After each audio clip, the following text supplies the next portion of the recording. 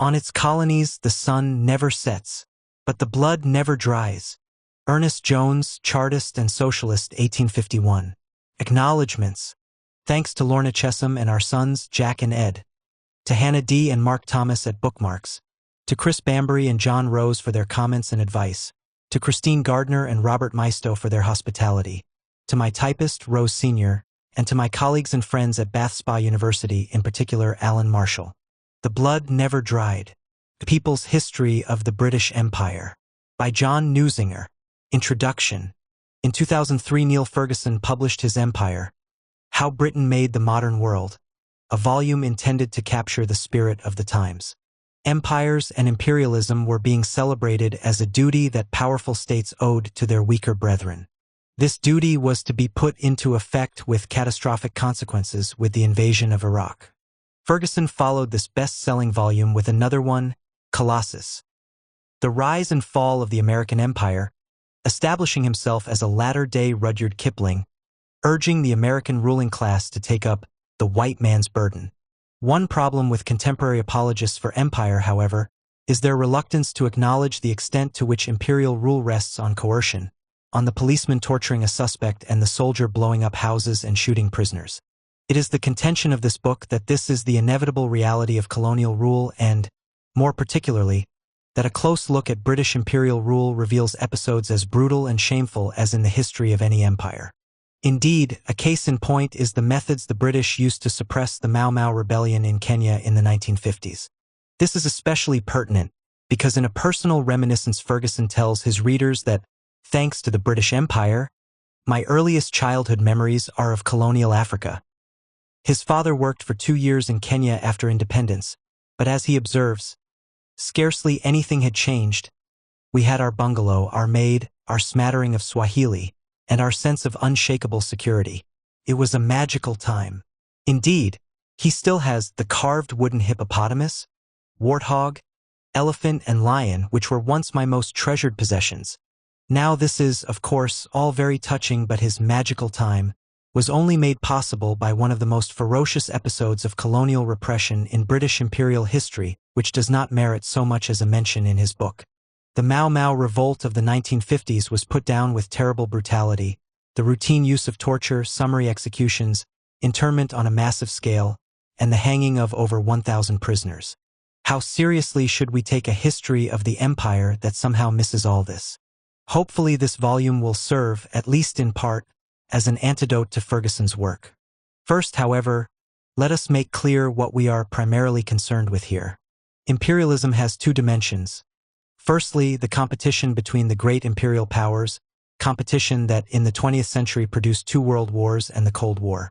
This competition is the driving force of modern imperialism, and it has wreaked terrible damage on the world, consuming millions of lives. What this book is primarily concerned with, however, is not the relationship between the British Empire and its imperial rivals, but with the second dimension, the relationship between the imperial power and its conquered peoples. The best description of this relationship was provided by George Orwell in his novel Burmese Days, where he wrote that imperialism consisted of the policeman and the soldier holding the native down, while the businessman went through his pockets. Of course, countries were not invaded and occupied just for reasons of economic exploitation. Strategic considerations were also an important factor, although these strategic considerations invariably involved protecting colonies that were of economic importance. It is the contention here that imperial occupation inevitably involved the use of violence and that, far from this being a glorious affair, it involved considerable brutality against people who were often virtually defenseless. For too long, the image of imperial conquest that has prevailed in Britain is that propagated by the 1964 film Zulu. This tells the epic story of a small band of British soldiers battling against overwhelming odds at Rorke's Drift, in today's South Africa, in 1879. The British fight with both courage and honor and emerge victorious, more because of their national character than their superior weaponry. What the film conveniently leaves out is the subsequent slaughter of hundreds of Zulus wounded, clubbed, shot and bayonet to death, some hanged and others buried alive. This was and remains the reality of colonial warfare. It is worth remembering that the much-trumpeted shock and awe that the United States promised to inflict on Iraq in 2003 had been inflicted by the British on city after city throughout the world in the course of the 19th and 20th centuries. Bombardments that left hundreds dead, districts reduced to rubble, and populations cowed are hardly worth the notice of most historians. If it had been British cities shelled by an invader, the story would have been very different. How many readers, one wonders, have even heard of the British bombardment of the Indonesian city of Surabaya in November 1945? A battle that is still celebrated as Heroes' Day, a vital episode in that country's struggle for independence, is altogether unknown in Britain, the country that carried out the attack. Once a country was conquered, imperial rule was maintained by force. Whatever the particular architecture of imperial rule, it always rested in the end on the back of the policeman torturing a suspect. Those who affect surprise at the excesses of Abu Ghraib need to be reminded that these are the inevitable and unavoidable consequences of colonial rule. The aim in what follows is to provide evidence of this. The book is also concerned to celebrate, dare one say glorify, resistance to empire. From the slaves who overthrew slavery in the Caribbean to the Indian rebels of the 1850s, from the Irish Republicans who took up arms during and after the First World War, to the Palestinian peasants fighting against the British and the Zionists in the 1930s, from the Mau Mau in the 1950s to the Iraqi resistance of today, brave men and women have resisted empire. The book also chronicles the extent to which radicals and socialists in Britain organized, demonstrated and protested in solidarity with these resistance movements. While the Stop the War Coalition can legitimately claim to be the largest and most powerful anti-imperialist and anti-war movement in British history, it stands in an honorable tradition. It was in the 1850s that the Chartist and socialist Ernest Jones responded to the claim that while the sun might never set on the British Empire, similarly the blood never dried.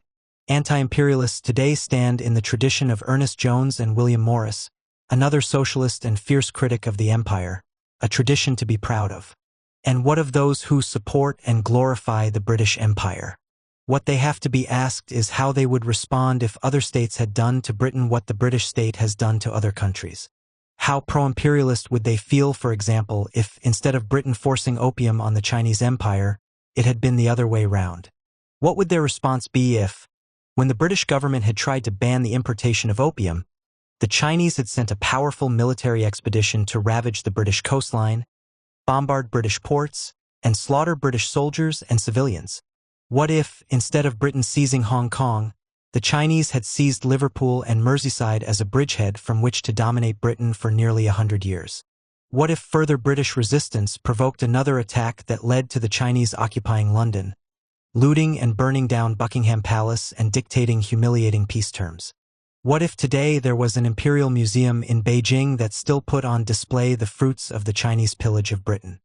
None of this is fanciful because it is exactly what the British state did to China in the 19th century. The British Empire, it is argued here, is indefensible, except on the premise that the conquered peoples were somehow lesser beings than the British. What British people would regard as crimes if done to them are somehow justified by supporters of the empire when done to others, indeed were actually done for their own good. This attitude is at the very best implicitly racist and, of course, often explicitly so. Which brings us to the invasion and occupation of Iraq.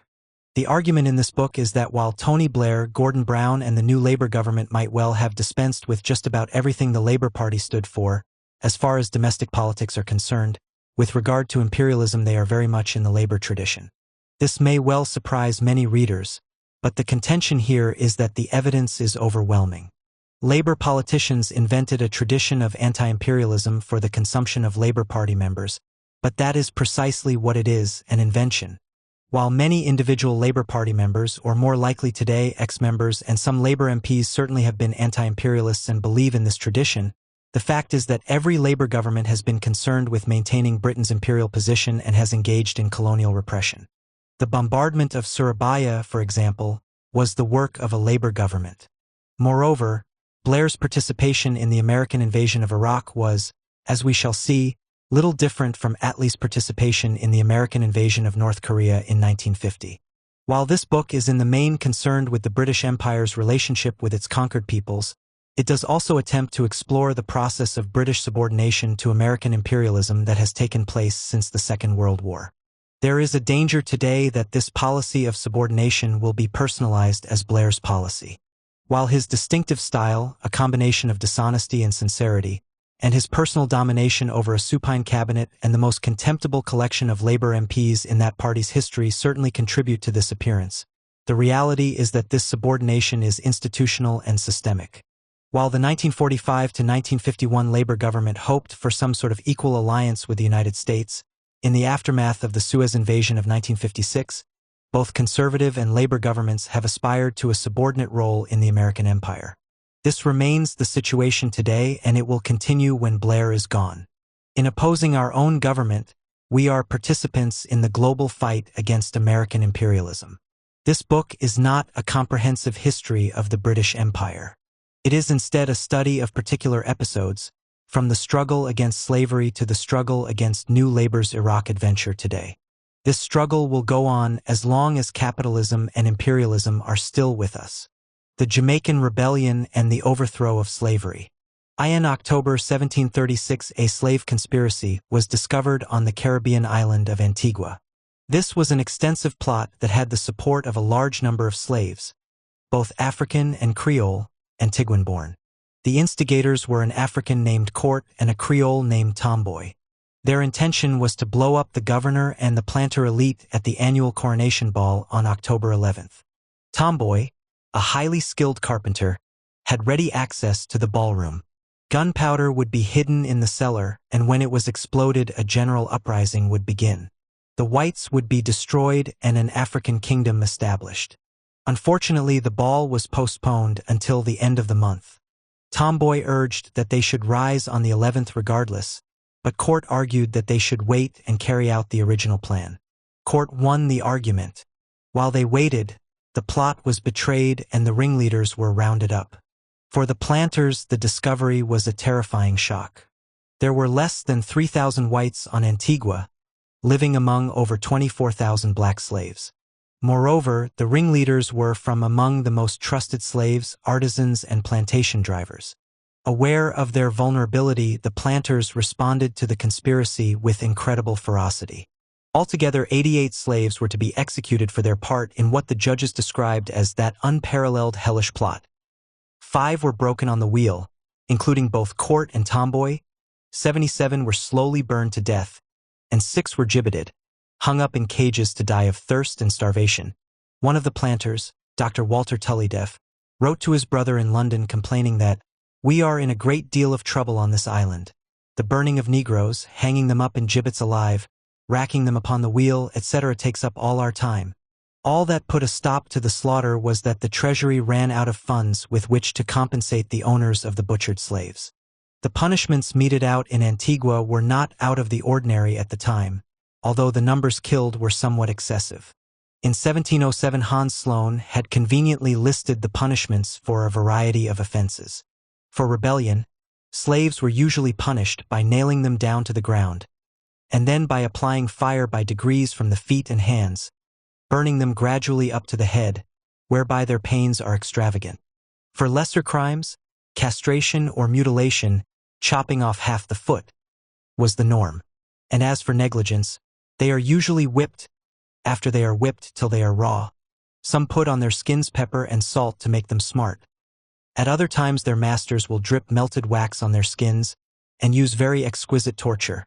Such cruelty was intended as a deterrent, as a way of terrorizing the slaves into submission. It was the only way that the heavily outnumbered whites could feel safe.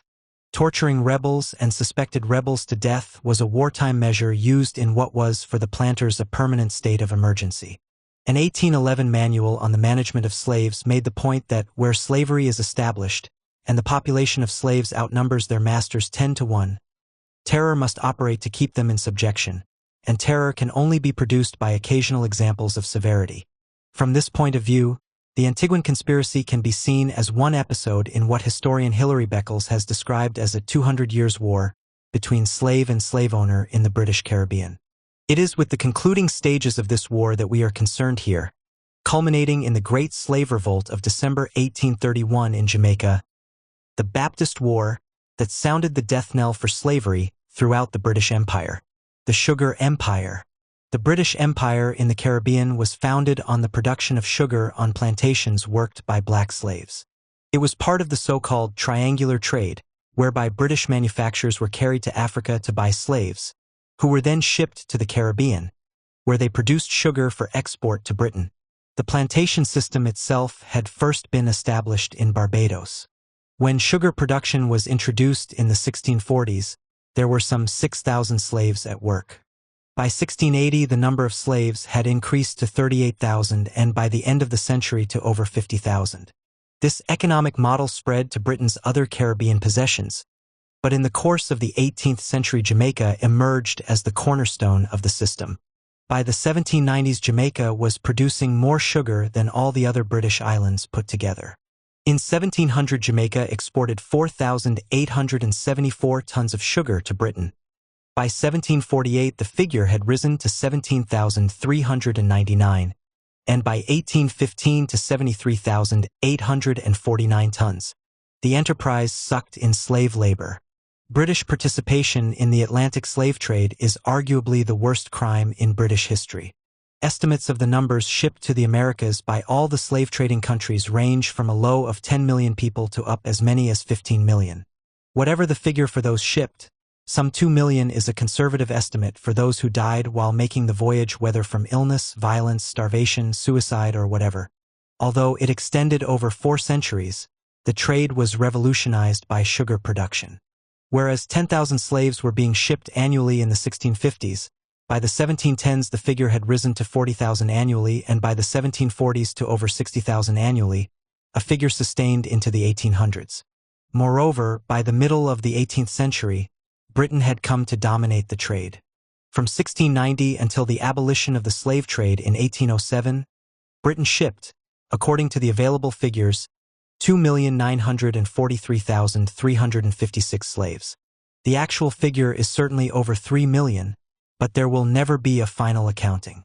James Walvin has warned against a recent tendency to sanitize the slave trade by treating it as just another business. With the triumph of market ideology in the West, this tendency has increased. As eminent a historian as Herbert Klein, for example, can deprecate the portrayal of the slave trade in popular literature, and insist as a corrective that while violence and death were a significant factor, the overwhelming majority of slaves did reach America.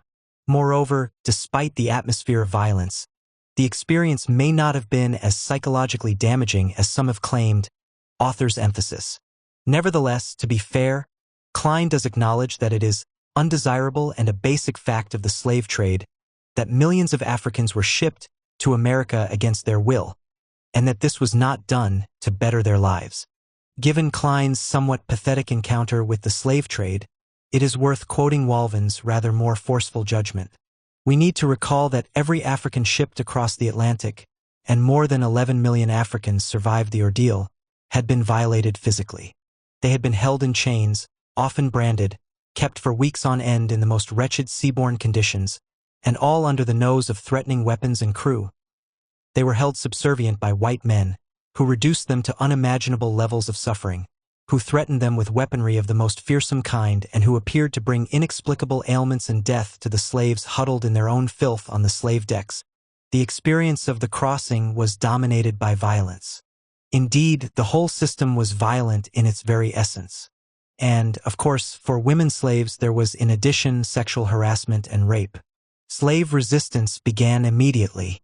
According to John Newton, the captain of a slave ship who became an opponent of slavery, an abolitionist, it was always taken for granted that they will attempt to gain their liberty if possible. He wrote of how one unguarded hour or minute is sufficient to give the slaves an opportunity they are always waiting for. An attempt to rise upon the ship's company brings an instantaneous and horrid war. For when they are once in motion, they are desperate, and when they do not conquer, they are seldom quelled without much mischief and bloodshed on both sides. It has been estimated that there was a revolt on a British slave ship every 2 years.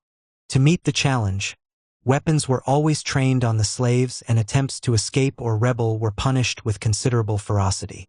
For the modern reader, the Zong affair probably demonstrates the callous horror of the trade most graphically.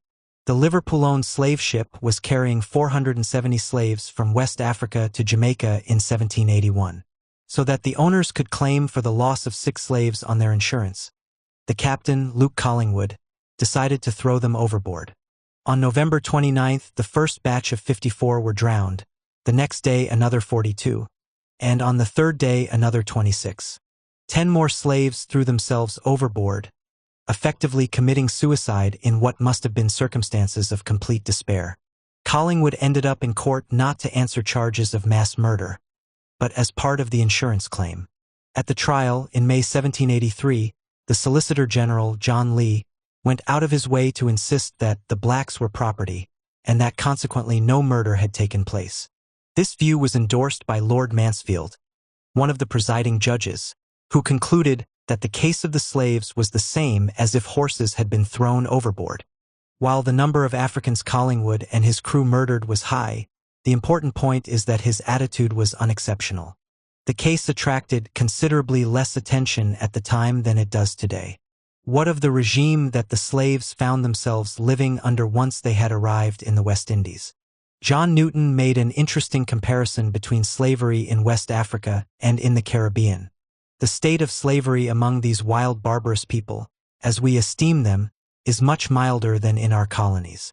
For as, on the one hand, they have no land in high cultivation like our West Indian plantations, and therefore no call for that excessive unintermitted labor which exhausts our slaves. So, on the other hand, no man is permitted to draw blood even from a slave. What the slaves found in the Caribbean was excessive unintermitted labor, which was absolutely dependent on the drawing of blood. Elsegovia provides an account of the plantation slaves' working day towards the end of the 18th century. They would begin work at dawn and carry on until 9 when they would breakfast.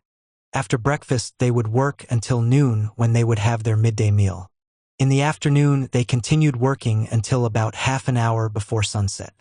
Even once they had finished working in the fields, there were still other jobs to be done. She quotes John Luffman's observations in Antigua in the 1780s. The Negroes are turned out at sunrise and employed in gangs from 20 to 60, or upwards under the inspection of white overseers. Subordinate to these overseers are drivers, commonly called dog drivers, who are mostly black or mulatto fellows of the worst dispositions. And these men are furnished with whips, which, while on duty, they are obliged, on pain of severe punishment, to have with them, and are authorized to flog wherever they see the least relaxation from labor. Nor is it a consideration. With them, whether it proceeds from idleness or inability, paying at the same time little or no regard to age or sex. The whip was the mainstay of the plantation work regime. As one historian puts it, the planters could only squeeze a respectable profit out of their slaves by literally beating it out of them. According to the Baptist missionary William Knibb, flogging on the estates is as common as eating almost. There were, of course, often refinements and personal idiosyncrasies involved in the administration of punishment. The Jamaican planter Thomas Thistlewood, for example, in 1756 had a slave caught eating sugar cane, well flogged and pickled, then made Hector shit in his mouth. This excremental punishment was used regularly enough on the estate to become known as Derby's dose. A visitor to another Jamaican plantation in 1790 witnessed the master nailing a house slave to a post by her ear for breaking a plate. She pulled herself free and ran away during the night. When she was caught, she was severely flogged. On another occasion on St. Nevis, 2 slave boys received 100 lashes each for stealing a pair of stockings, and their sister 30 lashes, for shedding tears when she saw them beaten. While this routine cruelty was primarily instrumental, to ensure submission and generate profit, there is no doubt that the master-slave relationship provided an opportunity for sadists and rapists to satisfy their desires. Sometimes they went too far. In 1811, a planter, Arthur Hodge, was hanged for having tortured and murdered perhaps as many as 60 of his slaves, men, women, and children, on Tortola in the Virgin Islands. The white community rallied to his support, outraged that one of their number could be executed for killing slaves. Troops had to be brought in and martial law declared to ensure that the sentence was carried out. Between 1700 and 1774, some 500,000 slaves were imported into Jamaica, and yet the slave population only increased by 150,000. The reason was quite simple. The life expectancy of an African who survived the Middle Passage of the triangular trade was only some 7 to 10 years. According to the planter and historian Edward Long, there was a 25% mortality rate for newly arrived slaves in the first 18 months of their Caribbean servitude. It has been estimated that for every African who became acclimatized to plantation slavery in America, at least one other African lost his life through such operations of the slave trade as warfare, the Middle Passage, and the seasoning.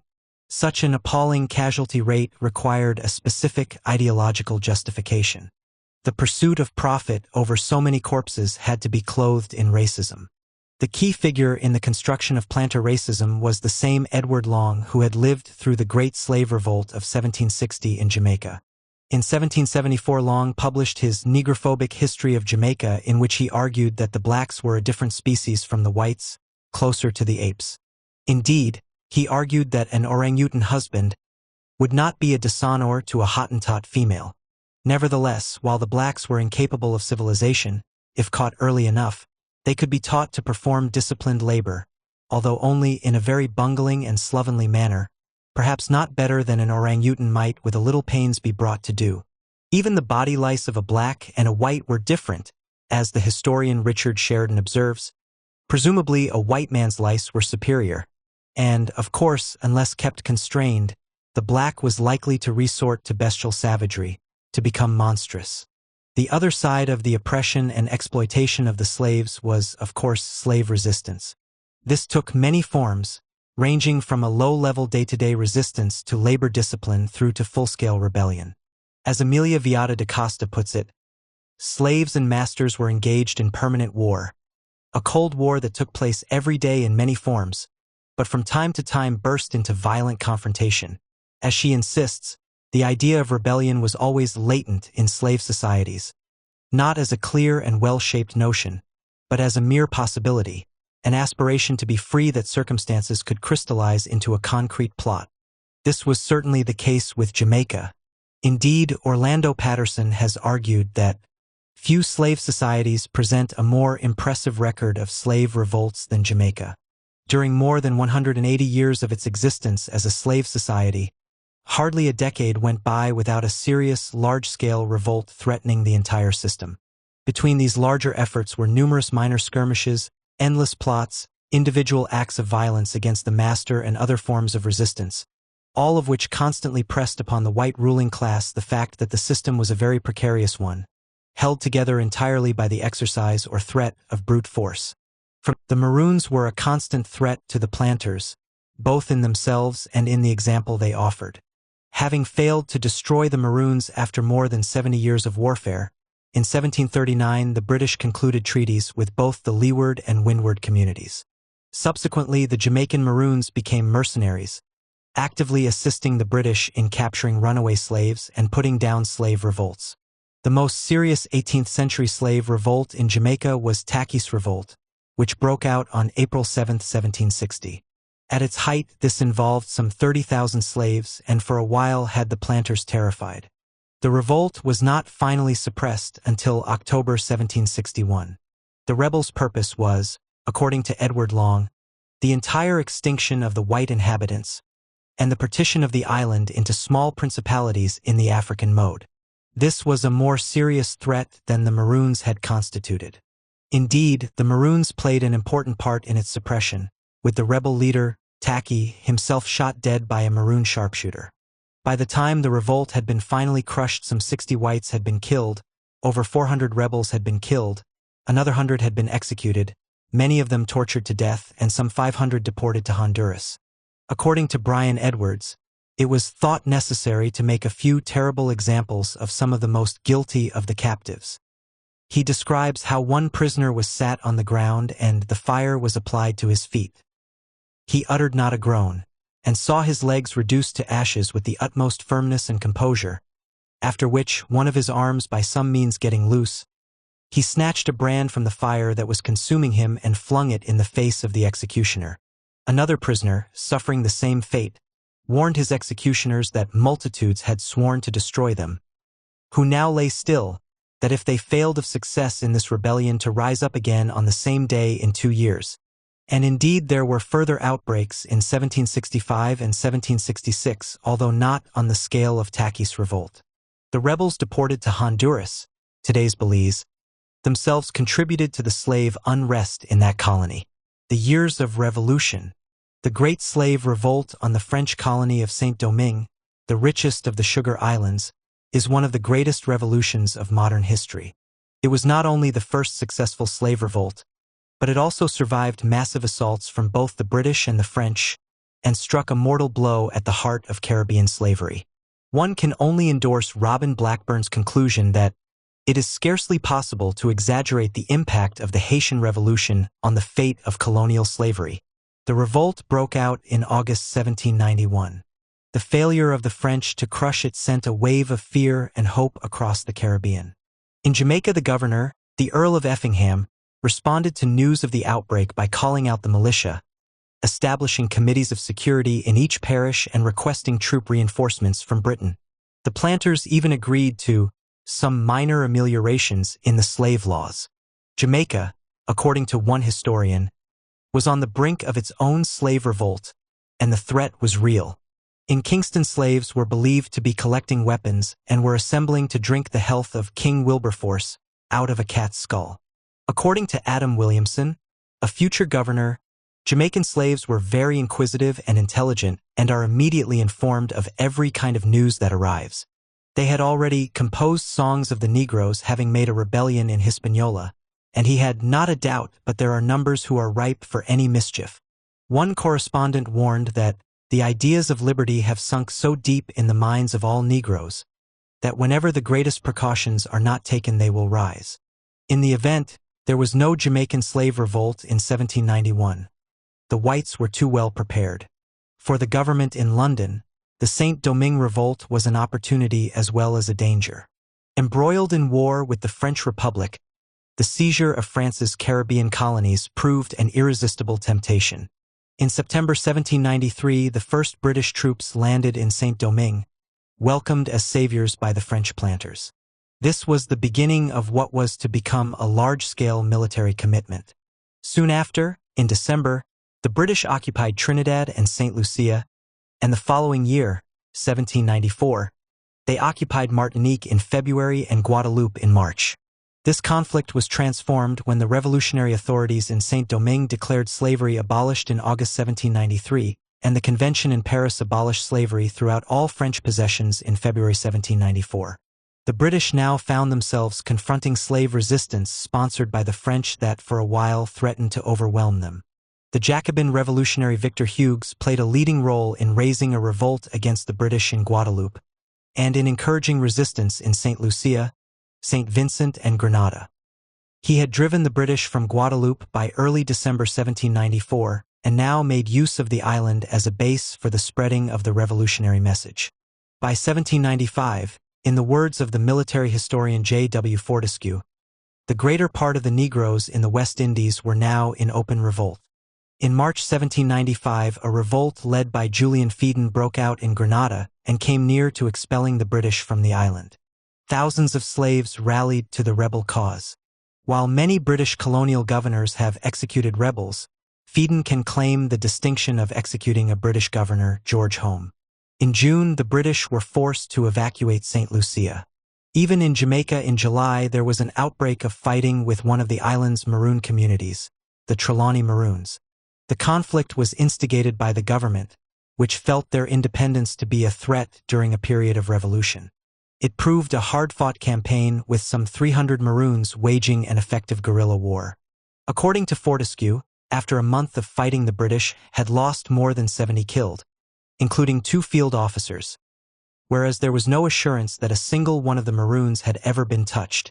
By March 1796, the Maroons had agreed to surrender on generous terms, only for the government to renege on the agreement and deport them to Nova Scotia. The British military commander, General George Walpole, publicly condemned the government's treachery and refused any honors associated with the victory. The British responded to the setbacks of 1795 with the dispatch of a massive expeditionary force of some 30,000 men. One of the most important British military campaigns of the Revolutionary and Napoleonic Wars was to be the attempt to finally conquer the French colonies and to restore slavery. To assist in this, the decision had been taken the previous year to raise regiments of black slaves to help fight against their revolted brothers and sisters.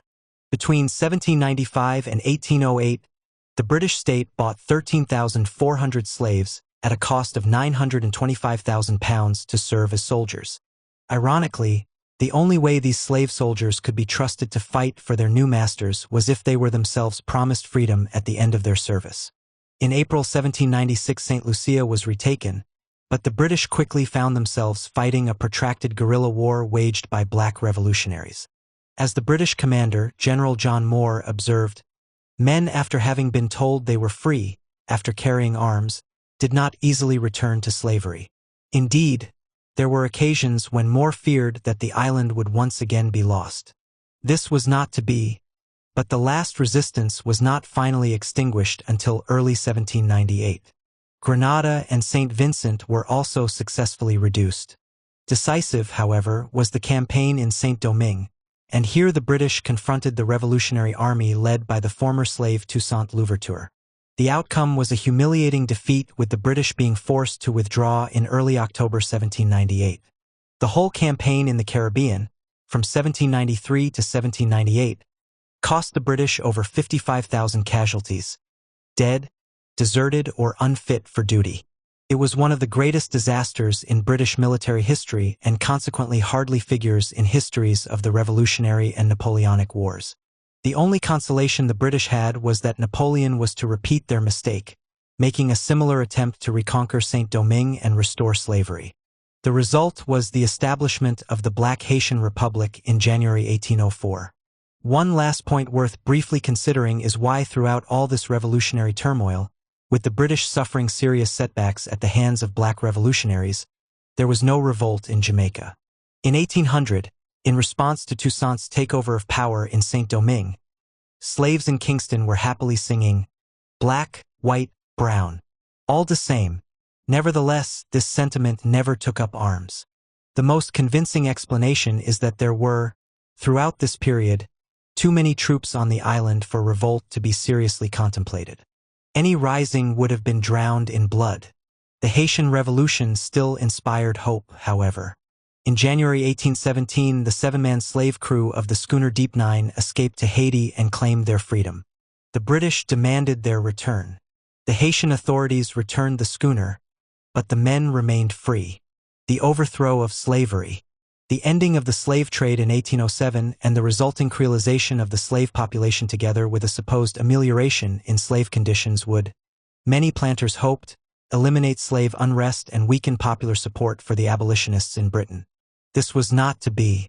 Conspiracies and plots had continued throughout the Revolutionary and Napoleonic Wars, for example, the 1801 Tobago and 1805 Trinidad conspiracies. What followed, however, was first to shake and then bring down the slave system.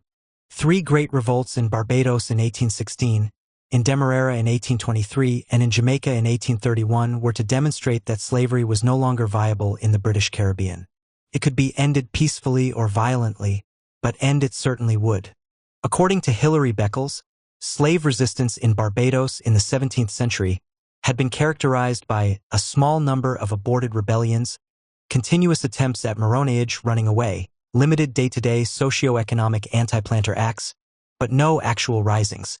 There were aborted rebellions in 1649, 1675, and 1692. Reprisals were always savage. The 1692 conspiracy was punished by 92 executions carried out with all the usual cruelty. During the 18th century, while Maroneyage and day-to-day anti-planter acts remained a problem, there were no significant conspiracies. Beckles puts this down to Barbados having the most developed internal military system in the English West Indies. By the early years of the 19th century, the planters were convinced that revolts were a thing of the past. There was a feeling that the slaves were becoming disrespectful and assertive, but this was blamed on the pernicious influence of the abolitionist movement in Britain. On the eve of the revolt, most planters possessed an unshaken confidence in the strength and security of the regime. On Easter Sunday, April 14, 1816, the slaves rose up and, more than half the island was engulfed by the insurrection. According to a senior British officer, the slaves believed that the island belonged to them and not to the white men whom they proposed to destroy. In the event, the rising was suppressed within 4 days, although mopping up operations continued into June. Perhaps as many as 1,000 slaves were killed, some in the fighting, more shot out of hand in immediate reprisal, and 144 executed after trial. Admiral Harvey complained that the militia put many men, women, and children to death, I fear without much discrimination. One white man was killed, but 25% of the sugarcane was destroyed by fire. Even after the bloodletting, a visitor to the island that June could still write that the slaves remained sullen and sulky and seemed to cherish feelings of deep revenge. He concluded that we hold the West Indies by a very precarious tenure, that of military strength only. The outbreak in Barbados was followed soon after by another revolt in the recently acquired colony of Demerara. Demerara was one of 3 Dutch territories. The others were Berbice and Essequibo, seized in 1803, and which became British Guiana. According to Michael Cratton, these territories had the dubious honor of possessing the cruelest plantation regime in the hemisphere. The missionary John Smith wrote that the whip was used with an unsparing hand, and that the planters believed the slaves must be ruled by terror. The revolt began on the Success Plantation, one of 7 owned by John Gladstone, on August 18, 1823. It quickly spread to some 60 plantations and involved some 12,000 slaves. The rebels showed considerable restraint, imprisoning or driving off the whites, rather than killing them. They demanded freedom. The governor, Major General John Murray, had encountered a party of 40 rebels himself and promised them reforms.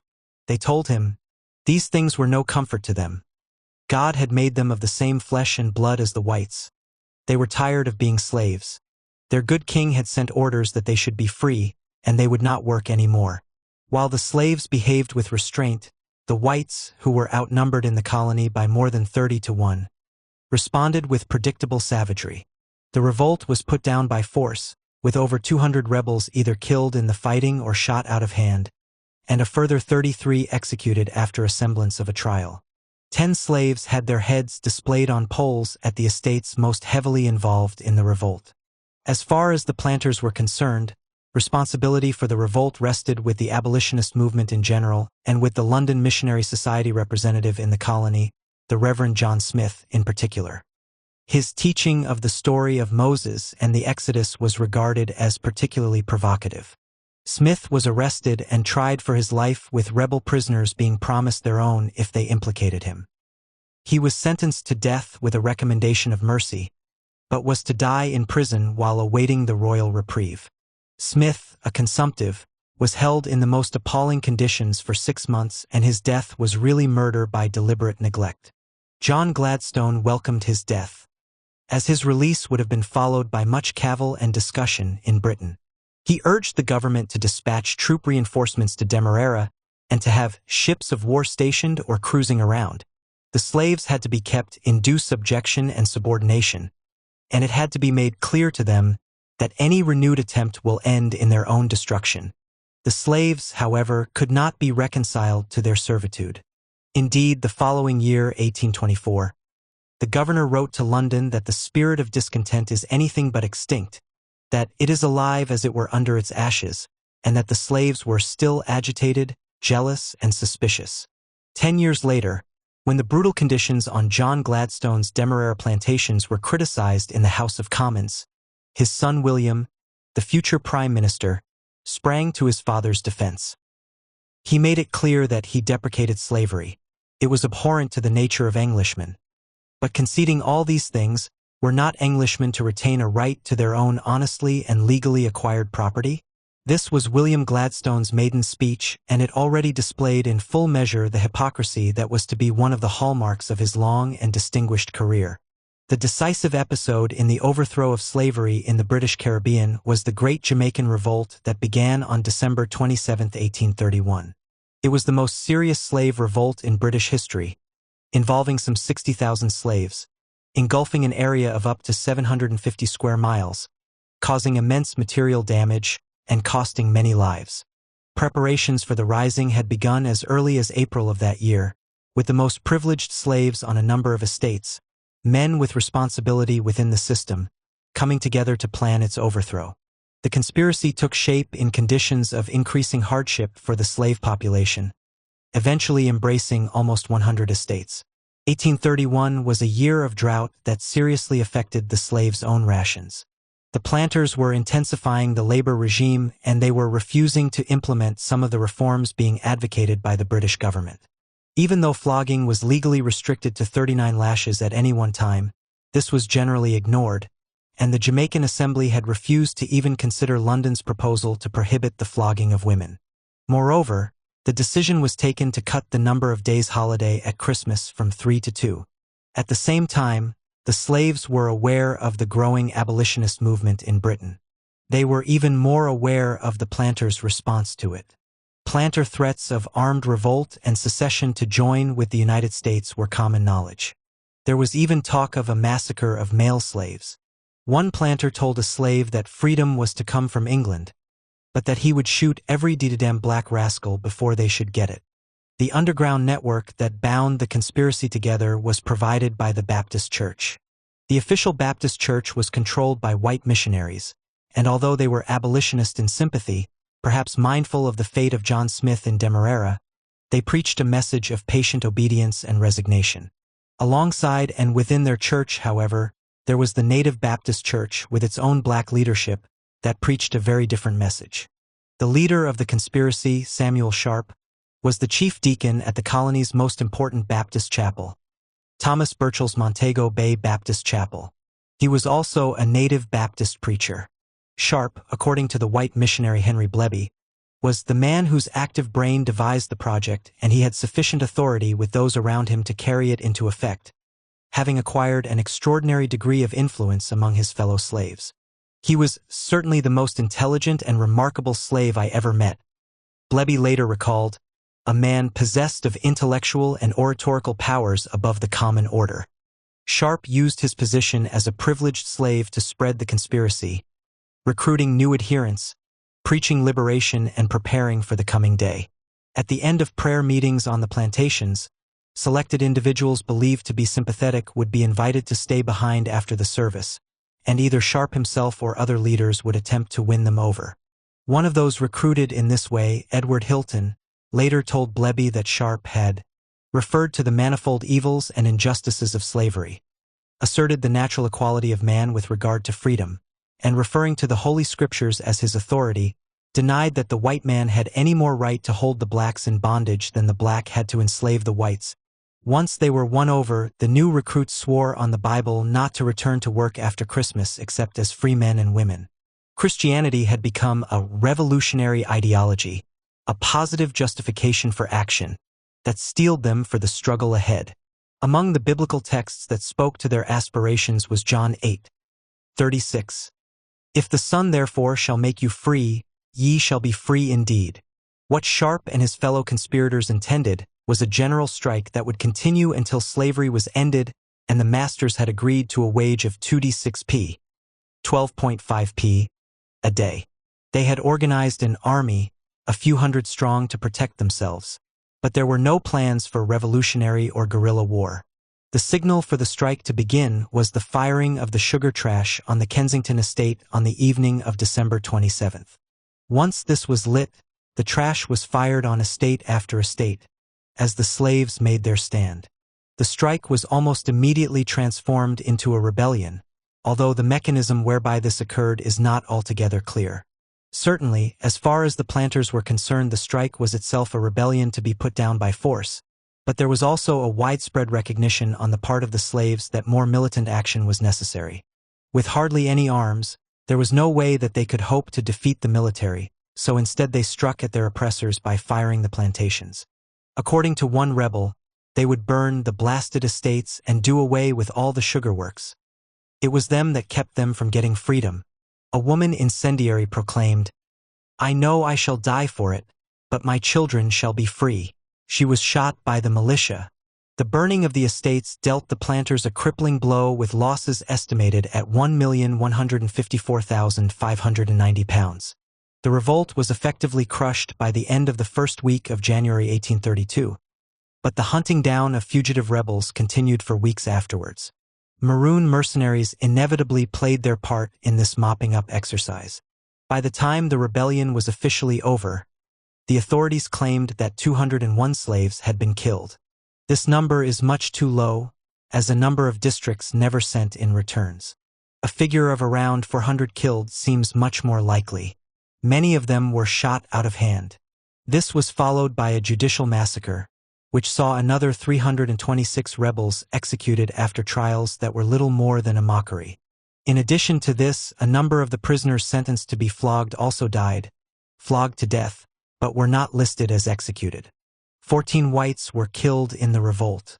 Many slaves went to their deaths defiantly. Patrick Ellis told his firing squad to fire, for I will never again be a slave. Similarly, Samuel Sharp, shortly before his execution, told Henry Bleby that he would rather die on yonder gallows than live in slavery. He was hanged on May 23, 1832, the last rebel to be executed. That same day, a white Jamaican wrote that the slave now knows his strength and will assert his claim to freedom. Even at this moment, unawed by the late failure, he discusses the question with a fixed determination. Let us leave the last word on the revolt to the missionary Henry Bleby.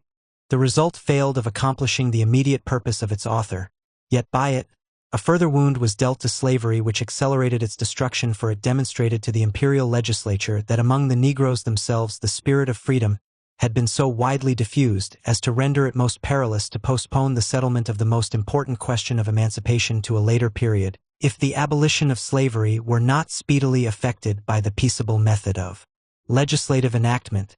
The slaves would assuredly take the matter into their own hands and bring their bondage to a violent and bloody termination. Abolition. Many planters blamed the white missionaries for the revolt that had left their estates smoking ruins. In the aftermath, they responded by burning or pulling down nearly 20 chapels and arresting the missionaries who were manhandled and threatened. Henry Bleby was tarred and feathered and told he was to be burned alive. William Knibb was roughed up, insulted and prodded with a bayonet, and an attempt was made to frame Thomas Burchell by procuring perjured evidence of his involvement in the revolt. While these men had opposed the revolt, they now saw their chapels destroyed, had themselves been threatened, and had seen members of their congregation killed, as far as they were concerned, for their faith. The missionaries, in particular William Knibb, who was to become popularly known as Knibb the Notorious, carried word of what had been done in Jamaica back to Britain. The abolitionist movement provided a mass audience. What was the relationship between slave revolt, the abolitionist movement, and the overthrow of slavery? While the contention here is that slave revolt was the decisive factor, the importance of popular abolitionism should not be underestimated. Although usually personified in William Wilberforce, the abolitionist movement was, in fact, rooted among artisans, particularly in the North, and inspired by the ideas of the nonconformist church. It was a cross-class movement, but at the same time part of the popular working-class radicalism of the day. Between 1830 and 1832, abolitionism became a mass movement. People flocked to the cause, and as James Walvin points out, the extent and depth of anti-slavery feeling is difficult to overstress. Public and private meetings were held. William Knibb toured the country on one occasion, making the point that if Samuel Sharp had been a Polish patriot fighting the Russian Tsar, he would be celebrated as a hero. A huge amount of anti-slavery literature was sold, and mass petitions were organized. In 1833, Henry Whiteley's 3 Months in Jamaica in 1832 sold 200,000 copies in 2 weeks. That same year, 5,020 petitions, signed by 1,309,931 people, were submitted to Parliament. This was a powerful movement at a time when the British political system was coming under tremendous popular assault, culminating in the 1832 Reform Act. There were also radicals opposed to abolition, most notably William Cobbett, who combined democratic principles with a vicious racism. He had urged the French to hang Toussaint Louverture and proclaim slavery the African's fate. Even Cobbett, however, when standing for Parliament in 1832, had to promise to support the abolition of slavery. This is a powerful testimony to the potency of the movement.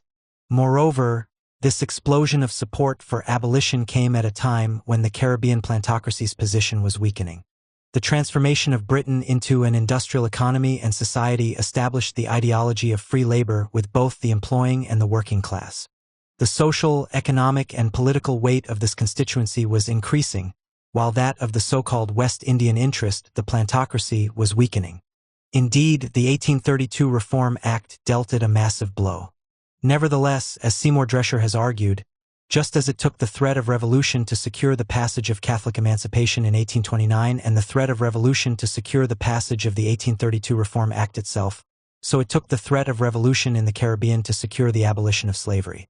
The threat was taken extremely seriously. It was assumed, certainly correctly, that failure to abolish slavery would inevitably result in further revolts.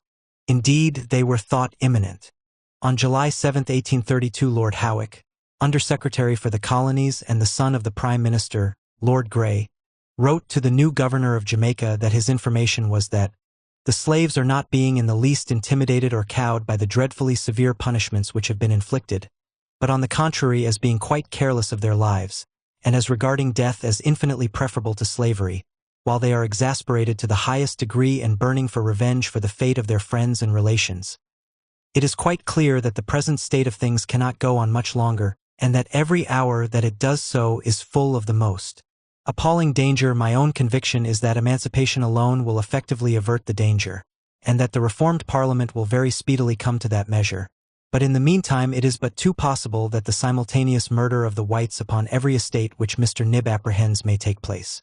In his journal, he wrote, "I would not be surprised any time to hear that Jamaica is in the possession of the Negroes."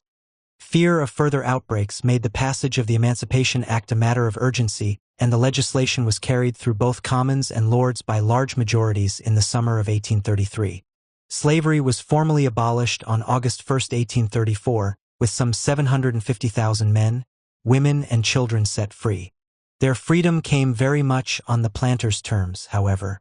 They received £20 million in compensation for their lost property, an astonishing sum at the time, and over £2.2 billion in today's money.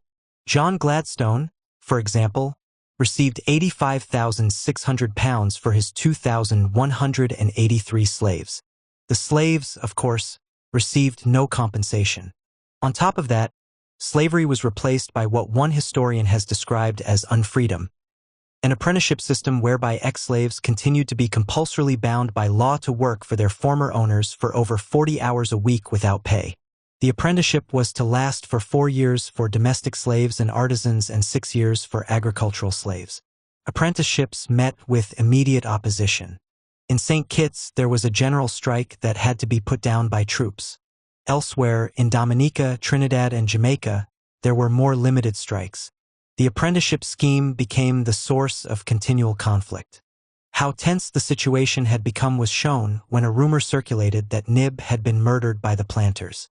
Hundreds of armed blacks assembled to take revenge, only dispersing when assured that it was untrue. Apprenticeship was eventually abolished for all ex-slaves after only 4 years on August 1, 1838. Freedom at last. Morant Bay, 1865. Freedom did not end exploitation and oppression. Even with the abolition of slavery, political and economic power remained in the hands of the white plantocracy. Moreover, there were continual rumors that the colony was going to secede to the United States and later the Confederacy of the Southern States as a first step in the restoration of slavery. Economic, social, and political grievances came to a head on October 11, 1865 in Morant Bay with clashes between the militia and protesters led by Paul Bogle. The governor of Jamaica, Edward Eyre, responded with overwhelming force and incredible brutality. As far as he was concerned, one moment's hesitation might have lit the torch which would have blazed in rebellion from one end of the island to the other. If unchecked, he feared the revolt might spread throughout the Caribbean. Troops were sent into the disturbed areas where they imposed a reign of terror. There were hundreds of executions, over 600 prisoners were flogged, including pregnant women, and 1,000 houses were burned down. 29 whites were killed in the outbreak and between 500 and 1,500 blacks. Officially, 353 people were executed after court-martial, and some of these were used as target practice by the troops. In case the reader should think this an exaggeration, we have the testimony of Captain Spencerfield, that after being sentenced to death Arthur Wellington was tied to a tree while soldiers using the Enfield rifle fired at him from a distance of 400 yards. The provost sergeant acted as a marker and signaled that the 7th shot had passed through the rebel's throat. The 9th or 10th shot entered his heart or thereabouts. Bogle himself was hanged on October 25th. The assembly member for Morant Bay, George William Gordon, was in Kingston throughout the outbreak and had no involvement in it whatsoever. He was, however, a champion of the poor and a vocal critic of Governor Eyre. He was arrested and taken to Morant Bay, where he could be tried by court-martial and hanged without the inconvenience of a jury hearing the evidence, or rather lack of it. This was a barely disguised political murder. The scale of Eyre's repression provoked outrage in Britain.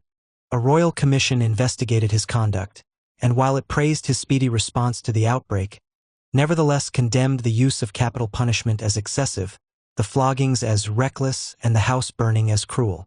Eyre was dismissed and returned to England. He arrived at Southampton on August 12, 1866, to find a group of respectable, wealthy supporters, many of them titled, proposing to hold a dinner in his honor. While the mayor welcomed Eyre and his supporters on August 21st, working-class protesters gathered outside. They condemned the banquet of death, assaulted the guests and stopped and searched their coaches, looking for Eyre so they could lynch him. Elsewhere, a protest meeting, the largest working-class meeting that the city of Southampton had ever known, passed resolutions condemning him and the disgrace his welcome had brought on the city. A Jamaica committee was established in London to demand that Eyre be prosecuted, and a rival Eyre Defense Committee to celebrate his heroism. There was a fierce controversy, with Eyre's supporters arguing a viciously racist defense. They did not deny the murderous brutality of his martial law regime but championed such methods as the only way to keep the blacks down. Middle-class and working-class radicals fought back to good effect, but no prosecution took place. This campaign was part of the radical upsurge that was to culminate in the 1867 Reform Act. The Irish Famine. In 1798, a full-scale rebellion against British rule in Ireland was only put down with considerable violence and the deliberate encouragement of sectarian conflict. The United Irishmen, an underground movement of both Catholics and Protestants, had mounted a powerful revolutionary challenge, looking to the French for assistance, but had been brutally crushed. A later attempt in 1803 was to misfire, and the British were able to restore order with little difficulty. In the interim, Ireland's separate Protestant legislature had been abolished and the country had been formally incorporated into the United Kingdom by the 1801 Act of Union. Ireland was now represented at Westminster, but in practice it continued to be governed as an occupied country. In the 1820s, Daniel O'Connell had successfully built up a mass movement demanding Catholic emancipation. The movement triumphed in 1829. O'Connell subsequently took up the demand for the repeal of the Union and once again put himself at the head of a powerful mass movement. While ostensibly a constitutional movement, the intention was to intimidate the British government into repeal by the threat of violence. On this occasion, the British called O'Connell's bluff and in 1843 saw off the challenge by making it clear that they would put the repeal movement down by force if necessary. But while the movement had suffered a serious defeat, the likelihood was that this was only a temporary setback. All the conditions were ripe for renewed resistance.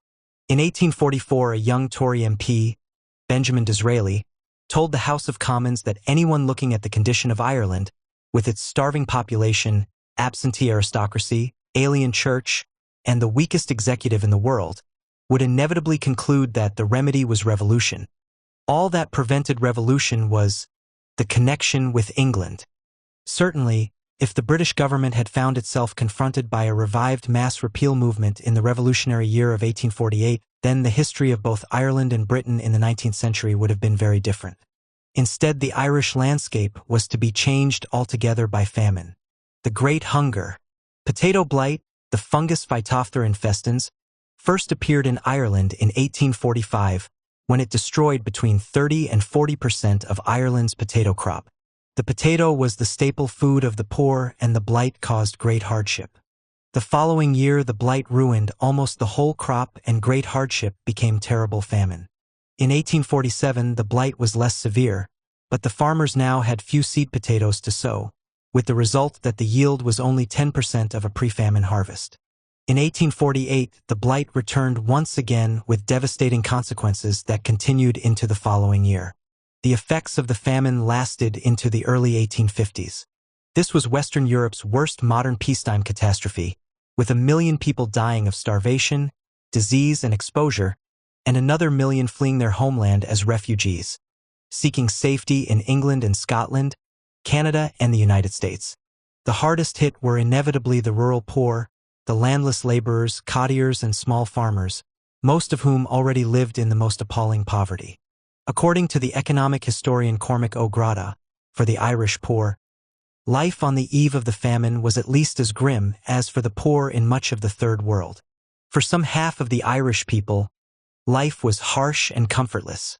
West Munster, South Ulster, and Connaught were the areas worst affected, but in every district where subsistence farming predominated there was terrible suffering. Even the Wicklow Mountains, in sight of Dublin, were devastated by hunger and disease. How did the British state respond to this crisis? How did the richest country in Europe, the workshop of the world, and the ruler of a great empire respond? Robert Peel's Tory government took limited relief measures to cope with the partial failure of the potato crop in 1845. Measures that were sufficient to ensure that despite considerable hardship there were few actual deaths. The complete failure of the crop in 1846 coincided with Peel's replacement by a Whig government headed by Lord John Russell. This development was enthusiastically welcomed by the repealers who regarded Russell as a friend, as someone committed to a policy of reform and amelioration in Ireland. The new government was also doctrinally committed to laissez-faire, free trade and market forces, even to the extent of refusing to introduce such an elementary measure as a prohibition of food exports from Ireland. Russell ended the Tories' food relief measures and subsidies to Irish public works and left the provision of food to the free market.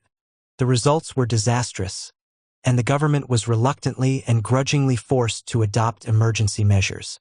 The scale of the catastrophe overwhelmed its public works scheme, with the numbers employed increasing from 250,000 in the autumn of 1846 to 750,000 in the spring of 1847. When this policy collapsed, it was replaced by soup kitchens, which by August 1847 were feeding 3 million people a day. This initiative, which saved the lives of tens of thousands of people, was only intended as a stopgap measure while a system of workhouse relief, which it was intended would be paid for out of Irish resources, was made effective throughout the country. All of these measures were, moreover, implemented in a harsh and mean-spirited manner, with the lead being given by the Chancellor of the Exchequer, Charles Wood, and the Under-Secretary at the Treasury, Charles Trevelyan, certainly two of the most monstrous figures in modern British history. In effect, 1 million people died because government relief measures were too little and too late. And they were too little and too late because of a fatal and deadly interaction between the government's economic ideology and Ireland's colonial situation. The harsh truth is that the Irish poor were sacrificed on the altar of free trade and economic liberalism. At a protest meeting in Cork in the terrible winter of 1846-47, Horace Townsend suggested that the coroner's verdict on the famine dead should be that they had died from an overdose of political economy administered by quacks. Of course, it has been argued that those responsible, the Whig ministers and their officials, did, in fact, do all that was believed to be possible at the time. The ideological universe these men inhabited, so the argument goes, simply did not provide solutions to the catastrophe that confronted them. This led to the remarkable situation where a delegation from Ireland visited Russell to plead for more relief for the starving poor, only to have the Prime Minister read to them from Adam Smith's The Wealth of Nations. The relief they were asking for would, according to Russell's political economy, only make the situation worse and actually result in more deaths. The problem, one historian, Gearoid O'Tuathay, has agreed, was that by the 1840s the British governing classes were united in the belief that private enterprise, the sanctity of property rights, free trade, and the laws of supply and demand constituted the optimum conditions for economic activity. The disciples of laissez-faire ruled the roost. This account is compromised by its idealist approach, that is, it wrenches the conventional wisdom of the time free of the social and political forces within which it was formed. Within the context of British politics, the Irish famine was not of sufficient moment to call into question the conventional wisdom. This was the essence of Ireland's colonial situation. The fate of the Irish poor never became a central concern for the British government or the governing classes generally. As O'Tuathay himself notes, the pressure of events did actually force the Whigs to abandon certain of their cherished principles, but not enough to save the famine dead. The Viceroy of Ireland, Lord Clarendon, made the point that even in Ireland the British government could not allow the numbers starving to rise above a certain number. Moreover, there were many contemporary critics of British government policy, but they never had sufficient political weight to make a difference.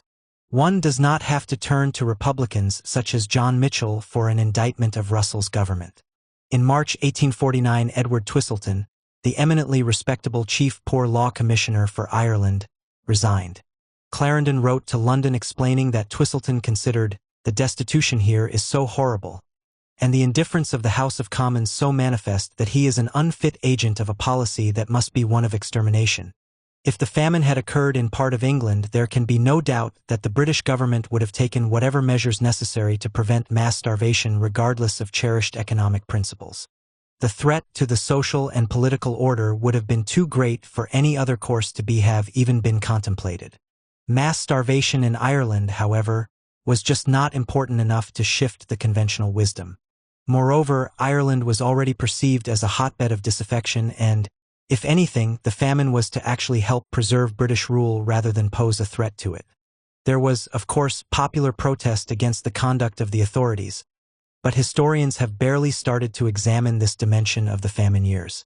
One notable exception is Kieran O. Murchidha's Sable Wings Over the Land, a study of Ennis in County Clare. Here the agrarian secret societies, the White Boys or Terryouts, took steps to prevent the export of grain from the district in the winter of 1846–47.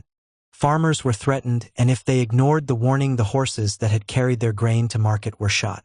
In October 1846, some 50 horses were shot, and over the next 2 years hundreds more shared the same fate.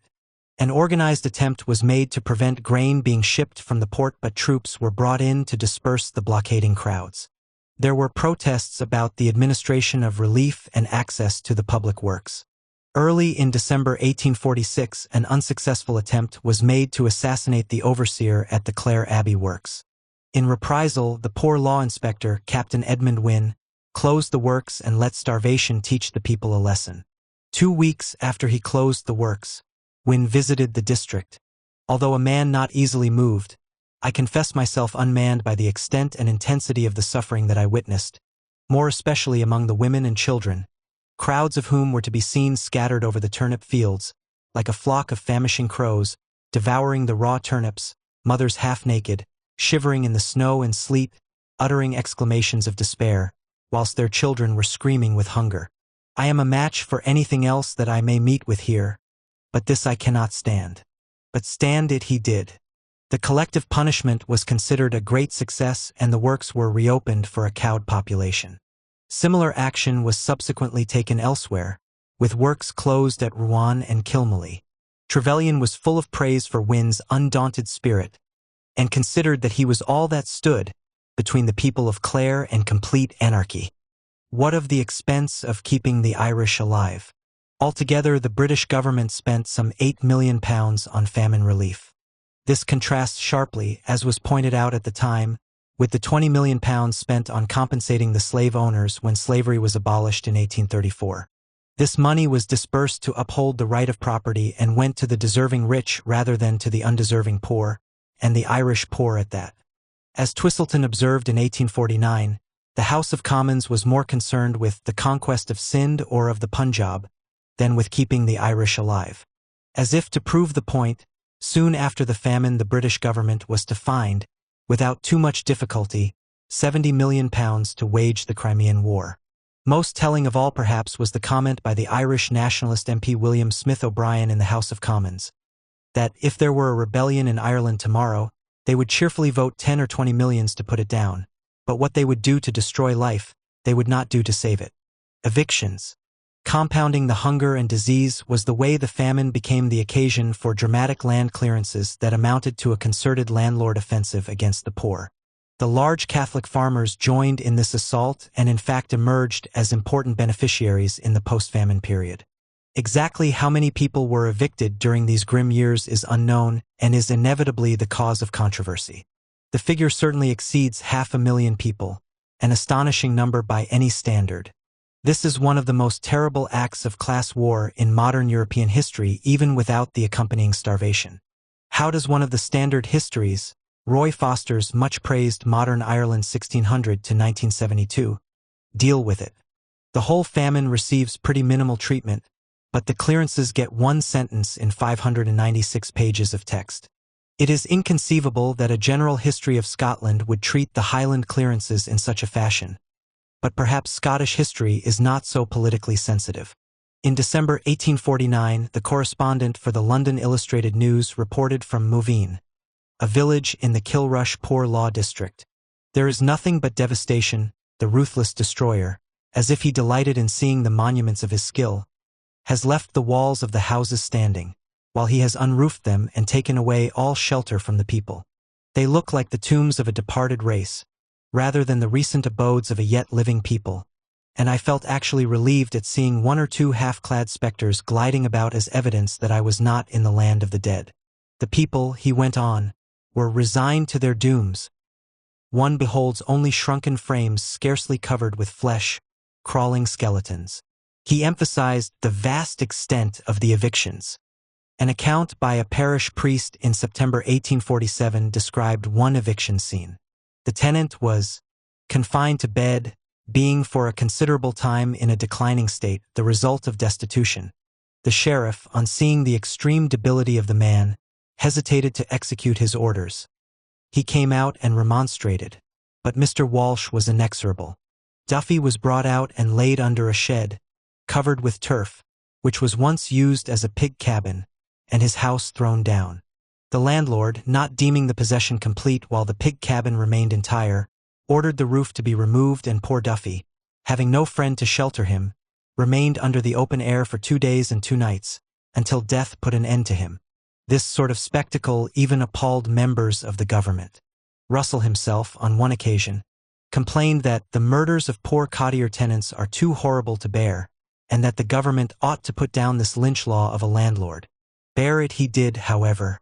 The poor law inspector in the Kilrush district, Arthur Kennedy, was even more appalled, later recalling that there were days when I came back from some scene of eviction so maddened by the sights of hunger and misery I had seen in the day's work that I felt disposed to take the gun from behind my door and shoot the first landlord I met.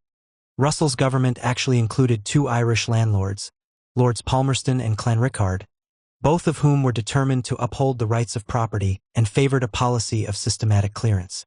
Palmerston urged that ejectments ought to be made without cruelty, but the harsh fact was that any improvement in Ireland must be founded upon a long-continued and systematic ejectment of smallholders and of squatting cottiers.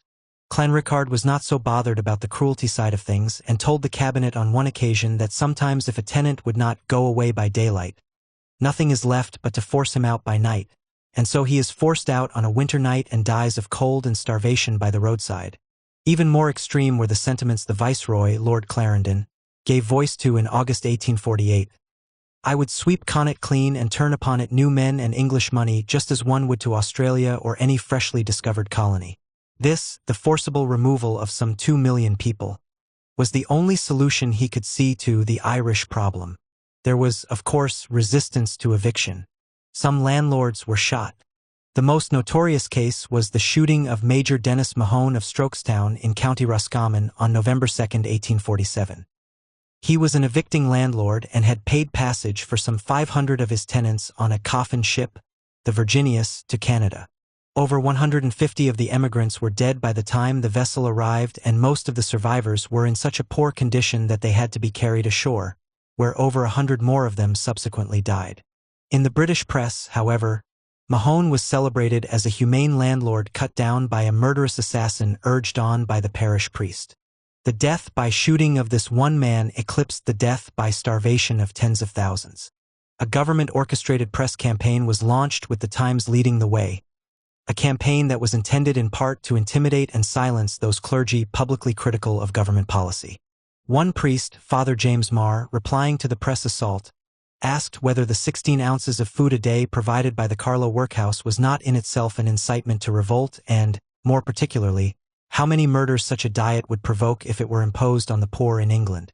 Palmerston considered the Mahone shooting to be part of a deliberate and extensive conspiracy among the priests and peasantry to kill or drive away all the proprietors of land, to prevent and deter any of their agents from collecting rent, and thus practically to transfer the land of the country from the landowner to the tenant.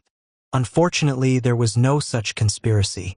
Nevertheless, Palmerston went on to argue quite hysterically that there had never been in modern times, outside of Africa, such a state of crime as now exists in Ireland. His proposed solution to this law and order crisis was that whenever a man is murdered in Ireland, the priest of the parish should be transported. A more generally popular proposal would be that he should be hung, and many who clamor for martial law fancy, I have no doubt, that by martial law this latter process could be adopted. He somewhat predictably showed considerably more concern for protecting his rents than he did for relieving the hunger of his tenants. Palmerston was himself an evicting landlord and offered many of his tenants passage to Canada. One biographer of the great man describes how in the summer and autumn of 1847 9 ships arrived at Quebec and St. John carrying a total of 2,000 of Palmerston's tenants from Sligo. The Canadians were shocked at the conditions of the immigrants who arrived in a state of complete destitution.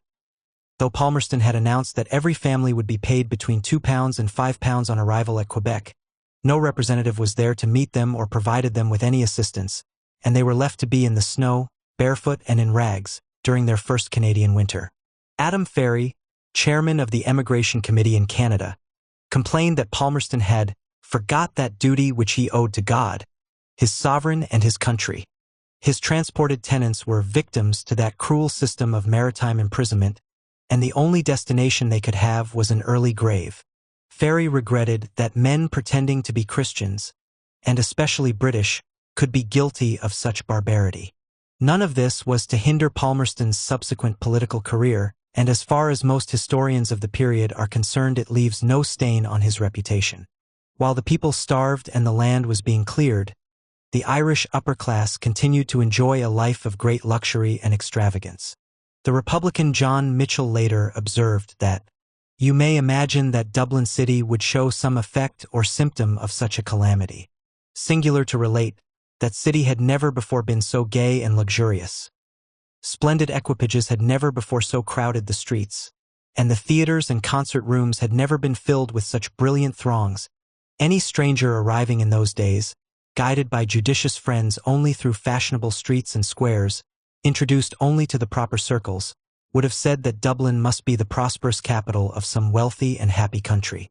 The same Lord Clarendon who presided over mass starvation, who could write to Russell that these people deserve to be left to their fate, also presided over Dublin's social life. In February 1848, there were 3 large balls at Dublin Castle, attended by 1,300, 445 guests and 5 large dinner parties. March saw 2 balls for 900 and 550 guests and 4 large dinner parties. The spectacle was to drive some to revolution. John Mitchell and the famine.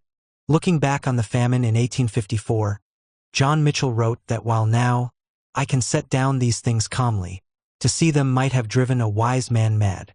He described how families, when all was eaten and no hope left, took their last look at the sun, built up their cottage doors, that none might see them die nor hear their groans, and were found weeks afterward skeletons on their hearths. How the law was vindicated all this while, and many examples made. How starving wretches were transported for stealing vegetables by night, and how every one of those years, 46, 47 and 48, Ireland was exporting to England food to the value of £15 million sterling. He accused the British government of deliberately starving the Irish people, of making use of the potato blight to thin out these multitudinous celts. While the potato crop might have failed, there was, Mitchell insisted, still more than enough grain, cereals and livestock in the country to have fed the population, but it was exported to England.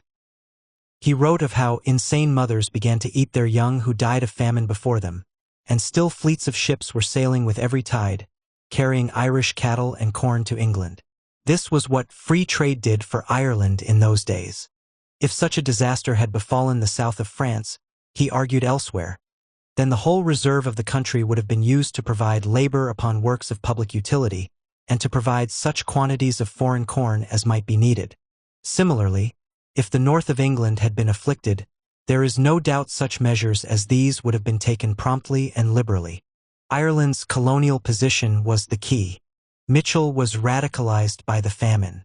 He was one of a number of intellectuals associated with the Nation newspaper, who had become known collectively as Young Ireland. They were cultural and literary nationalists, Protestant and Catholic, who had begun by supporting O'Connell and repeal, but had become disillusioned by his retreat from confrontation in 1843 and his friendly relations with the Whigs in London. They finally broke away from the Repeal Association in July 1846 and soon after, in January 1847, established the Irish Confederation. This was not a revolutionary organization. While it refused to rule out the use of force, which was one of the causes of the break with O'Connell, it certainly was not planning to use it, but rather saw it as a threat not to be given up. The Irish Confederation's strategy was to win over the Protestant landlords to the nationalist cause and hopefully force the British into making concessions, without violence or disorder. They certainly had no ambitions to replicate the United Irishmen of the 1790s. Their vision was of an independent Ireland where landlords fulfilled their social obligations to a grateful tenantry who recognized their natural claim to leadership. It was a deeply conservative vision. For Mitchell, the horrors of the famine swept it away. Mitchell came to recognize that the struggle for land had to be central to any successful strategy for national liberation. His embrace of social revolution is a testimony to the impact that mass starvation and mass eviction had on his thinking. He went on, "When the system was found to work so fatally, when hundreds of thousands of people were lying down and perishing, society itself stood dissolved. Circumstances propelled him and his comrades into confrontation. They were all, he remembered, possessed by a sacred wrath. They could endure the horrible scene no longer, and resolved to cross the path of the British car of conquest, though it should crush them to atoms." Mitchell's radicalism led him to embrace democracy, social revolution, and an alliance with the Chartists in England. The Irish Confederation's leadership did not share Mitchell's radicalism. While William Smith O'Brien, Charles Gavan Duffy, and the others were bitterly critical of the British government, they were not revolutionaries. Indeed, Mitchell's call for social revolution was seen as much of a threat to their wealth and position as it was to the British. Inevitably, there came a parting of the ways.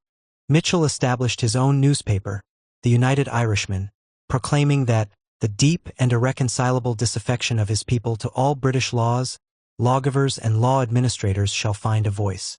In a letter to the moderate Duffy, he explained that his intention was once and for all to turn men's minds away from the English Parliament and from parliamentary and constitutional agitation of all kinds. He made the point that most of the people have no franchise and are not very likely to get any. Indeed, the electorate was growing smaller and poorer continually, and as for any combination of the gentry with the people, this is now and henceforth impossible. Instead, he proposed to promulgate sound instruction in military affairs, a deliberate study of the theory and practice of guerrilla warfare, as the true and only method of regenerating Ireland. 1848 in Ireland. The political situation was transformed by the revolutionary overthrow of the regime of Louis Philippe in Paris in February 1848. This signaled the beginning of a revolutionary wave that was to shake governments throughout Europe. Mitchell enthusiastically welcomed the outbreak, celebrated it in the pages of the United Irishman, and fervently hoped that the revolutionary contagion would spread to Ireland. On March 4th, Mitchell told his readers that the earth was awakening from sleep. A flash of electric fire is passing through the dumb millions. Democracy is girding himself once more like a strong man to run a race, and slumbering nations are arising in their might. He went on, "The blessed words liberty, fraternity, equality, are soon to ring out from pole to pole." His readers were urged to make ready for the coming fight for freedom. "Let the man amongst you who has no gun sell his garment and buy one." Even the moderate leadership of the Irish Confederation felt that a revolutionary outbreak was now inevitable, that the old order was about to be swept away. The fear that increasingly gripped them was that the coming revolution would be led by the radicals. As Duffy put it to William Smith O'Brien, his great fear was that you and I will meet on a Jacobin scaffold, ordered for execution as enemies of some new Marat or Robespierre. If revolution was to come, they were determined it should be neither democratic nor socially leveling, but a moderate, respectable affair. How realistic were the hopes of revolution? In Dublin, the Irish Confederate clubs were dominated by the artisan trades, with many members sympathetic to Chartism. Serious preparations for rebellion were underway, with demonstrations and meetings throwing down a challenge to the authorities. It was here that Mitchell's influence was strongest, with the United Irishman reminding its readers that the trades unions now govern France. Certainly, Clarendon was seriously alarmed, writing to Russell in London that a spirit of disaffection among the lower orders is universal. The people, he complained, actually thought that a revolution would lead to a government that feeds the whole nation. Mitchell was arrested on May 13, 1848, tried before a carefully picked jury of government supporters and sentenced to 14 years transportation on the 27th. Within hours of the sentence being passed, he was taken in chains on board a government steamer, beginning his journey to Van Diemen's Land, now Tasmania. He had hoped that his arrest would provoke an insurrection, that it would occasion Dublin's Day of the Barricades. O'Brien, Duffy, and the moderates prevailed, however, opposing a proposed armed rescue and urging caution and patience. In this way, as Alexander Sullivan put it, the Irish insurrectionary movement of 1848 was put down. Certainly, the best moment for a revolutionary attempt was missed. As Justin McCarthy later observed, had there been another Mitchell out of doors as fearless and reckless as the Mitchell in prison, a sanguinary outbreak would probably have taken place. Even after this success, Clarendon was worried. The men who served on Mitchell's jury were subsequently boycotted and, he told Russell, have suffered severely, and some of them are quite ruined. One of them had a respectable-looking, well-dressed lady visit him. She spat in his face and said, "Take that for what you did to Mitchell." As far as he was concerned, in any real danger we have only the Protestants to rely on. He told one correspondent that he would only have to hold up my finger to have re-embodied all the Orange yeomanry and to have set them in march upon the South. The trouble was that their exuberance of loyalty was as much trouble as the excess of sedition in the South. After Mitchell had been transported, any hope of insurrection in Dublin was abandoned. The city was filled with troops. Instead, the Irish Confederation leadership looked to the countryside. Their hand was forced when internment was introduced on July 25, 1848.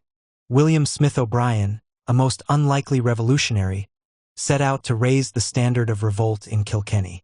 O'Brien, according to one biographer, had an almost pathological fear of anarchy and revolution from below.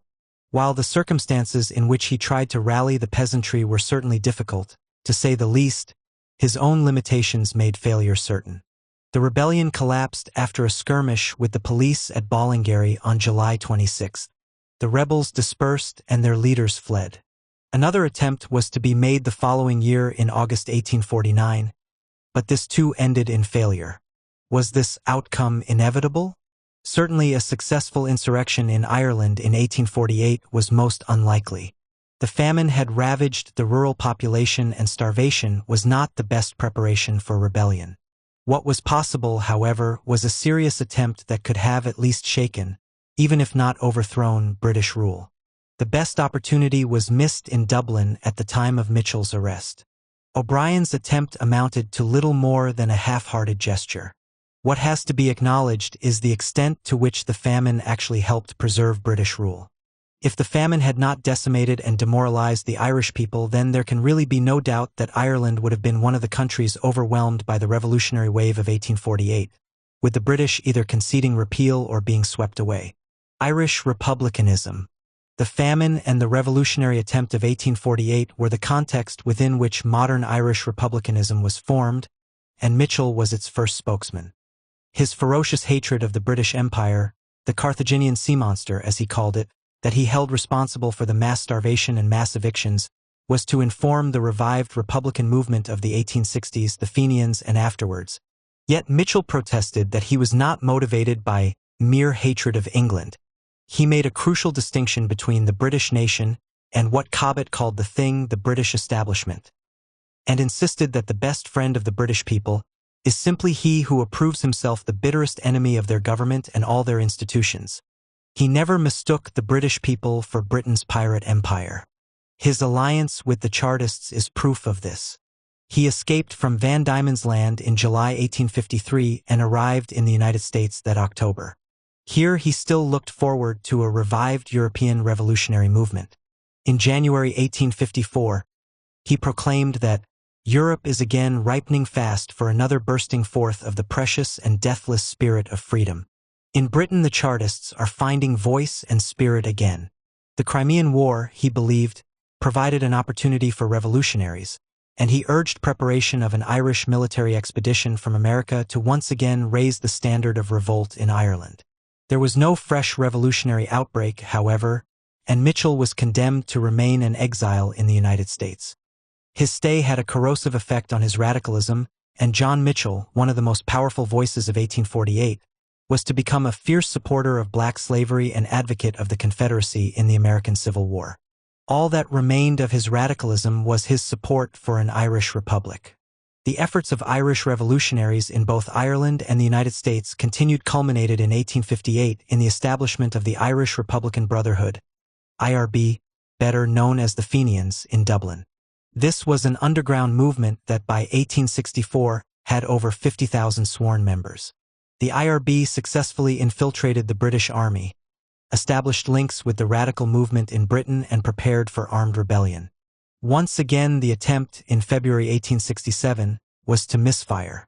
The IRB survived, however, and was to play a major part in the land wars of the 1880–1900s and go on to organize the Easter Rising in 1916.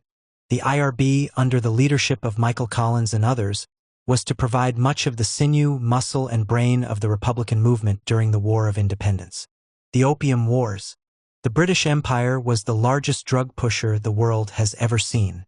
By the 1830s, the smuggling of opium into China was a source of huge profits, and these profits played a crucial role in the financing of British rule in India and were the underpinning of British trade and commerce throughout the East. This is one of those little details that are often overlooked in general histories of the empire, where the opium trade is generally played down and sometimes ignored altogether. Dennis Judd's acclaimed volume, Empire, a 500-page history of the British Empire, has no discussion of either the trade or the wars it occasioned. More recently, the prestigious Oxford History of the British Empire, the 19th century, edited by Andrew Porter, barely acknowledges the trade in over 700 erudite pages. This is despite its tremendous economic importance. Opium is estimated to have been the world's most valuable single commodity trade of the 19th century, and despite the fact that the Second Opium War actually brought about the overthrow of the government of the day in a vote of confidence and forced the holding of a general election, something not even the massive opposition to the recent Iraq War managed. Moreover, the opium trade was, in the words of the historian John K. Fairbanks, without any doubt, the most long-continued and systematic crime of modern times. The safest and most gentlemanlike speculation I am aware of, the production of opium in India had come under British control towards the end of the 18th century.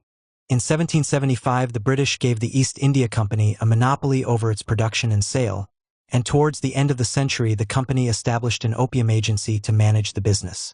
Sale and consumption of the product in India itself were successfully discouraged, something which seems to show a clear awareness of its disastrous consequences. The export of opium to China, however, was to develop into a massive concern. In the 1760s, some 1,000 chests of opium, each weighing 140 pounds, were smuggled into China, and this figure gradually increased to around 4,000 chests in 1800. In the years from 1800 to 1820, the trade stagnated with an average of 4,500 chests being shipped each year. Expansion only really began after 1820, so that by 1824 over 12,000 chests were being smuggled into China, rising to 19,000 in 1830, to 30,000 in 1835, and to 40,000 chests, an incredible 2,500 tons of opium in 1838. By this time, the opium trade had become a vital national interest, the hub of British commerce in the East. The opium trade was one corner of an Eastern triangular trade, that mirrored the 18th century Atlantic slave trade. The smuggling of opium turned a large British trading deficit with China into a substantial surplus, paying for British imports of tea and silk, for the export of manufactured goods to India, and for a substantial proportion of the costs of British rule in India. According to one authority, the opium trade was absolutely crucial to the expansion of the British Empire in the late 18th and 19th centuries. This was both because of the revenues it produced and because of the powerful network of narco-capitalists, merchants and financiers it created, who profited from the trade and whose influence buttressed the imperial lobby throughout the 19th century. For the British administration in India, opium was its second most important source of revenue and, for most of the 19th century, its most important export. The trade kept the East India Company afloat financially. Moreover, as John Wong has shown, it not only turned a British trade deficit with China into a substantial surplus and generated massive profits, but also provided substantial revenues for the British government in London. The duty that was levied on the tea imports, which was paid for by smuggled opium, was sufficient to finance a considerable proportion of the costs of the Royal Navy during the 19th century. The opium trade was clearly not a small-scale affair carried out by small-time crooks and gangsters. Instead, it was a massive international commerce carried out by major British trading companies under the armed protection of the British state. According to William Jardine of Jardine Matheson, the most important of the companies involved in the trade, it was the safest and most gentlemanlike speculation I am aware of. In a good year, profits could be as high as $1,000 a chest. His wealth was sufficient to buy him a seat in the House of Commons and, as we shall see, to get him the ear of the government. Jardine Matheson & Co. was founded in 1832 and was the most successful of the opium smuggling companies. It is still a major financial and trading company today. Jardine's partner in the enterprise, James Matheson, shows the uses to which the profits from the trade could be put. In the 1840s, he too became an MP, sitting in the Commons for some 25 years. He bought the Hebridean island of Lewis for £500,000, had Stornoway Castle built and cleared more than 500 families off the land, shipping them to Canada. He went on to become chairman of the Great P&O Shipping Line, the major opium carrier for most of the 19th century, a governor of the Bank of England and the second largest landowner in Britain. His successor in the company, Alexander Matheson, a nephew, was likewise to settle on extensive estates in Scotland, bought for £773,000, and was to be an MP for nearly 40 years. Another nephew, Hugh Matheson, was to found Rio Tinto Zinc in the early 1870s. Clearly, drug pushing was no obstacle to advancement and respectability in Victorian Britain. The First Opium War. The importation of opium into China was, of course, illegal, prohibited by the Manchu emperors, but the British companies engaged in the trade systematically corrupted or intimidated the Chinese authorities so that it was able to continue with little interruption. Depot ships were anchored off the coast, selling the drug to Chinese smugglers, who carried it ashore for distribution. By the 1830s, the scale of the problems caused by the trade forced the Chinese government to respond. The country was being drained of silver to pay for the opium, its administration was being corrupted, and the extent of addiction, estimates of the number of addicts go as high as 12 million, was seen as a threat to both state and society. In March 1839, the emperor sent a special commissioner, Lin Zexu, to Canton to enforce the ban on the opium trade and stamp it out once and for all. Lin cracked down ferociously both on Chinese pushers and addicts, effectively suppressing the use of the drug, before proceeding to action against the British merchants who were bringing it in. He confined them to the area of the European territories in Canton, holding them hostage until they surrendered the opium they held. After 6 weeks, the British Superintendent of Trade, Captain Charles Elliot, who himself regarded the trade as one which every friend of humanity must deplore, capitulated and ordered the surrender of over 20,000 chests, which the Chinese destroyed. For the merchants, who for months had been unable to sell their product because of Lin's crackdown, this was a tremendous opportunity to practice massive fraud, an opportunity that they found irresistible. The British government would compensate them for their losses, so they exaggerated their losses in every way possible, making huge profits from the confiscations. One trading house was rumored to have made £400,000 from the episode. And, of course, Lin's attempt at enforcing China's laws was to precipitate war with Britain. Lin expelled the British from Canton, only for them to establish themselves on the island of Hong Kong, which they were determined to hold even in the face of Chinese hostility. At the same time, the British government responded to Chinese actions by demanding compensation for the confiscated opium, the opening of more Chinese ports to trade, the legalization of the opium trade, and the handing over of Hong Kong. They also demanded that China paid the full cost of the British military effort necessary to enforce these demands. A powerful expeditionary force was dispatched to bring the Chinese to their senses, first blockading the coast and then proceeding up the Yangtze River to Nanjing. Advising the government in London was one of the opium barons himself, William Jardine. The Foreign Secretary, Lord Palmerston, was later to thank him for the assistance and information so handsomely afforded us, and to which it was mainly owing that we were able to give to our affairs, naval, military, and diplomatic, in China, those detailed instructions which have led to these satisfactory outcomes. Palmerston celebrated the war and its outcome as an episode that will form an epoch in the progress of the civilization of the human races, and which incidentally would be attributed with the most important advantages to the commercial interests of England. The British had an overwhelming technological superiority in this first opium war that turned every engagement into a one-sided massacre. As one British officer observed, the poor Chinese had two choices. Either they must submit to be poisoned, or must be massacred by the thousands, for supporting their own laws in their own land. The British capture of the port of Jinhai in early October 1841 provides a useful example of the character of the conflict. The port was bombarded by the Wellesley, 74 guns, the Conway and the Alligator, 28 guns each, the Cruiser and the Algerine, 18 guns each, and another dozen smaller vessels each carrying 10 guns. In 9 minutes, they fired 15 broadsides into the effectively defenseless town before landing troops to storm the ruins. According to one British participant, the crashing of timber, falling houses and groans of men resounded from the shore, and when the smoke cleared, a mass of ruins presented itself to the eye. When the troops landed on the beach, they found it deserted, save for a few dead bodies, bows and arrows, broken spears and guns. With the bombardment of the town still underway, the troops moved in to rape and pillage. According to the India Gazette, a more complete pillage could not be conceived. The plunder only ceased when there was nothing to take or destroy. It was during this war that the Hindi word lut entered the English language as the word loot. The taking of Jinhai cost the British 3 men killed, while the number of Chinese dead was over 2,000.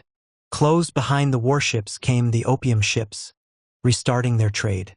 There was a similar outcome when the Chinese made a surprise attack on the British-occupied port of Ningbo on March 10, 1842. John Auchterlonie, a young British officer, described the attackers as men whose gallantry and determination could not have been excelled. Nevertheless, the result was a massacre, with the British driving the Chinese off and then pressing them into the suburbs.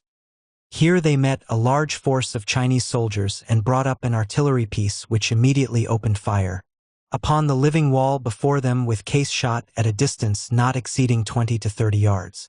The effect was terrible, for the street was perfectly straight, and the enemy's rear, not aware of the miserable fate which was being dealt out to their comrades in front, continued to press the mass forward, so as to force fresh victims upon the mound of dead and dying which already barricaded the street.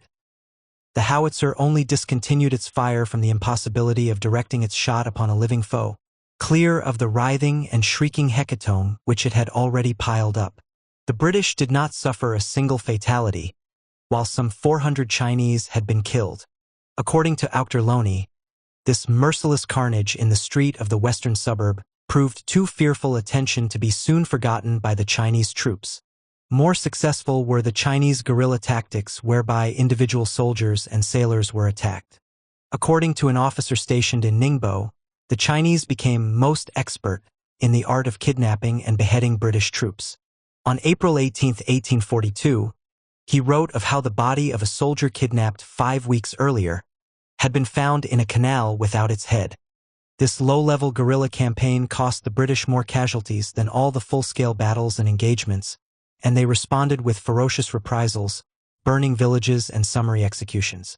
Following the assassination of a soldier on April 28th, He had been murdered in broad daylight, strangled, bound, and bagged. The whole of the north suburb was burnt down, although the officer thought they might be playing the game of the mandarins, whose aim is to make us odious to the people. And indeed this was beginning to happen towards the end of the war, when large numbers of peasants began to mobilize against British depredations. One interesting question is the extent to which the British were aware of the consequences of the trade they were intent on imposing on China.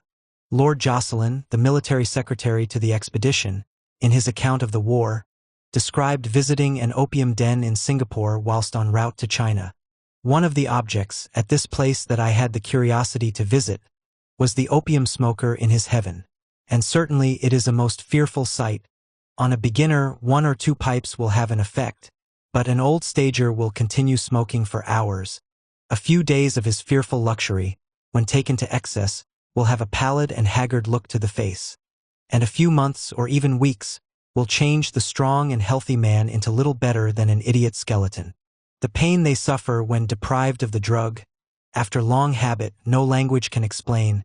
The last scene in this tragic play is generally a room in the rear of the building, a species of deadhouse, where lie stretched those who have passed into the state of bliss the opium smoker madly seeks, an emblem of the long sleep to which he is blindly hurrying. Nevertheless, he went on to insist that, however hateful it may appear, the trade is a source of great benefit to the Indian government, returning I have heard a revenue of upwards of 2.5 million yearly. At home, the war was strongly opposed in the Chartist press, with the Northern Star newspaper condemning this opium war. In the House of Commons, the Tory opposition put down a motion of censure on the Whig government's conduct. The Secretary of State for War, Thomas Babington Macaulay, proceeded to wrap himself in the Union Jack. He reminded MPs that the opium traders belonged to a country unaccustomed to defeat, to submission, or to shame, that they had flying over them a notorious flag, and he urged that this most rightful quarrel may be prosecuted to a triumphal close. One of the government's critics, William Gladstone, a young Tory MP at that time, condemned the war in the most uncompromising language. A war more unjust in its origins, a war more calculated in its progress to cover this country with disgrace, I do not know and I have not read of. The flag, he went on, is being hoisted to protect an infamous contraband traffic, while justice was with the Chinese, and whilst they, the pagans and semi-civilized barbarians, have it, we, the enlightened and civilized Christians, are pursuing objects at variance with both justice and religion. Macaulay's shabby prostitution of his oratorical talents in the cause of massacre and drug-pushing carried the day, and the government won the vote by 271 to 262. Gladstone recorded in his diary that he was in dread of the judgment of God upon England for our national iniquity towards China. When the Whig government finally fell in June 1841, the Tories led by Robert Peel took office and in the best traditions of British politics continued the very same policy that they had condemned earlier. The war continued until the Chinese were forced to accept British terms, conceding everything except the legalization of the opium trade. Public opinion in Britain resented the pressing of this demand, but it was made clear to the Chinese that interference with the trade would not be tolerated. James Matheson summed up the situation. The opium trade is now so very important in England that we cannot be too cautious in keeping as quiet and out of the public eye as possible. The most important gain made by the British was the gaining of Hong Kong. The Taiping Rebellion. Defeat at the hands of the British seriously weakened the Chinese Qing dynasty and was certainly one of the factors prompting the Taiping Rebellion, the greatest revolutionary movement of the 19th century. While it is virtually unknown in the West today, in June 1853 Karl Marx had welcomed this Chinese revolution, which he had hoped would throw the spark into the overloaded mire of the present industrial system and cause the explosion of the long-prepared general crisis.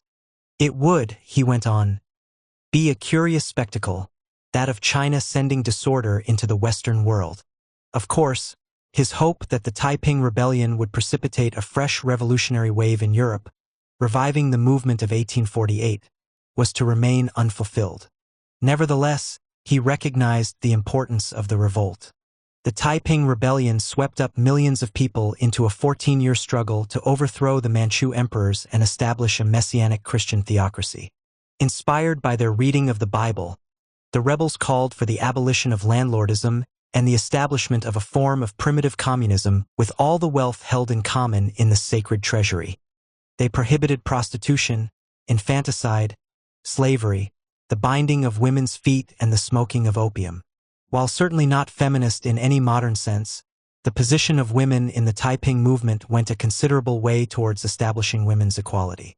The rebels were to come close to victory, but in the end were defeated and totally destroyed by the Manchu armies, which were armed and assisted in this by the British. The war to destroy the Taipings was the most terrible in human history before the First World War, costing 20 million people their lives. The movement had its origins in the preaching of Hong Xiuquan, the son of a peasant farmer, who came to believe that he was the Son of God and the brother of Jesus. Hong's messianic Chinese reworking of Christianity found an eager audience in the China of the 1840s. Increasing hardship, poverty, and oppression were the lot of the poor. Unrest was widespread and revolt endemic, and the Qing dynasty was discredited by its defeat at the hands of the British. Hong's condemnation of the ruling class demons and his promise of social justice, all dressed up in the trappings of divine revelation and promising salvation and the kingdom of heaven now, fired the imagination of thousands of desperate people in his home province of Guangxi.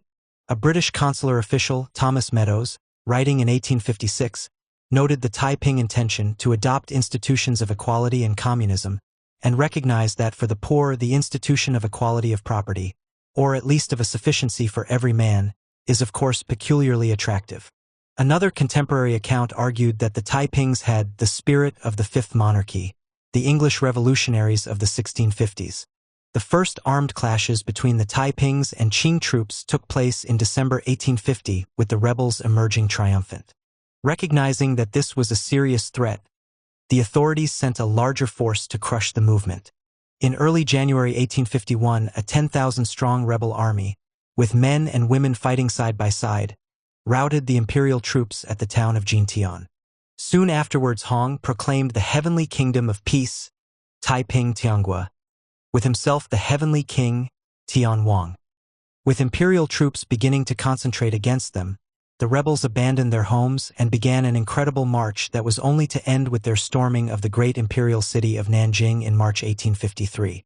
They broke through the imperial lines in August 1851 and made their way overland and by river, beating off attacks and capturing towns and cities.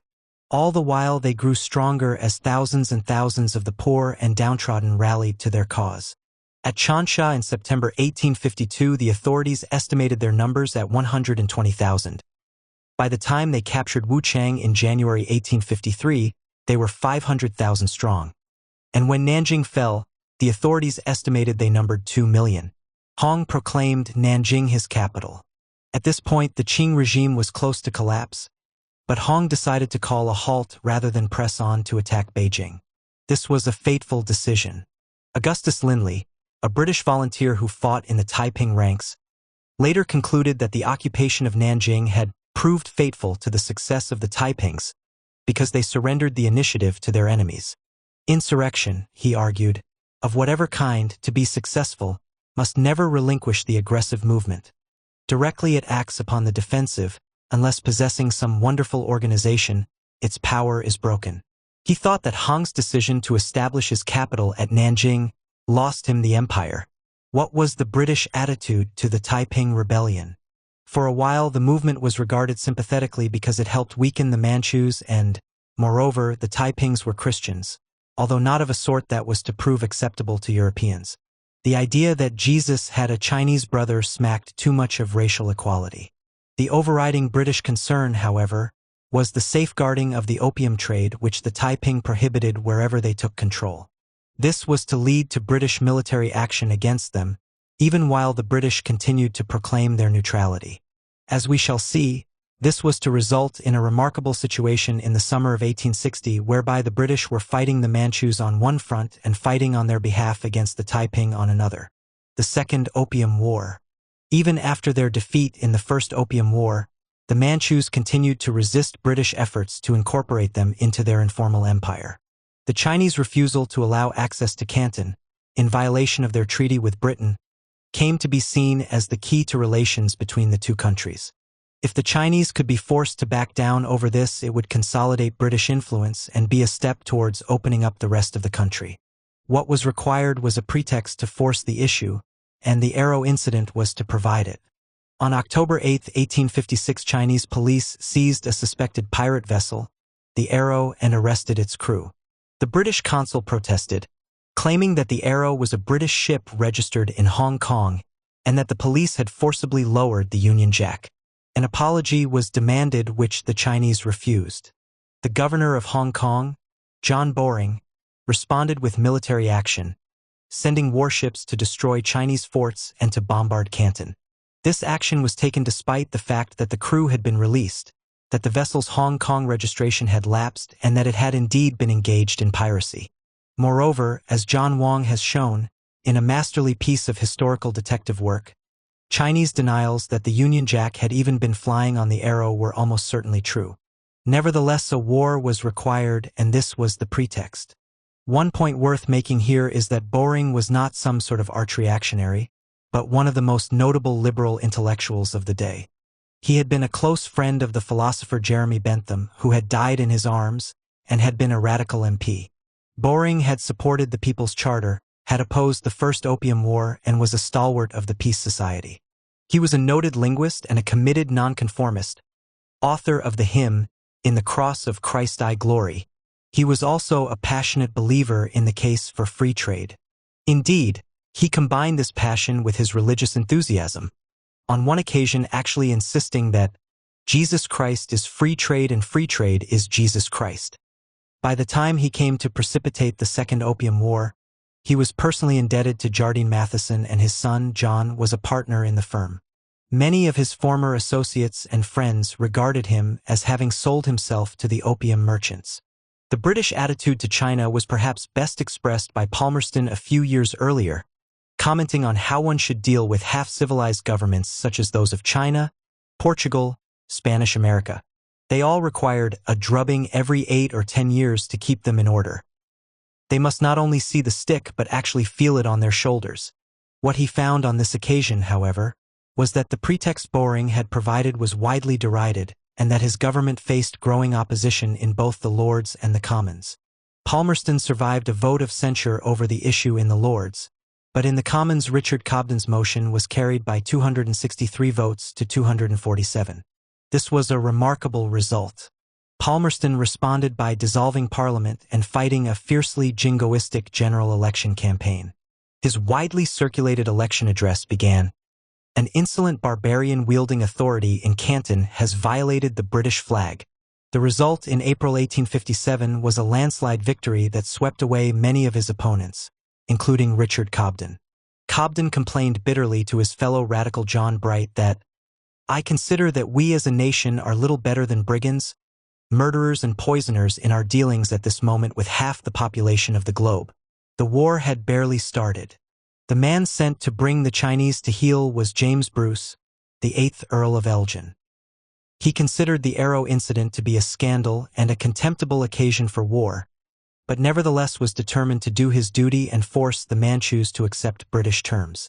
Preparations were held up by his troops being diverted to India to help suppress the Great Rebellion, see Chapter 4. But by the end of December 1857, an Anglo-French army had finally assembled. The bombardment of Canton began on the 28th. Shells and rockets from 32 warships battered the walls for 27 hours. The next day, the city was stormed in the face of nominal resistance. Once Canton was taken, the expedition proceeded to take the Daegu forts guarding the mouth of the River Baiha and advanced upriver to Tianjin, which was occupied at the end of May 1858. British methods of maintaining order in the territory they had occupied were best demonstrated in Canton, where they encountered a guerrilla insurgency. Most of the population had fled, but according to Colonel Frederick Stevenson, there were bands of insurgent braves concealed about the city, intimidating the people that remain and trying, as they publicly proclaim, to cut us off by assassination. Individual soldiers were being caught on their own and beheaded. The response to these attacks was to burn a large number of houses around the spot where they took place. Following a particularly daring attack on a patrol, they burnt the whole neighborhood to a distance of 3/4 of a mile. The persistence of the attacks inevitably led to reprisals being stepped up. On July 20th, which was after peace had been officially concluded, Stevenson wrote home that the troops were carrying out 2 reprisals at that moment, destroying a district of Canton, covering a space equal to a moderately sized town, and the other not very much smaller. He went on to say that the Chinese were an odious and contemptible race. The Chinese finally came to terms after Elgin threatened to advance on Beijing. On June 26, 1858, the Treaty of Tietzen was concluded, awarding Britain a £1 million indemnity, opening up the Yangtze River and 5 new treaty ports. The emperor also agreed to the appointment of a British ambassador to Beijing. The post was given to Elgin's brother, Frederick Bruce, and at last opium was legalized. Elgin fully acknowledged in the privacy of his journal that British conduct towards the Chinese was scandalous, but excused himself because he had, at least, tried to minimize the loss of life, whereas there were many, including some missionaries, who wanted China subdued by fire, sword, and massacre. He capitalized on his success at Tianjin by crossing to Japan, where its rulers, the shogunate, were suitably impressed by the fate of the Manchus and signed the Treaty of Yedo on August 26, 1858. This opened up a number of Japanese ports to trade. He returned to Britain a hero with a position in the cabinet, the rectorship of Glasgow University, and the freedom of the City of London. The Third Opium War. Back in China, however, Elgin's achievement was already beginning to unravel. His brother, Frederick Bruce, insisted that his progress to Beijing, where he was to be installed as ambassador, should be a military demonstration. The Chinese refused to accept this new humiliation, and so Bruce decided to teach them a further lesson in compliance. He ordered the Baihe route cleared. On June 25, 1859, the overconfident British once again attacked the Daegu forts, but on this occasion suffered a serious defeat, with 5 ships sunk or disabled and over 500 British soldiers and seamen killed. It was one of the worst British military disasters of the 19th century. Encouraged by this victory, the emperor promptly repudiated the treaty, and Elgin was once again sent out to bring the Chinese to terms. Once again, an Anglo-French army was assembled, 13,000 British and 7,000 French, and preparations were made to renew the attack on the Daegu forts. On August 21, 1860, the British attacked the northernmost fort. After a ferocious bombardment, the fort was stormed with at least 2,000 Chinese killed. The Reverend R.J. McGee, chaplain to the expedition, wrote of the horrors to be seen inside the fort where the new Armstrong artillery had performed to deadly effect. It was indeed an awful sight, limbs blown away, bodies literally burst asunder, one black and livid mess of blood and wounds. He could only be thankful that, since there were such weapons in existence, they were in our hands, ours, who would use them more to preserve the peace of the world than ever to make an aggressive or unjust war. British honor had been besmirched by the so-called Daegu Repulse, and now it was publicly restored. No less than 6 Victoria Crosses were awarded for this and the storming of the fort.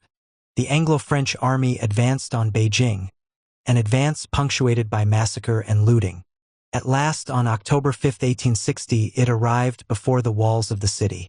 What followed was, in the words of one British officer, a memorable day in the history of plunder and destruction. With the French leading the way, the army fell on the Emperor's Summer Palace, a huge ornamental park with numerous palaces and pavilions, outside the city. According to Colonel Garnet Wolseley, both officers and men seemed to have been seized with a temporary insanity. In body and soul they were absorbed in one pursuit, which was plunder, plunder. The British established a prize fund for the benefit of the whole army and auctioned off their loot. This raised £26,000, a fraction of the value, and private soldiers received £5 each. Individuals still managed to enrich themselves, however. Lieutenant James Harris, for example, had to surrender his 7 large baskets of plunder to the prize fund, but was allowed to keep a quantity of gold for himself that was subsequently valued at £22,000. According to Harris, the China campaign was truly the most enjoyable picnic in which I have taken part. In reprisal for the torture and death of a number of prisoners who had fallen into Manchu hands, Elgin ordered that the Summer Palace should be destroyed altogether. This unearthed yet more plunder. Among those sent to carry out the work was Major Charles Gordon.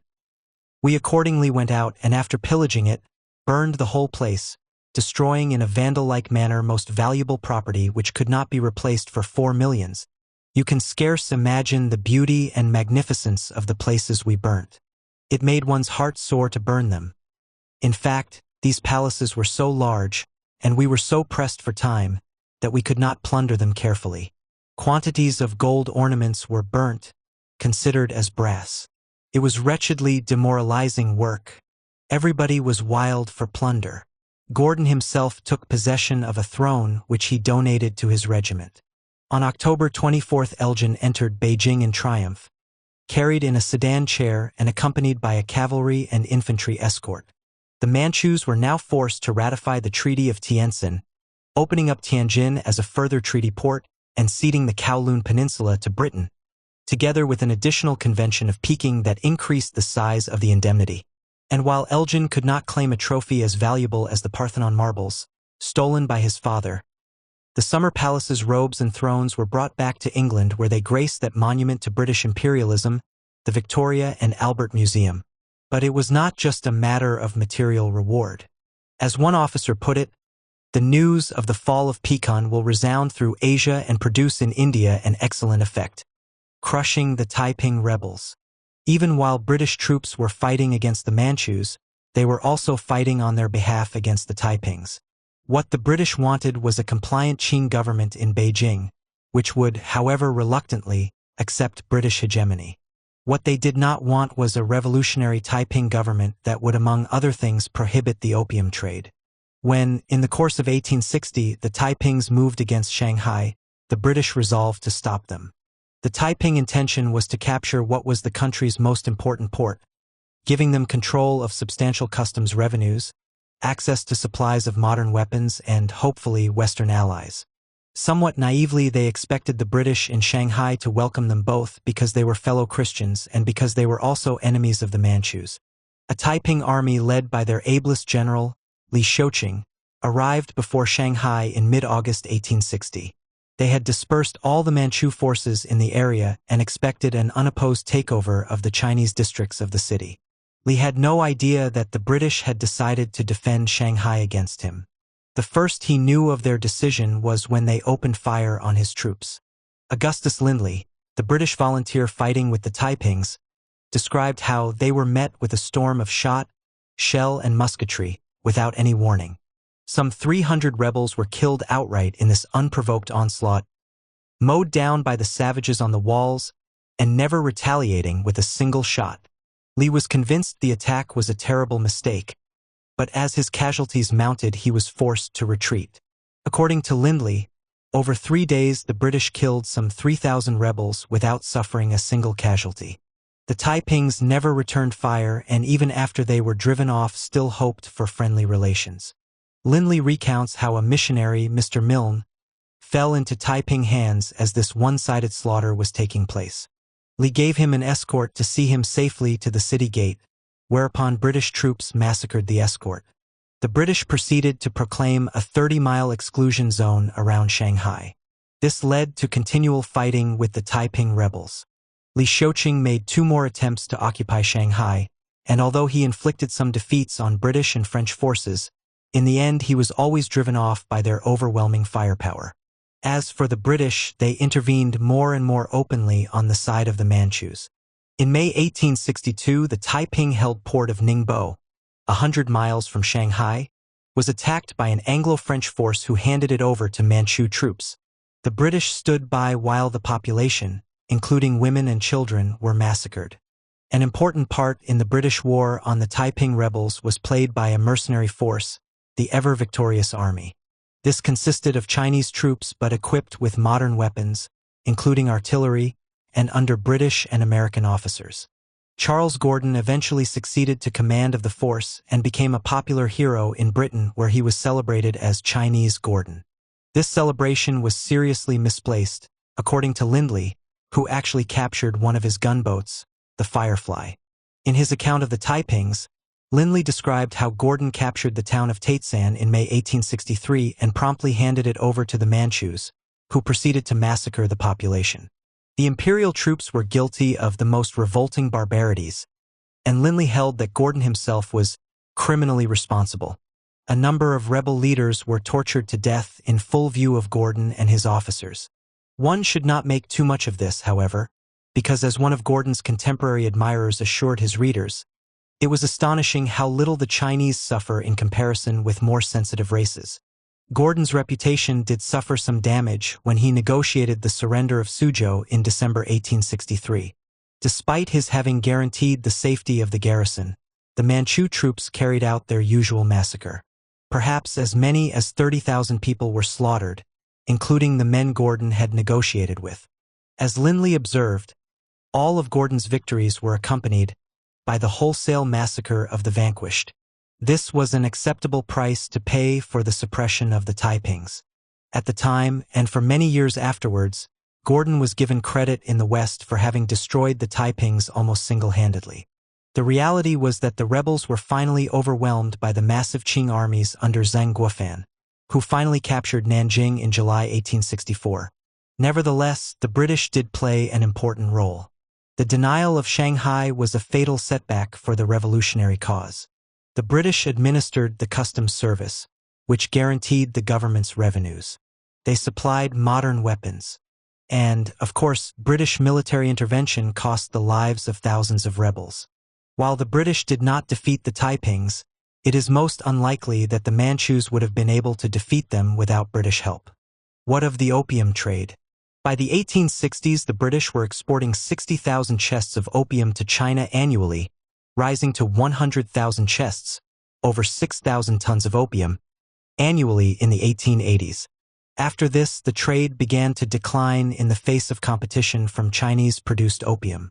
It still remained a profitable business for the rest of the century and beyond. The British opium trade with China did not finally come to an end until 1917. As for Britain's preeminent position in China, this began to come under pressure from rival imperialist powers towards the end of the 19th century and from Chinese revolutionary nationalism in the early decades of the 20th century. But Britain's influence was only finally eclipsed in the 1930s. The Great Indian Rebellion 1857–58. Michael Edwards has argued that during the Indian Rebellion, the English threw aside the mask of civilization and engaged in a war of such ferocity that a reasonable parallel can be seen in our times with the Nazi occupation of Europe. This was the considered opinion of a historian who had spent his life studying and writing about India. How valid is his assertion?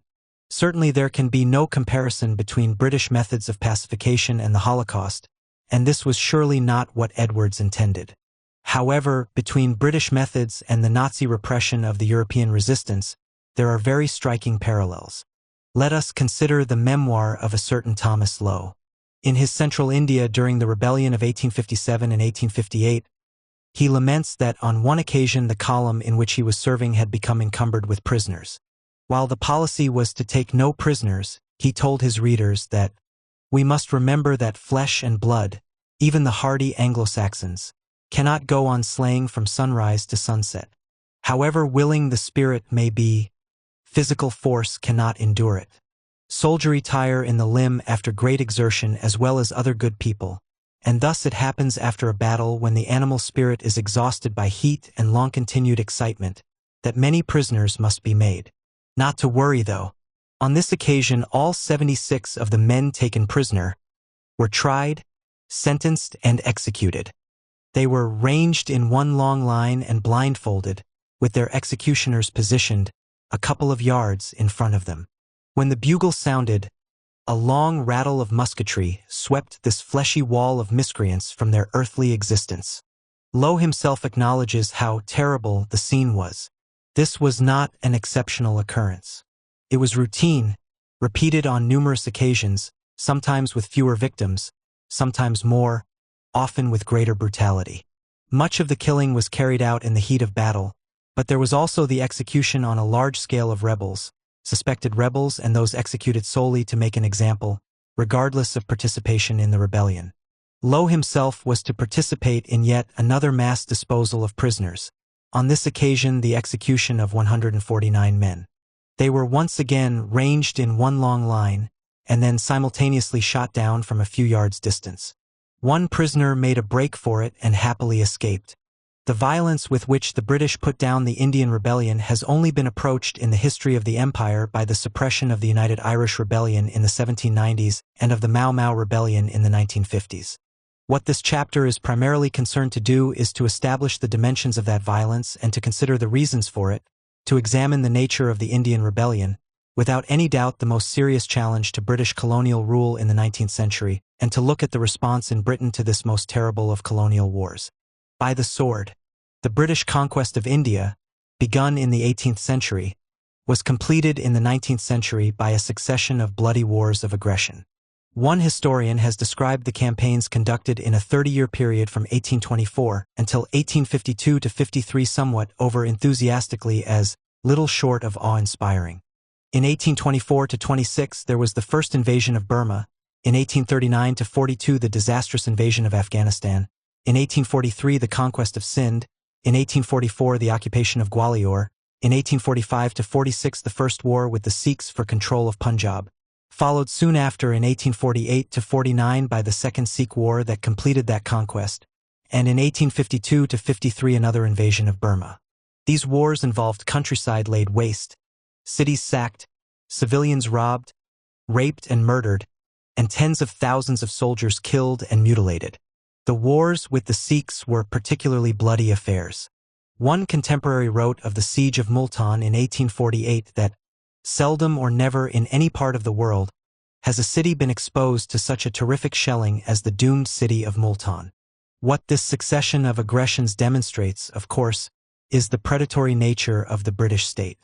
Whereas Britain after 1918 was a satisfied empire, concerned to hold what it had rather than seize more, in the 19th century the British Empire, despite the liberalism of its metropolitan rulers, was a predatory empire engaged in continuous warfare.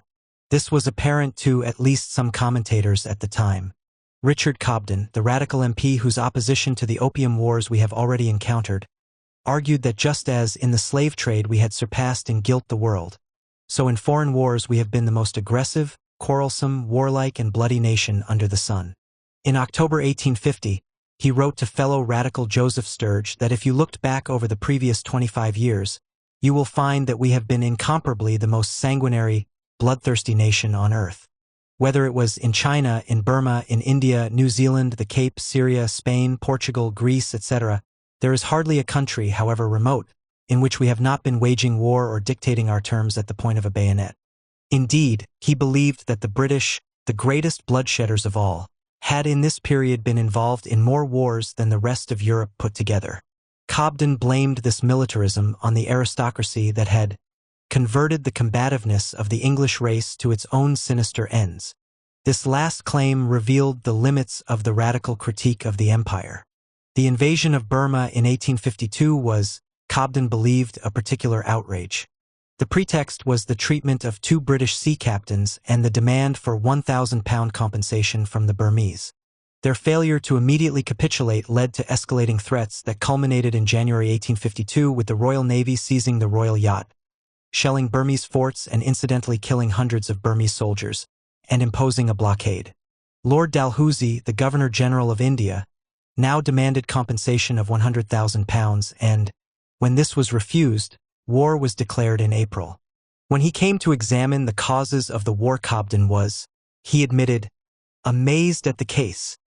I blush for my country, and the very blood in my veins tingled with indignation at the wanton disregard of all justice and decency which our proceedings towards that country exhibited. The violence and wrongs perpetrated by Pizarro or Cortez were scarcely veiled in a more transparent pretense of right than our own. It was not a war, but a massacre. The Burmese had no more chance against our 64-pound red-hot shot and other infernal improvements in the art of war than they would in running a race on their roads against our railways. And, moreover, the day on which we commenced the war with a bombardment of shot, shell, and rockets, that the natives must have thought it an onslaught of devils, was Easter Sunday.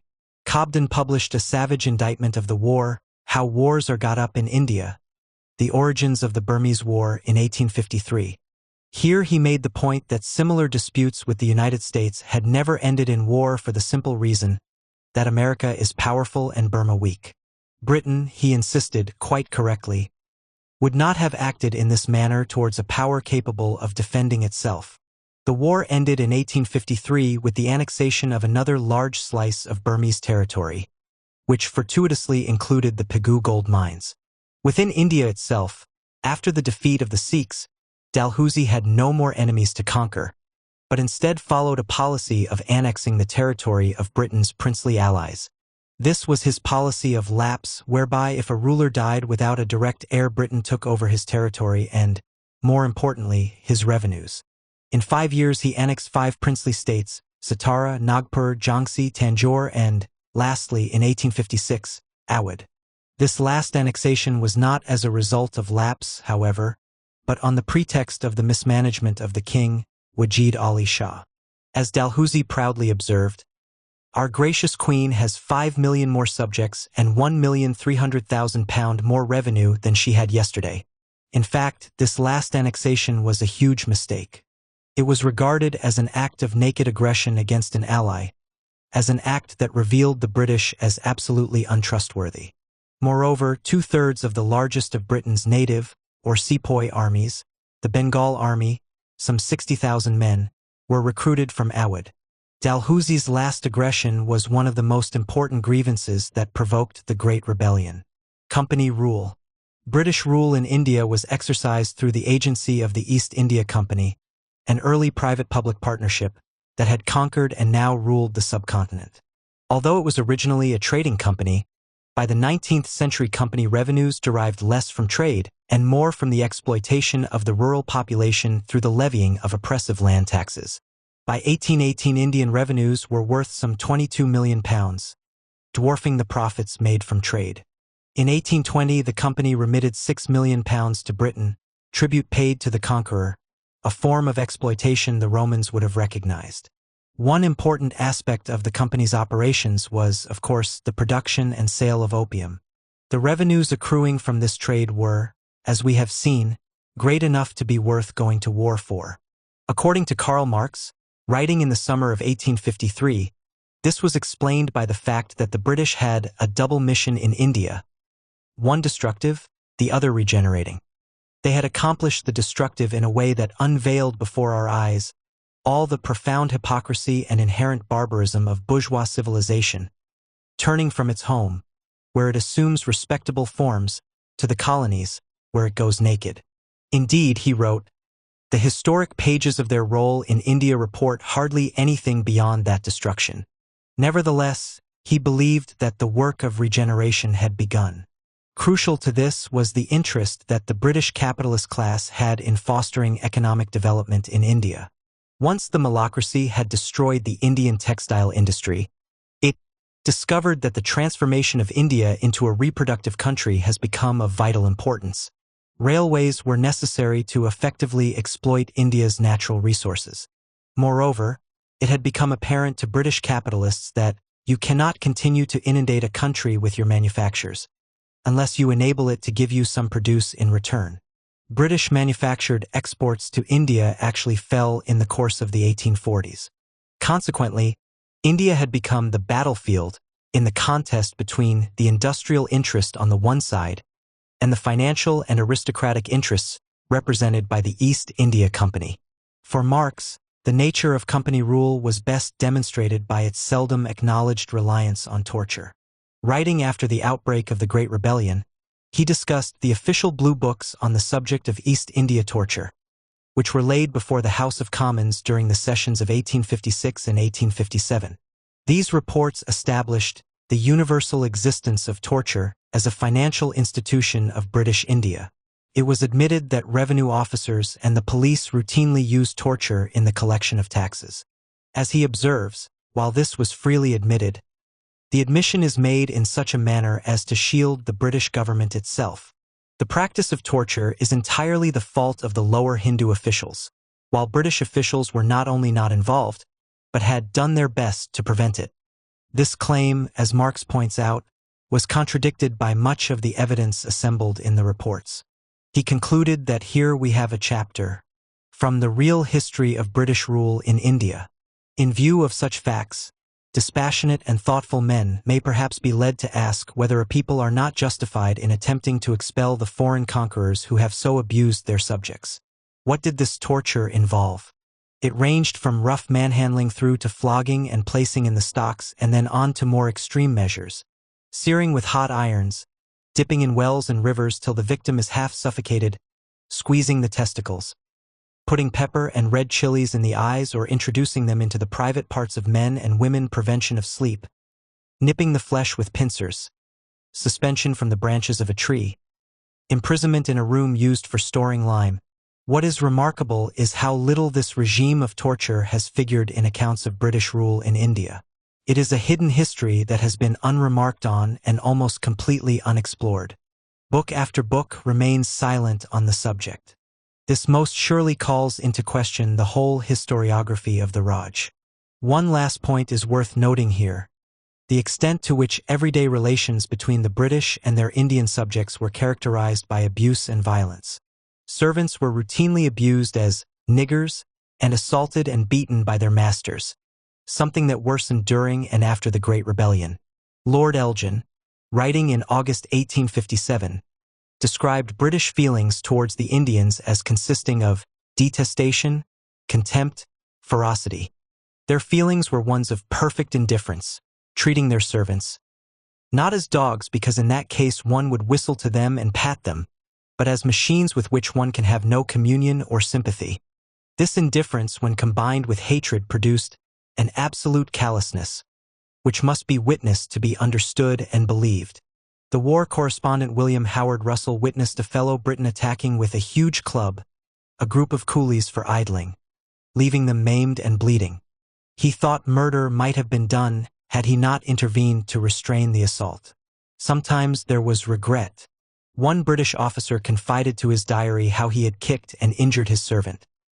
"I must never kick him or strike him anywhere again, except with a whip, which can hardly injure him." This everyday abuse and violence continued until the end of the British Raj. The Great Rebellion. Speaking in the House of Commons on July 27, 1857, Benjamin Disraeli, one of the leaders of the Conservative Party, asked, "Does the disturbance in India indicate a military mutiny, or is it a national revolt?" It was, he concluded, answering his own question, a national revolt. This interpretation of the outbreak was subsequently endorsed by the Governor-General, Lord Canning, who made it clear that as far as he was concerned the struggle had been more like a national war than a local insurrection.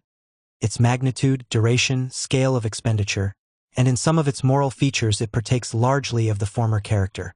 From a different point of view, Karl Marx argued that in their creation of a sepoy arm, the British themselves had inadvertently created the first general center of resistance which the Indian people were ever possessed of.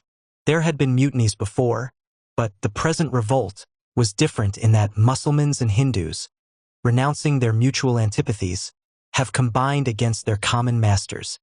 Indeed, he saw the revolt as part of a general disaffection against English supremacy on the part of the great Asiatic nations.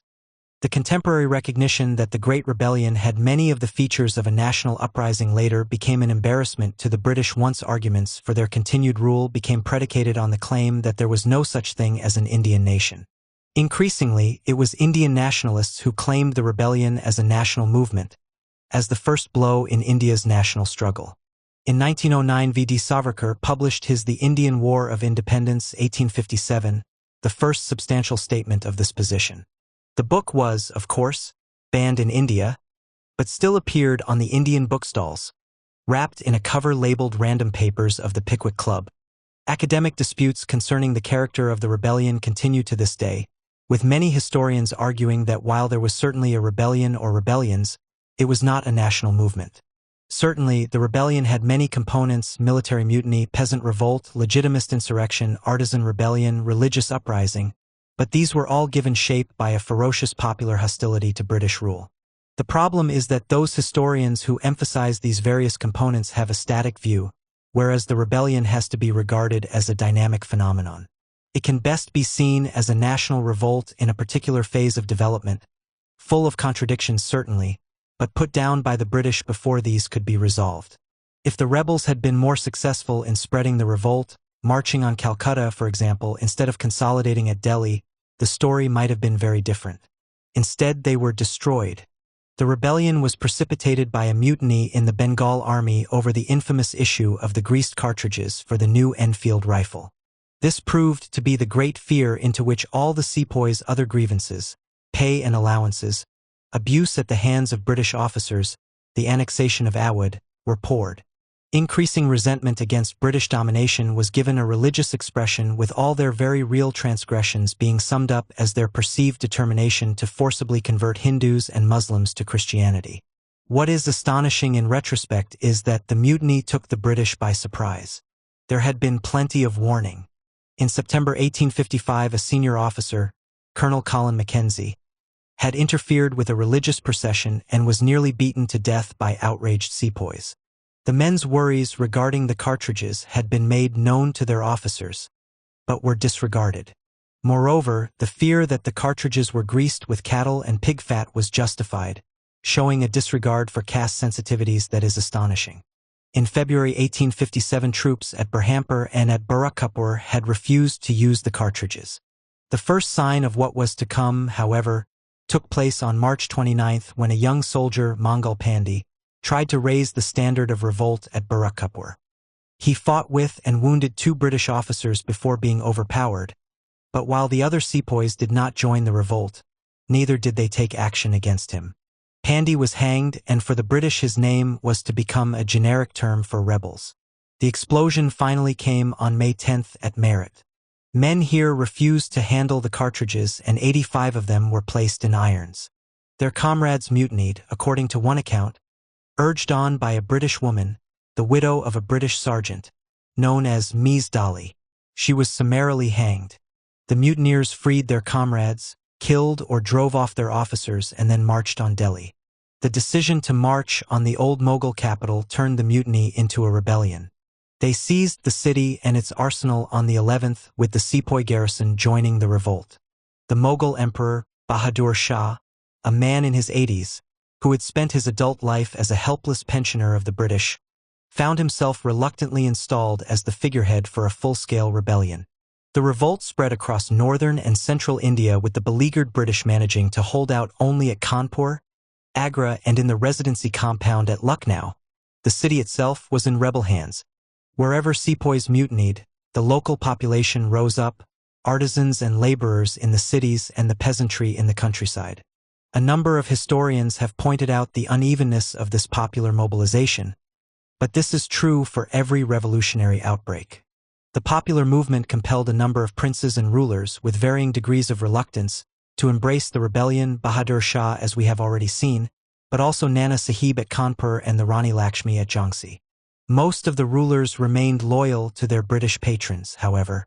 More to the point, British rule collapsed across a huge area, swept away as the company's means of repression slipped from its grasp. The rebellion engulfed 150,000 square miles, with a population of 45 million. It was, without doubt, one of the largest revolutionary outbreaks of the 19th century, arguably only exceeded in scale by the contemporaneous Taiping Revolt in China. Of course, one reason for the rebellion's defeat was that it did not spread further, a point to which we will return. To the extent that the rebellion is remembered at all in Britain, it is remembered for the Kanpur massacre. The attack on General Wheeler's small force as it evacuated under negotiated terms on June 27 is portrayed as the height of treachery. More important, though, is the fate of the survivors of this attack, the 180 people, overwhelmingly women and children, who were massacred, hacked to death on July 15 as the British approached the city. Rudrangashu Mukherjee, in his Spectre of Violence, has made a convincing attempt at contextualizing these events. He shows that the attack on Wheeler's force at Satikoragat was a popular collective affair, celebrated as a great victory over the oppressor. The massacre of the women and children at the Bibigar, however, was something very different. The sepoys refused to take part, and the killing was instead carried out by men procured by Nana Sahib's retainers. They were killed on the orders of people who had nothing to lose, because their lives were already forfeit if they should fall into British hands. This is, of course, not to minimize the horror of what took place. Indeed, wherever rebellion broke out, the popular fury often involved killing all the British men, women and children that the rebels could lay their hands on. According to Marx, this was only the reflex in a concentrated form of England's own conduct in India, not only during the epoch of the foundation of her Eastern Empire, but even during the last years of a long-settled rule. It is a rule of historical retribution that its instrument is forged not by the offended, but by the offender himself. He went on to complain of the reporting of the rebellion in the British press that, while the cruelties of the English are related as acts of martial vigor, told simply, rapidly, without dwelling in disgusting details, the outrages of the natives, shocking as they are still deliberately exaggerated. Events at Kanpur and elsewhere were indeed wildly exaggerated into stories of rape and torture. It was widely reported that British women had been cooked alive, forced to eat their children, horribly mutilated with noses and ears cut off and eyes put out, and stripped naked and publicly raped. These stories were untrue. Exhaustive investigations carried out by the British authorities themselves produced no evidence whatever of rape and torture, and it was subsequently accepted that none had occurred. At the time, however, the stories were used to justify the most fearsome reprisals, although it is important to remember that these reprisals were already well underway before the massacre at the Bibigar.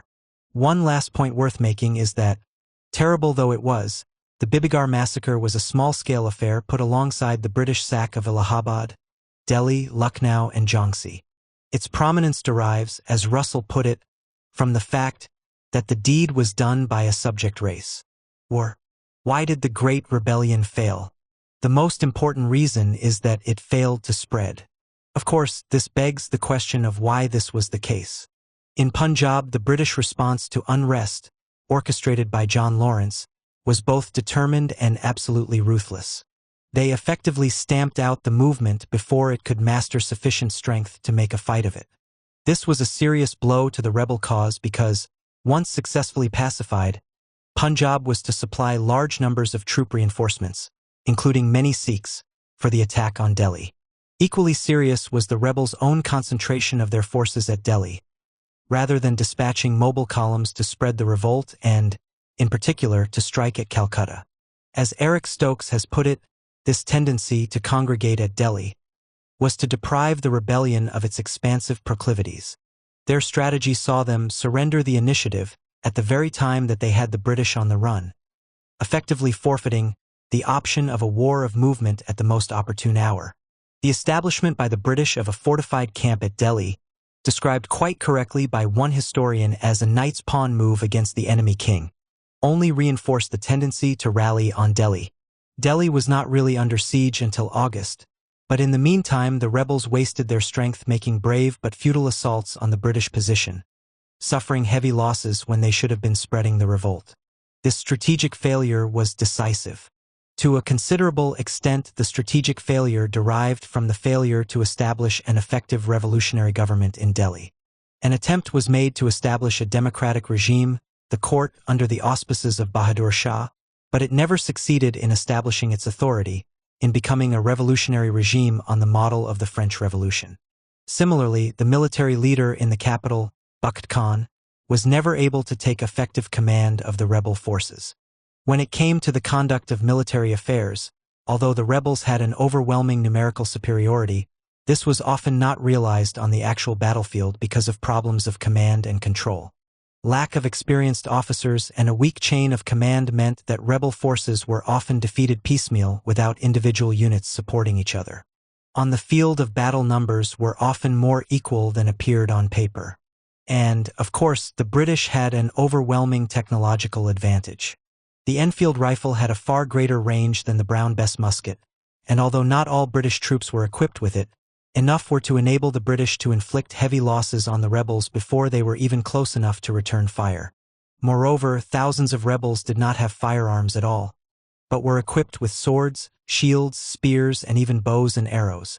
Most important, however, was the British superiority in artillery, the decisive weapon in the war, which enabled the British both to batter down rebel defenses and to slaughter them in the open. One historian has remarked that in the circumstances the wonder was that the rebels won any battles at all.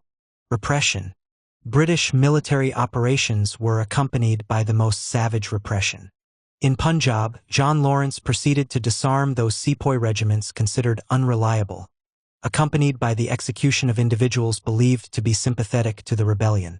One disarmed regiment, the 26th, mutinied, broke out of camp and fled with their families. They were hunted down, with 150 of them killed in the process and another 282 handed over to Frederick Cooper, the deputy commissioner of Amritsar. He proceeded to execute them in batches. When over 200 had been shot, the remainder barricaded themselves in their prison and were left overnight.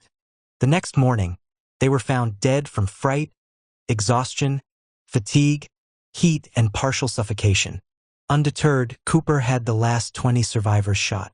Another 40 were eventually rounded up and sent to Lahore, where they were blown from the guns. Within 48 hours, nearly 500 men had been executed and the entire regiment had been destroyed. The natives who were witness to the executions, according to Cooper, marveled at the clemency and justice of the British. He was much congratulated, with Lawrence himself commending his energy and spirit.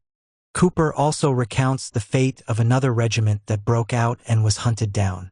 Within 30 hours, 659 soldiers of the 51st Native Infantry had been slaughtered. As he observes, no misplaced leniency was extended to any captures. The offense was mutiny, the design treason, the punishment, death. This was how Punjab was kept quiet. Elsewhere things were not so civilized. At Benares, Colonel James Neal, a particularly brutal Christian psychopath, crushed the 37th Native Infantry on June 4th and instituted a reign of terror. Hundreds of people were hanged. Parties of armed British civilians set themselves up as volunteer hanging parties, helping to pacify the city and surrounding districts with summary executions. Among those hanged were some young boys who had paraded in rebel colors. From Benares, Neal proceeded to Allahabad, where news of his approach actually provoked a rising. He shelled the city and put it to the sack.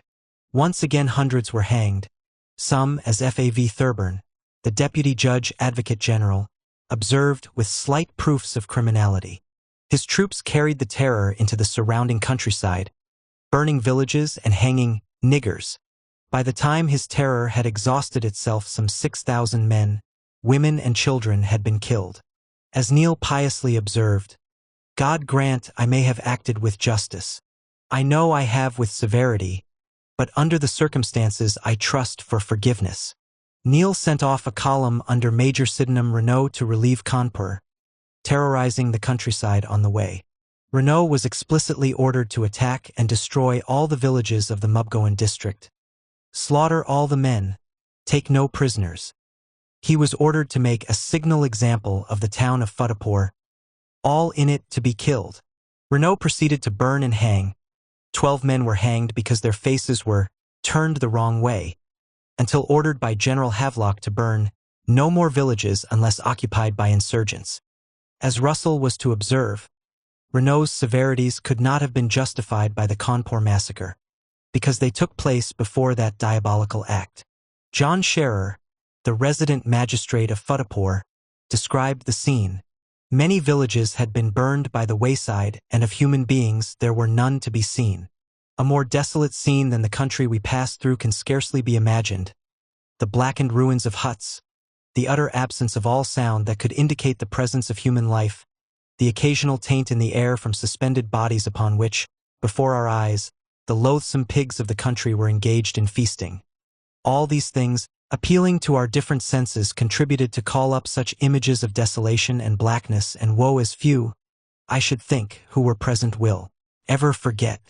Havelock's forces entered Kanpur unopposed on July 17th, the rebels having fled.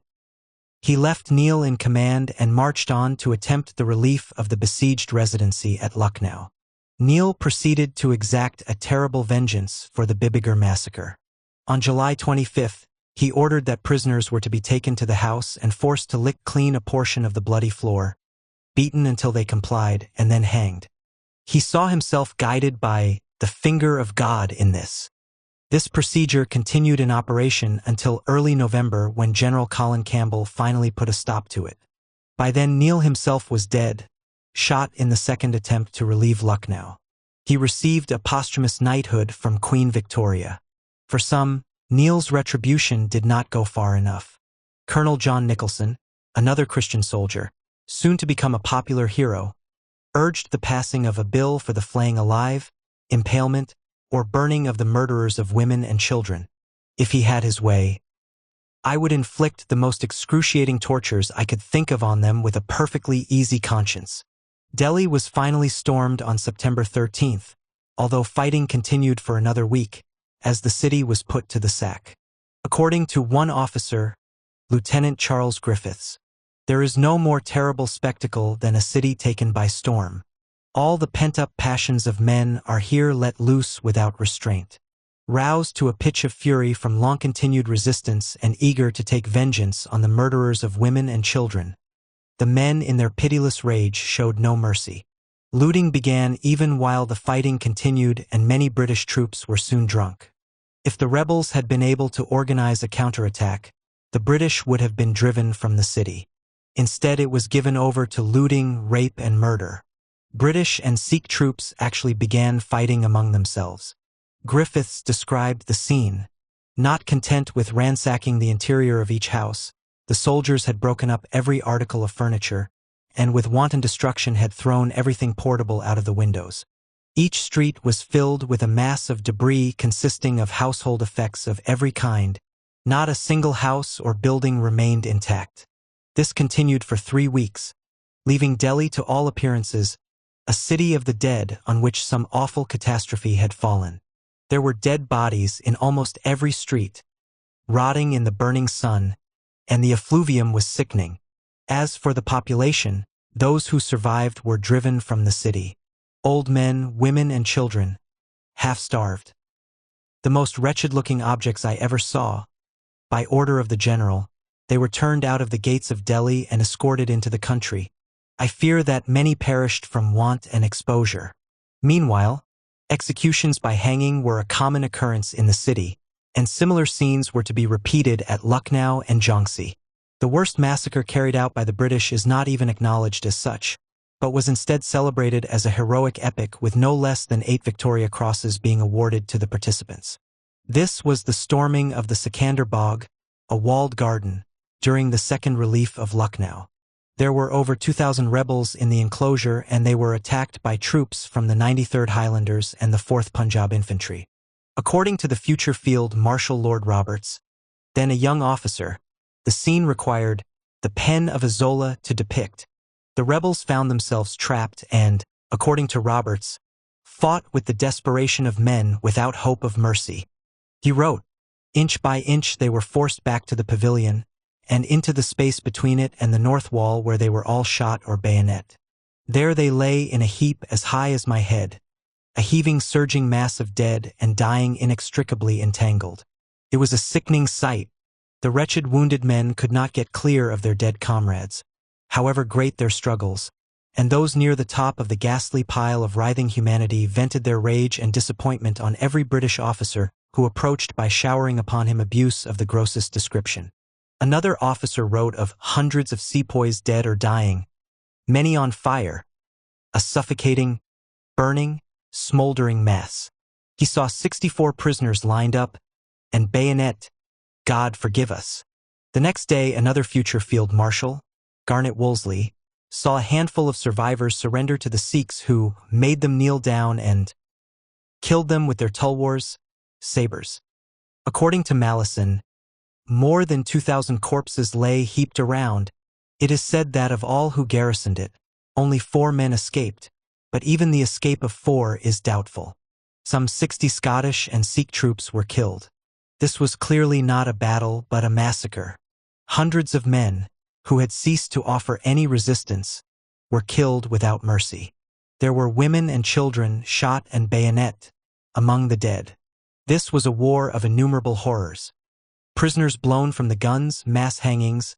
Sergeant William Forbes Mitchell saw 130 men hanged from one giant banyan tree, and the merciless sack and pillage of ancient cities. William Howard Russell recounted another incident in Lucknow where a young boy approached a British officer and asked for his protection. The man put his pistol to the boy's head and shot him. What made the crime worse was that the weapon misfired 3 times before the boy could be killed. Muslims were smeared with pork fat before execution, and Hindus were forced to defile themselves. There were things being done in India which we would not permit to be done in Europe.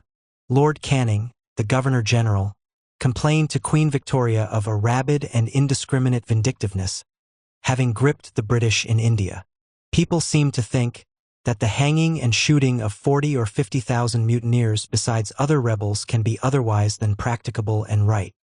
He confessed to a feeling of shame for one's fellow countrymen. Canning's attempts to urge not so much restraint as some discrimination in the slaughter earned him the derisive nickname of Clemency Canning. Let us close this section by looking at the letters home of Major Harcourt Anson.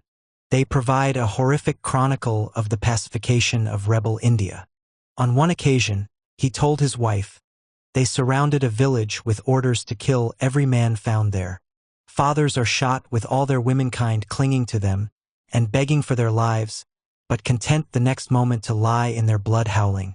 Unarmed cowherds were mercilessly pistoled together with about 20 armed men. What the poor women and children in this place are to do without their men who are being killed in every house, I cannot say. On January 4, 1858, he wrote home telling her how the rebel leader Nasir Khan was hanged. He was surrounded by soldiers who were stuffing him with pork, well flogged and his person exposed, which he fought against manfully. He died game. On the 10th he told of how there were 14 men hung or rather tortured to death, and the following day he described one of the most remarkable sights I ever in my life beheld.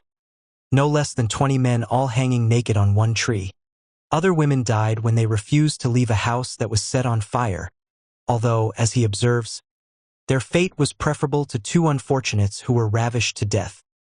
He confided that he was worried he would return home without a heart or feelings of any soft humanizing tendency.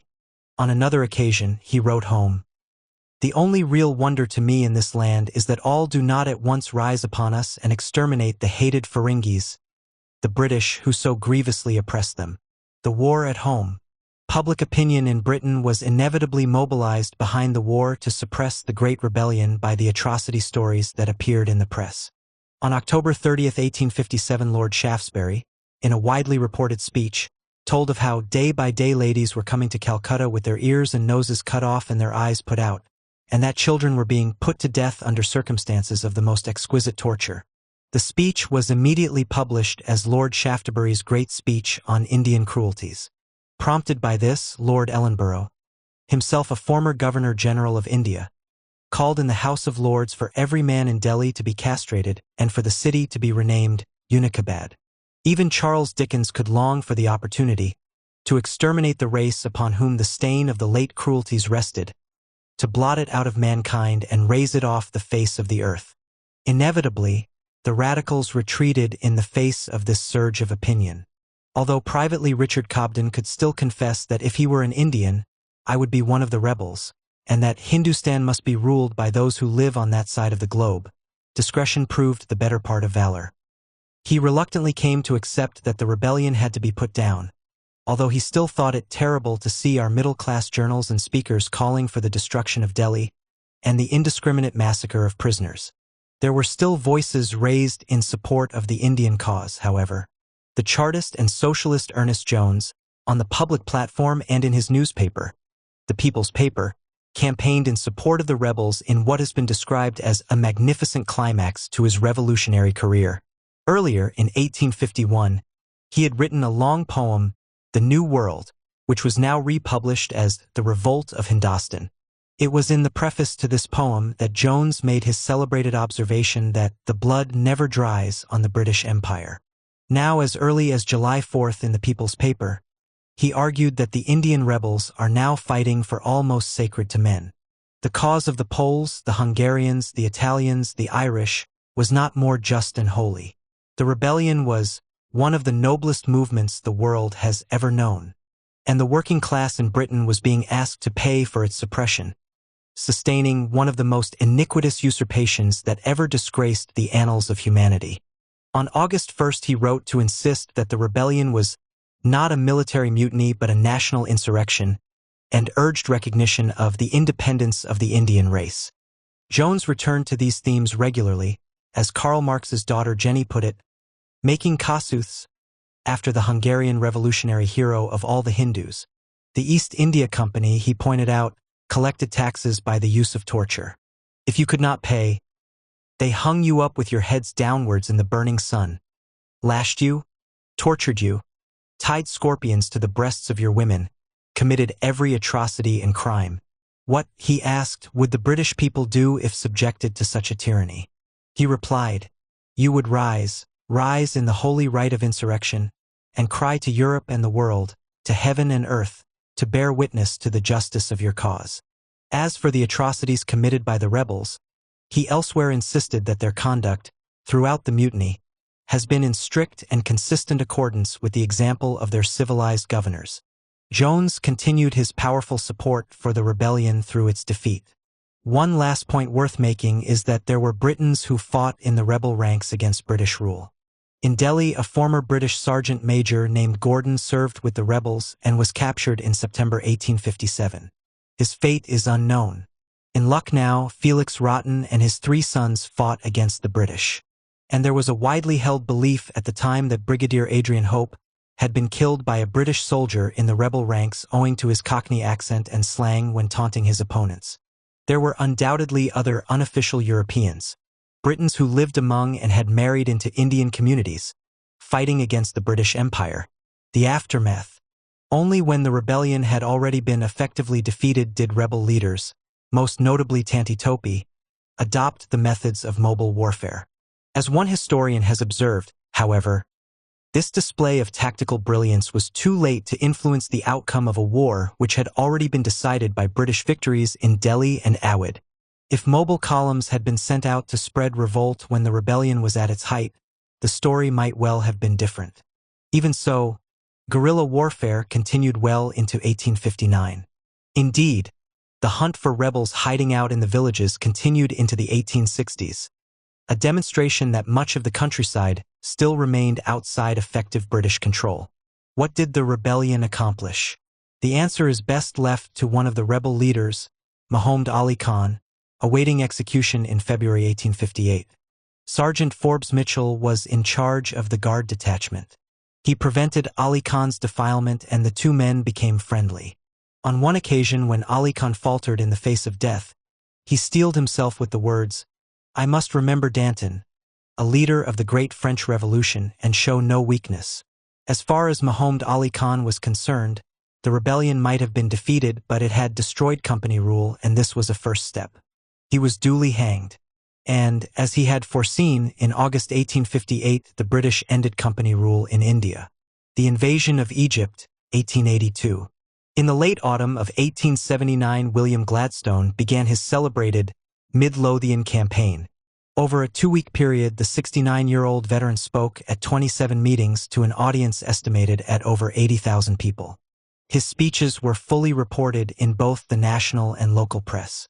According to one historian, the old man's charismatic power reached its zenith during the campaign, and he brought about what could almost be described as an uprising of the populace. On November 25, Gladstone spoke at the Music Hall in Edinburgh.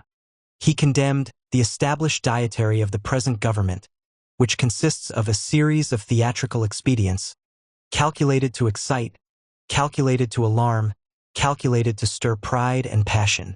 What, he wondered, would be their next quasi-military operation. The conservatives were setting up false phantoms of glory, which were leading people to believe that they were better than the rest of the world. More specifically, he condemned the annexation of the Transvaal, the attack on the Zulus, the assumption together with France of the virtual government of Egypt, and the most wanton invasion of Afghanistan. The Afghanistan adventure had broken that country to pieces, made it a miserable ruin. These were to be recurrent themes in the wide-ranging indictments of conservative misrule that were taken up by liberals and radicals throughout the country. Gladstone presented a crushing indictment on both moral and practical grounds. When the general election was finally held in April 1880, the conservative government was routed, with 351 liberal MPs returned and only 239 conservatives. Gladstone's repeated condemnation of the government's actions in Egypt in his Midlothian speeches is especially noteworthy because he was to order a full-scale invasion of that country some 2 years into office. This turnaround should not come as a complete surprise. Even in his Midlothian speeches, Gladstone made it clear that he was condemning ill-considered imperial adventures rather than the empire as such. In a speech in Glasgow on December 5, 1879, he had actually promised to consecrate the empire to the Almighty by the strict application of the principles of justice and goodwill, of benevolence and mercy. More to the point, every government he had been a member of in his long career had invaded somewhere, and he had always managed to square it with his conscience. Moreover, his own first government had sent a military expedition to the Gold Coast in West Africa in 1873–74, the Ashanti War, and had been preparing to annex Fiji when it lost office. Even so, the turnaround from condemning the assumption of the virtual government of Egypt to full-scale invasion still requires some explanation. Ismail and the bankers. Egypt had been delivered up into the hands of the French and the British by the efforts of its ruler, the Khedive, to modernize the country. At the time of his succession in 1863, Egypt was benefiting from a boom in the demand for its cotton brought about by the disruption of supplies from the southern states during the American Civil War. This created what has been described as the Klondike of the Nile, with European banks rushing to spoil the Egyptians with loans. Ismail, the Khedive, invested heavily in improvements to the country's infrastructure. During his reign, 112 irrigation canals were dug, totaling 8,400 miles in length. The railway system was extended from 275 to 1,185 miles.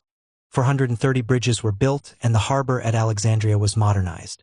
He increased the amount of agricultural land from some 4 million acres in 1862 to nearly 5.5 million in 1879. Ismail also invested heavily in education, with the number of elementary schools increasing from 185 to 4,685. And he presided over the construction of the Suez Canal. The Suez Canal can be seen as the first step along the road to eventual bankruptcy and the takeover of Egypt by the British. Construction, which took from 1859 until 1869, cost some £16 million, of which shareholders subscribed £4,500,000, and the Egyptian government the rest. The bulk of the profits from the operation of the canal nevertheless went to the shareholders, not the government. Even worse, the Egyptian government had to borrow the money for its own investment on ruinous terms, so that by 1873 it had paid £6 million in interest on these loans alone. According to one economic historian, Egypt's financial difficulties originated with the building of the Suez Canal, and moreover, while its construction was of considerable benefit to European, particularly British commerce, it could not possibly be of any benefit to Egypt. By 1876, the Egyptian government had foreign loans amounting to £68 million, internal loans of over £14 million, and a floating debt of £16 million. Of the amounts borrowed, something like a third had never made it into the Egyptian treasury, but had been siphoned off by the banks as discounts and commissions, which were exaggerated and inflated to the verge and beyond the verge of fraudulence. The Marxist Theodore Rothstein provided a useful account of the methods of modern finance, with regard to a loan for £32 million that Ismail negotiated with Rothschild's investment bank in 1873. The Rothschilds kept nearly £12 million as security, and, of the £20 million actually handed over, some £9 million was in substantially overvalued bonds of Egyptian floating debt. The Egyptians received less than half of what they had borrowed and, of course, had to pay interest on the whole of it. This was fraud on a massive scale that goes unmarked by most historians. The 1873 loan, instead of alleviating the Egyptian position, seriously weakened it. Bankruptcy was only avoided in 1875 by the sale of the Egyptian government's share in the Suez Canal to the British government for a derisory £4 million. This merely postponed the inevitable, and the following year Ismail announced his intention of postponing of the bondholders' coupon. The Egyptian government was effectively bankrupt. Egypt was delivered into the hands of European financial interests, who, with the support of the British and the French governments, progressively took over the running of the country. Egypt was to be governed for the benefit of the bondholders, the investors who had bought into the Egyptian debt, and its population despoiled to ensure the payment of their interest. British investors owned a third of the debt. This constituted a significant section of the British upper class, including William Gladstone, who was one of the bondholders. Their exactions were to provoke revolution. The scale of the problem is demonstrated by the budget for 1877. Egyptian revenue was £9,526,000 extracted from the peasantry, the fellahin, often with considerable brutality. Of this, most £7,474,000 went to the bondholders. £470,000 went as tribute to the Ottoman Sultan in Istanbul. This tribute was also owned by European bondholders, and £200,000 went as interest on the Suez Canal shares sold to the British. This left £1,400,000 to pay for the government, administration, and defense of the country. Under pressure from the European powers, Ismail was forced to agree to the appointment of two controllers general, one British and one French, to supervise the government, although Ismail did his best to obstruct this system of dual control. As early as February 1878, George Goskin, MP for the City of London, a senior Liberal politician and Gladstone's personal financial advisor, and one of the architects of this dual control, wrote in his diary that Ismail would have to be deposed if he won't give way. Ismail was bullied into accepting the appointment of an Englishman, Rivers Wilson, as Minister of Finance and a Frenchman, de Blignières, as Minister of Public Works. Increasing popular hostility to European influence encouraged him to try and retrieve the situation, and in April 1879 he dismissed them both. Only shortage of troops prevented the then conservative government intervening militarily, with Lord Salisbury complaining that all our force is locked up in Zululand and Afghanistan. Instead, a diplomatic offensive in Istanbul secured Ismail's removal, and he was replaced by his son, Tofek, on June 25, 1879. From the very beginning, Tofek was aware that his fate was dependent on the British. Egypt for the Egyptians. The late 1870s were a period of the most appalling hardship for the Egyptian fellahin. A series of crop failures produced famine in Upper Egypt in 1878, during which thousands starved to death. At the very same time, the exactions of the tax collectors, whip in hand, were stepped up in order to ensure the payment of the bondholders' interest.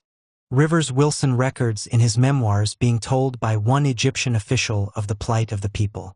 When he insisted that the taxes had to be collected, he was told that it would be done, but "I must beg that you make no inquiry into the means which I will employ." These means were flogging, torture, and imprisonment. None of this caused serious problems of conscience for most Europeans. There were, of course, individual exceptions. Wilfred Scawen Blunt wrote that the fellahin were in terrible straits of poverty. The European bondholders were clamoring for their coupons, and famine was at the door.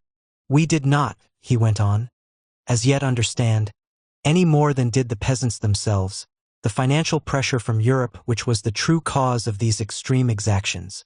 Even less," he later confessed, "did he suspect our English share of the blame." Opposition to European exactions grew and was given voice in the Chamber of Notables that Ismail had established in 1866. This body was a sort of pseudo-parliament that was never intended to have any influence.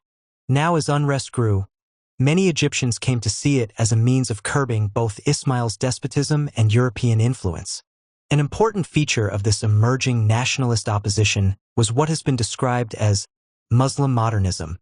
The key figure espousing this doctrine was the Persian, Sayyid Jamal al-Din al-Afghani, who called upon Muslims to resist Western domination, to establish popular representative governments, and to embrace the scientific advances of the modern world. The man who tried to interpret this Muslim modernism to the British was Wilfred Scawen Blunt. One of Tofek's first acts on becoming Khedive was to order the deportation of al-Afghani. The cause was taken up by others, however, most notably by Sheikh Mohammed Abdu. All Tofek achieved was to bring together the various opposition factions and interests around the demand of Egypt for the Egyptians. The opposition embraced all levels of Egyptian society, fueled by a variety of grievances. For many, the privileges accorded to the over 90,000 Europeans resident in the country by 1880 were intolerable. They were exempt from taxation and, to all intents and purposes, from Egyptian law. Once Tofek was installed, their influence increased until by mid-1880 there was scarcely an aspect of Egyptian domestic affairs over which the French and the British, and to some extent other Europeans, did not exercise substantial, if not complete sway. While Egyptian officials were dismissed or had their pay held in arrears as an economy measure, European officials were taken on, paid considerably more and regularly. The salaries of 1,300 Europeans, overwhelmingly British and French, swallowed a 20th of government revenue. And while the economy measures that left Egyptians impoverished were ruthlessly enforced, the little luxuries that made life bearable for Europeans were left untouched. As Blunt pointed out, the £1,000 a year paid by the government to the Reuters news agency was sacrosanct because how else would it be possible to know at Cairo the odds on the Oxford and Cambridge boat race or even on the Derby and Grand Prix? Similarly, the £9,000 subsidy to the European Opera House was essential.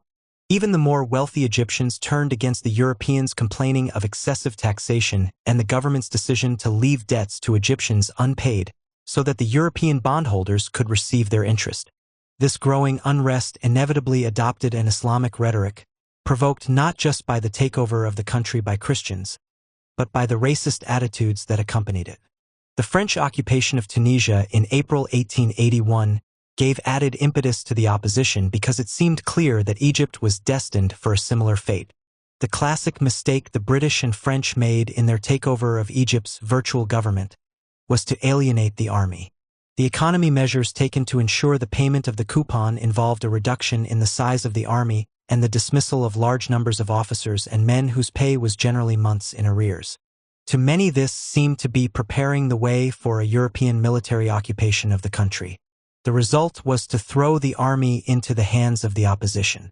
Instead of the army being available to crush the opposition and, if necessary, close down the Chamber of Notables, the army put itself at the service of the opposition and became a champion of the chamber. The greed of the bondholders and their representatives had seriously exceeded their political judgment. The man who emerged as the key figure in the military opposition was Colonel Ahmed Urabi, who was to give his name to what was to become a revolutionary movement.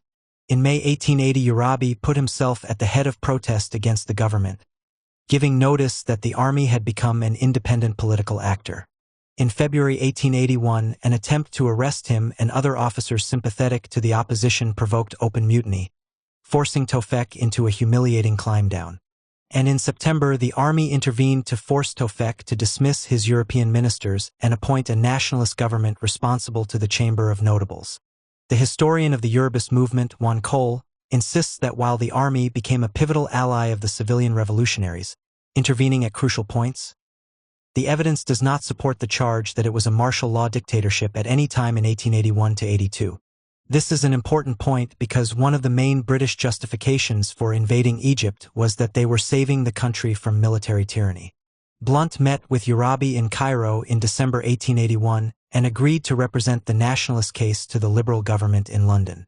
After their conversations, together with Muhammad Abdu and others, he drew up a program of the National Party of Egypt. Copies were sent to Gladstone and to the Times. The program was deliberately moderate, intended to win over liberal opinion and persuade the British government to support constitutional reform in Egypt. The nationalists were not proposing to repudiate Egypt's debt. What they were proposing was an end to European control of the administration, the ending of Khedival autocracy and the introduction of constitutional government, and the Assembly's control over that part of the budget not committed to servicing the foreign debt. While there was some expression of sympathy on the part of the British liberals, including Gladstone himself, in the end the British government realized that only a despotism under European control could safely protect the bondholders' interests. On January 8, 1882, the British and French governments issued a joint note that made clear their support for Khedival autocracy and opposition to the constitutional claims of the Chamber of Notables. This completely alienated the nationalists and strengthened the position of the army as the one body that could force Tofek to submit to the chamber and defend the country against European invasion. With the nationalist movement defiant, European invasion became inevitable. The British Consul General in Cairo, Edward Mallet, wrote to the Foreign Secretary on January 23, 1882, informing him of discussions he had had with the President of the Chamber of Notables, Mohammed Sultan. When the President made it clear that the Chamber was determined to secure control over the budget, Mallet warned him that he was entering on the path of the French Revolution, the consequence of which was that the country was inundated with the blood of its citizens and its government overthrown by an European coalition against it. The warning was ignored.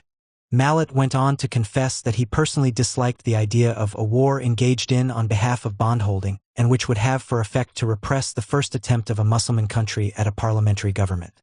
It seemed unnatural for England to do this. At this stage, it is clear that the British objection was not to any supposed military dictatorship, but to the establishment of parliamentary government in Egypt. The liberal response. Gladstone's government responded to Egyptian defiance in a very traditional way. Warships were dispatched, an Anglo-French force, to Alexandria in May 1882 in an attempt to intimidate the nationalists and bolster the authority of the Khedive. In the circumstances, this only made the situation worse. Intervention was inevitable.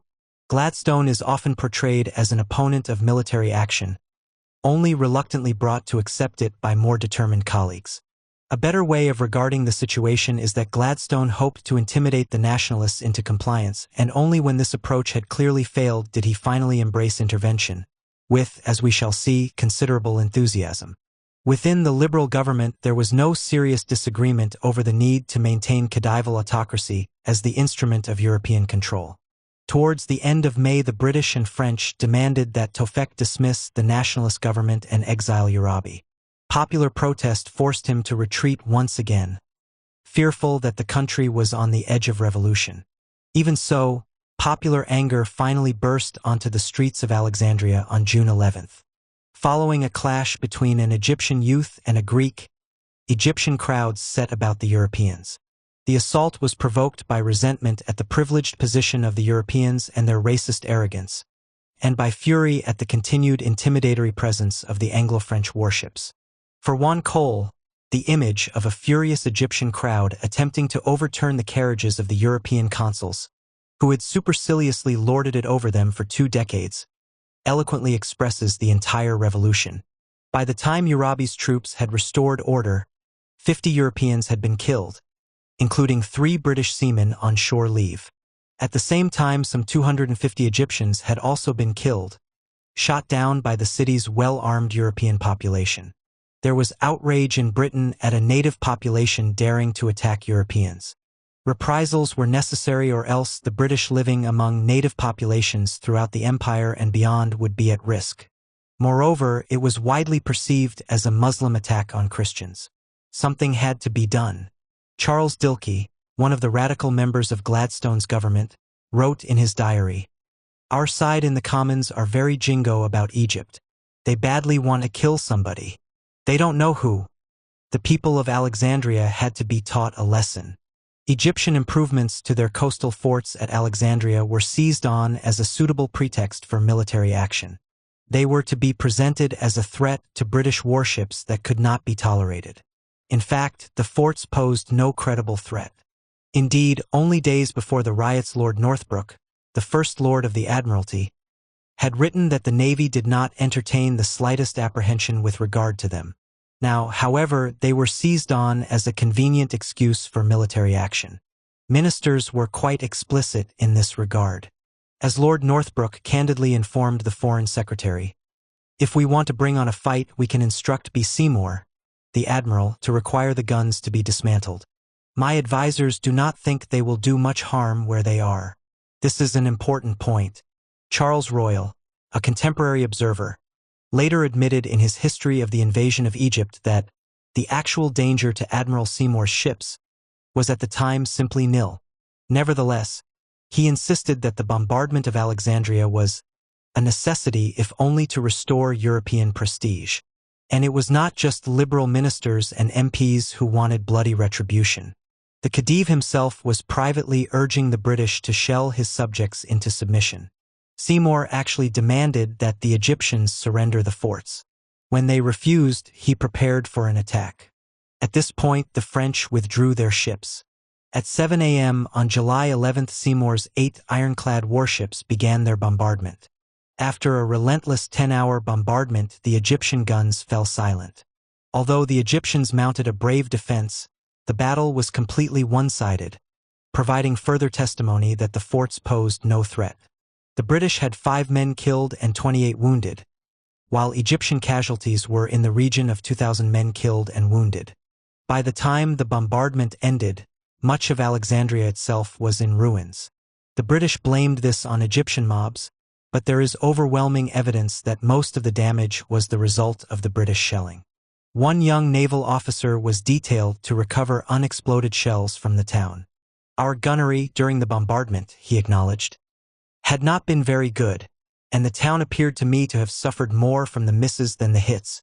An army officer on the scene later recalled that though he could see that considerable damage had been done to the town of Alexandria by the bombardment, and the fire which followed it, the forts that lined the coast had suffered but little. Another officer reported that the huge shells flew wide and high, some of them reaching Lake Mariot, 2 miles inland.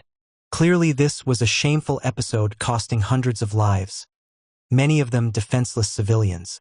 What is of interest is how little it has affected the reputations of those involved. The horror of a city under bombardment is airbrushed out, an incidental detail in the careers of great men. The reality was somewhat different. Those responsible delighted in what they had done. Dilke wrote in his diary at the time, "My room at the House of Commons presented a most animated appearance while the bombardment of Alexandria was going on. Hardington, Brett, Childers, and other members of our Jingo gang kept coming in to hear the news by telephone from the FO. The bombardment, he was to observe, like all butchery, is popular." One member of the cabinet, the veteran radical John Bright, felt obliged to resign in protest.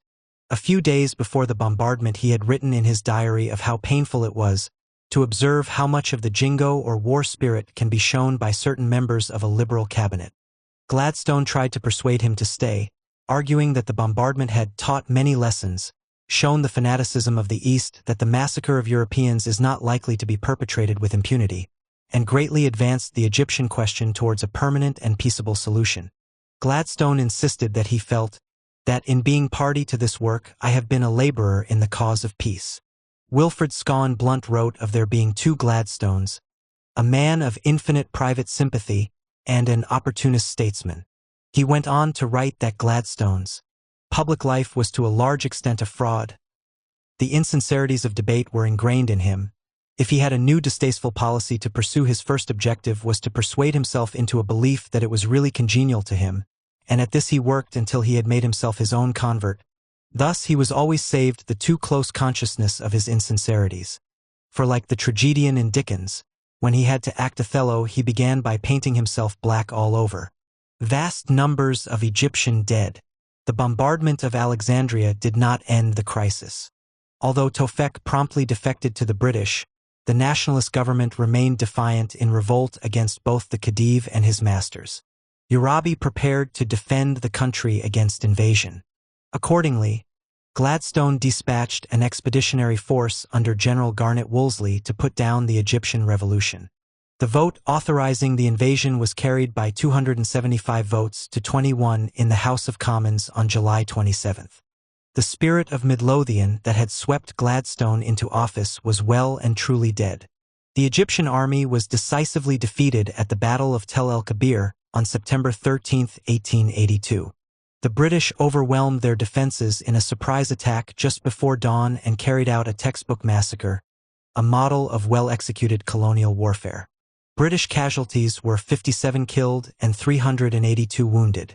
Estimates of the Egyptian dead, as is the way with colonial wars, range from 2,000 to 10,000 dead. No one counted. According to one British officer, Colonel William Butler, an Irish Catholic and admirer of the Irish nationalist leader Charles Stewart Parnell, the Egyptians had put up a brave but hopeless resistance against a British attack that had fallen on them like a thunderbolt. There was, he felt, no glory in this sort of one-sided encounter. It was a gift warhorse which the stock exchange is now able to bestow, and which one could not afford to examine too severely in the mouth. What, he asked, was the bad revolting star of this Egyptian business, which guided us to overwhelm the sleeping fellahin host at Tel el-Kebir? The Egyptian peasant in revolt against his plunderers, or an English liberal government in revolt against liberalism? He remembered vast numbers of Egyptian dead. Butler was not alone in being appalled at the slaughter. The Presbyterian chaplain with the expedition, the Reverend Arthur Mayle, wrote of a strange and horrible sight on the battlefield. As far as the eye could reach, a line of bodies lying or kneeling or reclining against the parapet, from end to end. There they had stood till the rush of our men was upon them, and there they had fallen. Although Mail's commitment to the British soldier was absolute, he could not accept that this was a just war. The Eurobist movement was really a national protest against the tyranny of a government with a weak viceroy at its head and men alien to its country as its ministers. Urabi had the Egyptian people behind him, and as for his being an adventurer as was alleged in Britain, Mail observed that he was a poor man when he began his movement. He was no richer when he ended. A strange fact, indeed, had he been nothing but an adventurer. But for the British, Urabi would, in Mail's view, have been an Egyptian Oliver Cromwell. Another officer, Colonel William Hicks, confessed himself ashamed of the fuss made over such a one-sided victory, and was convinced that it had been magnified to make political capital for Mr. Gladstone, honors and decorations in bushels. It was enough to make one sick. Making political capital out of the victory was, indeed, Gladstone's intention. He wanted guns fired in Hyde Park and church bells rung in celebration. One of his private secretaries, Edward Hamilton, described him as being in the highest possible spirits after this brilliant little campaign. He remarked on conservative rage because Gladstone had adopted their policies and taken leaves out of their books which he cut up to pieces so when he was in opposition. Now it had all come good and has given a great fillip to the government. Queen Victoria was, of course, absolutely delighted, and both she and Gladstone hoped that Urabi could be hung without any inclemency. One last point here. Gladstone benefited financially from the invasion of Egypt. As we have already noted, he had a substantial investment in the Egyptian debt, and this appreciated in value once the country had been occupied. Was this corrupt? The point has been made in his defense that at this time, almost anyone with a substantial portfolio would have held one or other issue of the Egyptians. It was inconceivable to this class, of which Gladstone was a member, that their interests would not be protected. This was, after all, what the British state was for. As far as Gladstone was concerned, he was not protecting his personal investment. This was incidental. He was protecting the investments of his class. To do otherwise would not have occurred to him.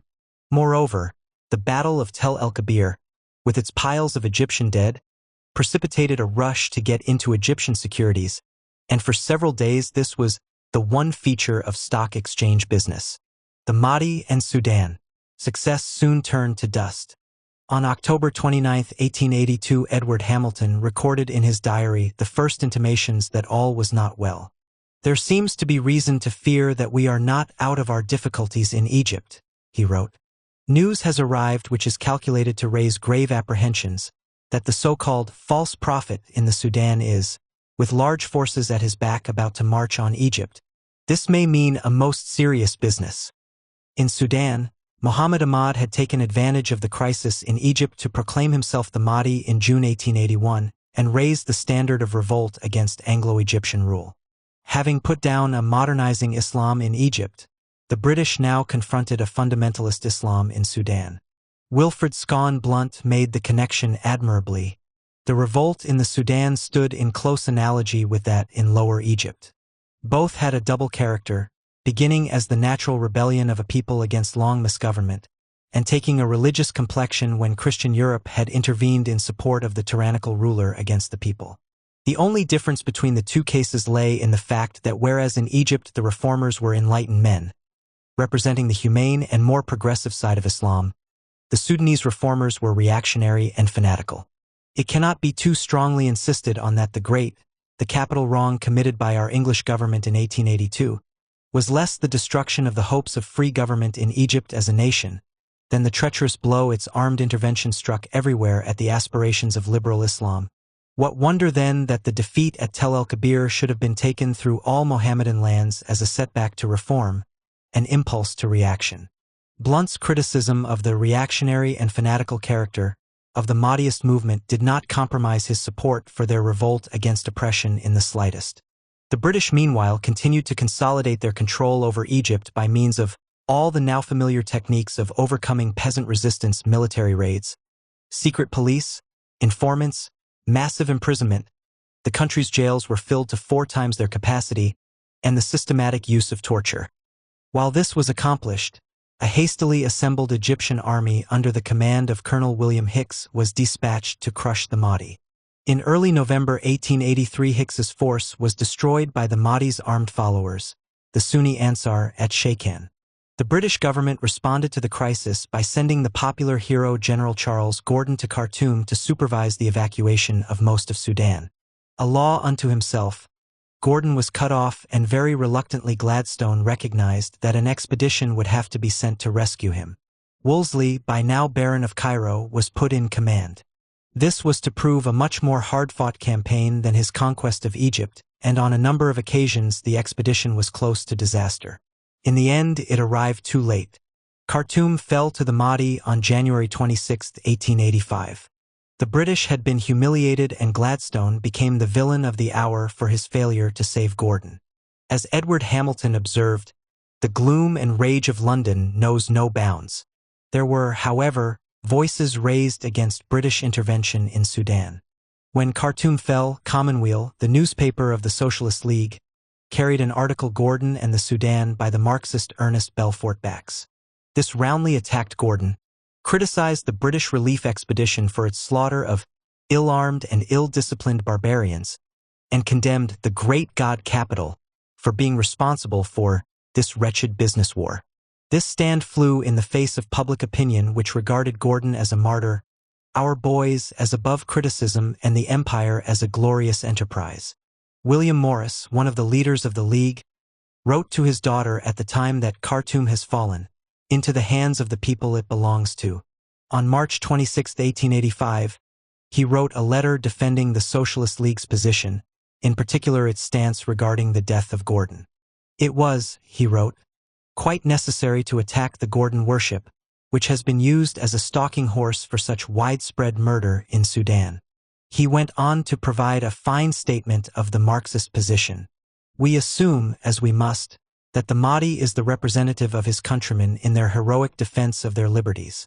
On that assumption we may well approve of him if we are not to condemn Garibaldi. As to his fanaticism, which it seems must be condemned in him though praised in Gordon, you should remember that any popular movement in the East is bound to take a religious form. The condition of development of the Eastern peoples forces this on them. Surely it must be considered an article of faith with us to sympathize with all popular revolutionary movements, though we may not agree with all the tenets of the revolutionists. Reconquest. Sudan was not to be reconquered by the British until Kitchener's campaign of 1898, that culminated in the Battle of Omdurman on September 2. On this occasion, the Sudanese conveniently launched a frontal assault on the invading army and were massacred in a display of overwhelming firepower.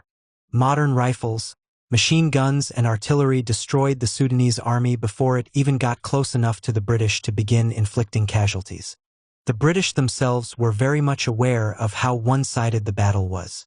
One NCO described the slaughter, his words, as dreadful. I thought it was like murder, and another considered the battle more like a butcher's killing house than anything else. After the battle, the bodies of some 10,800 Sudanese were counted, but many more who had fled the scene would have subsequently died of their wounds. The British themselves estimated the final Sudanese death toll from the battle at 16,000. British losses were 48 killed and over 400 wounded. The aftermath of the battle saw prisoners and wounded being shot and bayoneted out of hand. The troops were ordered to bayonet and shoot everyone we saw, in revenge for Gordon, and some of them entered into the killing with considerable enthusiasm. One soldier later boasted of killing about 25, I think, and after each one, I said, another one for Gordon.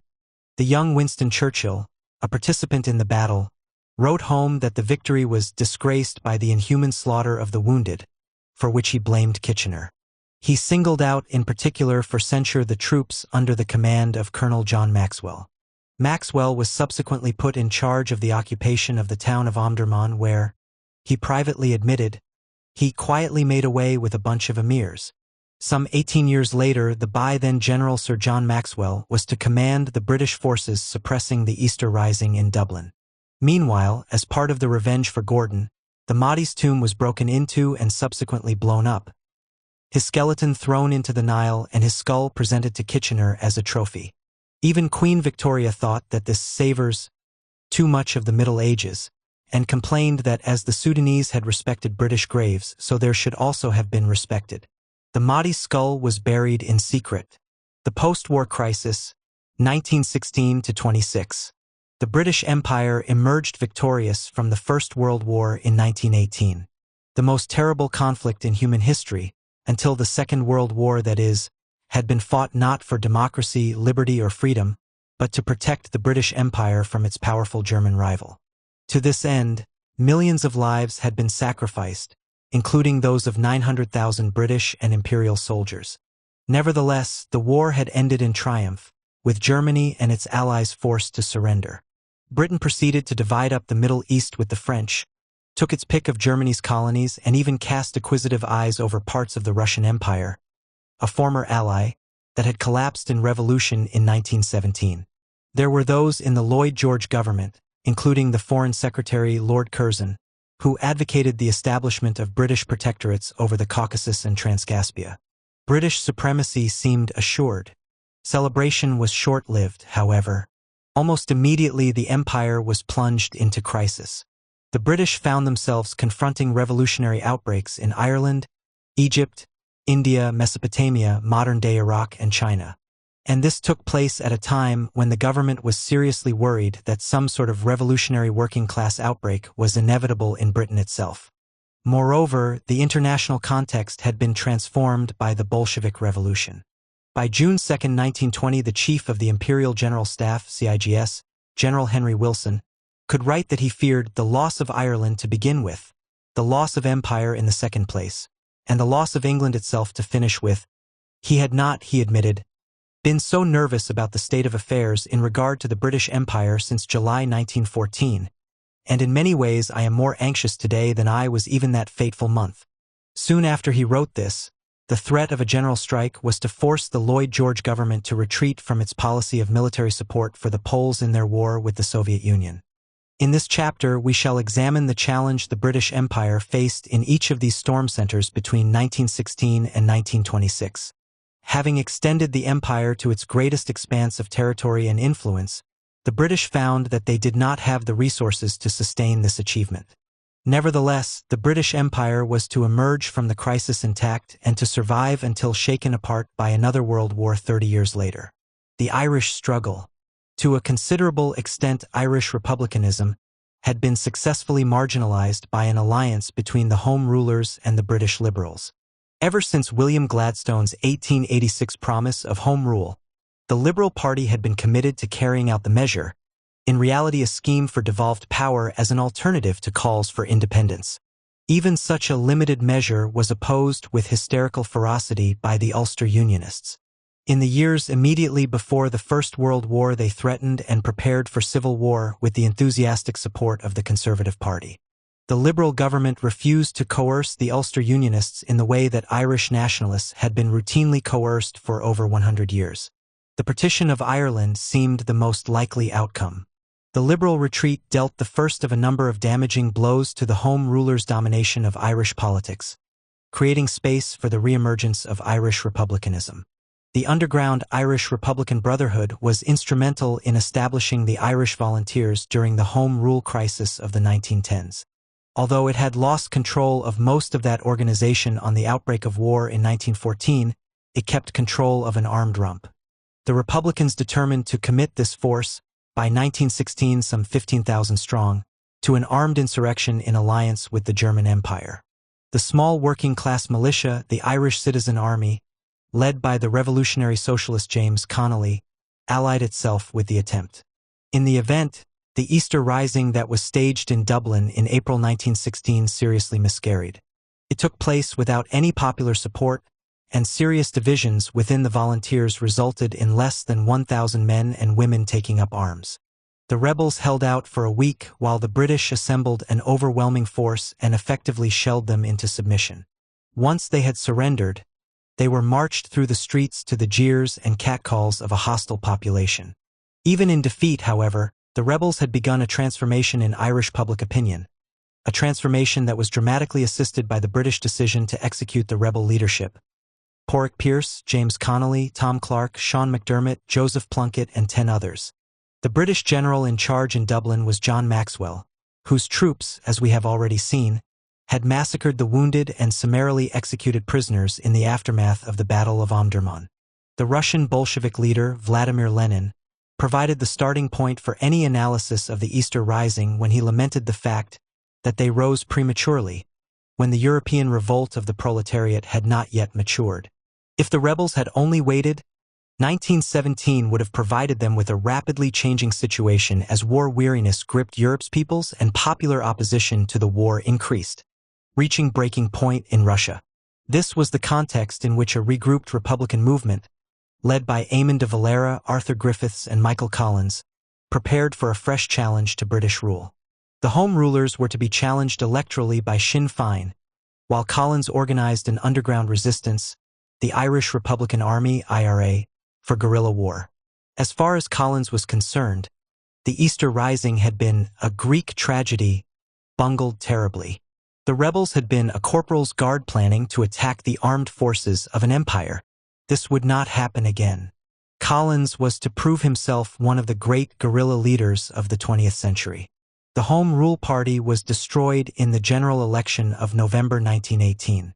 This proved a triumph for Sinn Féin, an alliance including both hardline Republicans and those who prepared to settle for Dominion status, that is self-government within the British Empire. They were united only in opposition to the Home Rulers. Sinn Féin MPs, including the first woman MP, Constance Markievicz, refused to sit at Westminster and instead established the Revolutionary Dale in Dublin towards the end of January 1919. The Prime Minister, Lloyd George, was confronted by a revolutionary movement with an overwhelming democratic mandate, many of whose leaders were eager to open negotiations. Even though Home Rule had been decisively rejected by the Irish people, the British government decided to impose it regardless. Instead of exploiting the differences within Sinn Féin between the hardline Republicans and those prepared to compromise, Collins was complaining at the time of Sinn Féin becoming ever less militant and ever more theoretical political. The British insistence on devolution made war inevitable. The IRA launched their guerrilla war. The IRA campaign was always a comparatively small-scale affair of assassinations and ambushes, confined, moreover, largely to Dublin and Munster. The Republican leadership, both military and political, was opposed to actively involving the mass of the population in the struggle, not least for fear that this would radicalize the movement. Instead, a small elite of a few thousand guerrilla fighters would defeat the British, first by making the country ungovernable, and second by turning public opinion both in Britain itself and internationally, particularly in the United States, against British government policy. There was never any prospect of the IRA militarily defeating the British Empire. Instead, they would inflict enough damage to make the British position politically untenable. Popular support was crucial, and this was evident even in those areas where there was little IRA activity. There was widespread rejection of the institutions of British rule, which effectively collapsed in many parts of the country. Boycotts, strikes, and demonstrations were the other side of the military campaign. This popular support was given its most dramatic expression during IRA hunger strikes, most notably that of Terence MacSwiney, who died in Brixton Prison on October 25, 1920. These occasions prompted massive outpourings of sympathy for the martyred dead that helped consolidate support for what was portrayed as a sacred cause. The problem for the British was that combating the IRA's campaign required intelligence, and this was not forthcoming. Indeed, the extent of the Republicans' popular support meant that it was they who had the more effective intelligence apparatus, serviced among others by both policemen and civil servants. In these circumstances, unable to identify their antagonists, troops and police increasingly retaliated against the civilian population, carrying out both official and unofficial reprisals. In an attempt to strengthen the police, the British created new paramilitary formations, the Black and Tans and the Auxiliaries. These became a byword for brutality, arson, and murder. And there was a well-documented and incontrovertible resort to the use of murder squads, troops or police in civilian clothes, assassinating known Republicans. This was authorized by Lloyd George himself. Interestingly, the military authorities objected to these activities. In his diary, Henry Wilson recorded an argument with Winston Churchill, the Secretary of State for War, at the end of August 1920. Wilson condemned the wild reprisals carried out by the Black and Tans as a scandal, while Churchill defended the unit as honorable and gallant officers. Later, on September 23, he recorded a conversation with Churchill and Major General Henry Tudor, the officer running the murder gangs. Tudor made it very clear that the police and the Black and Tans and the 100 intel officers are all carrying out reprisal murders. At Balbriggan, Turles and Galway yesterday, the local police marked down as in their opinion actual murderers or instigators, and then coolly went and shot them without question or trial. Winston saw very little harm in this, but it horrifies me. During the day Winston took Tudor over to see Lloyd George, and Winston told me tonight that LG told Tudor that he would back him in this course through thick and thin. Wilson, of course, was no humanitarian. He advocated the proclamation of martial law and the shooting of Sinn Féin members by properly constituted firing squads. Churchill certainly thought his methods were working. On November 16, 1920, he told Wilson that, "We have nearly won in Ireland."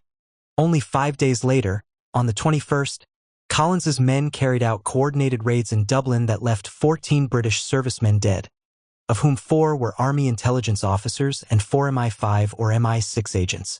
This was a tremendous success. Reprisals soon followed.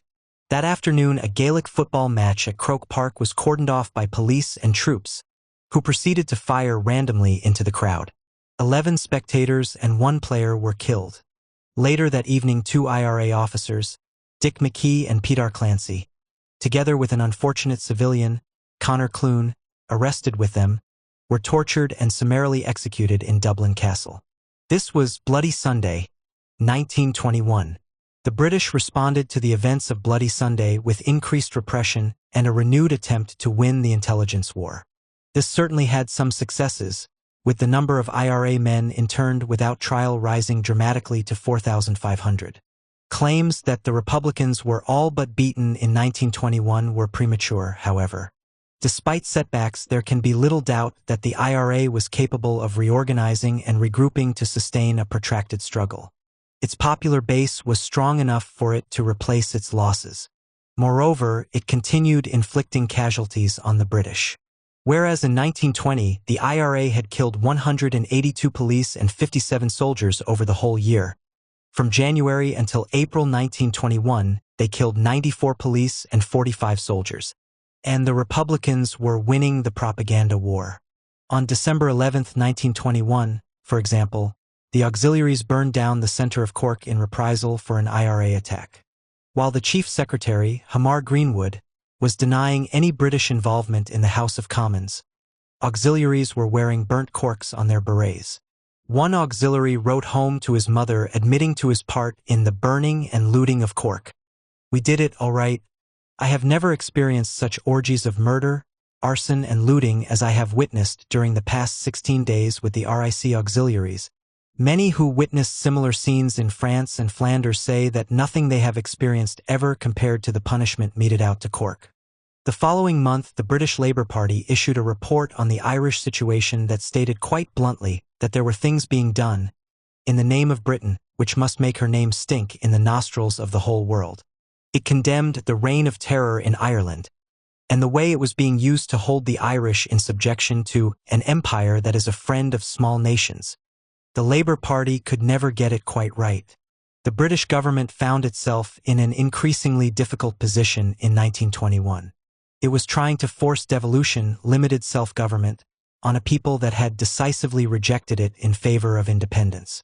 Coercion had so far failed to bring the Irish to their senses, and to continue down that road to the imposition of a martial law regime was clearly incompatible with self-government of any kind.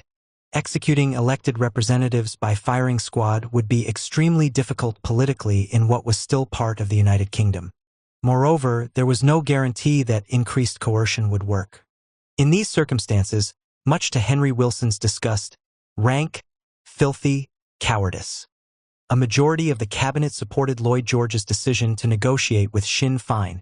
A truce was agreed on July 9, 1921, and peace negotiations finally began on October 11th. At this point, the Sinn Féin alliance began to break up as the hardline Republicans stood by the cause of an Irish republic, while the more moderate elements, who by now included Michael Collins, were prepared to pledge allegiance to the Crown and accept British military bases, partition, and the Irish Free State. The Anglo-Irish Treaty that was finally agreed on December 6, 1921 was, as Lord Curzon put it, an astonishing victory for the Empire. The pro-treaty faction inevitably found themselves drawn into an alliance with the British against the hardline Republicans, an alliance that was to be cemented by civil war. When fighting finally broke out between a reconstituted IRA and the Free State, the British stepped in to arm their new ally. Having failed to defeat the IRA themselves, the British had procured Irishmen to do it for them. There can be no serious doubt that if the Irish people had been allowed a free vote without the threat of British military intervention in the general election of June 1922, they would have chosen a republic. One last point. While the Free State had accepted partition, they had been promised a boundary commission which would redraw the border between the North and the South on democratic principles. The expectation was that 2 counties and part of a third would inevitably have to come into the Free State. Michael Collins was seriously concerned with developments in the North where the Catholic minority was subjected to ferocious repression. Indeed, when Henry Wilson retired as chief of the Imperial General Staff and became an Ulster Unionist MP and security advisor to the Stormont government, Collins had him assassinated. But Collins died in the Civil War and the Free State government came out of it completely dependent on the British. The British promptly reneged on the boundary agreement, leaving a large Catholic minority to the tender mercies of the Ulster Unionists. The revolt in Egypt, 1919. Egypt was, as historian Anthony Clayton has pointed out, the first of the Arab lands to challenge Britain with an armed uprising. The rebellion was provoked by the British refusal to allow an Egyptian delegation headed by Saad Zaghloul, a former Minister of Justice, to travel to Paris to put Egypt's claim for independence to the peace conference. The refusal was regarded as particularly insulting as a delegation from Syria was making the journey. The nationalist Wafd Party launched a popular campaign in support of the delegation, and on March 8, 1919, the British responded by arresting Zaghloul and other leaders and deporting them to Malta. The following day saw peaceful protest demonstrations by students, and by the 10th, all the capital students, including those of Al-Azhar, the great mosque and center of Islamic learning, were on strike. On that day, a large demonstration clashed with security forces, causing the first casualties of the revolution. The following days and weeks witnessed a veritable explosion of popular protest with almost daily demonstrations in the streets of Egypt's cities and bloody clashes with British military forces. This was accompanied throughout the country by attacks on British installations and personnel, the cutting of railway lines and other forms of popular revolutionary action. By March 17, the British had lost control of Upper Egypt. The revolt was not just a response to the nationalist demands raised by the Wafd. It was also fueled by bitterness at how Egypt had been exploited during the war. In 1916, the British had introduced labor conscription, enlisting 1.5 million men, a third of all those aged between 17 and 35. They had also requisitioned buildings, crops, and animals. The country was now run for the benefit of the British war effort in the Middle East. By 1918, poverty and hunger in the countryside were such that the Egyptian death rate exceeded the birth rate for the only time in the 20th century. While the war had brought huge fortunes to a handful of Egyptian landowners and businessmen, it also brought misery to untold thousands of less fortunate Egyptians. The revolt took the British by surprise, with much of the country passing out of their control. Communications were cut, and in many towns and villages revolutionary committees took over. The rebels attempted to seize railway stations and cut the railway lines. On March 23 at Medinet, troops drove off a crowd of 4,000 protesters attempting to storm the railway station, killing hundreds of people. That same day, protesters stopped a train and hacked to death the 7 soldiers and 1 British civilian found traveling on it. They were killed because they were the people who seized our grain and camels, our money, who orphaned our children, who fired at Al-Azhar and the Mosque of Hussein. By late March, however, the British were in a position to begin the reconquest of the country. Crowds were machine-gunned and bombed from the air, and heavily armed mobile columns were dispatched to pacify the countryside, shooting anyone who resisted, burning villages and flogging suspects. In one village, every man was publicly flogged. By the end of April, the revolt had been put down with over 1,000 Egyptians killed, over 1,500 imprisoned and 57 hanged. Some 40 Britons were killed. The revolt in the countryside was accompanied by widespread strikes. In Cairo, the trams and the electric company were shut down. Printers, dockers, postal workers, transport workers, and factory workers walked out. The railway workshops were shut down. On April 21, Lord Allenby, the High Commissioner, informed London that he was issuing a proclamation ordering all back to work. He complained that British troops ordered into the railway workshops had refused. Some trade union microbe has got into them, and they were refusing to obey orders because they considered it strike-breaking. "I can't shoot all of them for mutiny," he wired. While the British succeeded in regaining control of the country, they were, nevertheless, forced into a humiliating political retreat. On April 7, Zaghloul was released and the WAF delegation was allowed to go to Paris. Its demands for independence were ignored. Back in Egypt, however, protest continued. On May 23, 1921, it flared up into serious rioting in Alexandria with nationalist crowds fighting troops and police. Over 40 people were killed and many more injured. This outbreak was followed by clashes elsewhere, and the British feared another 1919. In December, Allenby had Zaghloul arrested once again and this time deported him to the Seychelles. His arrest was accompanied by a massive show of force with tanks on the streets of Cairo and battleships at Alexandria and Port Said. There were still some clashes, but the British believed their precautionary measures had prevented another full-scale revolt. The following year, in February 1922, the British finally conceded formal independence, but on terms that left Egypt a client state, still under British economic and financial control and under military occupation. Protest and resistance continued. In September 1924, Zaghloul visited London for discussions with the Labour Prime Minister, Ramsay MacDonald. His hope for a Labour commitment to full independence for Egypt were, of course, disappointed. Soon after, on November 19, the commander-in-chief of the Egyptian army, General Listak, was assassinated by nationalist gunmen in broad daylight in Cairo. This was a dramatic challenge to British authority and Allenby responded with a show of strength. Troop reinforcements were rushed to the country. Battleships were once again dispatched to Alexandria and Port Said, and RAF aircraft made intimidating flights over Egyptian cities. Allenby presided over a police reign of terror. Once again the people were suitably cowed and Egypt, as Clayton puts it, returned to a state of sullen quiet. Holding India by the sword, the most serious post-war challenge to the British Empire came in India. Here the war had meant misery and a fall in living standards for the majority of the Indian people, although inevitably some businessmen and industrialists had made fabulous profits. This led to an explosion of trade union militancy and social unrest that the Viceroy, Lord Chelmsford, was to describe as a sort of epidemic strike fever. In March 1918, there was a textile strike in Ahmedabad, and in January 1919, over 100,000 textile workers struck in Bombay, with many other workers from clerks to dockers also coming out. The strike movement assumed even more formidable dimensions in 1920 to 21, with 1.5 million workers taking part in over 200 strikes in the first half of 1920 alone. The tremendous growth in trade union membership and organization culminated with the formation of the All India Trades Union Congress, ATUC, in September 1920. In his inaugural address, the organization's first president, the veteran nationalist leader Lala Lajpat Rai, told the delegates that we are passing through a revolutionary period. There were also widespread food riots and peasant unrest in many parts of the country. This social turmoil coincided with and was part of a great national challenge to British rule, a challenge that was without precedent in the history of the Raj. According to one historian, by 1920 to 21, the British were facing their worst moment. In the 90 years between the mutiny and 1942, they found themselves confronted by an opposition movement of a kind and extent they had never encountered before. The challenge took the British by surprise.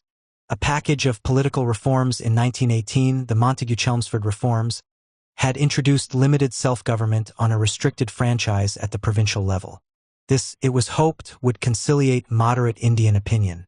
The reforms were accompanied, however, by the Rowlatt proposals that considerably strengthened police repressive powers, allowing up to 2 years imprisonment without trial. These were regarded as both an insult and a threat, and were to provoke massive opposition.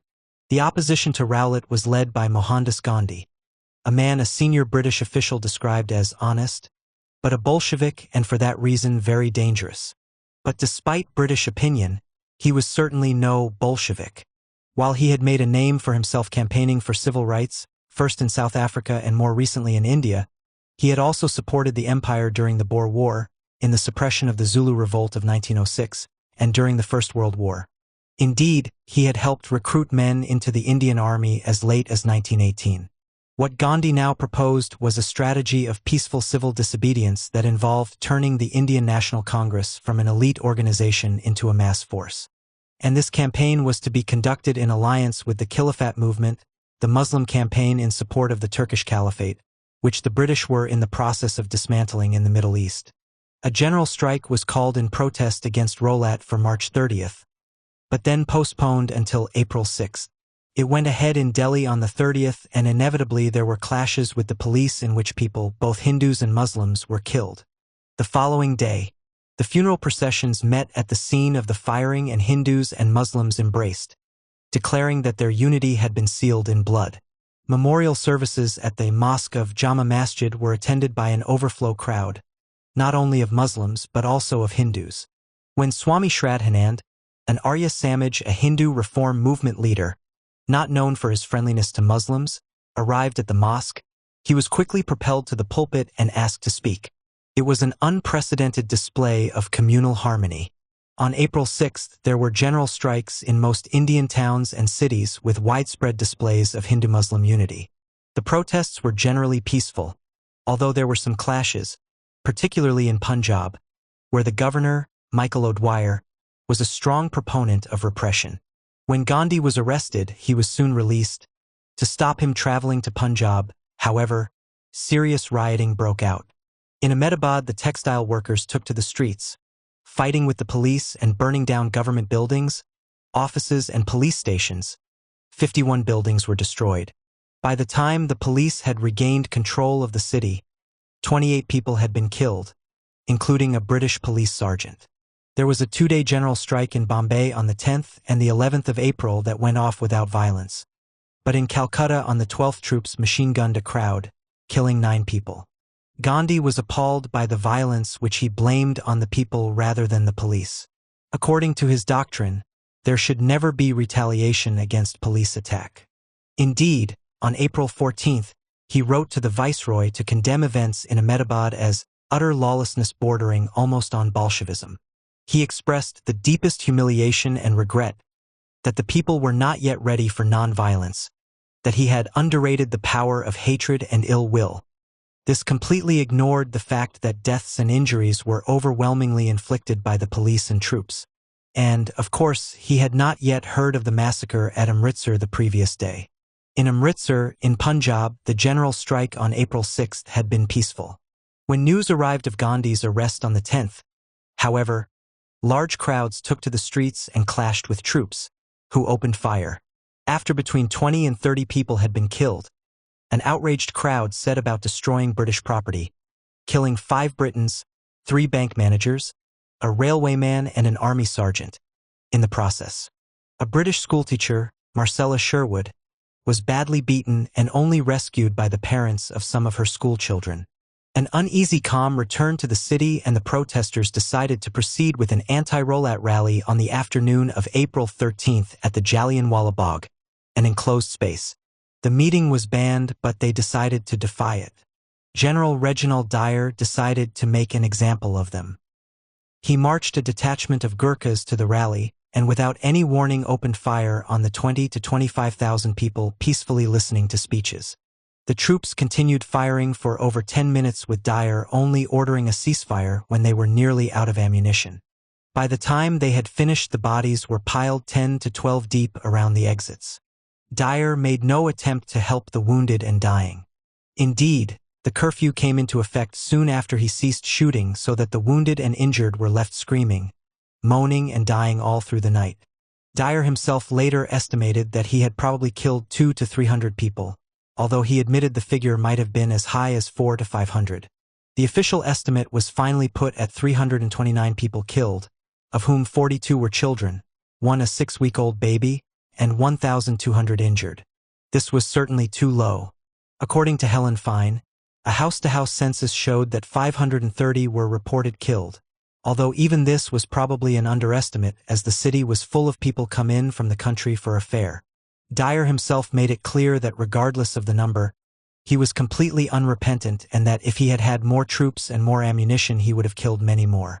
Indeed, he said that if he could have got an armored car in position, he would have turned a machine gun on the protest as well.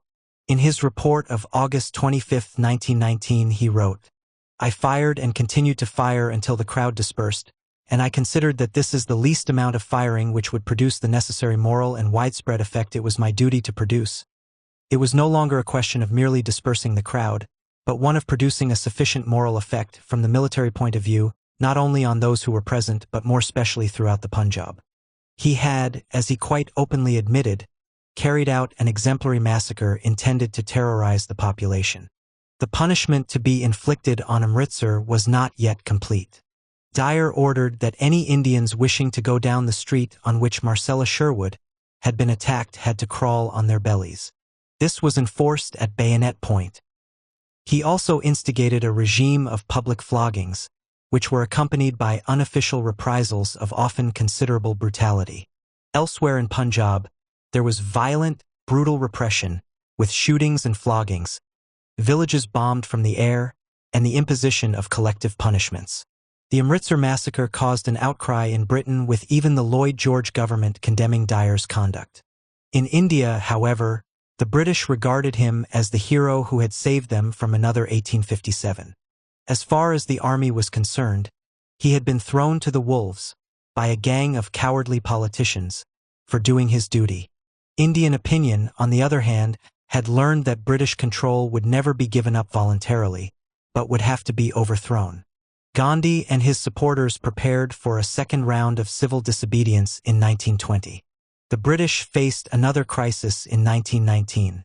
In May, fighting broke out on the frontier when Afghan troops attempted to seize Peshawar and Quetta, raising the local tribes in revolt. The Afghans were driven back and British troops were dispatched on punitive expeditions into Afghanistan. Jalalabad was heavily bombed, and there was even an air raid on Kabul before peace was concluded in August.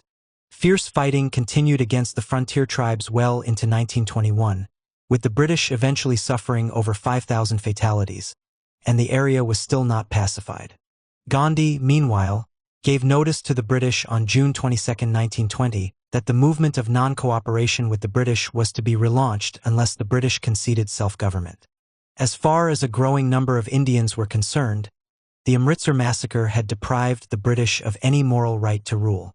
The movement was relaunched on August 1, although it only proceeded to gather momentum slowly. Gandhi was determined to avoid popular violence, and in the aftermath of Amritsar, the British authorities too decided to try and avoid provocation.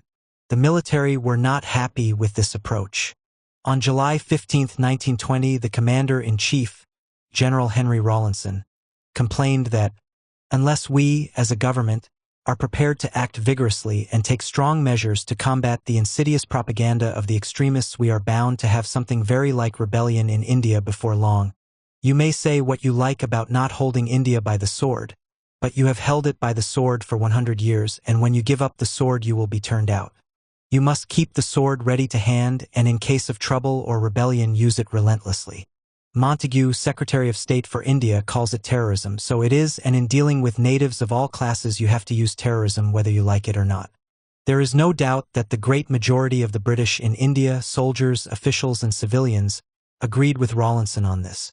A few months later, he noted in his journal that he was determined to fight for the white community against any black sedition or rebellion, and, if necessary, be the next Dyer. If the nationalists could not be outmaneuvered, there was always the sword. The first phase of the non-cooperation movement involved the boycott of official bodies and institutions. Congress and Khilafat supporters withdrew from elected bodies, boycotted the courts, resigned from government employment, and boycotted schools and colleges. The movement was particularly successful in the educational field, with thousands of students withdrawing from schools and colleges under government control. The next phase involved a boycott of imported cloth, primarily from Britain, and of alcohol. This involved turning the movement into a mass phenomenon, with committees being established at village level to police the boycott. It had a tremendous impact, cutting the import of cloth by nearly half. In July 1921, at the All India Khilafat Conference, Muhammad Ali, one of the leaders of the movement, and with his brother Kakit, a close ally of Gandhi's, stepped up the pressure when he called on Muslims not to serve in the army. He was promptly arrested. His appeal was repeated, often word for word, throughout the country by both Congress and Khilafat supporters, was adopted in resolutions at mass meetings and widely published. The movement gave a display of its strength on November 17, 1921, when the Prince of Wales arrived at Bombay to begin a tour of the country.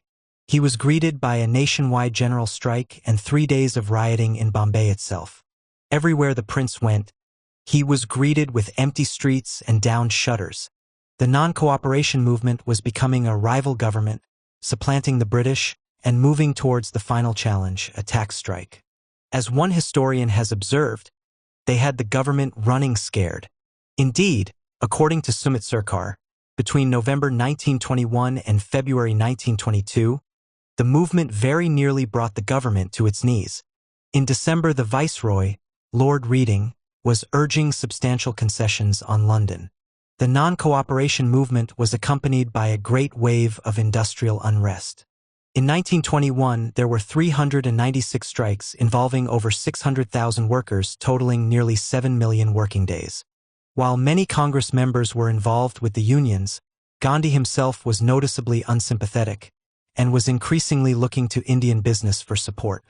Alongside the industrial unrest, in many parts of the country peasant movements were growing in strength, challenging the power of both the landlords and the British.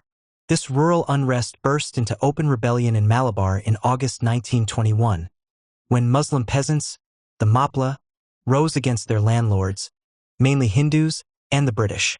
In a number of districts, Khilafat republics were established, and by September the British commander, Major General Burnet Stewart, could report that the situation is now clearly actual war and prolonged rebellion. He found himself confronted by some 10,000 armed guerrillas, many of them former soldiers, fighting over jungle terrain that lent itself to guerrilla warfare. The result was portrayed by the British as a sectarian affair, as a Muslim attack on Hindus, and although there were some sectarian excesses, by and large the rebels avoided them. Indeed, there were Hindus actually fighting with some rebel bands.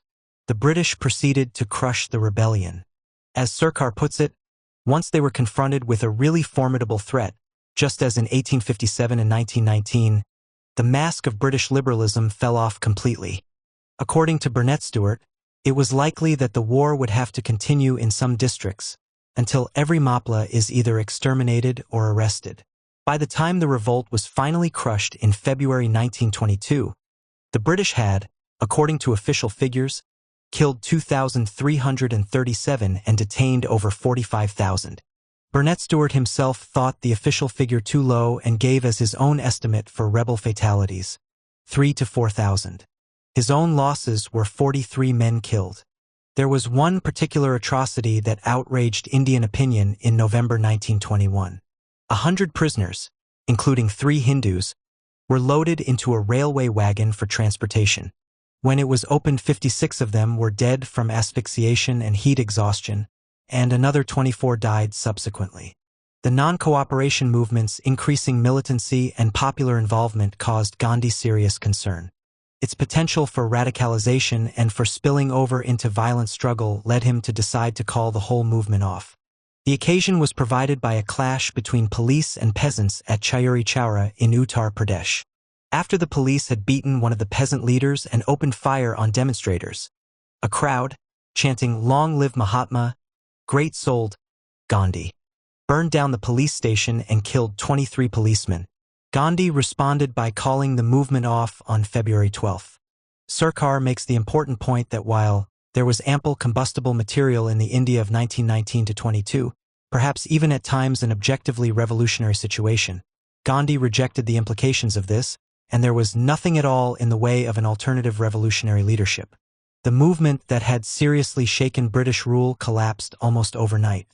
When at last the British moved to arrest Gandhi on March 10, 1922 and sentence him to 6 years in prison, there were no protests. War in Iraq. On August 22, 1920, T.E. Lawrence of Arabia, published an article in the Sunday Times on the war in what was to become Iraq. The people of England have been led in Mesopotamia into a trap from which it will be hard to escape with dignity and honor. They have been tricked into it by a steady withholding of information. The Baghdad communiques are belated, insincere, incomplete. Things have been far worse than we have been told. Our administration more bloody and inefficient than the public knows. It is a disgrace to our imperial record, and may soon be too inflamed for any ordinary cure. We today are not far from a disaster. The similarities with the later 2003 Iraq War are, of course, striking and suggest an inability to learn from history that marks out the architects of that later conflict as incompetent to the point of criminality. We shall return to this discussion in Chapter 12. For the moment, how did the British find themselves in the position Lawrence describes, and how did they remedy it? Lawrence was the advocate of a policy of indirect rule in Iraq. He urged the installation of a monarch from the Hashemite dynasty under British protection. This would be a client regime, running the country in Britain's interests and under British supervision, but nevertheless it would take the edge off Arab national sentiment. Having been promised independence by the British during the war, the imposition of direct rule was bound to provoke Arab resistance. A policy of direct rule on the Indian model prevailed, however. The first British High Commissioner, Percy Cox, was convinced that the people of Mesopotamia had come to accept the fact of our occupation and were resigned to the prospect of a permanent British administration. In May 1918, Cox was transferred to Iran and Colonel Arnold Wilson succeeded him as High Commissioner. He proceeded to Indianapolis the administration in the face of growing Arab hostility.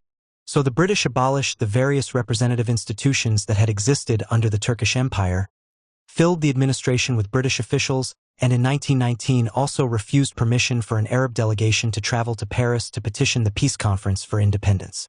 In April 1920, British control over Iraq was confirmed by the League of Nations. There were protest meetings and demonstrations against this decision in Baghdad, but the British suppressed the opposition. The ground had been prepared for revolution. There had already been serious clashes in Kurdistan in 1919 where Sheikh Mahmoud Barzani had raised the standard of a free Kurdistan. British forces had crushed the revolt. Now a much more serious outbreak took place on the upper Euphrates. The revolt began in June 1920 with a British force besieged by some 4,000 rebels in the town of Ramatha. The first relief column was ambushed and driven off with heavy losses, 48 killed and 160 wounded. It was not until July 20th that a much stronger column broke the siege. By now much of the country had risen with an estimated 130,000 rebels in arms, some 60,000 of them equipped with firearms. The British found themselves embroiled in what Mark Jacobson has described as the largest British-led military campaign of the entire interwar period. The rebels waged a mobile guerrilla war that, at least initially, the British had no answer to. One British officer explained that the difficulty in coping with Arabs is the extraordinary manner they seem to appear from nowhere and their mobility. He wrote from experience, having been with the Manchester column at the end of July, when it was attacked on the road to Kifl. The column was nearly overrun and only fought its way clear with heavy casualties. This was the worst British disaster of the revolt. Of the 1,100 men with the column, some 400 were killed or missing, including 280 soldiers of the Manchester Regiment. The rebels took 79 British and 81 Indian soldiers prisoner. They were held at Najaf and were treated considerably better than the British treated rebel prisoners. The column also lost almost all of its transport, 130 out of 150 carts, and an 18-pounder gun. A few days later, on July 30th, the Commander-in-Chief, General Haldane, cabled London that rebellion has spread almost to Baghdad, where my position is by no means secure. As the High Commissioner observed, "Troubles now come upon us thick and fast. Only the arrival of substantial reinforcements turned the tide and allowed Haldane to begin the reconquest of the country. The railways were protected by an extensive system of blockhouses. Punitive columns were dispatched throughout the countryside, burning villages, shooting rebels and seizing livestock, and rebel strongholds and concentrations were shelled and bombed from the air. The British used gas shells in quantity, with excellent moral effect. By the end of October, organized resistance had been finally crushed with the surrender of Najaf and Karbala. Mopping up operations continued into the next year. The revolt cost the British 426 soldiers killed, 1,228 wounded and 615 missing. Rebel fatalities were officially 8,450, but a figure of over 10,000 is more realistic. While defeated, it was nevertheless successful in one respect. It brought to an end the British direct rule regime. Instead, the Hashemite Faisal was installed as king after a rigged referendum in August 1921. The British controlled the country by means of this client regime until 1958. One other consequence of the revolt was the embrace of air power by the British as an economical means of colonial policing. Bombing had played an important part in the suppression of the revolt, with the RAF dropping 100 tons of bombs.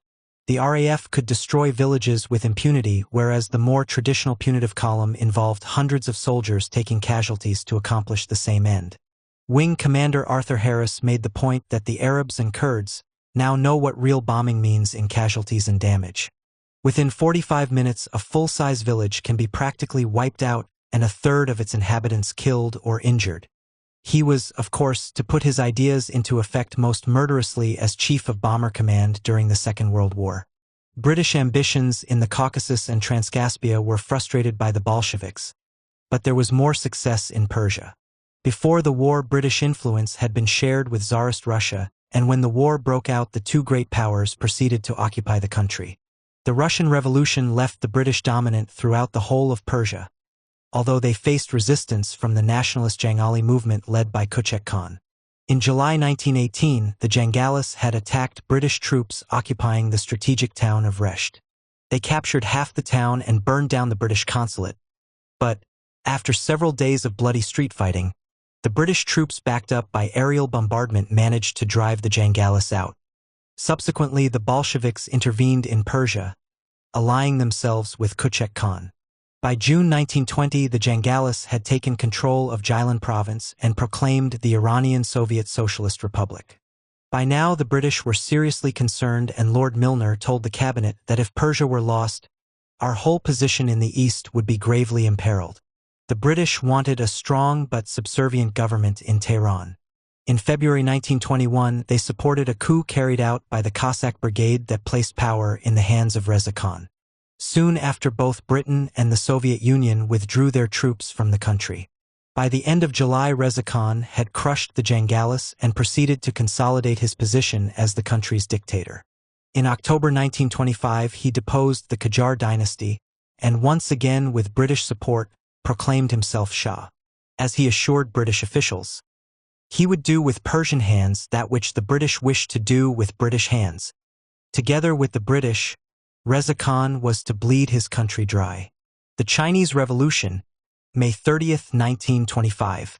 At the end of the First World War, Britain was still the dominant imperial power in China, although its position was under challenge by both the Japanese and the United States. In the 1920s, British investments in China were valued at some £100 million, only 5% of British overseas investments, but 35% of the total foreign investment in China. Shanghai, the fourth largest port in the world, was the fulcrum of the British position. In 1925, there were some 6,000 Britons resident in the city, and it was effectively under the control of the British Consul General, Sidney Barton. Foreigners had an extremely privileged position, so that, for example, the international settlement that occupied 9 square miles of the city had a municipal council elected by foreigners, while the 900,000 Chinese who lived in the area had no representation at all. These privileges, derived from the unequal treaties imposed on China since the Opium Wars, were coming under increasing challenge from the nationalist Kuomintang movement and from the Chinese Communist Party. The 1920s saw increasing working-class unrest in much of China.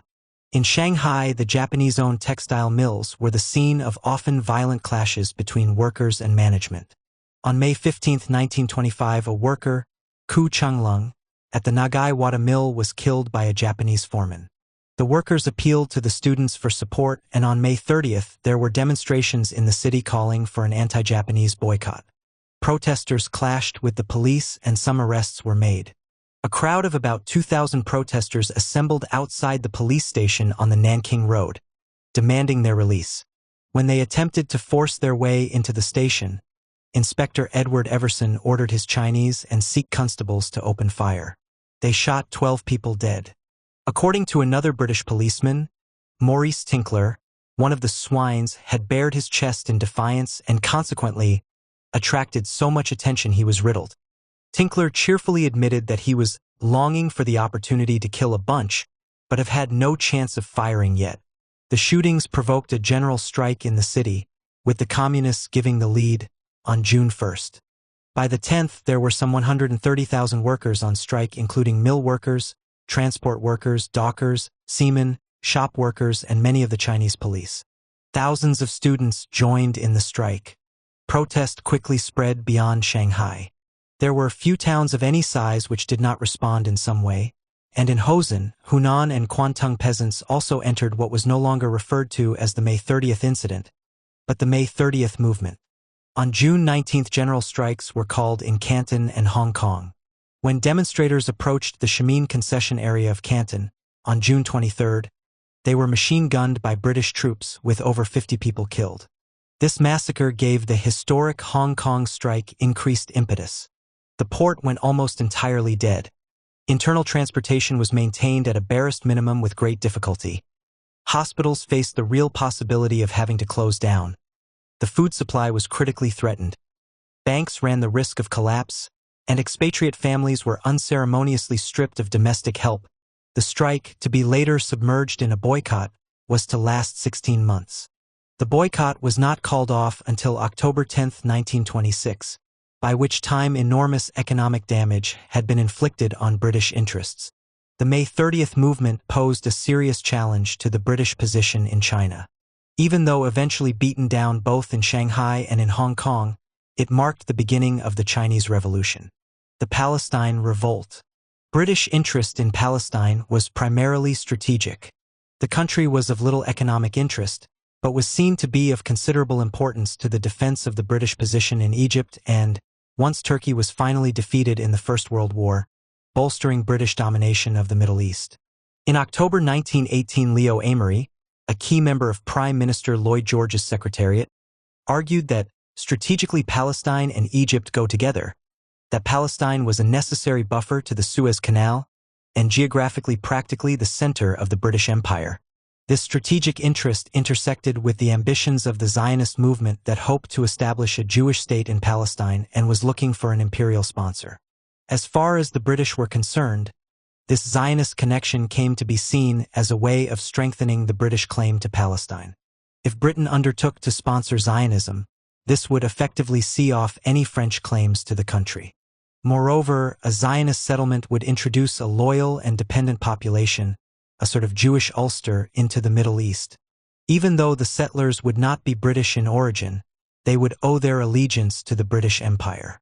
In fact, far from strengthening the British position, the Zionist settlement was to seriously undermine it. Zionism and imperialism. Zionism has always looked to the imperial powers for the realization of its ambitions. This derives both from the weakness of a settlement that would always require an imperial protector to defend it from the natives, and from the position that the Middle East occupied in the struggle between rival empires. Moreover, the great majority of the world's Jews have never shown any desire to actually live in Palestine. The Ottoman Empire had seemed a possible sponsor before the First World War, and it is worth remembering that both of Israel's first two prime ministers, David Ben-Gurion and Moshe Sharett, had worn the Turkish fez in their youth. Ben-Gurion had studied law in Istanbul in 1913-14 and had ambitions to be elected to the Turkish parliament, while Sharett served as a volunteer officer in the Ottoman army throughout the war. While the settlers on the ground inevitably looked to the Turkish government for support and protection, The international Zionist movement was concerned to persuade European governments to pressure the Turks into being more sympathetic. This involved developing a relationship not only with the rival European empires, but also with openly anti-Semitic governments and politicians. Indeed, according to one historian, Theodor Herzl, the founder of modern Zionism, regarded the anti-Semites as his most dependable friends and allies. Rather than attack and denounce anti-Semitism, Herzl declared that the anti-Semites will be our most dependable friends. The anti-Semitic countries are allies. The Zionists at this time argued that there was no place for Jews in countries like Russia, Germany, France, Britain, or the United States, and this sentiment was reciprocated by anti-Semites in those countries. They could cooperate on the basis of this shared understanding. With regard to Britain, Herzl had tried to interest both Joseph Chamberlain, the colonial secretary, and the colonialist Cecil Rhodes in settlement projects. Most famously, Chamberlain had offered land in East Africa, what is usually referred to as the Uganda proposal, although the settlement would have been in Kenya. This was more a way of attaching Zionism to the British Empire rather than a serious alternative to Palestine. What it demonstrates quite clearly, however, is the extent to which Zionism was a European settler project, a child of Western imperialism, that showed no real concern for the inhabitants of the territory to be settled. This was to be amply demonstrated over succeeding years. What was to be distinctive about Zionism was its promiscuity as regards choice of imperial sponsor. The British decision to embrace Zionism was taken in response to the situation that confronted the empire in 1917. An agreement had already been concluded with the French, the Sykes-Picot Agreement, on the division of the Ottoman Empire, and at the same time the Arabs had been promised self-government in the Hussein-McMahon Correspondence. The incompatibility of these two separate undertakings was to be compounded by the Balfour Declaration of November 2, 1917, that promised the Zionists a national home in Palestine.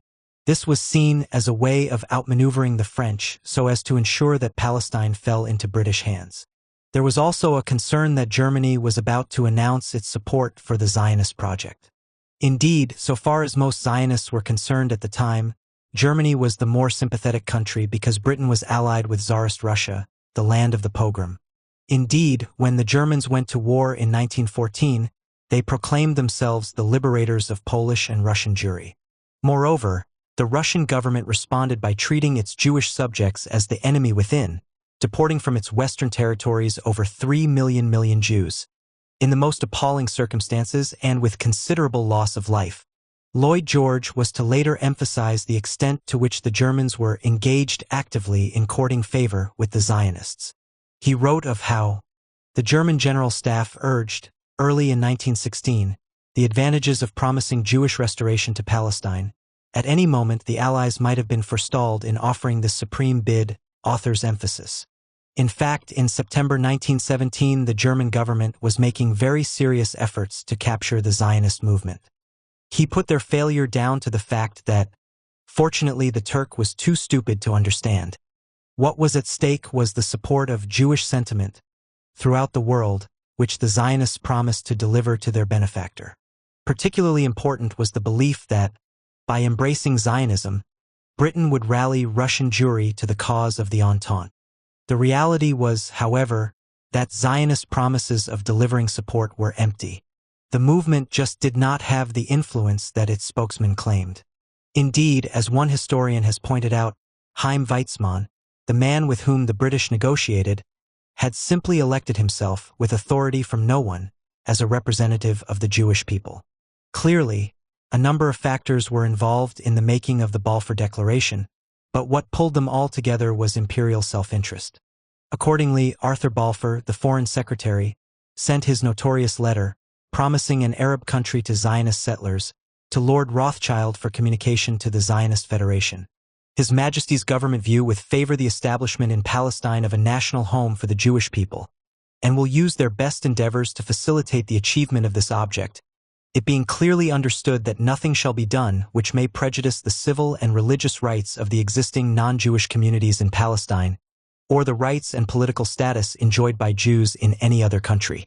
The Palestinian Arabs, Christian and Muslim, despite being an overwhelming majority of the population, 93%, found themselves relegated to the status of existing non-Jewish communities, and their civil rights did not include being consulted about their country being given away.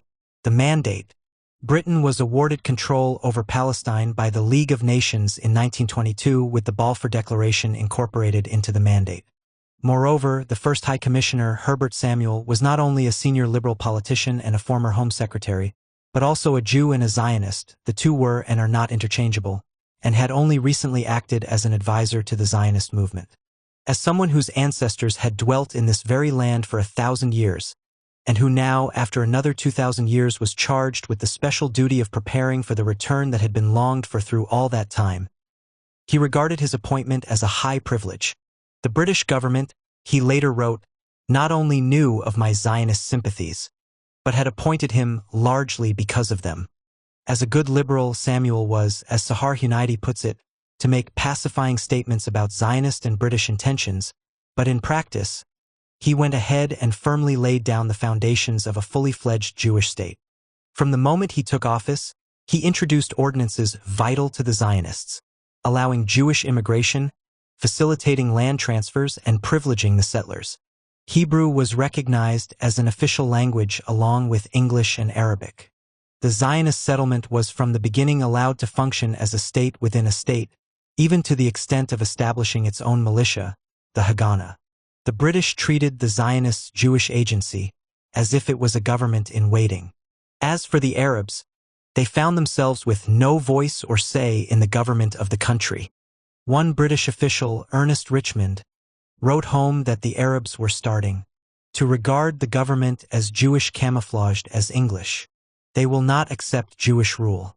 We deny them all the representative institutions which they enjoyed under the Turks. The country is in a ferment. This ferment was to seriously test the British commitment to the Zionist project. Palestinian hostility to Zionism manifested itself even before the First World War. In 1882, there had been only 24,000 Jews in Palestine, but by 1914 there were 85,000. The 5 Jewish settlements of 1882 had increased to 47 by 1914 and Jewish landholding from 25,000 dunams to over 420,000. Land was purchased from absentee landlords, and the existing Arab tenants, who had often farmed the land for generations, were evicted to make way for European settlers. The Zionist purchase of land in the plain of Esdraelon resulted in the eviction of 8,000 Arabs and the destruction of 22 villages. Inevitably, this caused conflict, often violent. The first violent clashes had taken place as early as 1886 when Palestinians attacked the Zionist settlement at Petah Tikva, inflicting considerable damage and killing one Jewish settler. The Arab farmers felt alienated from the land that they had cultivated for centuries, and were determined to resist. There were many such clashes in the years before the Balfour Declaration. Once Palestine came under British rule, hostility to Zionist settlement was joined by resentment at the way the British had reneged on promises of self-government made during the war. Indeed, as far as Palestine was concerned, self-government was ruled out until there was a Zionist majority. As Balfour had put it in a letter to Lloyd George, in the case of Palestine, we deliberately and rightly decline to accept the principle of self-determination. After all, if the present inhabitants were consulted, they would unquestionably give an anti-Jewish verdict. While privately acknowledged, this policy was never made explicit for fear of the explosion of Palestinian anger it would provoke. The first serious clashes under the Mandate took place in April 1920 and May 1921. On the first occasion, there was serious rioting in Jerusalem that left 5 Jews and 4 Arabs dead. The subsequent British Commission of Inquiry listed as the causes of unrest in the country British promises to Arabs during the war, the conflict between these promises and the Balfour Declaration, fear of Jewish domination, Zionist aggressiveness, and foreign propaganda. It described Zionist attitudes and behavior as arrogant, insolent, and provocative. If not carefully checked, they may easily precipitate a catastrophe, the end of which is difficult to forecast. The following year, a much more serious outbreak took place after clashes between Zionists and Communists, all Jews in Jaffa on May Day. This precipitated attacks on the settlers that spread to other towns and were only suppressed by the police after 47 Jews and 48 Arabs had been killed. What prevented the apparently inevitable progress to a full-scale Palestinian rebellion at this time? Certainly the ferocity of Arab hostility took the British authorities by surprise and led to a pulling back from their Zionist commitment. Even the High Commissioner Herbert Samuel, for example, found himself bitterly criticized by the Zionist leadership for showing too much concern for Arab sensibilities. This in turn led the Palestinian notables, the rural and urban upper class, to believe that the British were susceptible to pressure, so that a resort to violence would be unnecessary. Decisive, however, was the fact that in the 1920s the Zionist project came close to foundering altogether because European Jews showed no inclination to emigrate to Palestine. The faltering of Jewish immigration took the edge off Palestinian hostility and indeed suggested that the Zionist settlement, the Yishuv, would never become strong enough to take over the whole country. A serious economic crisis hit the settlement in 1926 and the following year. While 3,000 immigrants arrived, 5,000 left. What transformed the situation was the rise of extreme anti-Semitism in Europe, in particular the coming to power of the Nazis in Germany. The 1920s closed with a further outbreak of violence in August 1929 that was deliberately provoked by the revisionist wing of the Zionist movement, the fascist sympathizers of Vladimir Jabotinsky. Jabotinsky's supporters used a dispute concerning the Wailing Wall in Jerusalem as an occasion for an aggressive demonstration.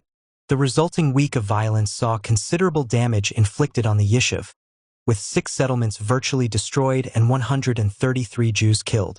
Officially, 117 Palestinians were killed in the fighting, but the real figure was probably higher because many of those killed and injured were not brought to hospital. The Arab fatalities were in the main inflicted by British police and troops. Indeed, what particularly disturbed the authorities was the anti-British character to the outbreak, with serious clashes taking place in purely Arab towns such as Nablus, Jenin, Acre, and Gaza. The road to revolt. The Palestinian situation was to deteriorate during the 1930s. The rise of Nazism and the encouragement this gave to anti-Semites throughout Europe saved the Zionist project. Jewish immigration increased dramatically. The figures speak for themselves. Year. Number of immigrants. 1929. 5,249. 1930. 4,944. 1931. 4,075. 1932.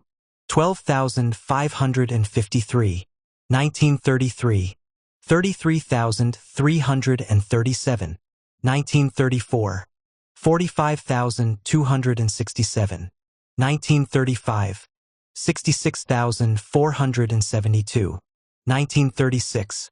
29,595. 1937. 10,629. 1938.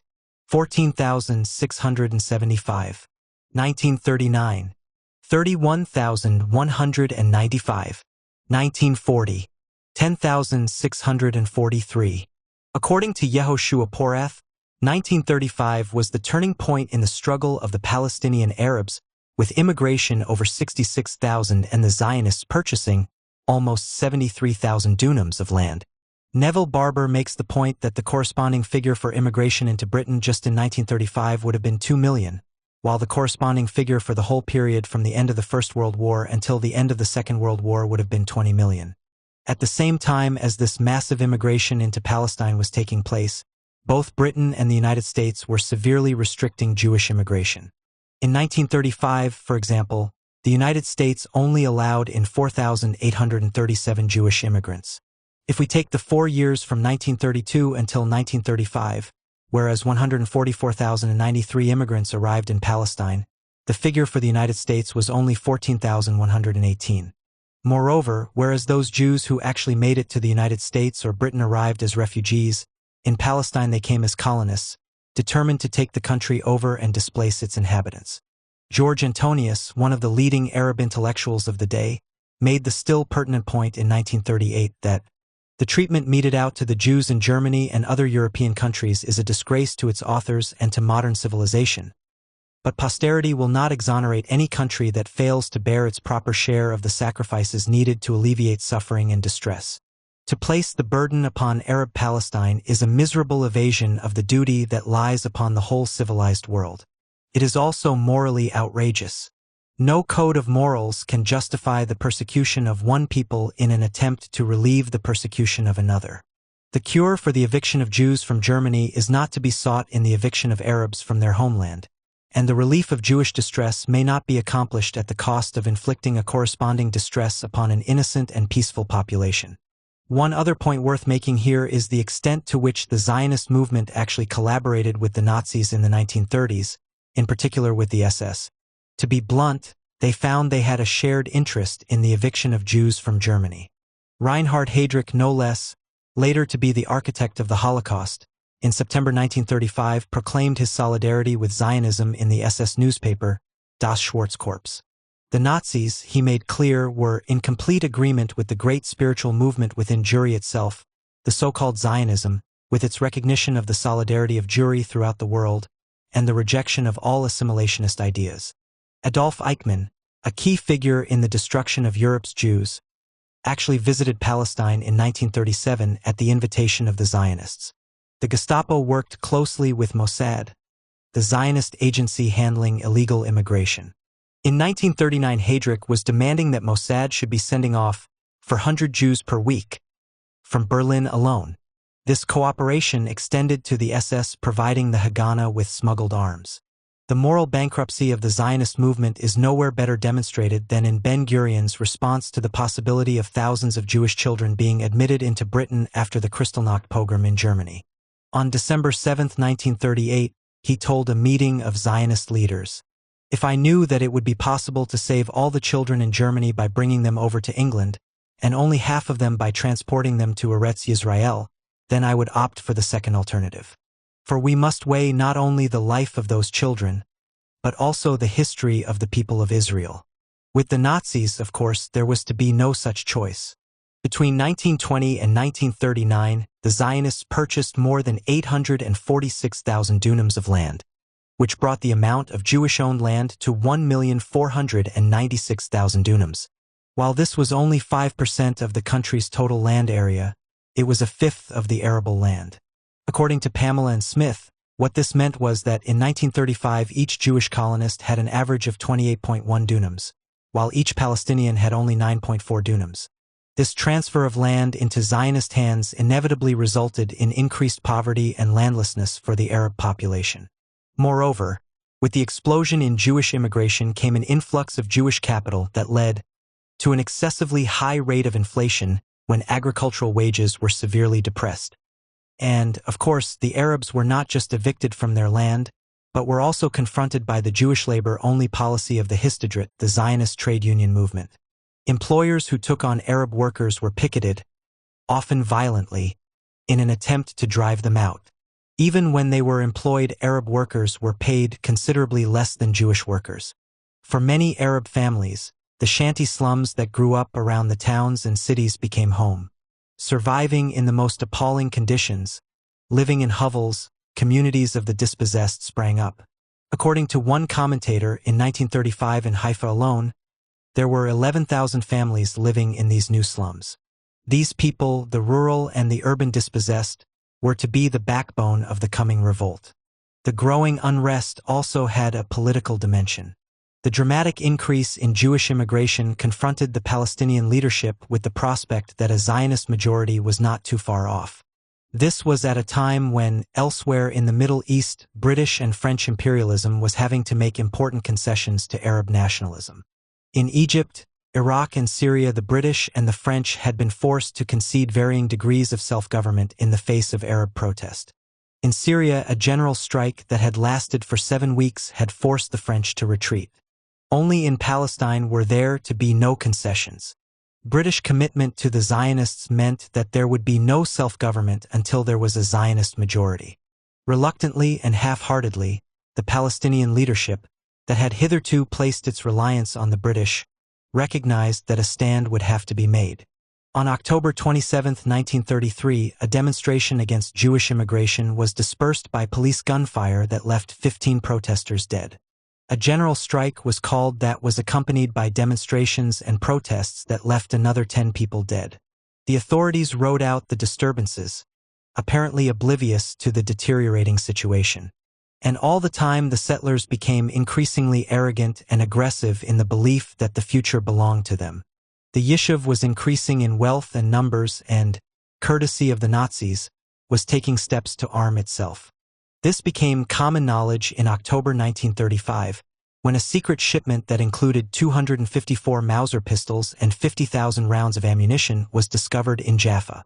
Arab opinion was outraged. Even while the notables, led by the Mufti, Mohammed Amin al-Husseini, still hoped for British intervention on their behalf, others were deciding to resort to arms. A Syrian preacher, al-Din al-Qassam, whose following was among the dispossessed, was organizing an underground network. His intention was to launch a revolutionary war. He took to the hills around Jenin with a guerrilla band, but it was wiped out by the British and he was killed in November 1935. His death, according to the Mufti's biographer, sent a wave of grief and rage over Palestine. He became a symbol of martyrdom and self-sacrifice, embodying for her people a selflessness conspicuously absent among their leaders. His funeral was a great national demonstration against the government. The Mufti and the rest of the Palestinian leadership were noticeably absent. Events were escaping from their grasp. Ben-Gurion later paid a begrudging tribute to the dead Islamic revolutionary. In July 1938, he told a Zionist audience, "From the time of Sheikh al-Din al-Qassam, it was clear to me that we were facing a new phenomenon among the Arabs. Not a matter of a political career or money. Sheikh al-Qassam was a zealot ready to sacrifice his life for an ideal. Today we have not one, but hundreds, perhaps thousands like him. Behind them is the Arab people. The Great Revolt." According to Rosemary Say, the Palestinian Revolt was the most sustained phase of the anti-imperialist struggle in the Arab world before the Algerian War of Independence. What is astonishing is how little it figures in British history books. A revolt that was sustained from 1936 to 1939, that for a while saw much of Palestine in rebel hands, and whose defeat was a vital preparation for the mass expulsion of the Palestinians from their land in 1948, has been pretty much ignored. And indeed, much the same was true at the time. The British left, for example, was vitally concerned with the civil war in Spain, but virtually ignored the great popular rebellion against British imperialism in Palestine, a rebellion that was put down with considerable brutality. What will be argued here is that the revolt was a pivotal moment in the history of the Middle East and that the British response is one of the most shameful episodes in the history of the empire. While the outbreak was inevitable, given the accumulation of Palestinian grievances, what finally precipitated the revolt was an attack by Arab guerrillas, almost certainly followers of al-Qassam, on April 17, 1936. A bus was stopped near Nablus and 2 Jewish passengers were killed. 2 days later, revisionist gunmen killed 2 Arab shepherds in reprisal. These sparks were enough to ignite a massive conflagration. On April 19th, there was serious rioting in Jaffa in which 9 Jews were killed. The following day, a general strike was called and quickly spread throughout Palestine, with local committees being formed to supervise the stoppage. This was very much a spontaneous affair. It was the work of an emerging radical leadership at local level that was acting independently of the traditional notables. The general strike was called, for example, without the Mufti's involvement. According to his biographer, the Mufti was still trying to serve 2 masters, the British and the Palestinians, and was now being forced to choose. On April 25th, the Committee of 10, soon to become the Arab Higher Committee, AHC, involving all the Arab political factions, was formed.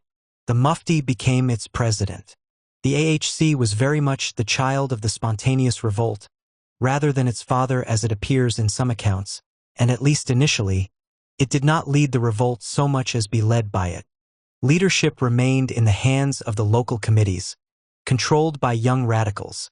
According to George Antonius, far from the revolt being engineered by the leaders, it was, in fact, in a very marked way a challenge to their authority and an indictment of their methods. The general strike was to last for 175 days, the longest in history. It was inevitably accompanied by considerable violence, and in the countryside armed bands were formed that clashed with the British and the Zionists. The movement had some weaknesses.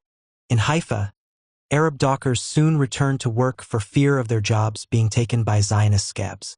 The Histadrut was everywhere involved in providing highly motivated strikebreakers. More important, the AHC did not call out Arab civil servants, but instead demanded that they donate part of their salaries. This was a serious mistake. If they had come out on strike, the administration would have been brought to an almost total standstill. The British responded to this challenge with repression that increased in ferocity as the strike went on. When the British brought in troops to restore order in the towns and cities in late May, they found themselves faced by barricades, stoned by hostile crowds, and shot at by snipers. In Gaza, resistance was so fierce that tanks and armored cars had to be sent into the city. The situation was most serious in Jaffa. Here, the High Commissioner, Arthur Wauchope, confessed that the old city of narrow streets and alleyways formed a hostile stronghold into which government forces dare not penetrate. The British responded by blowing up 237 houses, ostensibly on public health grounds, leaving thousands of people homeless.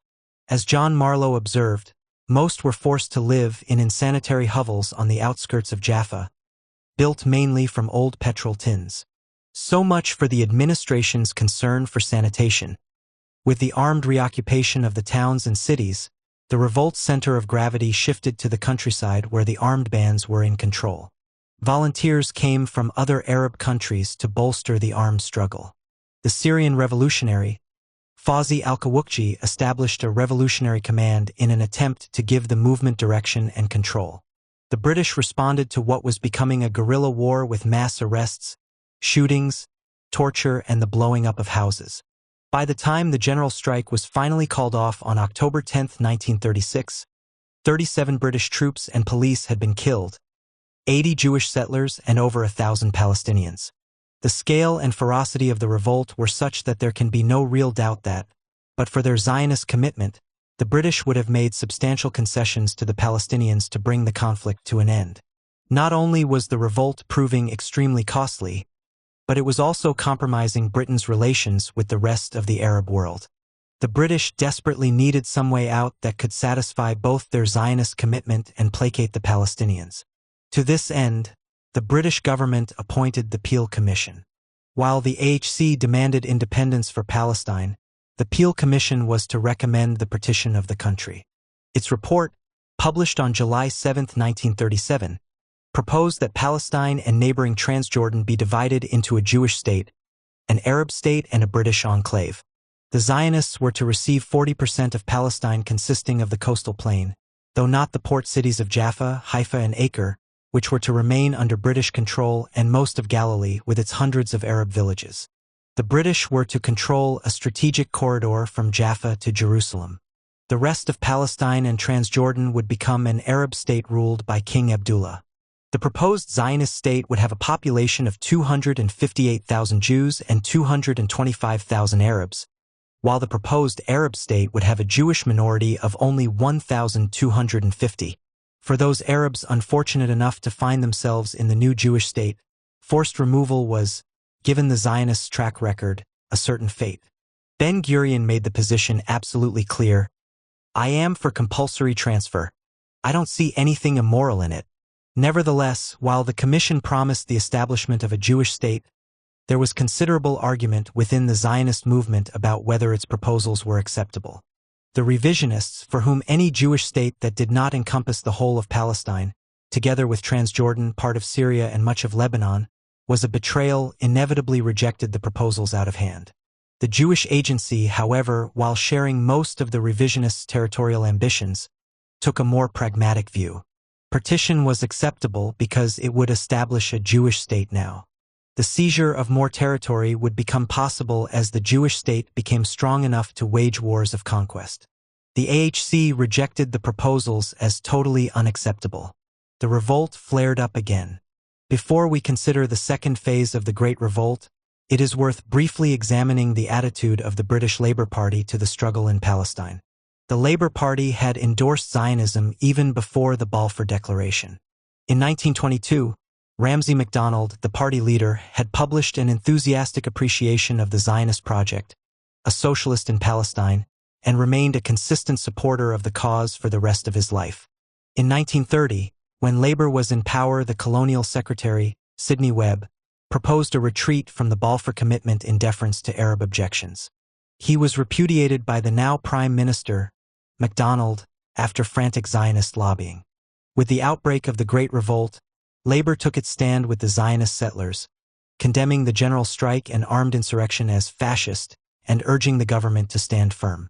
Initially, Labor opposed the Peel Commission's partition proposals as a betrayal of Zionism, but once the Jewish Agency indicated its acceptance, inevitably the party endorsed their stand. Herbert Morrison, one of the party's leaders, was not alone in his enthusiastic celebration of Zionist colonization.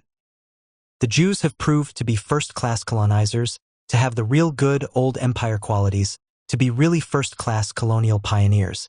This labor support for Zionism was to continue into the Second World War. In 1944, the party was actually to propose the removal of the Arab population from Palestine on humane grounds. Let the Arabs be encouraged to move out, as the Jews move in. The Palestinians had nothing to gain from looking towards the Labor Party. The Great Revolt, too. On September 26, 1937, Palestinian revolutionaries assassinated the District Commissioner of Galilee, Louis Andrews, and his police bodyguard in Nazareth. This attack was condemned by the AHC, but the British seized on it as an opportunity to arrest as much of the Arab leadership as possible. The Mufti, however, managed to escape to Syria. Andrews' successor in Galilee, Alec Kirkbride, regarded the arrests as a mistake as they left no Arabs of influence with whom I could deal, and the masses were completely out of control. On taking up his post, it was made clear to him by his Arab subjects that he would be killed at the first opportunity, as would anyone else who followed next. The response to the arrests was a revival of the guerrilla war in the countryside, but at a level of intensity far greater than in 1936. Moreover, the struggle increasingly took on a class dimension, with the poor peasantry asserting themselves against the landowning elite. For a brief period, according to and Lesh, the people challenged the political dominance of this elite. The revolt increased in strength through the winter of 1937 and into 1938, achieving its greatest successes that summer and autumn. Much of the countryside was in rebel hands, with revolutionary courts set up and a revolutionary administration beginning to emerge at a local level. At the height of the revolt, there were between 10,000 and 15,000 rebel fighters in arms. As their hold on the countryside tightened, the rebels moved down into the cities, occupying Jaffa, Beersheba, Gaza, Jericho, Bethlehem, Ramallah, and other centers. In October 1938, they took over the old city of Jerusalem, driving out the police. The rebels proclaimed a moratorium on all debts, something very popular with the poor, and prescribed the Turkish fez, insisting that the keffiyeh headdress of the Arab revolutionaries be worn in the cities. For the British, the situation was dire. Hugh Foote, an assistant district commissioner, later remembered that they were confronting a full-scale rebellion. All ordinary administration ceased. Every morning I looked through a list of disorders and destruction. Telephones cut, bridges damaged, trains derailed, convoys ambushed, fighting in the hills. For 2 years I never moved without a gun in my hand. We soon learned that it was useless to have a gun in the holster. Another official, Edward Keithroach, district commissioner for Jerusalem, remembered how, on 3 occasions I missed death from bombs by a few inches, and Arabs were caught with revolvers in my garden a couple of times. Scores of my acquaintances met their death by bullet or bomb, and one never knew who would be the next victim. Police and military were attacked 1,000 times and Jewish settlements over 600. The telephone was sabotaged on 700 occasions and the railways and roads on 340. The Iraqi Petroleum Company pipeline was damaged at an average rate of twice a week. At the end of November 1938, the Commander-in-Chief, General Richard Haining, reported a very deep-seated rebellious spirit throughout the whole Arab population, spurred on by the call of a holy war. The rebels, he went on, have such a hold over the mass of the population that it is not untrue to say that every Arab in the country is a potential enemy of the government. One of his divisional commanders reported that the country was in a state of extreme unrest bordering on anarchy. With the international situation threatening war with Germany in 1938, the British could not reinforce their forces in Palestine. Once Chamberlain's government concluded the Munich Agreement with Hitler in September, however, reinforcements could be rushed in. The reconquest of the country could now begin. The British set about regaining control of the cities, with Jerusalem being cleared first. Once this was achieved, the pacification of the countryside could begin. This was to be accomplished with considerable brutality. The routine brutality of colonial rule is brought out in David Smiley's account of his experiences as a young officer in Palestine. He was invited to accompany a police patrol on a raid. They burst into a house, seizing 3 suspects.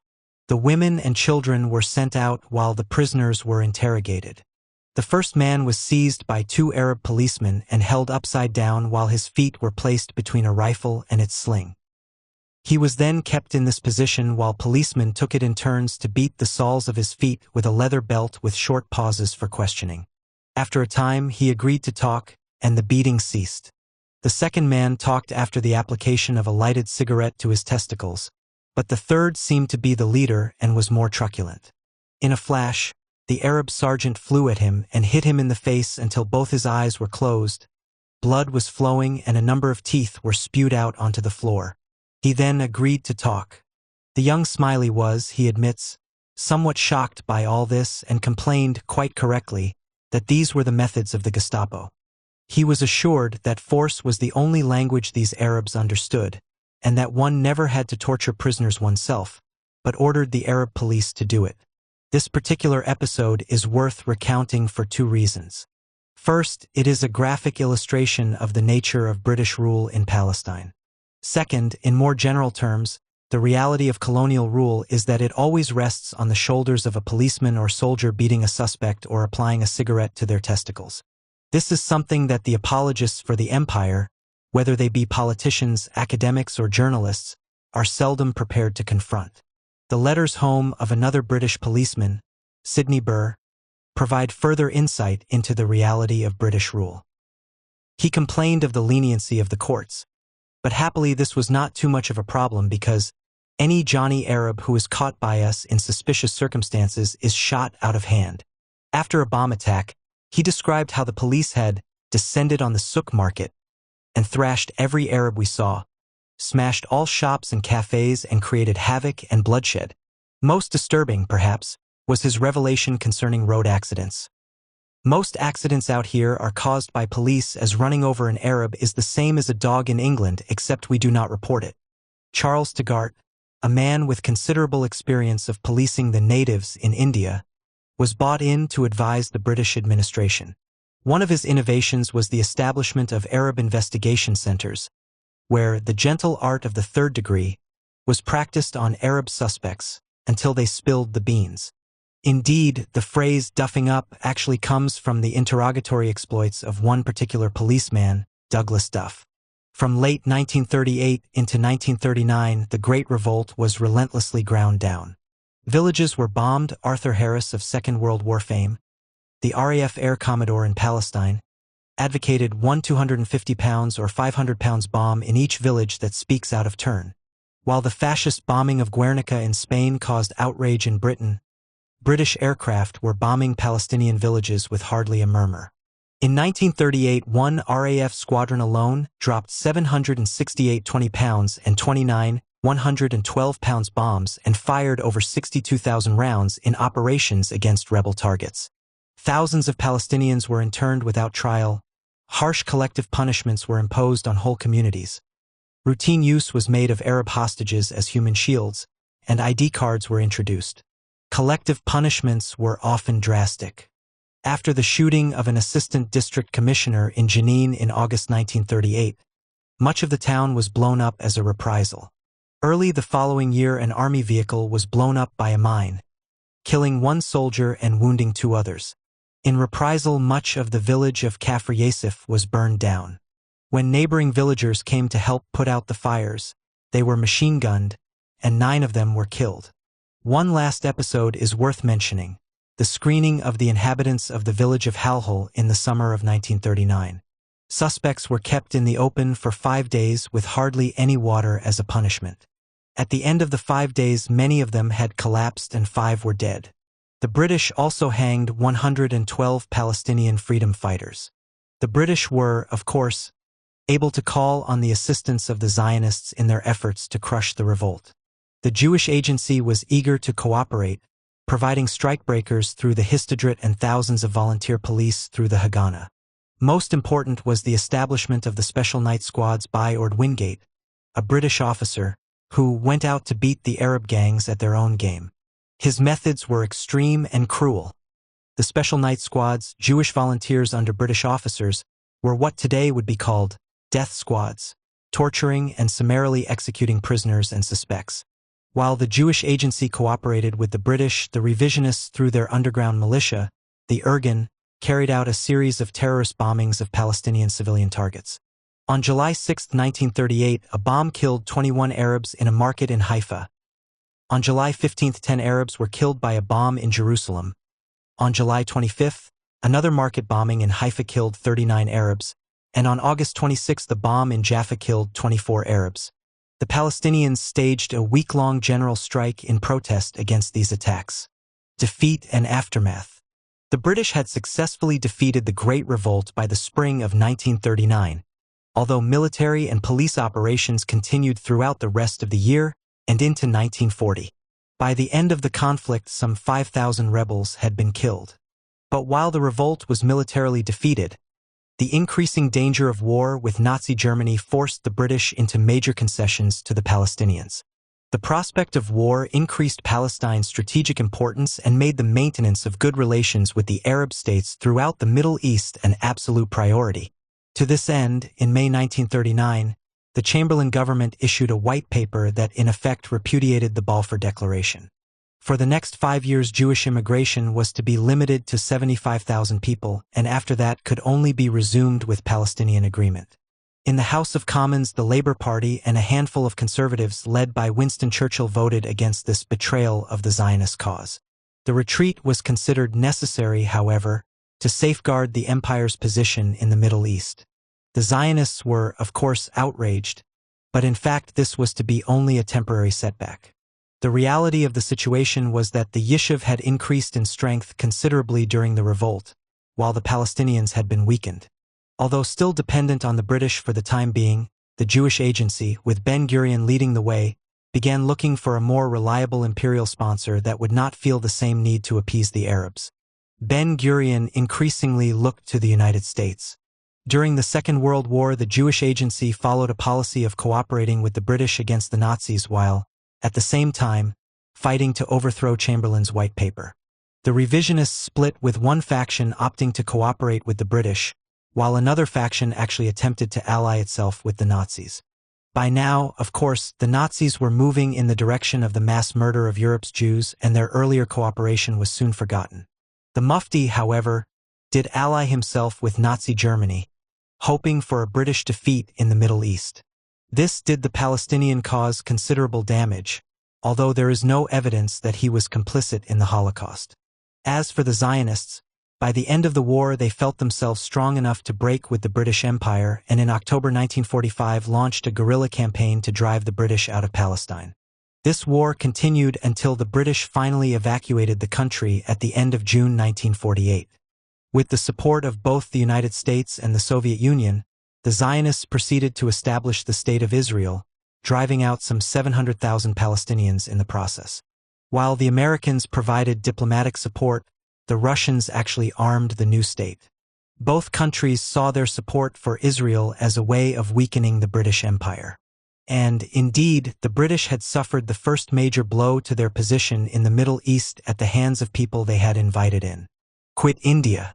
On March 2, 1930, the Viceroy of India, Lord Irwin, received an ultimatum in the form of a polite letter from Gandhi. The letter was delivered by Reg Reynolds, a young left-wing British Quaker. In the letter, Gandhi condemned British rule as a curse that has impoverished the dumb millions by a system of progressive exploitation and by a ruinously expensive military and civil administration. It has reduced us politically to serfdom. The Viceroy, Gandhi pointed out, received a salary that was considerably over 5,000 times India's average income, and he urged him, in vain one suspects, to ponder this phenomenon. All this had to end. British violence, Gandhi promised, was going to be defeated by Indian nonviolence. The Gandhian method was to be put to the test. Gandhi's strategy was to launch a campaign of civil disobedience once Irwin had rejected the Congress demands. The issue he had decided to organize around was not the Congress demand for complete independence, however, but the repeal of the SALT laws. This was something immediate and tangible, but, at the same time, also a symbol of imperial exploitation to which all Indians could respond. The result was a masterpiece of political mobilization. The British enforced a monopoly on the sale and production of salt, even though in the coastal areas it was freely available. On March 12, Gandhi, together with 78 volunteers, began a march through Gujarat to the sea at Dandi with the declared intention of breaking the salt laws. The march took 25 days to cover 240 miles, with Gandhi speaking to often huge crowds along the way. 20,000 at Nadiad, 10,000 at Anand, 15,000 at Broach, and 30,000 at Surat. His progress inspired Congress supporters, and by the time he broke the salt laws at Dandi on April 6, 5 million people, at rallies and demonstrations throughout the country, joined him in his defiance. One particular episode best demonstrates the British response to the Congress campaign of civil disobedience. On May 5, Gandhi informed the authorities that he would be leading a protest at Darasana Salt Works later in the month. That same day, he was interned under a regulation dating from 1827. The protest went ahead without him on May 21 when some 2,000 Congress supporters confronted the police at the salt works. A horrified American journalist, Webb Miller, reported that in 18 years of my reporting in 20 countries, during which I witnessed innumerable civil disturbances, riots, street fights, and rebellions, I have never witnessed such harrowing scenes as at Darasana. He described how, in complete silence, the Gandhi men drew up and halted 100 yards from the stockade. A picked column advanced from the crowd, waded the ditches, and approached the barbed wire stockade. At a word of command, scores of native policemen rushed upon the advancing marchers and rained blows on their heads with their steel-shod lathis, long bamboo sticks. Not one of the marchers even raised an arm to fend off blows. They went down like ninepins. From where I stood, I heard the sickening whack of the clubs on unprotected skulls. Those struck down fell sprawling, unconscious or writhing with fractured skulls or broken shoulders. And after the first column had been beaten down, another advanced, and once again the police rushed out and methodically and mechanically beat down the second column. This went on for hours until some 300 or more protesters had been beaten, many seriously injured and 2 killed. At no time did they offer any resistance. Irwin wrote to the king, "Your Majesty can hardly fail to have read with amusement the accounts of the several battles for the salt depot at Darasana." While the spectacle of the police savagely beating unresisting demonstrators rallied support for Congress, the fact was that most of those who took to the streets were not prepared to stand by and be beaten.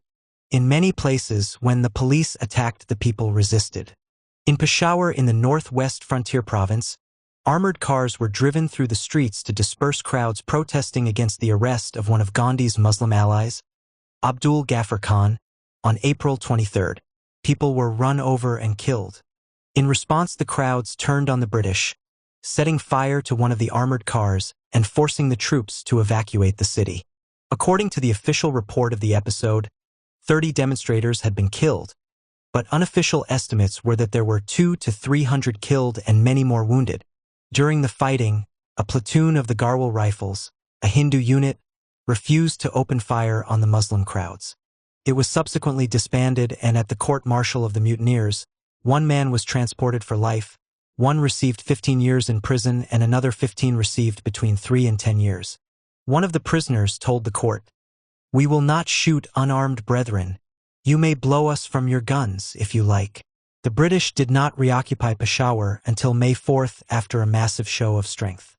There followed a reign of terror that saw sporadic clashes spreading throughout the province.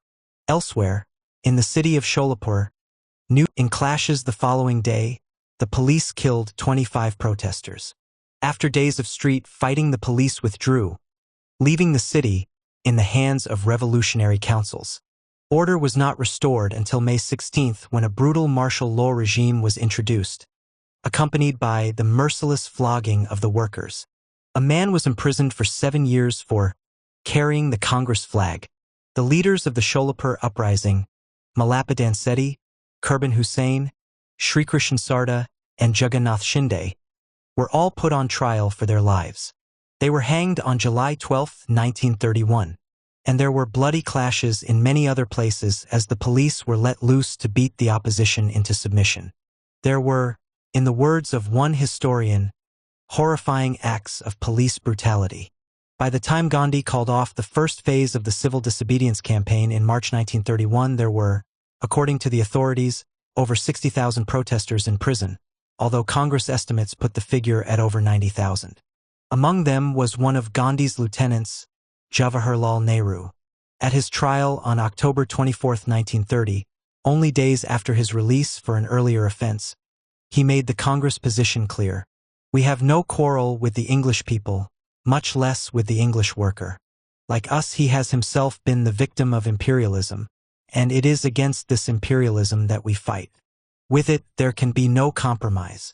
To this imperialism or to England we owe no allegiance, and the flag of England in India is an insult to every Indian. The British government today is an enemy government for us, a foreign usurping power holding on to India with the help of their army of occupation. My allegiance is to the Indian people only and to no king or foreign government. He was sentenced to 2.5 years in prison. India and the Labour Party. What will perhaps be surprising to most readers is that during the first phase of the civil disobedience movement from 1929 until 1931, there was a Labour government in power in Britain. The beatings at Darasana, the shootings at Peshawar, the floggings and hangings at Sholapur, the mass arrests, and much else were all presided over by a Labour Prime Minister, Ramsay MacDonald, and his Secretary of State, William Wedgwood Benn. The government, it is worth noting, was also complicit in a sustained attack on trade unionism in India, an attack that Sumit Sarkar has described as a massive capitalist and government counteroffensive against workers' rights. This had involved the arrest on March 20, 1929, before Labour took office, of 31 trade union and socialist leaders and activists, including 3 British communists. Their trial at Merit lasted for nearly 4 years, and despite representations from the Labour left, most notably Fenner Brockway, Wedgwood Benn refused to intervene and have them released. This involvement in colonial repression has been largely written out of the Labour Party's record. Indeed, one is hard-pressed to find any mention of it at all in most histories of the party. While MacDonald is often maligned, it is for his defection to the Conservatives in 1931, rather than for his government's forgotten record in India. But while readers today might be surprised by the Labour government's conduct in India, especially in view of the widely held belief that Labour gave India independence in 1947, the same was not true of Indian nationalists at the time. Nehru, for example, had no illusions regarding the British Labour Party. In June 1929, he warned that while one knew where one was when the Conservatives were in power in London, with Labour there is so much empty and pious talk that some minds are apt to be confused. It was quite possible that the Labour government may adopt an aggressive anti-Indian attitude. What the movement had to remember, he insisted, was that India's prospect depends not on any government in power in England, but only on the organized strength of the Indian people. In his autobiography, Nehru remembered being warned by the veteran Congress leader Lala Lajpat Rai, only days before his death on November 17, 1928, that we should expect nothing from the British Labour Party. The warning was not necessary so far as I was concerned, for I was not an admirer of the official leadership of British Labour. The only thing that could surprise me in regard to it would have been to find it supporting the struggle for India's freedom, or doing anything effectively anti-imperialistic or likely to lead to socialism. The circumstances of the death of Lajpat Rai are perhaps instructive in this regard. A one-time admirer of the British Labour Party and a friend of Keir Hardie's, he was becoming increasingly disillusioned and in December 1927 had published bitterly critical articles attacking the Labour Party's political trajectory, English socialism a huge mockery, and Labour Party under imperialist MacDonald. Lajpat Rai's disillusion stemmed from MacDonald's decision to support the Simon Commission that the Conservative government set up to report on Indian constitutional arrangements in 1927. This was to be an all-British body without any Indian members. As far as all shades of Indian opinion were concerned, this was a racist insult, and there was a general determination to boycott the commission. Despite this, MacDonald appointed 2 Labour MPs to serve as members, Clement Attlee and Vernon Hartshorn. When the commission eventually arrived in India on February 3, 1928, it was greeted by a general strike. Everywhere that Simon and his colleagues went, they were met by militant demonstrations demanding they go home. The commission demanded that the police take action against the protesters. On October 30, 1928, Lajpat Rai led a peaceful demonstration in Lahore that was attacked by the police. He was personally beaten by a British police officer and never recovered from his injuries, dying just over 2 weeks later. This episode was, as Nehru put it, little short of monstrous. Even the greatest of our leaders, the foremost and most popular man in the Punjab, could be beaten and killed with impunity. It was a national humiliation. There is, of course, something richly symbolic about Clement Attlee deciding the fate of India with his conservative parliamentary colleagues, while outside Lajpat Rai, a veteran 63-year-old Congress leader, the first president of the All Indian Trade Union Congress, a friend of Keir Hardie's, was beaten to death by a British policeman. The Simon Commission, of course, expressed its regret. The Labour government's repression of the national movement in India in 1929–31 was not some sort of aberration. While there always were and still are anti-imperialists within the Labour Party, Labour governments invariably sought to defend the empire, and even when they promised reform, this was always advocated as a way of making the empire stronger. Their main difference with the mainstream of the Conservative Party was a rhetorical one, with the Labour leadership advocating what can perhaps best be described as an ethical imperialism. Indeed, as early as 1901, writing in the International Journal of Ethics no less, MacDonald had typically argued that, so far as the underlying spirit of imperialism is a frank acceptance of national duty exercised beyond the nation's political frontiers, so far as it is a claim that a righteous nation is by its nature restless to embark upon crusades of righteousness wherever the world appeals for help, the spirit of imperialism cannot be condemned. The compulsion to expand and assume world responsibility is worthy at its origins. In his 1907 book, Labour and the Empire, MacDonald espoused a socialist imperialism. The empire, he argued, was a historical fact, and Labour no more wanted to get rid of it than they wanted to restore the Stuarts. Indeed, the Labour Party felt the pride of race, but nevertheless, its imperialism is not of the aggressive or the bragging order. It does not believe in the subjection of other nationalities. It takes no pride in the government of other peoples. To its subject races, it desires to occupy the position of friend. As for India, he argued in 1910 that, while the future belonged to nationalism, if we are wise, the day when it goes so far as to threaten us with expulsion is so remote that we need not hardly think of it at all. Others were more crude. When MacDonald formed his first Labour government in January 1924, he appointed J. H. Thomas as colonial secretary. Thomas famously introduced himself to his officials with the remark that, "I am here to see that there is no mucking about with the British Empire." To be fair to Thomas, it has to be said that as both a trade union leader and Labour politician, he had always done his best to see that there was no mucking about with British capitalism either. His enthusiasm for the empire knew no bounds. However, "We love our empire. We are proud of the greatness of our empire." Towards Quit India. For the second time, Gandhi called off a movement that was gathering in strength. In March 1931, he concluded the Gandhi-Irwin Pact with the Viceroy, much to the dismay of his followers. The pact, as one of Irwin's biographers puts it, gave Irwin all he wanted at the cost of nothing more than he could afford. In effect, Gandhi called off the civil disobedience campaign in return for what could have been had before it was launched. Congress, as Sumit Sarkar puts it, had spiked its own guns and had missed the psychological moment for an all-out no revenue and no rent movement. Why did Gandhi once again propose retreat? A major factor was that Congress's capitalist backers were becoming increasingly alarmed by the direction the struggle was taking and were putting pressure on Gandhi to do a deal. Irwin, moreover, was well aware of this from intelligence reports. Even so, while the conservative front bench was supportive of Irwin's tactics, he was, after all, a staunch Tory. The fact that he had even met Gandhi provoked outrage from the conservative right wing. Winston Churchill led the way. It is alarming and also nauseating to see Mr. Gandhi, a seditious Middle Temple lawyer, now posing as a fakir of a type well known in the East, striding half-naked up the steps of the vice-regal palace, to parley on equal terms with the representative of the King-Emperor. This combination of racism and ignorance, a fakir was a Muslim ascetic, was to characterize Churchill's attitude to India and Indians. What he, in effect, proposed was the destruction of Congress by whatever repression was necessary. India should be held by the sword. Both the Labour and Conservative front benches, however, favored a combination of repression and maneuver. And Irwin had certainly outmaneuvered Gandhi. The Labour government collapsed under the weight of the Great Depression in August 1931, with MacDonald, Thomas, and a handful of others joining a conservative-dominated national government.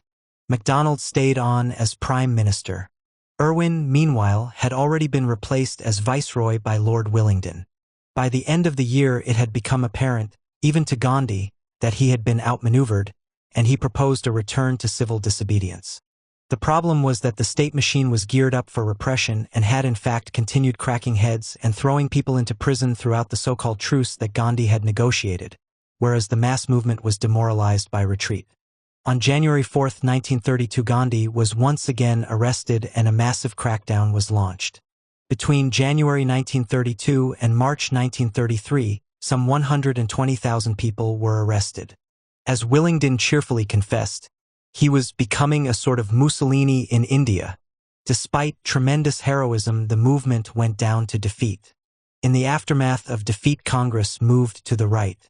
This process was aided and abetted by the Government of India Act of 1935, which was very much part of the British policy of maneuver. This act proposed the establishment of an all-India federation made up of the British-ruled provinces and the princely states. These covered 712,000 square miles and had a total population of 81 million. It was constructed so as to deny Congress any chance of ever securing a majority and to leave effective power in the hands of the viceroy. At a provincial level, however, elected ministries would exercise limited but real powers.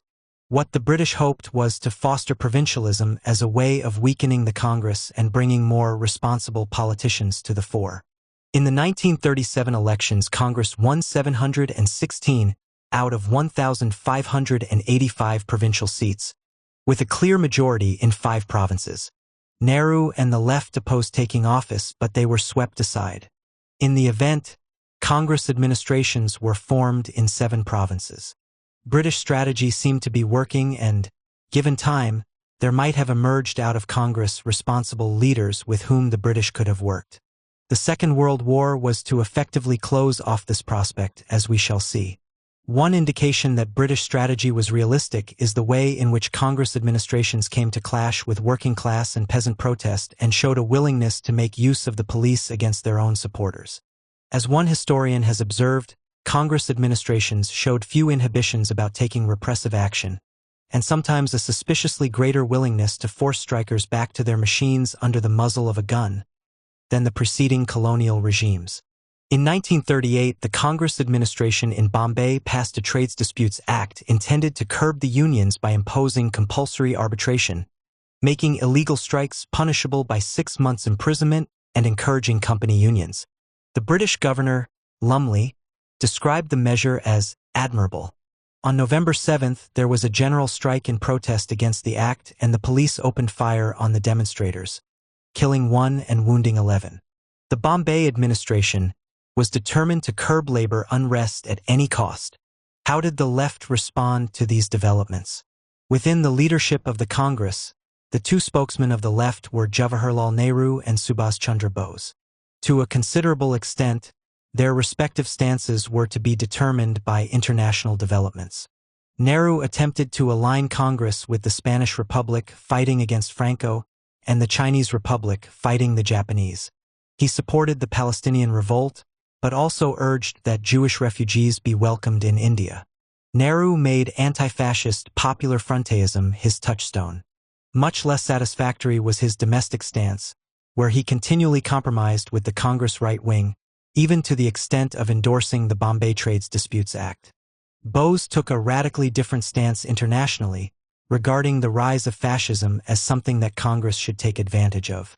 Britain's difficulty would be India's opportunity, a stance that during the Second World War would lead him into an alliance, first with Nazi Germany and later with Imperial Japan.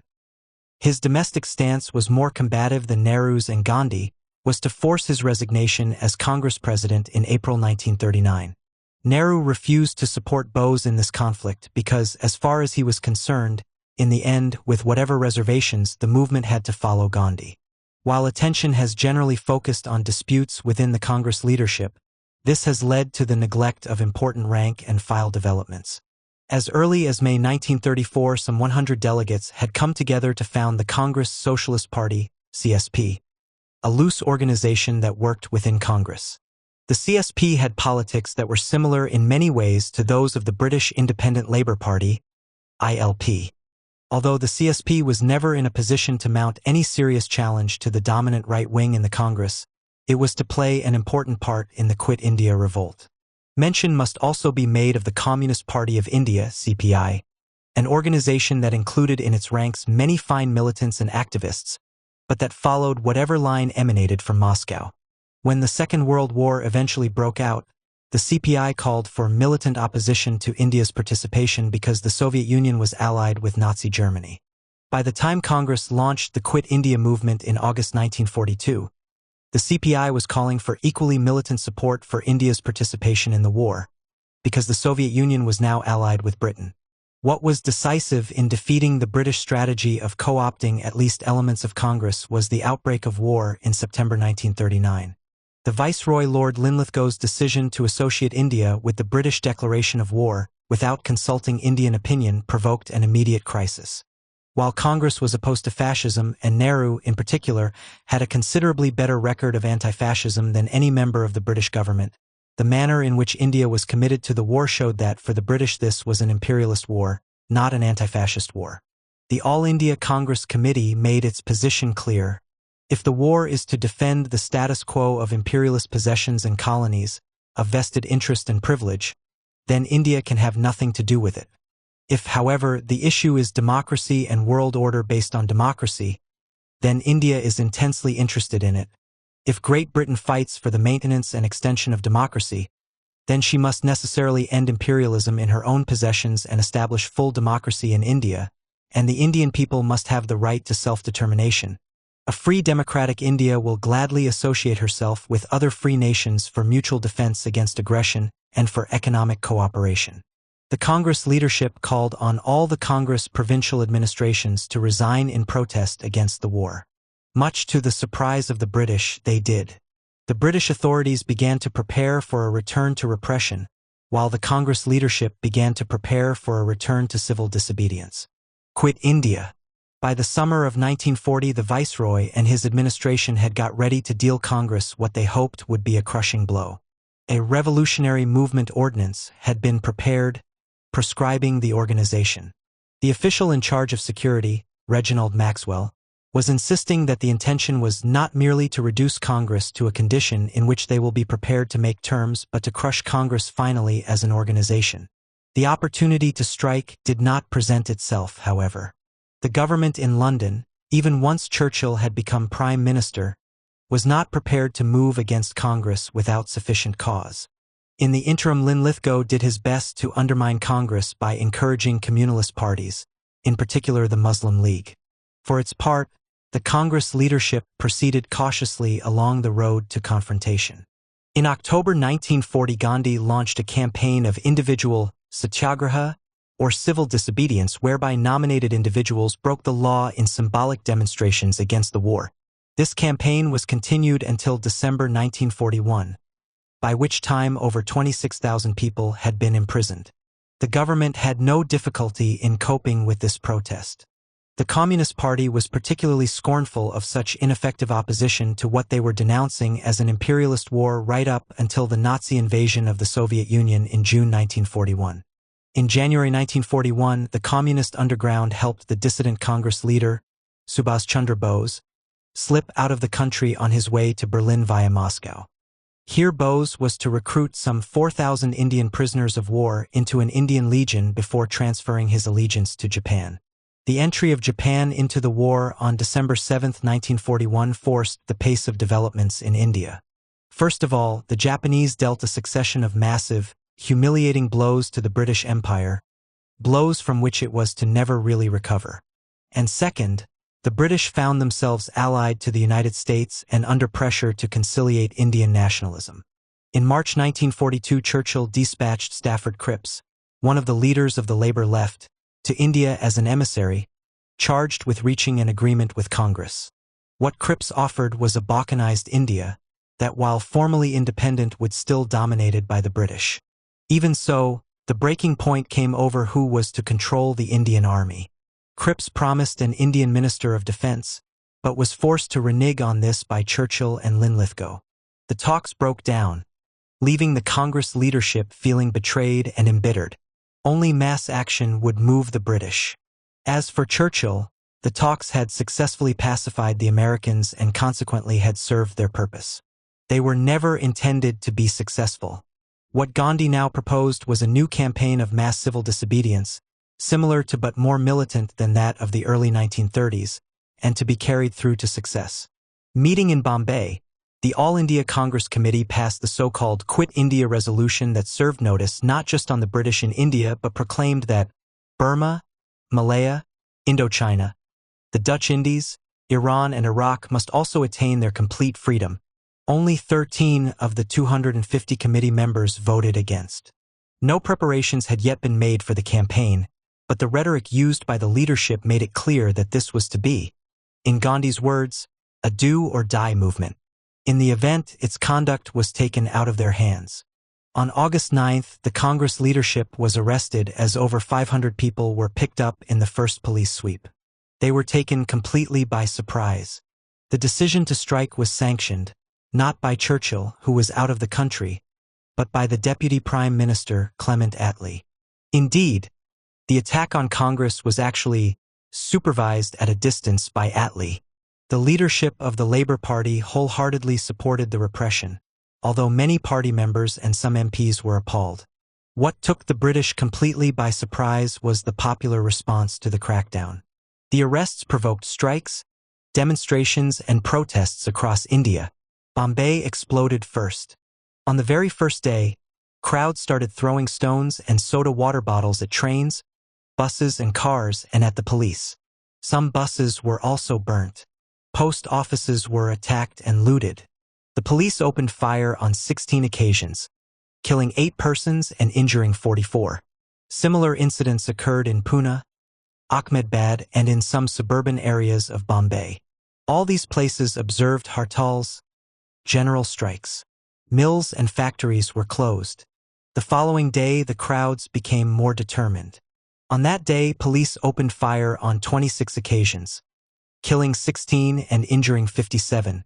From August 11th, disturbances spread to nearby areas like Kaira, Thana, Broach, Panchmahals, Godhra, Surat, Ahmednagar, East Khandesh, Nasik, Satara, Belgaum, Darwar, Ratnagiri, West Khandesh, Sholapur. The country was in the grip of a spontaneous movement of protest that the British responded to with shootings, beatings, and mass arrests. One aspect of the repression did cause Labour cabinet members some disquiet. Amory complained to Linlithgow of their sentimental feelings against whipping, and advised that while this could continue, care should be taken to avoid publicity. There were widespread strikes in support of Congress. At Jamshedpur, 30,000 workers at the Tata Iron and Steel Works walked out for 13 days, causing the government considerable concern. In Delhi, textile workers were out for 29 days. There were strikes at the Imperial Tobacco factories in Calcutta, Bombay, Bangalore, and Saharanpur. The Hindustan aircraft workers walked out in Bangalore. In Ahmedabad, some 100,000 textile workers struck for nearly 4 months. There were strikes, complete or partial, in many other workplaces. Nevertheless, it is clear that the strike movement was disjointed and patchy, and never looked like developing into an all-India general strike. Part of the responsibility for this lies with the Communist Party, which did its best to persuade workers to stay at work. Although taken by surprise, Linlithgow, at least initially, thought that he had the outbreak contained. On August 11th, he reported to Amory that the situation was not too bad, that Bombay was the main storm center, and that there was only sporadic disorder elsewhere. The following day he wrote that we are doing very well, and while he expected more trouble over the next few days, I am not in the least degree worried by the prospect. On the 15th, alarm was beginning to set in, and he informed Amory that I have authorized machine gunning from air of saboteurs.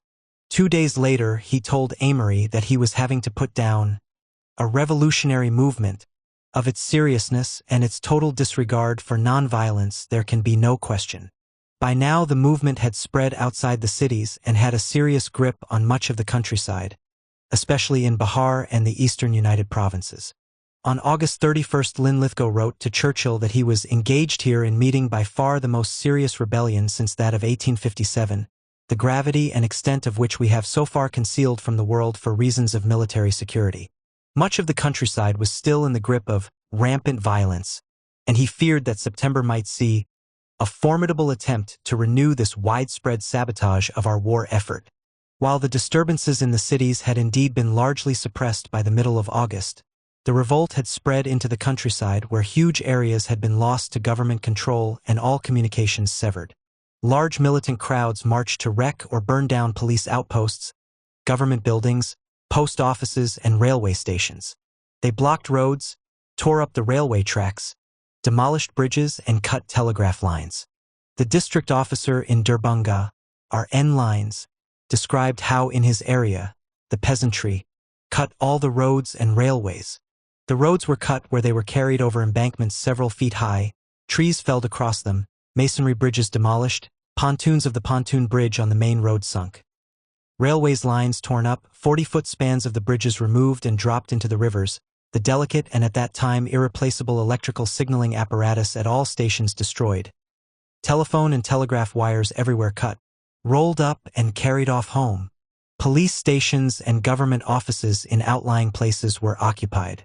In Jamshedpur, the police themselves went on strike and 33 of them were arrested by British troops. On a number of occasions, crowds stormed the jails, at Era releasing 700 prisoners, and at Hajipur 1,000. At Bhagalpur Central Jail, prisoners rioted and police were called in to restore order. 28 prisoners were killed and over 80 injured. Protesters hijacked trains and, as an outraged Lines complained, indulged in ticketless travel en masse. Thousands of students were involved in the movement. At Banaras, Hindu University students took over the campus and proclaimed it liberated territory until British troops moved in on August 19th. At Mudhabun, the district magistrate, R.H. Niblet, was confronted by a crowd of 5,000 protesters accompanied by 2 elephants. They were only armed with spears, lathis, and stones, however, and his policemen drove them off, killing 30 people according to the official estimate and unofficially perhaps as many as 300. The viceroy complimented him on his report of the episode, which read, like a tale of 1857. Elsewhere, the rebels were more successful. The government's own figures show that in the course of the revolt, 208 police outposts together with 957 government buildings were destroyed or severely damaged. There were 332 railway stations destroyed or severely damaged. The track was cut 411 times, and there were 66 derailments. The rebels destroyed or damaged 945 post offices, and there were over 12,000 incidents of damage to the telegraph system. Moreover, in a number of areas revolutionary governments were established, most notably in Kantai, Tamluk, Balan, and Satara. This was a massive popular uprising, centered in Bihar and the eastern United Provinces, but with outbreaks in many other places as well. One district magistrate, N.B. Banerjee, wrote of districts having to be reconquered, and of what were almost pitched battles taking place. The confrontations were terribly one-sided, however, with rebel crowds without firearms battling against heavily armed troops supported where necessary by air attack. Resistance was broken by shootings, beatings, mass arrest, house burnings, and collective fines. The Kantai district, for example, was subjected to a reign of terror with 12,000 arrests, 956 houses burned down, and hundreds of incidents of rape by police and troops. Niblet, the hero of Mudhabun, was subsequently removed as a magistrate for objecting to the conduct of troops and police in his area. To my dismay, he noted, reprisals were the order of the day.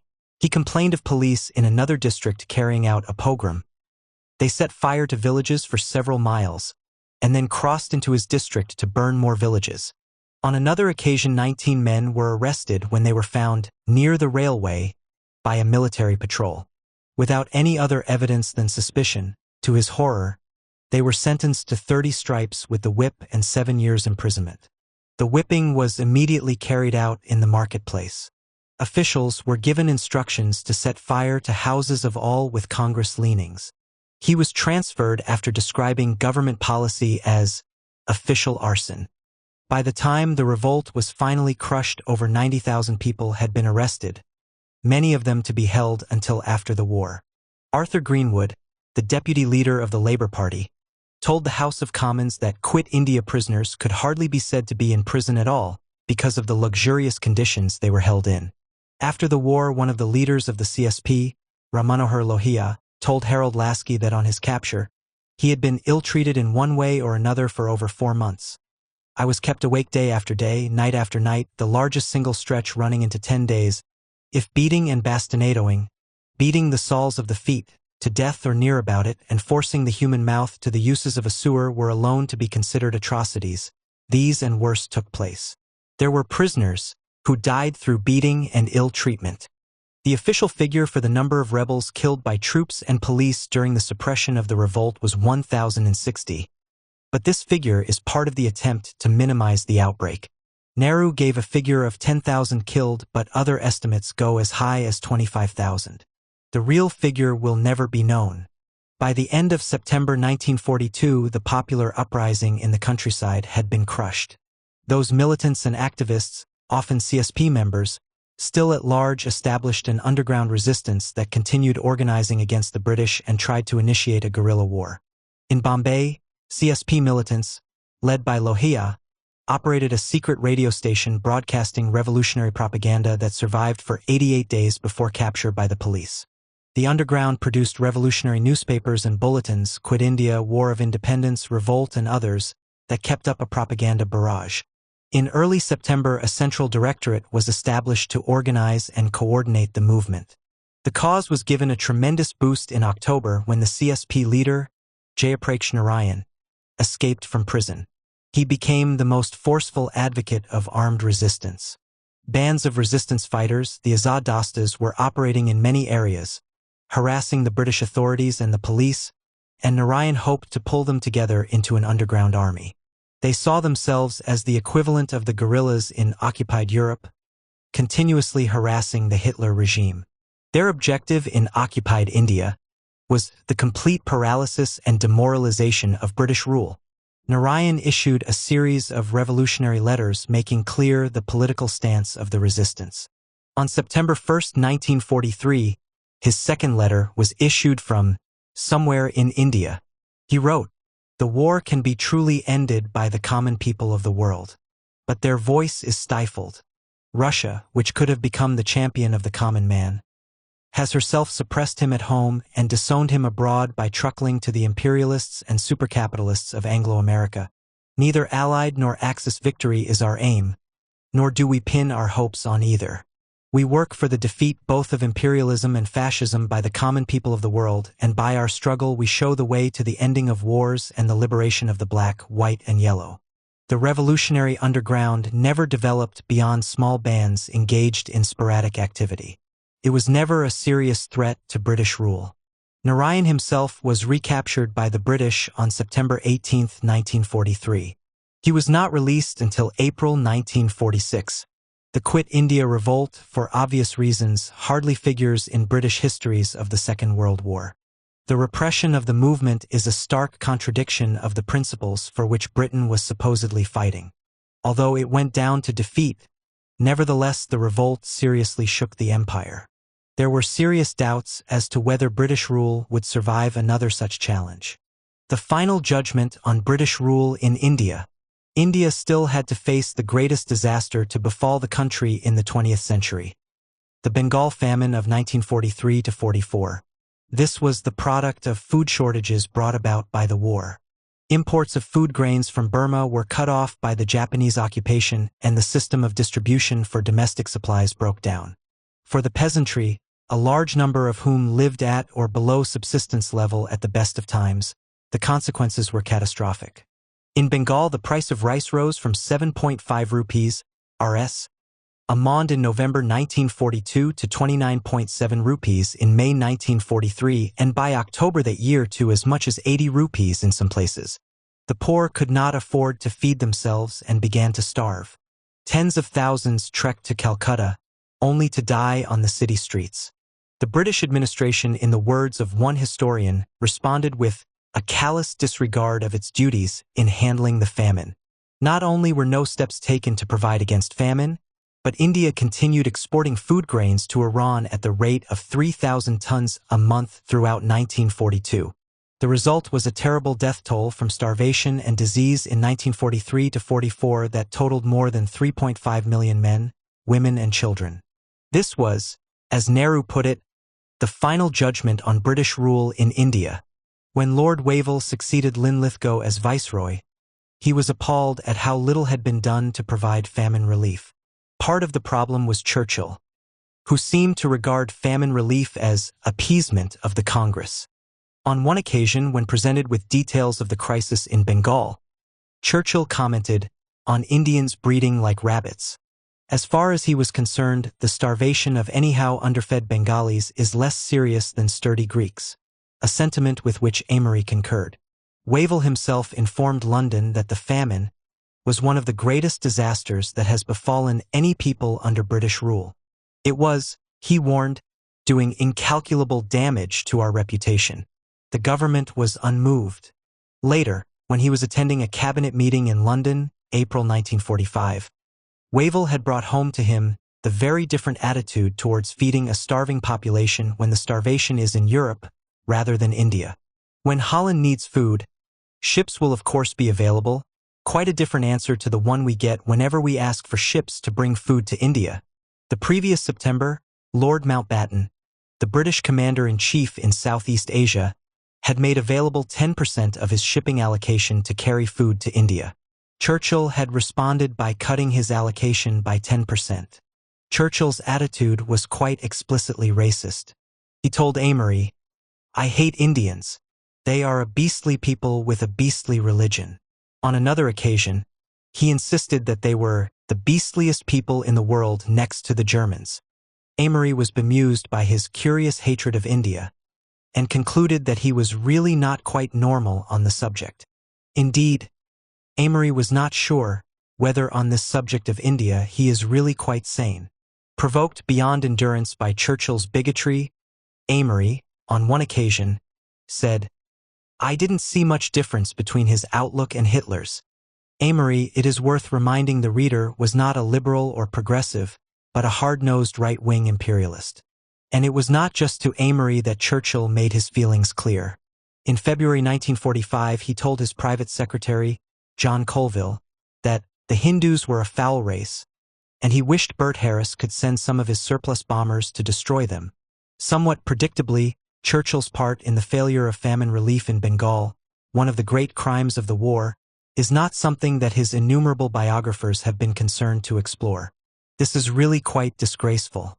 Let us leave the last word on Churchill with N.B. Banerjee, the district magistrate who had loyally helped suppress the Quit India revolt.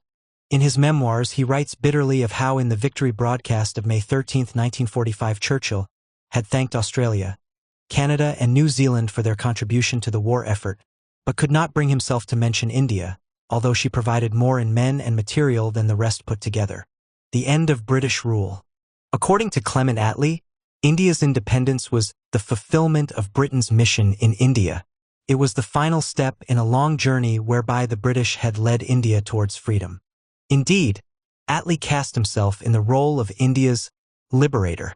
One recent discussion has actually described independence as Labour's parting gift to India. This is so much nonsense.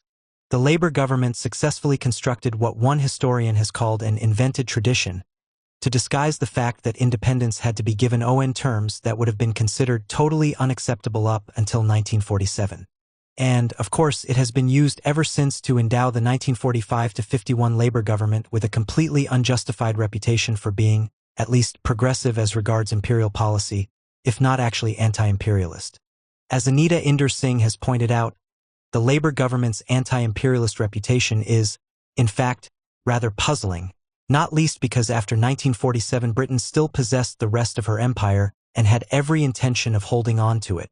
This was, after all, the government that was, in 1949, to remove Surets Khama from his chieftainship in Bechuanaland for marrying a white woman.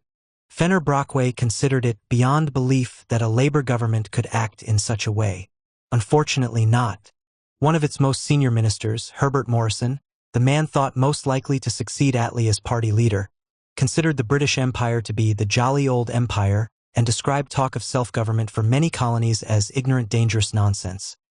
It would be like giving a child of 10 a latchkey, a bank account, and a shotgun. And of course, when Hugh Dalton, another senior figure in the Labour Party, a former Chancellor of the Exchequer, was offered the colonial office in 1950, he confessed to a horrid vision of pullulating, poverty-stricken, diseased nigger communities, querulous and ungrateful.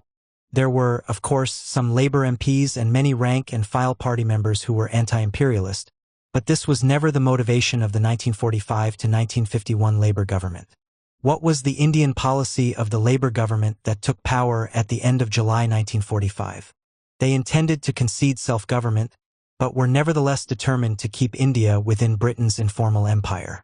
Independence would be given to a fragmented India, where Congress influence would be minimized by the Muslim League and the princely states, and over which Britain would still be able to exert considerable influence. It was inconceivable that Britain would not retain military bases in an independent India, and that India's own considerable military strength would not continue to be at the disposal of the empire. On January 17, 1946, the Labour cabinet decided that it had a moral responsibility not to hand India over, without being satisfied that the succession governments were fully aware of the military and economic problems which a self-governing India would have to face. Moreover, if British concerns were not met, logically we should continue governing India even if it involved rebellion which would have to be suppressed by British troops. As Inder Singh puts it, Labour's commitment to the maintenance of British power was understandably greater than its so-called commitment to Indian independence. In the Labour scheme of things, a self-governing India would still be required to contribute to the effort to preserve Pax Britannica. Martin Wainwright makes a similar point, insisting that though Labour leaders promised to grant India independence, this desire in no way contradicted their intention that Britain should use the military resources of the subcontinent in order to maintain its influence east of Suez. Moreover, India's airfields were now essential positions from which the Western Allies could launch atomic and possibly bacteriological air raids on the Soviet Union. This was not to be. The Labour government's intentions were to be overthrown by a combination of its own weakness, both military and economic, and by the extent of popular unrest in India that threatened revolution and/or civil war. The harsh reality confronting the government was that while ministers could quite cheerfully talk of an Indian rebellion being suppressed by British troops, there were not the forces available for the task. Moreover, it was becoming increasingly clear that the Indian armed forces could no longer be relied upon. At the same time, India itself was in the grip of increasing revolutionary unrest combined with increasing communal violence. Attlee found that the situation had escaped beyond his government's control and decided on a policy of scuttle. This was to be successfully disguised as Labour, bestowing the gift of independence on India, a travesty in which all sections of the party, left, right, and center, were complicit. After his brief involvement with the Nazis, Subhas Chandra Bose had transferred his allegiance to Japan. He had now successfully raised a 20,000-strong force, the Indian National Army, INA, from among Indian prisoners of war. The intention was that the INA would participate in a Japanese invasion of India. Instead, Japan surrendered and Bose died in a plane crash. Now the British proposed to put a number of INA men on trial. This precipitated what has been described as the almost revolution. On November 21st, there were student demonstrations protesting against the trials in Calcutta. Police opened fire, killing 2 protesters, provoking a general strike in the city the following day. A British intelligence report described the situation on the 22nd. Conditions are worst the city has experienced during the past 20 years. The police had to open fire on 6 occasions. Barricades have been erected in many of the streets and are still in position. The burning of military vehicles continues. All the corporation employees are on strike. Employees of a number of jute mills have come out on strike, and the coolies are reported to be sitting on the East India Railway line. Students are playing a prominent part in the demonstrations, which are being supported by large sections of labor. By the time order was restored on the 23rd, police and troops had killed 33 protesters. The following year, on February 10, 1946, the trial of Captain Abdul Rashid of the INA ended with him receiving 7 years' imprisonment. A student strike was called in protest in Calcutta on the 14th, and demonstrators were once again attacked by the police. The following day, the Calcutta trade unions, with the Communist Party playing a leading role, staged a general strike, and some 500,000 people marched through the streets chanting "Down with British imperialism" and "Hindus Muslims unite." That evening, British troops were brought into the city to restore order. Street fighting continued until the 14th, with the troops making free use of their firearms. By the time the British were back in control, the official figure for the number of protesters killed was 84, but unofficial estimates were over 200. Decisive, however, was the outbreak of mutiny in the Royal Indian Navy on February 18th, one of the most truly heroic, if also largely forgotten episodes in our freedom struggle, as Sumit Sarkar describes it. The mutiny started on the Talwar in protest against bad food and racist officers, but the following day it spread to onshore establishments and embraced 22 ships in Bombay harbor. The mutineers elected a Naval Central Strike Command and drew up a list of demands, including better food, equal pay with British seamen, the release of INA prisoners, and the withdrawal of Indian troops from Indonesia, where they were being used to restore Dutch rule. Sarkar writes of remarkable scenes of fraternization, with crowds bringing food for ratings, and shopkeepers inviting them to take whatever they needed. The pattern of events, in fact, unconsciously echoed the course of the mutiny on the Black Sea Fleet during the First Russian Revolution of 1905. By February 22nd, the strike had spread to naval bases all over the country, as well as to some ships at sea, involving at its height 78 ships, 20 shore establishments, and 20,000 ratings. On February 22nd, there was a Communist Party-instigated general strike in Bombay in support of the mutineers. Some 300,000 workers walked out, and barricades were erected in working-class districts. There followed 2 days of street fighting that left over 200 protesters and 3 policemen dead. The mutineers were persuaded to surrender by the Congress and Muslim League leaderships on February 23rd. They were as alarmed by the outbreak as the British. In April 1946, Wavell's security advisor told him that in view of the unreliability of the Indian armed forces, "I doubt whether a Congress rebellion could be suppressed." This realization marks the turning point, the decisive moment when it dawned on the British that the game was up. Congress had the whip hand. Wavell later recorded in his journal how he had explained the realities of the situation to Ernest Bevin, the Foreign Secretary, and A.V. Alexander, the First Lord of the Admiralty. Bevin seemed to accept the picture, although Wavell went on, "Both he and Alexander are in reality imperialists and dislike any idea of leaving India." Even as late as January 1, 1947, however, Bevin was still trying to persuade Attlee that Britain should stay in India and, if necessary, put down any Congress rebellion. Attlee insisted that there was no practical alternative to getting out. Any attempt to impose British terms on the Indian people was thought likely to involve another 15 years' occupation of the country. This was just not possible. There were neither the troops nor the money. The decision to withdraw, suitably dressed up as a magnanimous act of statesmanship, was taken by the cabinet on February 18, 1947, with June 1948 as the deadline for the handover. Lord Mountbatten was sent out as viceroy to implement the decision.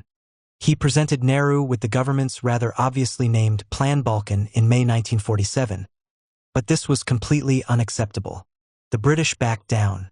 Although Congress was using the threat of revolution to intimidate the British, in fact, the leadership were themselves seriously concerned about popular unrest and the growing influence of the Communist Party of India. They wanted a handover as soon as possible in order to head off further explosions of rage, such as had occurred in Calcutta and Bombay. They were also confronted with increasing communal violence generated by the Muslim League's demand for Pakistan. While the British had certainly exploited communal tensions and had given the Muslim League considerable support, communal violence was taking on a life of its own. In the circumstances, partition was reluctantly accepted as necessary, and August 17, 1947 was settled on as the date for independence when the British Raj finally came to an end. The British had, in reality, been thrown out. The best assessment of the Labour government's policy was provided by General Hastings Ismay. India in March 1947 was a ship on fire in mid-ocean with ammunition in the hold. By then, it was a question of putting out the fire before it actually reached the ammunition. There was in fact no option before us but to do what we did. The Suez invasion, losing the Middle East. The dominant position in the Middle East that the British Empire had established at the end of the First World War was to collapse in the 1950s. This is usually associated with the Suez invasion of 1956, but important though this was, the British collapse really consisted of 4 episodes, distinct but nevertheless related. The first, defeat at the hands of the Zionists in Palestine, we have already discussed in Chapter 7. This was followed by the overthrow of the British position in Iran, then in Egypt, and lastly in Iraq. In each episode, a seriously weakened British Empire found itself confronted by militant nationalist movements determined to drive it out, and by the United States that hoped to replace it. The British under both Labour and Conservative governments were fully aware of their predicament, although not about how to deal with it. In May 1954, the then Conservative Foreign Secretary, Anthony Eden, complained of the American failure to support either the French position in Indochina, today's Vietnam, Laos and Cambodia, or the British position in Egypt. They wanted to replace the French and run Indochina themselves, and they want to replace us in Egypt too. Indeed, he complained, they want to run the world. What this chapter will explore is both the British attempt to maintain their dominance over the Middle East, and once this had failed, their coming to terms with the United States' new Middle East imperium. Iranian oil. British interest in Iran had initially been strategic, a concern to counter Russian influence that might pose a threat to British India. This concern had been joined by the discovery of oil in 1908, which transformed the country into one of the British Empire's major economic assets. Although only part of Britain's informal empire, there was a clear understanding that whatever else might be going on, Iranian governments were expected to allow the British-controlled Anglo-Iranian Oil Company, AIOC, today's British Petroleum, BP, to exploit the country's resources without interference. Iran's oil was there for the benefit of the British Empire, not for the benefit of Iran. This resulted in the situation in 1950 where the AIOC earned some £200 million profit from its Iranian operations, but only paid the Iranian government £16 million in royalties, profit share and taxes. The company's profits in that year alone were considerably more than the total paid to Iran, £114 million, since the oil concession had been granted. In fact, the British government, a Labour government, was receiving substantially more in taxes from the AIOC's Iranian operations than the Iranian government itself. And this was a company in which the British government held a 51% interest. The injustice was compounded by the fact that Iranian oil cost more in Iran than it did in Britain, with the Royal Navy, in particular, receiving substantial discounts. The Iranians could buy oil from the Soviet Union at a cheaper price than they could buy it from the AIOC. At the same time, the company behaved as a typical colonial power, manipulating the host government by making and unmaking ministers, insisting on its privileges and treating the natives with contempt. There was a growing hostility in Iran, both to the privileges of the AIOC and to the regime that sustained them. The nationalist movement, the National Front led by Mohammad Mossadegh, demanded the nationalization of the company and constitutional curbs on the power of the Shah. If the British had offered a more generous settlement regarding oil revenues, then it is possible that a friendly government might have been able to survive in power. The idea of the Iranians successfully defying the might of the British Empire was not taken seriously, however. This was to prove a costly mistake. When the British ambassador, Francis Shepherd, considered that what Iran really needed was a 20-year occupation by a foreign power, one can see that confrontation was inevitable. On March 7, 1951, the pro-British Prime Minister, General Ali Razmara, was assassinated to great popular delight.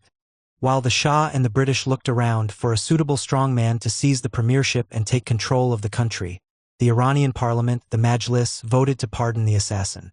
Confronted with a militant nationalist movement and fearful for his throne, the Shah reluctantly bowed to popular pressure and on April 29 appointed Mossadegh as prime minister. On May 1, 1951, Mossadegh signed a bill nationalizing the oil industry. For the Labour government in London, this was a disaster. As the Foreign Office made clear, what was at stake was not the fate of a major asset, but of the major asset which we hold in the field of raw materials. Control of that asset is of supreme importance. The Abadan oil refinery, in particular, was the largest in the world, with the physical plant alone estimated to be worth £120 million. The loss of the Iranian oil industry would be a tremendous economic and financial blow, but more than that, it would also have dire political consequences, seriously damaging British prestige throughout the Middle East. As Emmanuel Shinwell, the Minister of Defense, put it when advocating a military response, "We must in no circumstances throw up the sponge, not only because of the direct consequences of the loss of Persian oil, but because of the effect which a diplomatic defeat in Persia would have on our prestige and on our whole position throughout the Middle East. If Persia was allowed to get away with it, Egypt and other Middle Eastern countries would be encouraged to think they could try things on. The next thing might be an attempt to nationalize the Suez Canal." There were not the troops available, however, for a protracted occupation of the oil fields. This was one of the consequences of the loss of British India. Instead, the government imposed an economic blockade on Iran and initiated covert activities inside the country to try and bring Mossadegh down. They intended wrecking the Iranian economy so that popular opinion would hopefully turn against Mossadegh and he could be overthrown by a coup of some kind. This might well seem to be unusual behavior for a Labour government, especially the great reforming government of 1945–51. In fact, Clement Attlee's Labour government was wholeheartedly committed to the preservation of as much of the British Empire as was possible, although it did use a different rhetoric from Churchill and the Conservatives. While India, Burma, and Ceylon, Sri Lanka, might have gone, British domination of the Middle East was to be maintained no matter what the cost. As Ernest Bevin, the Labour Foreign Secretary, put it, the Middle East was an area of cardinal importance second only to the United Kingdom itself. His successor as Foreign Secretary, Herbert Morrison, the man who actually had to deal with the Iran crisis, was a strong advocate of military action against Mossadegh and complained that the government was being too United Nationsy. Even his Foreign Office advisors were surprised at how hawkish this former conscientious objector was when confronted with rebellious natives. Morrison started reading Philip Guedala's biography of Palmerston as soon as he was appointed and actually confided to one official that, "I wish I was Lord Palmerston." He urged that if the oil fields could not be occupied then, at least the Abadan oil refinery should be seized. This, he argued, would demonstrate once and for all to the Persians British determination not to allow the Anglo-Iranian Oil Company to be evicted from Persia and might well result in the downfall of the Mossadegh regime. He went on to warn that failure to exhibit firmness in this matter may prejudice our interests throughout the Middle East. Preparations for the military occupation of Abadan were put underway. If the appropriately named Operation Buccaneer had gone ahead, then one suspects the Labour government's quite undeserved reputation for being progressive in colonial affairs would have been seriously damaged, if not altogether destroyed. What prevented it was not any great principled objection to an act of imperialist aggression on the part of members of the government, but American hostility. The United States made it absolutely clear that they were opposed to any British military action, and the government did not feel strong enough to defy them. The Chancellor of the Exchequer, Hugh Gaitskell, seems to have been the U.S. Embassy's spokesman in the cabinet over this and other issues. Attlee made the position clear. It was the general view of the cabinet that, in the light of the United States attitude, force could not be used to hold the refinery and maintain British employees of the Anglo-Iranian Oil Company in Abadan. We could not afford to break with the United States on an issue of this kind. With the occupation of Abadan ruled out, the British were forced to evacuate the country in a humiliating and damaging retreat. Soon afterwards, Labour lost power and Winston Churchill once again became Prime Minister. The Conservatives had been extremely critical of the Labour government's failure to overthrow Newsinger in opposition, but once installed in power, they found themselves forced to rely on the United States. The coup d'état that finally overthrew Newsinger in August 1953 was organized by the American Central Intelligence Agency, CIA, with Britain's MI6 very much in a supporting role. The Shah's new dictatorship rewarded its American sponsors with a renegotiated division of the oil spoils. Under the new arrangements, the Shah's government received 50% of the profits from the oil industry, which was placed in the hands of an international consortium. The AIOC had a 40% share in this consortium, along with U.S. oil companies that also had a 40% share. Royal Shell had 14% and the French State Oil Company a 6% share. This represented a massive shift in the relative position of British and U.S. oil interests, reducing the British-owned share of Middle Eastern oil from 53% to 24% and increasing the American share from 44% to 58%. The brutalities of the Shah's dictatorship were a small price to pay for the security of Western oil. Egypt and the Canal Zone. Egypt was also part of Britain's informal empire. Although the presence of British troops in the country gave British influence a directness, even brutality, not so evident in Iran. On February 4, 1942, for example, the British ambassador, Miles Lampson, had surrounded King Farouk's palace with tanks and, accompanied by armed men, forced the monarch to appoint a prime minister of Britain's choosing. This bullying was, Lampson confessed, something I could not have enjoyed more. While it achieved short-term objectives, however, the resentment this humiliation of the Egyptian head of state caused made the British position untenable in the long term. In March 1946, Lampson, by now Lord Killen, gave Ernest Bevin some advice on what sort of people the Egyptians were and how best to handle them. The Egyptians, he wrote, are essentially a docile and friendly people, but they are like children in many respects. They need a strong but essentially fair and helpful hand to guide them. Firmness and justice is the motto for Egypt, just as it used to be for the Chinese. The days when British governors, ambassadors, and officials could get away with this sort of patronizing arrogance had gone, however. The Labour government that took power at the end of July 1945 was confronted with a growing demand for the removal of British troops from Egypt. Under the terms of the Anglo-Egyptian Treaty of 1936, the British were entitled to station 10,000 troops in their Canal Zone bases. In 1946, there were, in fact, still over 100,000 British troops in the country, half of them in Cairo. Their presence was bitterly resented and there were continual clashes with the local people, clashes that were beginning to assume the character of a low-level guerrilla war. On February 21, 1946, British troops in Cairo opened fire on demonstrators, killing more than 20 people.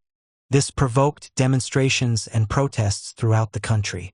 In Alexandria, there were serious clashes that left 2 British soldiers and 17 Egyptians dead. After this, attacks on the British became routine with shootings, grenade attacks, and bombings a regular occurrence. The British responded by withdrawing their troops to the Canal Zone, but still maintained over 60,000 men in the country as late as mid-1947. As far as the British were concerned, the military bases in the Canal Zone were of vital importance. The scale of the commitment was enormous. The network of bases occupied 750 square miles between the Nile Delta and the west bank of the canal.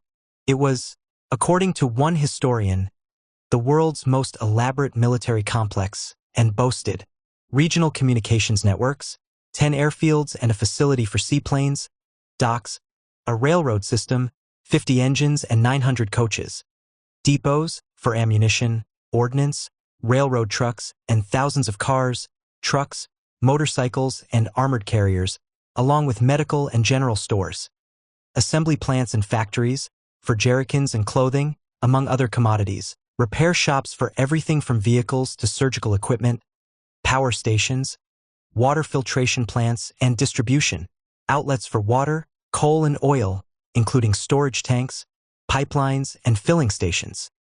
To say nothing of barracks, hospitals, and recreational facilities. This hopefully ensured British domination over the Middle East, but was also regarded as indispensable in the event of war with the Soviet Union. The Labour government hoped to use this Cold War consideration to secure American support for the retention of the Canal Zone. To this end, the British undertook to extend the runway of the Abu Suir airfield so that it could take American B-29 strategic bombers. They would be able to attack more targets in the Soviet Union flying from Egypt than from the bases the Labour government had handed over in Britain itself. The Labour government was attempting to maintain military bases in a country that was in a pre-revolutionary situation. Attempts at reaching an agreement were fatally compromised as the situation in Egypt escalated out of control.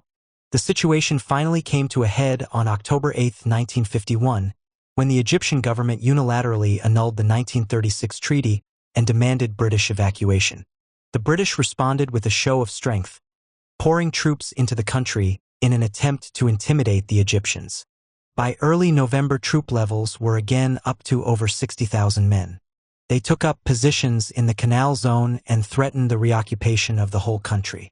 Attlee and Morrison were absolutely determined to maintain the British position, because, they reasoned, the consequences of allowing ourselves to be ejected from Egypt would be so disastrous as to leave us no alternative. With the election into office of Winston Churchill's government, at the end of October, an even stronger line was taken. Troop levels rose to some 80,000 men and a tough response to Egyptian guerrilla attacks was authorized. In November, the British commander, General George Erskine, ordered most of the village of Kfr Abdu leveled because it was being used by snipers to harass the Suez water filtration plant. Some 80 houses were bulldozed and the inhabitants evicted in an operation that one British officer subsequently described with some understatement as a blunder. One Egyptian newspaper placed a bounty of 1,000 Egyptian pounds on Erskine. Violence escalated with the British shelling Egyptian villages in response to increasing guerrilla attacks. Erskine believed that the Egyptian police were heavily involved in assisting, even participating in, the guerrilla campaign. On January 25, 1952, in an attempt to put a stop to this, a large British force surrounded the police station in Ismailia and demanded its surrender. The police refused and, to the surprise of the British, mounted a fierce resistance. An infantry assault was beaten off and so Centurion tanks were brought in to shell the buildings. The police finally surrendered after more than 40 of their number had been killed. One British officer recalled that his men were far from jubilant. Dead and wounded littered the barracks and rooftops. Erskine's political advisor, J. C. Hamilton, crowed that the operation had shown the jackal peoples of the world that the lion's tail cannot be twisted indefinitely and that he can still bite. The British press was unanimous in its support, with the Daily Express welcoming the attack as a mighty reaffirmation of imperial destiny. The reality was somewhat different. As one historian has put it, Erskine had saved Ismailia and lost the Canal Zone. Any prospect of an agreement allowing British troops to stay in Egypt was gone. The day after the battle in Ismailia, January 26, Black Saturday, large crowds attacked the European district in Cairo with the police either standing by or joining in. Over 400 buildings were destroyed, many of them symbols of British domination, including Shepherd's Hotel and the Turf Club, and 17 British subjects were killed. Eventually order was restored and King Farouk, fearful of British retaliation, retreated from further confrontation. This sealed his fate, completing the alienation of the Egyptian army and leaving the country ungovernable. Moreover, his fear of the British was exaggerated. The events of the 25th and the 26th of January served as a reality check, with the British recognizing they could not reoccupy the country. The opposition to such a move would be too great. Plans for moving troops into Cairo and Alexandria had been prepared, but the Middle Eastern Commander-in-Chief, General Brian Robertson, now concluded that the heroism, my word, not his, of the Egyptian police at Ismailia made the undertaking too dangerous. Any idea that we can waltz into Cairo and find some moderate elements whom we could set up to restore order is out of the question, he told the government. Our former expectations, he warned, that the Egyptian army might offer only token resistance will not be realized. The reoccupation of Egypt would meet with fierce resistance and would require more troops. There were no more to be had. Indeed, the chief of the Imperial General Staff, Field Marshal William Slim, feared that the Egyptian crisis had already swallowed up Britain's strategic reserve, and that this might encourage insurgency in other parts of the world to which they would be unable to respond. Nasser and the Road to War.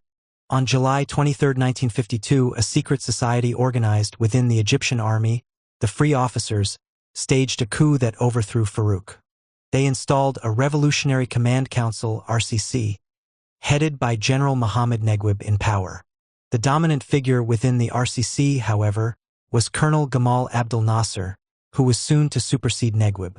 The coup took place with the full support of the CIA and, according to one account, the Americans promised the conspirators that they would prevent the British from intervening on Farouk's behalf. As far as the Americans were concerned, a modernizing dictatorship aligned with the U.S. was the way forward, and they supported the Egyptians in negotiations over the Canal Zone. For the British, Egyptian demands remained totally unacceptable. Churchill, the Prime Minister in particular, regarded it as outrageous that Britain could no longer dictate terms to an inferior people for whom he had the utmost contempt. On one occasion, he told Anthony Eden that he should tell the Egyptians that if we had any more of their cheek, we will set the Jews on them and drive them into the gutter from which they should never have emerged. On another occasion, as Eden attempted to secure an agreement on the basis, Churchill sarcastically remarked that he never knew before that Munich was situated on the Nile. Privately, Churchill made it clear that he supported the Suez Group, a collection of right-wing Tory MPs who opposed any retreat from empire and favored the use of military force in Egypt and everywhere else. Eden's private secretary, Evelyn Shuckburgh, complained in his diary of the widespread view in Whitehall that we should sit on the Gippies Egyptians and have a whiff of grapeshot. Without American support, however, the British no longer had the ability to impose their will on the Egyptians. On July 27, 1954, the Churchill government finally concluded an agreement to evacuate British troops from Egypt by June 18, 1956. Thereafter, military facilities would be maintained by civilian contractors, and the British would be allowed to make use of them only in response to outside attacks on Turkey or any Arab state. This was a humiliating retreat, surrendering control of territory the size of Wales to the despised Egyptians. It was a humiliation that rankled. Even after the 1954 settlement, the British could not accept the notion of Egyptian independence. When Eden met Nasser in Cairo in February 1955, the Egyptian leader was summoned to the British embassy to be lectured on his responsibilities to the British Empire. The British expected the Egyptians to behave as loyal servants and cooperate with the military alliance, the Baghdad Pact, Britain, Turkey, Iran, Pakistan, and Iraq, that they were constructing. As far as Nasser was concerned, this was colonialism in disguise. Egyptian opposition to the pact was seen as a major challenge to the British position throughout the Middle East. Having driven the British out of Egypt, Nasser was now trying to drive them out of the whole region. The problem was that the Egyptian regime had ambitions both to modernize the country and to establish itself as an independent regional power. Nasser was not prepared to be a British client or, as the Americans were to soon discover, an American client.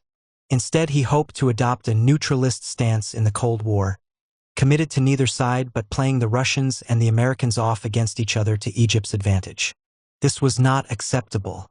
By the mid-1950s, hostility to British domination was widespread throughout the Middle East. Rather than recognizing this as a response to British policy and behavior, the government blamed it on Nasser personally. According to Anthony Nutting, a junior minister at the Foreign Office, they needed a whipping boy to explain away the failure of their policies in the Arab world. King Hussein of Jordan's decision in March 1956 to dismiss John Glubb, the British commander of his Arab Legion, finally convinced Eden, by now Prime Minister, to get rid of the Egyptian leader. Hussein had recognized that if he was to survive the rising tide of Arab nationalism, he had to distance himself from the British. The British, however, blamed Nasser, the new Hitler or Mussolini, who was out to dominate our Middle East. The response was a toughening of British policy everywhere in the Middle East and the ascendancy of the whiff of grapeshot school in the cabinet. Evelyn Shuckburgh wrote of the Prime Minister wanting to strike some blow somewhere to counterbalance. Ministers, he wrote, led by the PM, mad keen to land British troops somewhere to show that we are still alive and kicking. Bahrain, where the Foreign Secretary, Selwyn Lloyd, had been stoned on a recent visit, was considered as one possibility. On March 3rd, however, Eden took Shuckburgh aside and said I was seriously to consider reoccupation of Suez as a move to counteract the blow to our prestige which Glubb's dismissal means. Everything, Shuckburgh concluded, was in a mess with the Arabs hating us more and more. Nutting, still advocating a restrained response, was told by an outraged Eden to forget all talk of isolating or neutralizing Nasser. I want him destroyed. Can't you understand? I want him murdered. And if you and the Foreign Office don't agree, then you'd better come to the cabinet and explain why. When Nutting tried to argue that they had no alternative government to replace Nasser, Eden replied, I don't give a damn if there's anarchy and chaos in Egypt. Nasser's refusal to accept a client role was by now alienating the Americans. The Egyptians had become desperate to modernize their own armed forces. They were alarmed by Israel's increasing military strength, courtesy of arms deals with the French, and their exercise of that strength in punitive border raids. The prospect of Israeli aggression made this a matter of life and death for the regime, and when the Eisenhower government refused to help, Nasser turned to the Soviet bloc. In September 1955, the Egyptians concluded an arms deal with the Czechs. This was regarded as a hostile act by the United States, and Nasser went on to compound his crime in May 1956 by recognizing Communist China. The Americans responded by withdrawing their financial support for Egypt's major development project, the Aswan Dam, on July 19, 1956. Nasser's response was, a week later, to nationalize the Suez Canal. Collusion and invasion. The nationalization of the Suez Canal was another blow to British prestige, but it was also an opportunity. While covert efforts were already underway to overthrow both Nasser and the Syrian government, Operation Straggle, there was now a pretext for a full-scale military intervention to take back the canal. The Conservative Party was united, with the Chancellor of the Exchequer, Harold Macmillan, leading the Hawks. Indeed, one leading conservative described him as wanting to tear Nasser's scalp off with his own fingernails. Moreover, at least initially, the Labour opposition supported intervention. Hugh Gaitskell, the Labour leader, made it clear that he would support military action against the new Hitler, but with the proviso that they must get America in line. A staunch Zionist, Gaitskell urged an alliance with Israel. Even Aneurin Bevan, the leader of the Labour left, joined in the abuse of Nasser, who he compared to Ali Baba. Egypt, he wrote in the Tribune newspaper, had a right to come into her own, but not into someone else's. The key to the crisis, however, was to be the United States. In order to try and secure U.S. support for an invasion, the British played the Cold War card, arguing that Nasser was a Soviet ally and that through him the Russians aimed to dominate the Middle East. MI6 supposedly had an agent codenamed Lucky Break, placed in Nasser's inner circle, who was sending back reports of a Soviet-sponsored attempt to take over the Middle East. While the Joint Intelligence Committee, JIC, that coordinated intelligence collection and assessment, discounted these reports, Eden took them seriously and passed them on to the Americans. In the words of the JIC's semi-official history, he was already falling into the dangerous practice of selecting the pieces of intelligence that fitted his preconceptions and neglecting the committee's more balanced overall view. Indeed, the historian Scott Lucas has gone so far as to argue that the likelihood is that Lucky Break never even existed outside the creative imaginations of MI6 officers who wanted more aggressive operations against Egypt. President Eisenhower would still not come on board, however. The Americans were not interested in helping to bolster British power in the Middle East and, anyway, did not regard military intervention as the most effective way to deal with Nasser. It would alienate Arab opinion. For the British, the situation was beginning to slip out of their hands with the likelihood of the Americans sponsoring a deal over the canal that would complete their humiliation. The solution to Eden's predicament was provided by the French. Guy Mollet's socialist government was determined to strike a blow against Nasser because of his support for the liberation struggle in Algeria. The French were already in an informal alliance with Israel, having armed the country and agreed to help it become a nuclear power. They now proposed extending this alliance to include the British. At this time, relations between the Eden government and Israel were poor, with the British concerned that the Israelis were planning an attack on Jordan to seize the West Bank. Despite considerable reservations, Eden entered into secret discussions with the French and Israelis that eventually resulted in the Sèvres Protocol of October 24, 1956. Under the terms of this illegal conspiracy, Israel would attack Egypt, whereupon Britain and France, posing as peacemakers, would demand that both sides withdraw from the Suez Canal area. Israel would agree, but the Egyptians could not possibly accept this infringement of their sovereignty, especially as they were the victims of aggression. In response to the Egyptian refusal, an Anglo-French force would invade, ostensibly to separate the two sides, but in reality to overthrow Nasser. The Israelis insisted that the British and French should act quickly because they counted on the British destroying the Egyptian Air Force. The British were absolutely insistent that the collusion remain secret, something the Israelis, who were quite open about their expansionist aims, regarded as typical British hypocrisy. There were a number of problems with the Sèvres plan. First, it would fool no one. It was even more transparent than George Bush and Tony Blair's later weapons of mass destruction ruse. When Selwyn Lloyd told a cabinet colleague, R.A.B. Butler, of the plot, Butler was impressed by the audacity of the thinking behind this plan, but nevertheless was concerned about the public reaction. Second, even if the operation was successful, there was the practicality of occupying Egypt. The British had pulled back from this very prospect in 1952 to 1954, and the French were heavily embroiled in Algeria, and yet they now proposed what could well be an open-ended military commitment.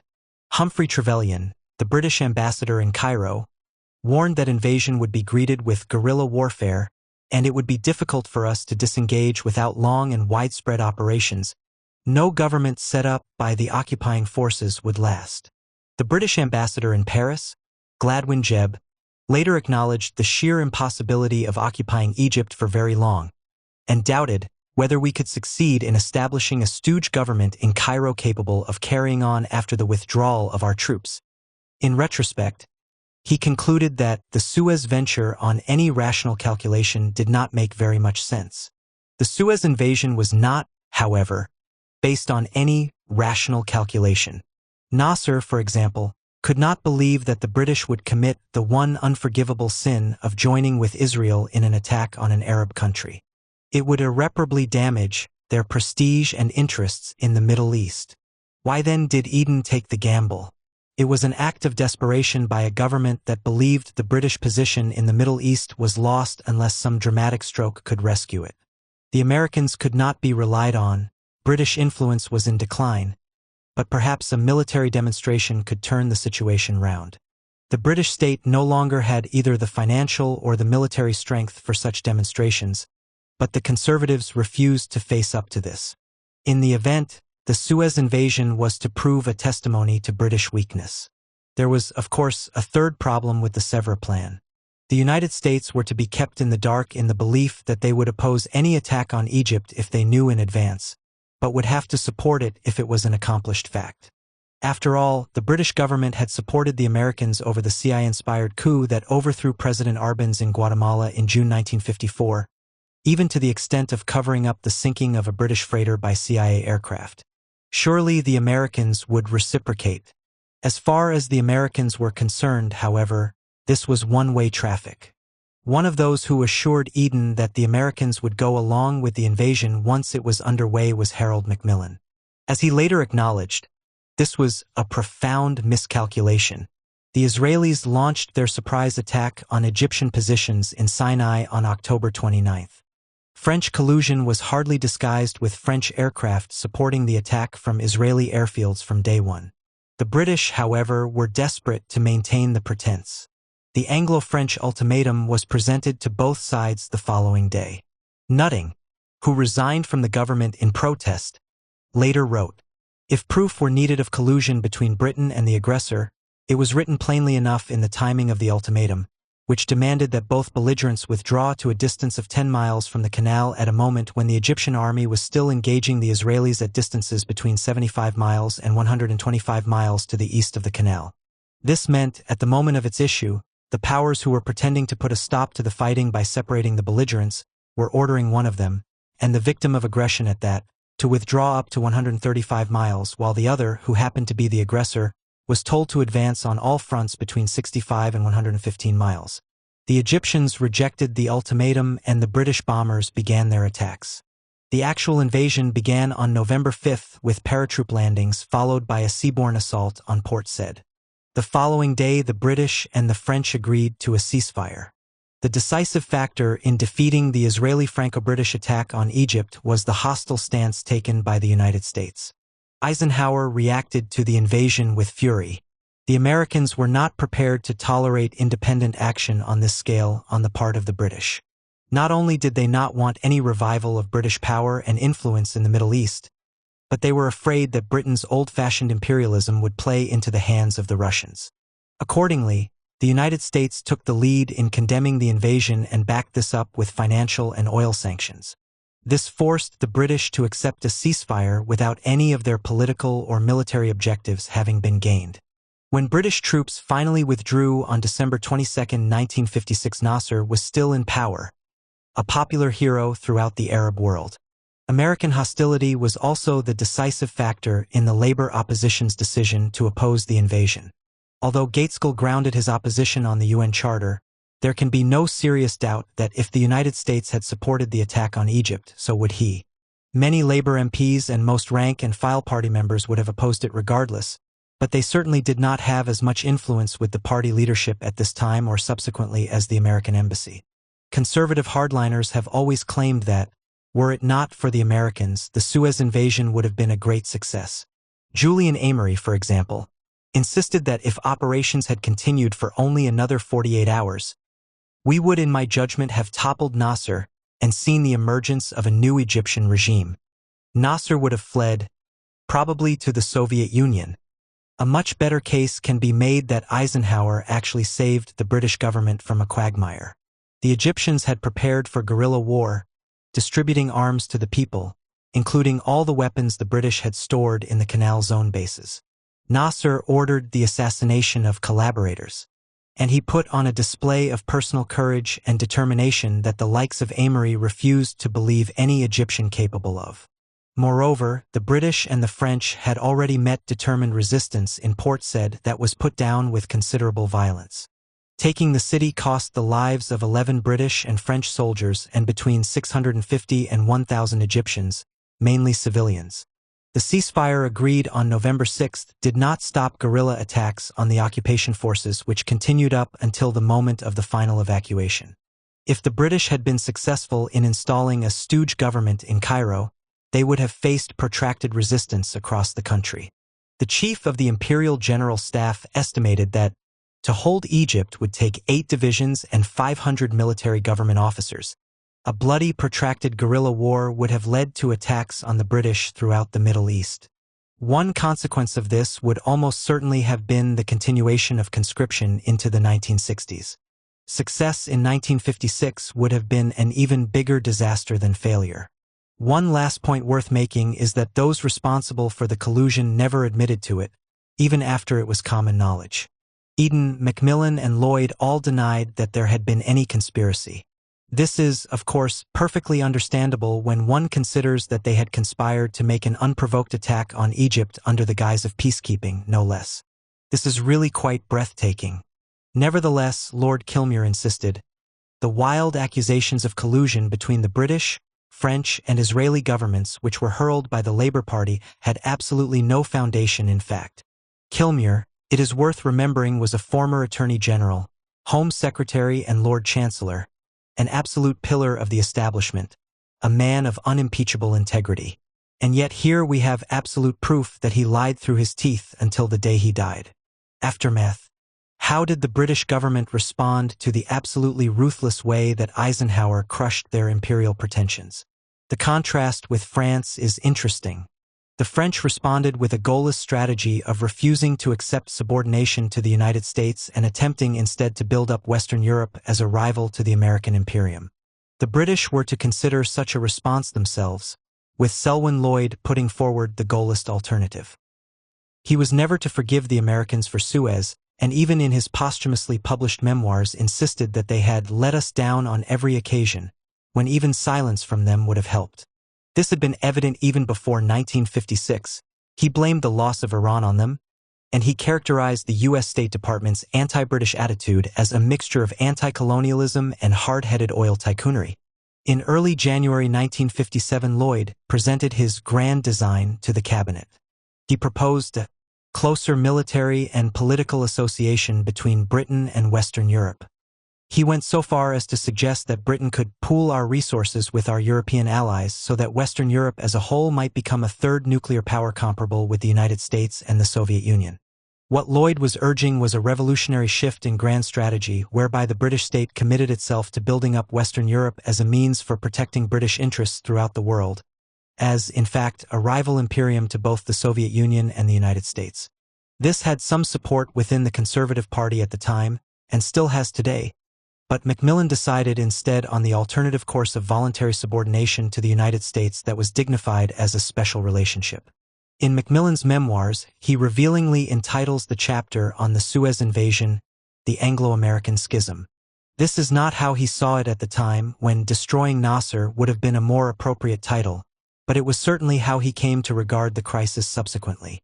As far as Macmillan was concerned, such a schism should never be allowed to happen again. The interests of British capitalism were best served by embracing an alliance with the United States on whatever terms were available.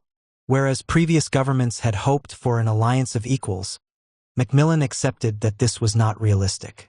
Maintaining an unequal alliance with the British very much in the subordinate position became the primary objective of British foreign policy. This has been the strategy of successive British governments, both Conservative and Labour, ever since, with the notable exception of Edward Heath's Conservative government, 1970 to 1974, the nearest we have come to a British Gaullism. While this strategy has often involved British leaders in an undignified relationship with American presidents, Macmillan with Kennedy, Wilson with Johnson, and most especially Blair with the appalling George W. Bush, in fact, it was every bit as hard-headed as France's Gaullist strategy. What the Macmillan government decided was that Britain's interests, unlike those of the French, were global and could only be effectively protected by a state with a global reach. Once the British state had been able to perform this role itself, but since the Second World War it had become increasingly clear that this was no longer the case. The Suez fiasco was the most dramatic demonstration of this. Instead, the British looked to the United States, an imperial state with a considerable reach, to protect its interests. Obviously, there were difficulties with this because British interests always took second place to American interests, so that the alliance was often tense and uneasy, but these difficulties were always secondary. As far as successive British governments were concerned, Western Europe did not have the ability to protect British interests worldwide, so that some British variant of Gaullism was never in the interests of British capitalism. The Iraqi endgame. While the Suez invasion was certainly important in weakening the British position in the Middle East, it was not the decisive factor in its final destruction. Indeed, after the invasion, Macmillan did his best to restore the British position, but always with American support. He remained every bit as committed to the destruction of Nasser as before, but recognized that nothing could be achieved without the United States. Britain still maintained Iraq as a client state and was determined to oppose Egyptian influence everywhere it could. On July 14, 1958, however, a military coup swept away the Hashemite monarchy and dealt the British position in the Middle East a final fatal blow. Certainly the Suez affair played a part in this, compromising any Arab government that remained friendly with Britain, but nevertheless the coup took the British completely by surprise. Macmillan himself described it as devastating, destroying at a blow a whole system of security which successive British governments had built up. At the time it was regarded as an Egyptian-sponsored coup, as part of a general offensive to overthrow pro-Western governments throughout the Middle East. To counter this, on July 15, U.S. Marines landed in Lebanon to support the Shamoun government, and on July 17, British paratroopers began arriving in Jordan to support King Hussein. The British also hoped for intervention in Iraq.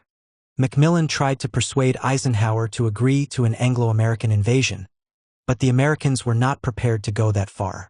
Despite this, the British continued trying to interest the Americans in a joint occupation of the country as late as August 1959.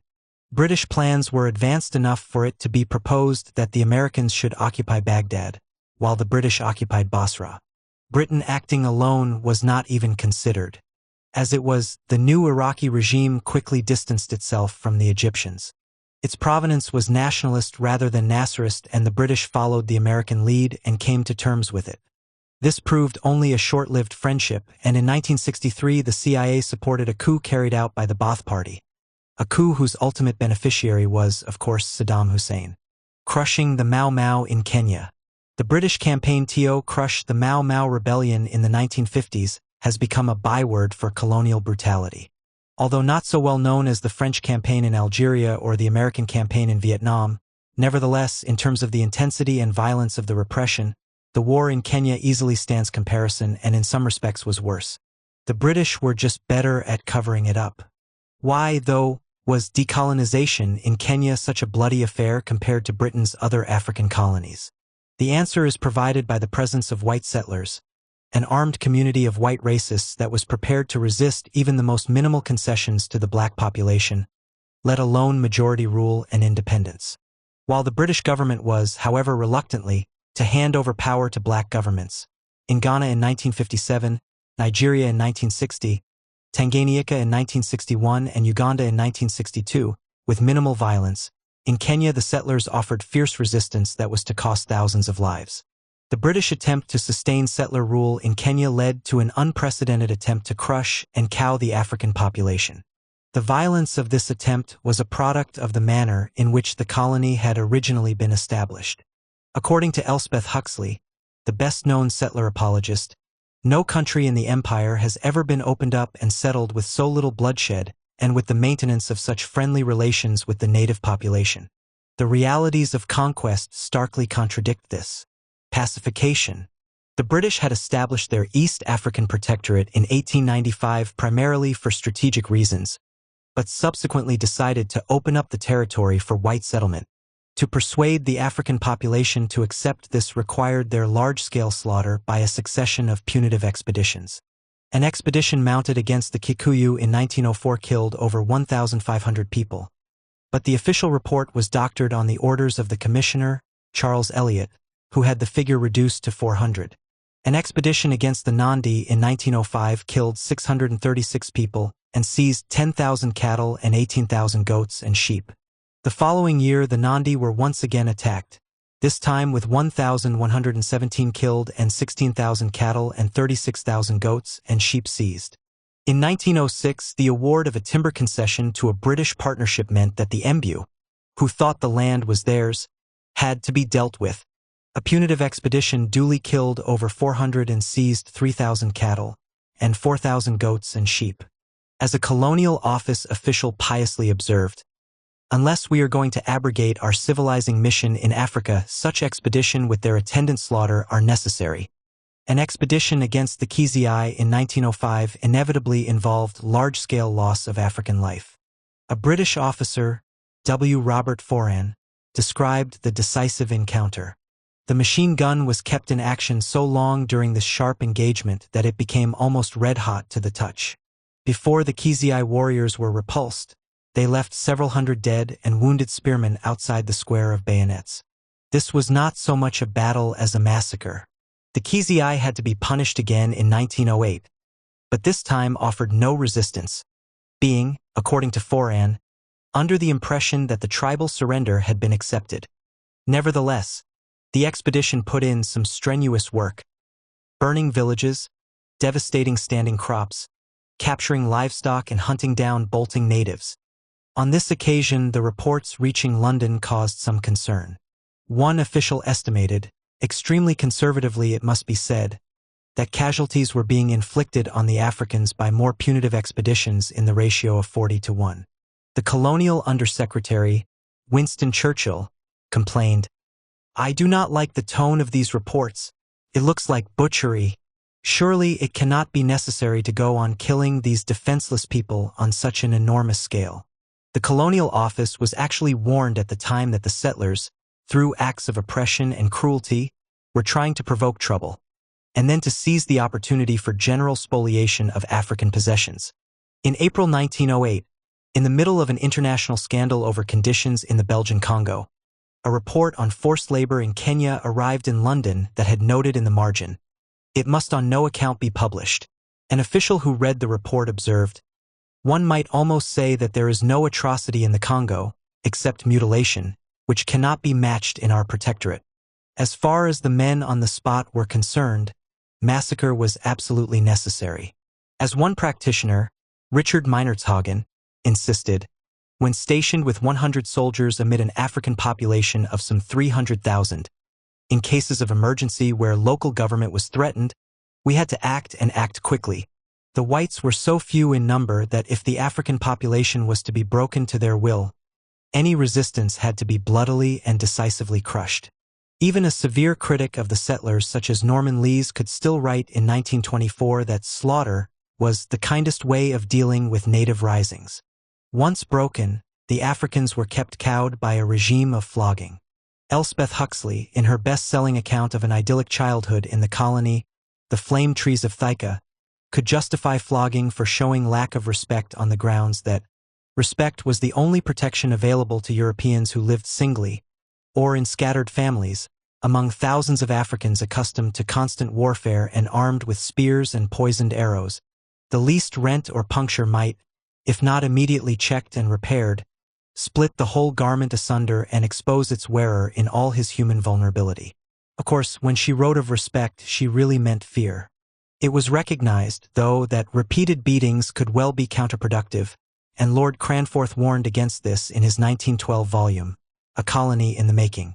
What was essential was that when a beating was called for, it should be thorough. While recognizing that this was not a popular view in Britain, he nevertheless insisted that, for certain crimes, such as lying, petty stealing, and more especially cruelty to children or animals, the whip is the best and kindest preventative and cure. His wife, Lady Cranforth, contributed a chapter on the supervision of African domestic servants. One could not, for instance, learn by experience in England when it is the right time to have a servant beaten for rubbing silver plate on the gravel path to clean it, and that after several previous warnings. A regime that was prepared to flog Africans for lying or petty theft or disrespect would commit the most fearful atrocities when confronted with a full-scale rebellion. The Mau Mau Revolt. The revolt was largely the work of the Kikuyu tribe, for whom the white settlement had been a complete disaster. They were penned in by the settlers. By 1948, 1.25 million Kikuyu were restricted to landholding in 2,000 square miles of tribal reserve, while the 30,000 white settlers held 12,000 square miles, including most of the best farmland. In the reserves, there was considerable poverty, with almost half of the population landless. Only a small class of collaborators prospered. For the great mass of the people, the situation was deteriorating. Outside the reserves, some 120,000 Kikuyu lived as squatters on the white farms, receiving a small patch of land in return for their labor, in effect a form of serfdom. This group found their way of life and standard of living under concerted attack in the 1940s, as the farmers tried to transform them into landless laborers. According to one account, the squatters' real income had fallen by 30 to 40% in the years before the revolt. These people were to provide the backbone of the revolutionary movement in the countryside. Many Kikuyu were forced off the land altogether and driven to seek work in the towns. The African population of Nairobi more than doubled between 1938 and 1952, increasing from 40,000 to 95,000 with the Kikuyu dominating the Eastlands district. Living conditions were appalling and getting worse. Nairobi was to become the center of the revolt. In the graphic phrase of one historian, it was the Mau Mau's beating heart. What drove the Kikuyu down the road to rebellion was the failure of the Labour government elected with an overwhelming majority in 1945 to offer any hope of improvement or advance.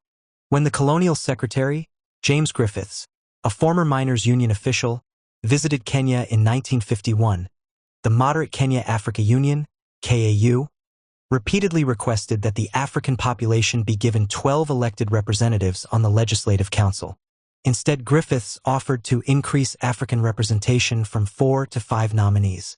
This left the 30,000 settlers with 14 elected representatives, the 100,000 Asians with 6, the 24,000 Arabs with 1, and the 5 million Africans with 5 nominees. Even the settlers were astonished at how reactionary the Labour government proved to be. This shattering of hopes for peaceful change fatally compromised the influence of the moderates and strengthened the hand of the revolutionaries. The revolutionary movement originated in the reserves and on the white farms, a product of Kikuyu land grievances. It was initiated by the banned Kikuyu Central Association, KCA, that in the late 1940s launched an oathing campaign to enroll the Kikuyu in a movement of resistance to the British. This movement was originally conceived as a protest movement, but it became increasingly radicalized. It is a testimony to the success of British propaganda that it is known as the Mau Mau, the bastardist name given to it by the British and their collaborators. To the rebels themselves it was known at the time as Mwingi, or the Movement, or as Mugwithania, or the Unifier, or as the KCA. Whatever the name, it was without any doubt one of the most important revolutionary movements in the history of modern Africa and one of the most important revolutionary movements to confront the British Empire. The movement was radicalized by a militant leadership that emerged from the trade union movement in Nairobi. Here the Transport and Allied Workers Union led by Fred Kabai and the Clerks and Commercial Workers Union led by Bildad Kajia were at the heart of the resistance. Most accounts of the Mau Mau movement either ignore or play down the role of the trade unions in the struggle. But the fact is that without their participation a sustained revolt would not have been possible. The trade unions came together on May 1, 1949 to form the East African Trades Union Congress, ETUC, with Kubai elected president and an Asian socialist, Makhan Singh, elected general secretary. The organization was seen as a serious threat by the authorities, a perception wholeheartedly endorsed by the Labour government in London. When on May 1, 1950, the ETUC issued a call for independence and majority rule, the first African organization to do so, both Fred Kabai and Makhan Singh were arrested. The response was a general strike that saw 100,000 workers walk out throughout the colony. The British mounted a massive show of force, and after 9 days the strike was broken.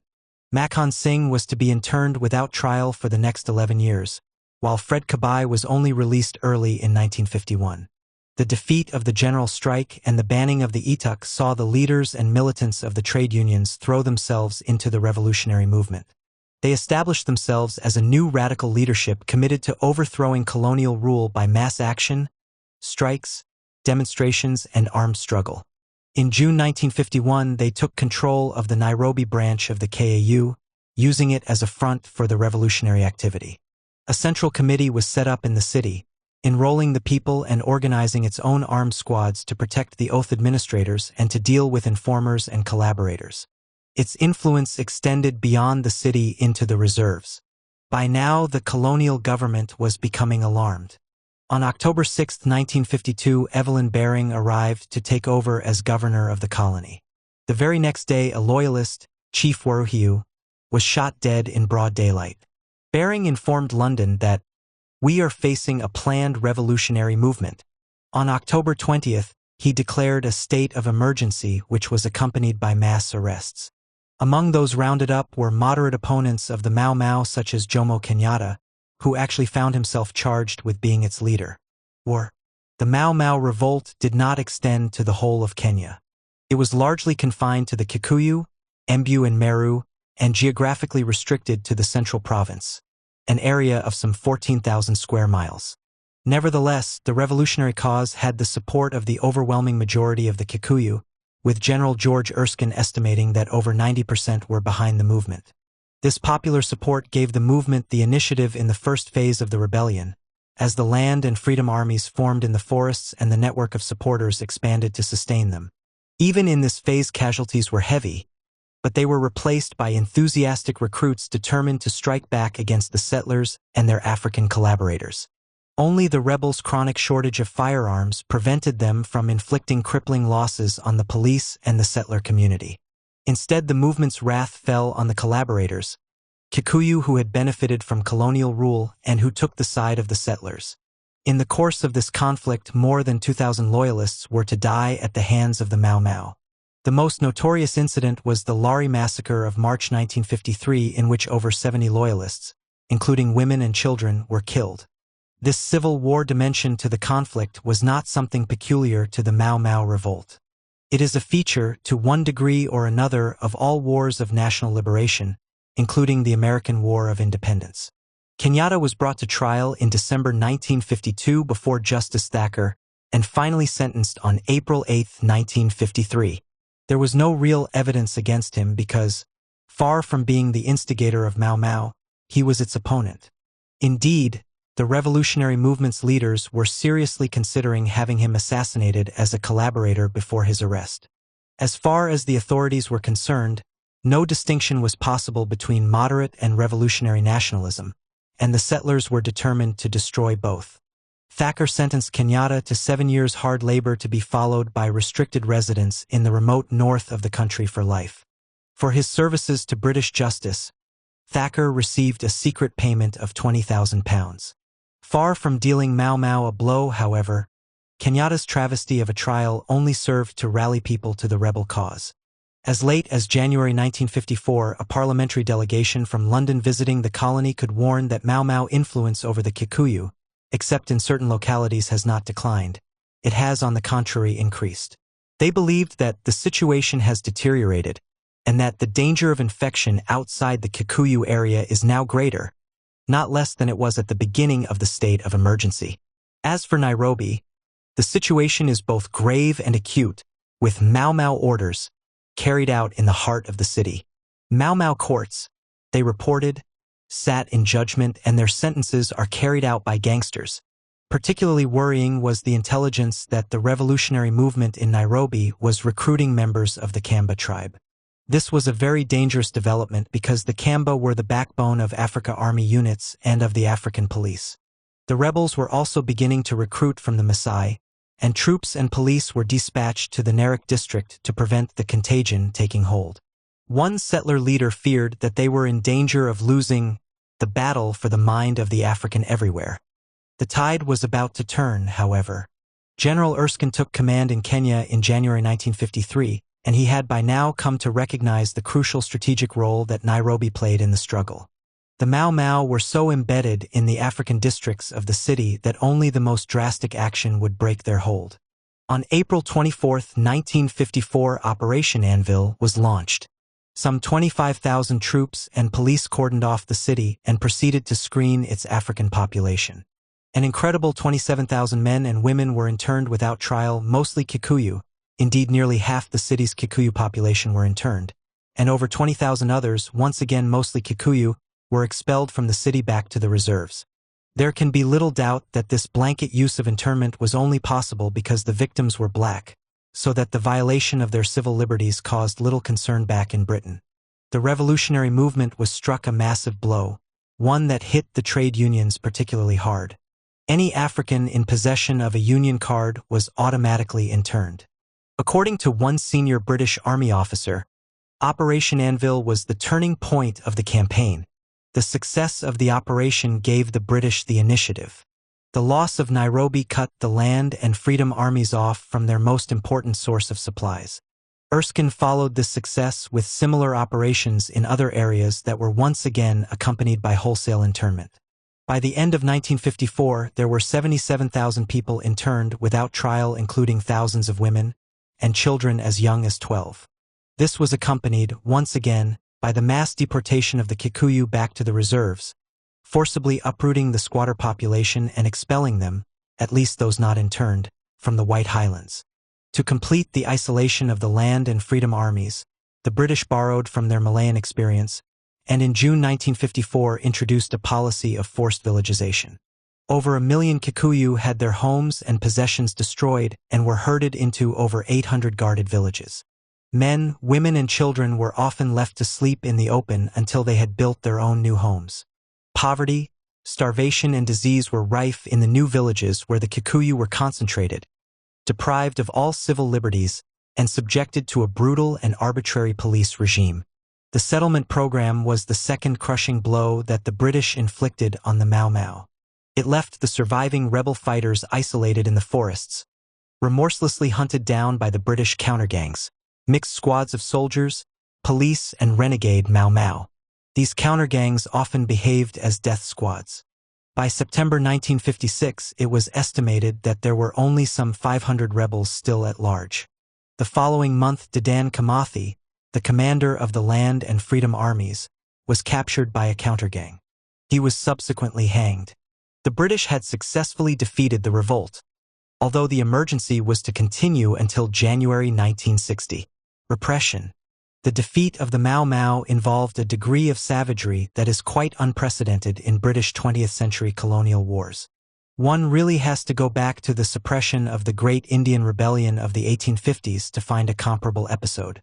The reality was that in Kenya the flogging, torture, mutilation, rape and summary execution of suspects and prisoners were everyday occurrences.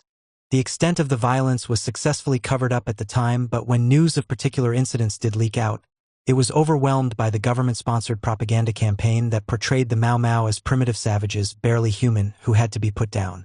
In his account of the Mau Mau, the historian Robert Edgerton provides a graphic portrait of police methods during the emergency. If a question was not answered to the interrogator's satisfaction, the subject was beaten and kicked. If that did not lead to the desired confession, and it rarely did, more force was applied. Electric shock was widely used, and so was fire. Women were choked and held under water. Gun barrels, beer bottles, and even knives were thrust into their vaginas. Men had beer bottles thrust up their rectums, were dragged behind Land Rovers, whipped, burned, and bayonet. Some police officers did not bother with more time-consuming forms of torture. They simply shot any suspect who refused to answer, then told the next suspect, who had been forced to watch the cold-blooded execution, to dig his own grave. When the grave was finished, the man was asked if he would now be willing to talk. As far as the settlers were concerned, there was open season on the Kikuyu. Anyone thought suspicious could be flogged, tortured, and, if necessary, killed with virtual impunity. When Field Marshal John Harding visited the colony early in 1953, he acknowledged that the settlers had taken the law into their own hands, but this had been fortunately hushed up. As part of her research into the British conduct during the emergency, Caroline Elkins interviewed a number of former settlers who had been members of the Kenyan Police Reserve. They described the torture they had carried out with as much concern as they talked about the weather. One man told her how he had dropped by a special branch interrogation center to check up on a suspect and had stayed for a few hours to help the boys out, softening him up. This got a little out of hand. By the time I cut his balls off, he had no ears and his eyeball, the right one, I think was hanging out of its socket. He died before we got much out of him. One should not mince one's words about this. Elements within the security forces in Kenya, particularly the police, used the methods of the Gestapo at their worst. This is no exaggeration or hyperbole, but a plain statement of fact. Except for a few isolated instances, where unwelcome publicity made action unavoidable, they were never held to account. On the few occasions when they were, their punishments were derisory. Unofficial repression was accompanied by the most ferocious official repression. As well as the tens of thousands interned without trial, the best estimate is that over 160,000 people were interned during the course of the emergency. Even more were imprisoned for emergency offenses. Between 1952 and 1958, over 34,000 women were to be imprisoned for Mau Mau offenses, and the number of men imprisoned was probably 10 times that figure. According to one historian, at least 1 in 4 Kikuyu adult males was imprisoned or detained by the British colonial administration. At the same time, the government presided over what can only be described as a judicial massacre. Between the declaration of the emergency and November 1954, 756 rebels were hanged. By the end of 1954, the number was over 900, and by the end of the emergency had reached 1,090. Of those, 346 were hanged for murder, 472 for possessing arms or ammunition, 210 for consorting with rebels, and an incredible 62 for administering illegal oaths. A mobile gallows was specially built so that prisoners could be hanged in their home districts to provide an example. At one point, they were being hanged at the rate of 50 a month. The massacre even caused some concern in London, where the Prime Minister, Winston Churchill, urged that care should be taken to avoid the simultaneous execution of any large number of people. He was worried about the effect that anything resembling mass executions would have on public opinion. Churchill intervened to stop Evelyn Baring adding the possession of incendiary materials to the list of capital offenses because they would soon be hanging men for the possession of a box of matches. Despite this slaughter, there is no doubt that Frank Kitson, one of the originators of the countergang strategy, was speaking for many when he complained that the army and the police had firmly fastened one of their hands behind their back with the cord of legal difficulties. In his outstanding account of the hangings during the emergency, Histories of the Hanged, David Anderson puts names to some of the victims. He records the fate of Wakianda Gachunga, hanged for the possession of 2 rounds of ammunition, and of Karunja Hinga, hanged for the possession of 13 rounds. He tells of the police informer who sold firearms and then promptly betrayed the purchasers to the hangman. He was found dead with his tongue cut out. He tells of the 13 internees at Mbakali detention camp who overpowered their guards and escaped. The 8 men subsequently recaptured were all hanged for being in possession of the guards' weapons. And he tells the story of Karithai Muthomo, arrested on his way to carry out an assassination in Nairobi in January 1954. He had been betrayed by Hussein Mohammed, a special branch informer, who was subsequently shot dead in broad daylight. When Muthomo was sentenced to hang, he told the judge, "I am dying for my land and I am not afraid to die for that." The one-sided nature of the conflict is demonstrated quite dramatically by the casualties suffered by the 2 sides. The official British figure for rebels killed in action was 11,503, but the real number was much higher. Some estimates go as high as 50,000, and this is much closer to the truth. The casualties suffered by the security forces were considerably lower. Only 12 European soldiers and 51 European police were killed, 3 Asians and 524 African soldiers and police. This disparity is a product of the overwhelming superiority in firepower that the British possessed and their readiness to use it. As for settler casualties, only 32 were killed in the course of the emergency. Less than died in traffic accidents in Nairobi in the same period. What was successfully portrayed by the British government as a pogrom against the white settlers was in fact a pogrom against the Kikuyu. How was it that British governments headed by such respectable figures as Winston Churchill, Anthony Eden and Harold Macmillan were able to preside over the Kenya scandal without British public opinion calling them to account? What happened in Kenya was far worse than anything revealed at Abu Ghraib or Guantanamo Bay, but excited considerably less controversy. Certainly, racism was an important factor. The savagery of the repression in Kenya was possible because the victims were black, and this undoubtedly constrained public concerns. Moreover, the government was very successful at portraying the Mau Mau as a reversion to a savage barbarism that had to be stamped out by whatever means were necessary. And, of course, the government consistently and systematically covered up and denied what was going on. The colonial secretary, Alan Lennox Boyd, a fascist sympathizer in the 1930s, was to freely admit after his retirement that he had been actively engaged in cover-up operations for the security forces. He remarked on the shock of his successor, Ian MacLeod, when he briefed him on what was really going on. A number of Labour MPs, Fenner Brockway, Barbara Castle, John Stonehouse and others, did campaign to expose the atrocities that were being committed in Kenya. They received little help from the Labour front bench, which obviously hoped to become the government in the near future and consequently would have had to continue the cover-up itself. Only with the Ola Camp massacre of March 3, 1959 did the cover-up machinery finally break down. On this occasion, detainees who were refusing to do forced labor were attacked by guards. Many of them were injured and 11 were beaten to death. What is interesting is that this was far from the first time that men were beaten to death in the camps. At Meniani camp in 1955, 6 men had been killed by the guards and their cause of death registered as typhoid. This was the normal way of proceeding. By 1959, with Ian MacLeod as colonial secretary, the political situation had changed. He was looking to an agreement with the moderate African nationalists, something bitterly opposed by both the colonial administration and the white settlers. The exposure of the Ola Camp atrocity would fatally compromise this opposition, so MacLeod, instead of collaborating in the cover-up as Lennox Boyd had done as a matter of routine, allowed what had really happened to become a cause of public scandal. This indicated a decisive shift in British government policy. Independence. Even though the Mau Mau had been defeated by the British, the movement did win a posthumous victory over the white settlers. The settlers dreamed of a permanent white supremacist regime in Kenya that would be strong enough to sustain itself with or without the support of the British state. They looked to the example provided by southern Rhodesia and South Africa. Mau Mau, however, had shown that the settlers did not have the strength to survive on their own. Without the British government coming to their assistance in the 1950s, Mau Mau would have won.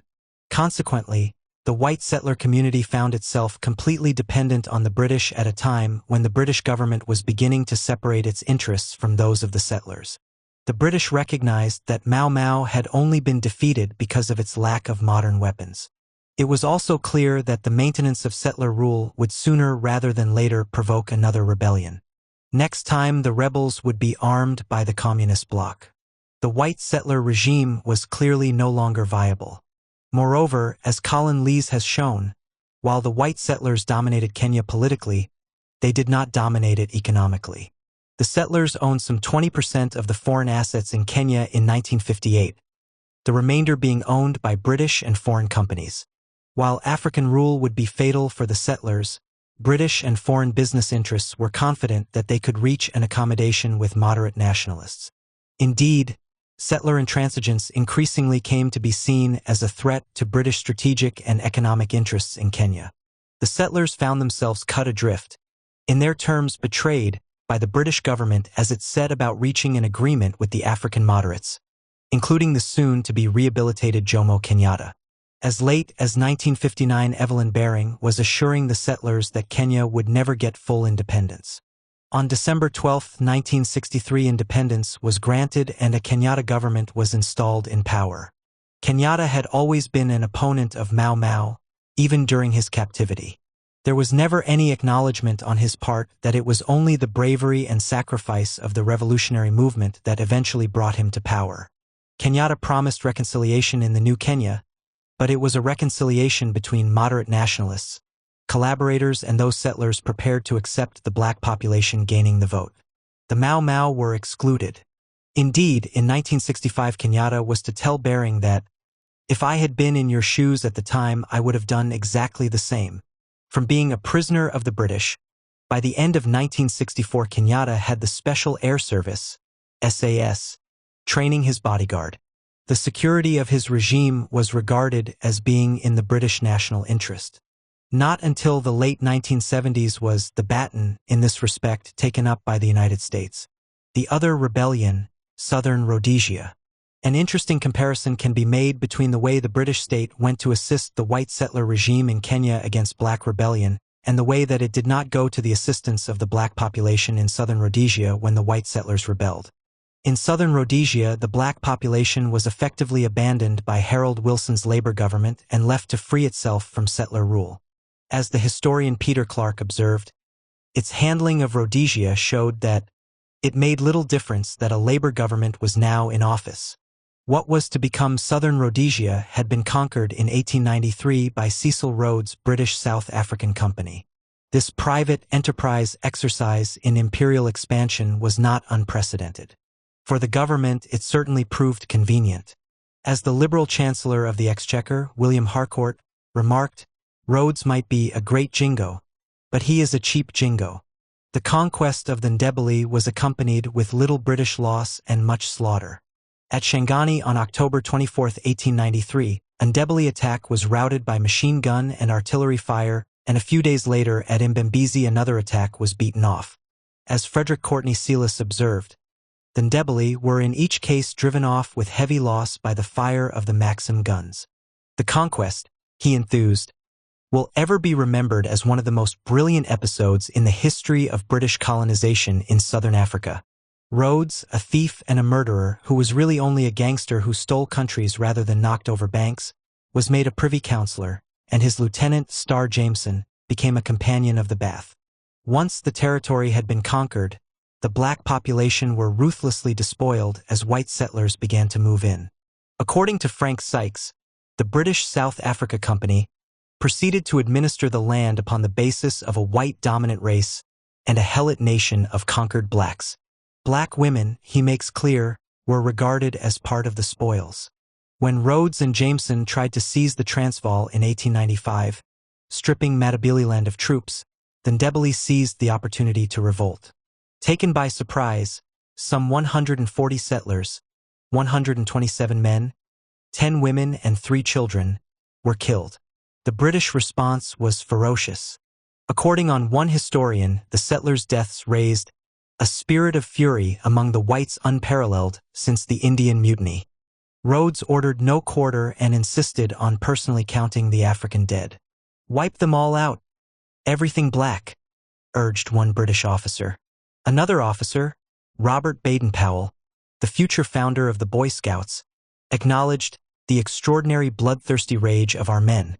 Indeed, he confessed that he felt it myself later on, but he still insisted, "Don't infer from these remarks that I am a regular nigger hater, for I am not. I have met lots of good friends among them, but however good they may be, they must, as a people, be ruled by a hand of iron in a velvet glove. In the present instance, they have been rash enough to pull off the glove for themselves, and were now beginning to find out what the hand was made of." The Ndebele and Shona revolts of 1896 to 1897, known as the First Kimurenga, were put down with considerable brutality and bloodshed. Settler rule was successfully imposed on the country. The British government's abandonment of the white settlers in Kenya provided their kith and kin in southern Rhodesia with a good indication of their likely fate. Unlike Kenya, however, the Rhodesian settlers felt that they were numerous, wealthy, and powerful enough to sustain themselves in power without British assistance. There were some 250,000 white settlers in southern Rhodesia and, moreover, they were confident of support from neighboring South Africa. Ian Smith's Rhodesian Front government decided to declare independence from Britain rather than make any of the concessions to the black majority that the British were pressing for. White supremacy was to be maintained at any cost, and the aspirations of the black population were to be crushed with whatever amount of force was necessary. UDI, Unilateral Declaration of Independence, was declared on November 11, 1965. The white settlers had rebelled, and Wilson made it clear that under no circumstances would he even contemplate the use of force. There can be no doubt that if the whites in Rhodesia had been threatened by a black revolt, British troops would have been sent to help maintain law and order without any problem.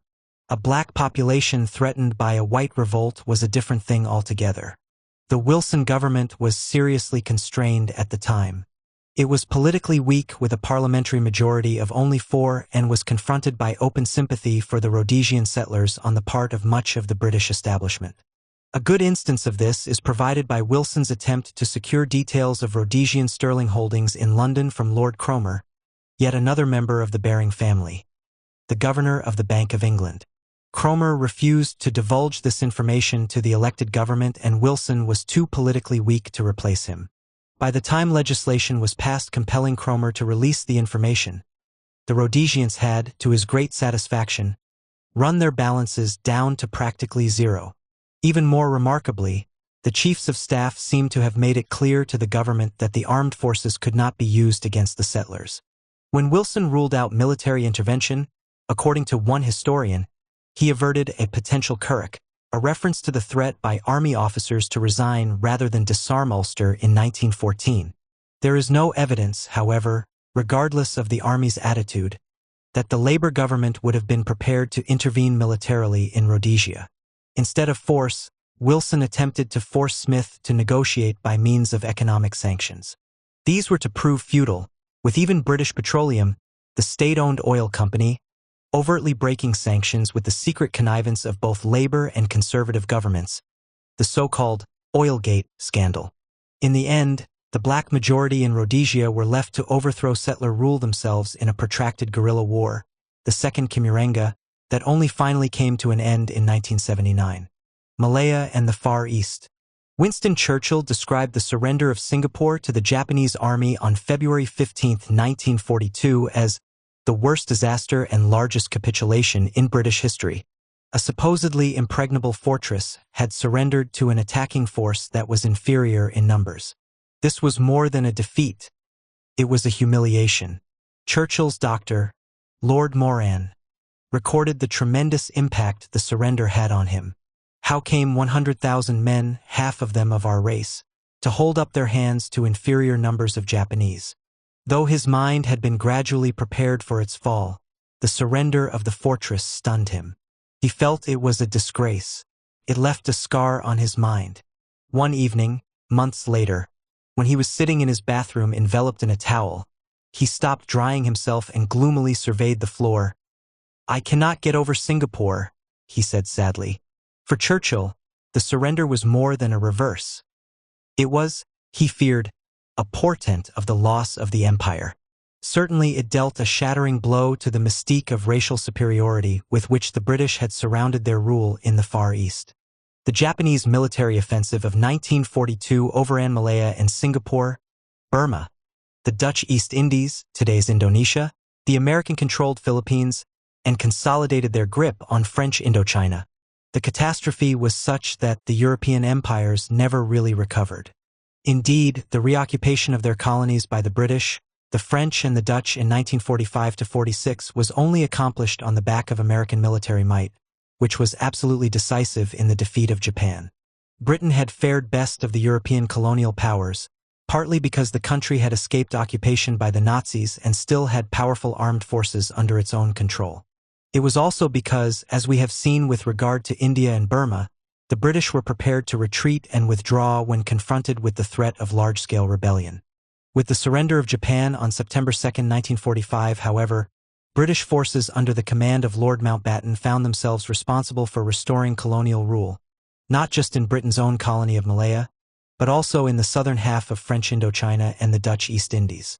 Let us look first at how Attlee's Labour government performed its two little-known acts of colonial generosity towards the French and the Dutch. The First Vietnam War. The Japanese surrender created a vacuum in Indochina that the communist-led Viet Minh resistance, led by Ho Chi Minh with American encouragement, moved to fill. The United States was initially unsympathetic to the restoration of French rule, and the American OSS, the forerunner of the CIA, had encouraged the Viet Minh to establish a provisional revolutionary government as early as April 1945. With the Japanese collapse, Viet Minh forces took control of much of the north of the country, and on September 2 Ho Chi Minh proclaimed the Democratic Republic of Vietnam in Hanoi. He read out a Vietnamese Declaration of Independence, borrowing from the American Declaration of 1776, to over 100,000 people. OSS officers were photographed, alongside the Viet Minh military commander Vong Nguyen Giap, saluting the flag of the new republic. The American expectation was that the French would have to come to terms with what they hoped would be a communist-dominated client government. Further south, however, the Viet Minh hold was much weaker, and on September 6 British troops, commanded by General Douglas Gracie, began arriving in Saigon with every intention of restoring the French. From the very beginning, Gracie refused to even acknowledge the existence of the Viet Minh, introducing what amounted to martial law, disarming the nationalists and arming released French prisoners of war. On September 23, with his full support, the French seized power in Saigon, taking over its city hall and arresting large numbers of Vietnamese. As one senior French officer told Mountbatten, "Your General Gracie has saved French Indochina." The Viet Minh responded to the French takeover by calling a general strike, and fighting broke out. According to George Rosey, in his standard account of the British intervention, the days immediately after the coup saw much sporadic fighting in which the British Indian troops fought off desperate nationalist attacks all over the city. In the early stages, the Vietnamese casualties were fairly heavy. In one clash with 80 Indian Infantry Brigade on September 26 in the south of the city, 60 Vietnamese were killed. Mortars, 25-pounders, and heavy machine guns were freely used by the British in the street fighting, and non-combatant Vietnamese must certainly have suffered in the process. The British found themselves under considerable pressure, and Gracie was forced to open negotiations with the Viet Minh on October 2. This was just a ploy while reinforcements were poured in, bringing his strength to over 22,000 men. On October 9, he gave the Viet Minh an ultimatum: surrender the city or face destruction. The Viet Minh launched an attack against British positions throughout the city, but were beaten back. On October 12, they attempted to seize the key airfield at Tan Son Nhut. They reached the doors of the radio station and were within 300 yards of the control tower when they were stopped. The fight for the airfield turned into a grim struggle, as its loss would have cut Saigon off from the rest of the world. The Viet Minh attacks were driven off by the reinforced British. After this failure, the Viet Minh resorted to guerrilla tactics, and the bitter street battles gave way to the brutal business of ambushes, small-scale guerrilla attacks, terrorism, and repressive countermeasures, all carried out in the midst of a sullen and resentful population. No matter how many nationalists the British killed or captured, more appeared the next day. Edmund Taylor, as OSS officer, arrived in Saigon towards the end of October to find a war of extermination marked by appalling atrocities on both sides underway. He described how, in retaliation for the murderous enemies, the majority ethnic group in Vietnam guerrilla tactics, the British had deliberately burned down great sections of the native quarter in Saigon. This further inflamed the anti-British sentiments of the enemies, whose fanatical if clumsy attacks became such a menace to the inadequate British occupation forces that for a long time they had to cease disarming the Japanese and to use their late enemies as auxiliaries in fighting their newer ones. According to Taylor, the atmosphere in Saigon was that of a town newly occupied by Franco's forces in the Spanish Civil War. By the end of December 1945, the British began their withdrawal, handing Saigon and the South over to the French. Most had left by March 1946, with only some specialist soldiers remaining behind. The last British troops to die in Vietnam were 6 soldiers killed in an ambush in June 1946. They had fought a short but bloody campaign, the tenor of which is captured by the operation instructions issued to officers. Always use the maximum force available to ensure wiping out any hostiles we may meet. If one uses too much, no harm is done. The disproportion between casualties suffered and inflicted shows that this advice was taken literally. By the middle of January 1946, the British had suffered 40 men killed, while they claimed to have killed some 600 Viet Minh. The actual numbers were considerably higher. This British success was to prepare the way for both the French and the American Vietnam Wars. A forgotten intervention. Indonesia 1945–46. In the Dutch East Indies nationalists, led by Sukarno, had proclaimed the Republic of Indonesia as early as August 17, 1945. With the Japanese collapse, the nationalists proceeded to take control of much of the main island of Java. A republican government was established, supported by a large, if poorly armed and trained, militia. It was determined to resist any attempt to re-establish Dutch rule. When the first British troops began to arrive, conflict was inevitable. The British intention was to occupy the coastal cities of Jakarta, Semarang, and Surabaya, and the hill towns behind them, Bandung, Ambarawa, Magelang, and Malang. The nationalist forces would be disarmed and dispersed, and the Dutch would be put back in control. To this end, Jakarta was occupied and Dutch prisoners of war were armed.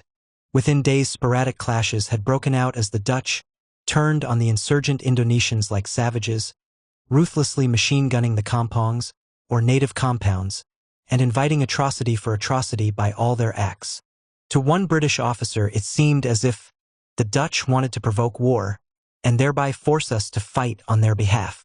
The first British fatalities occurred on October 11th when 2 British officers were killed.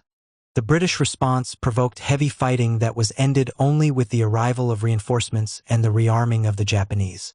Jakarta was successfully brought under control, although sniping and sporadic attacks continued.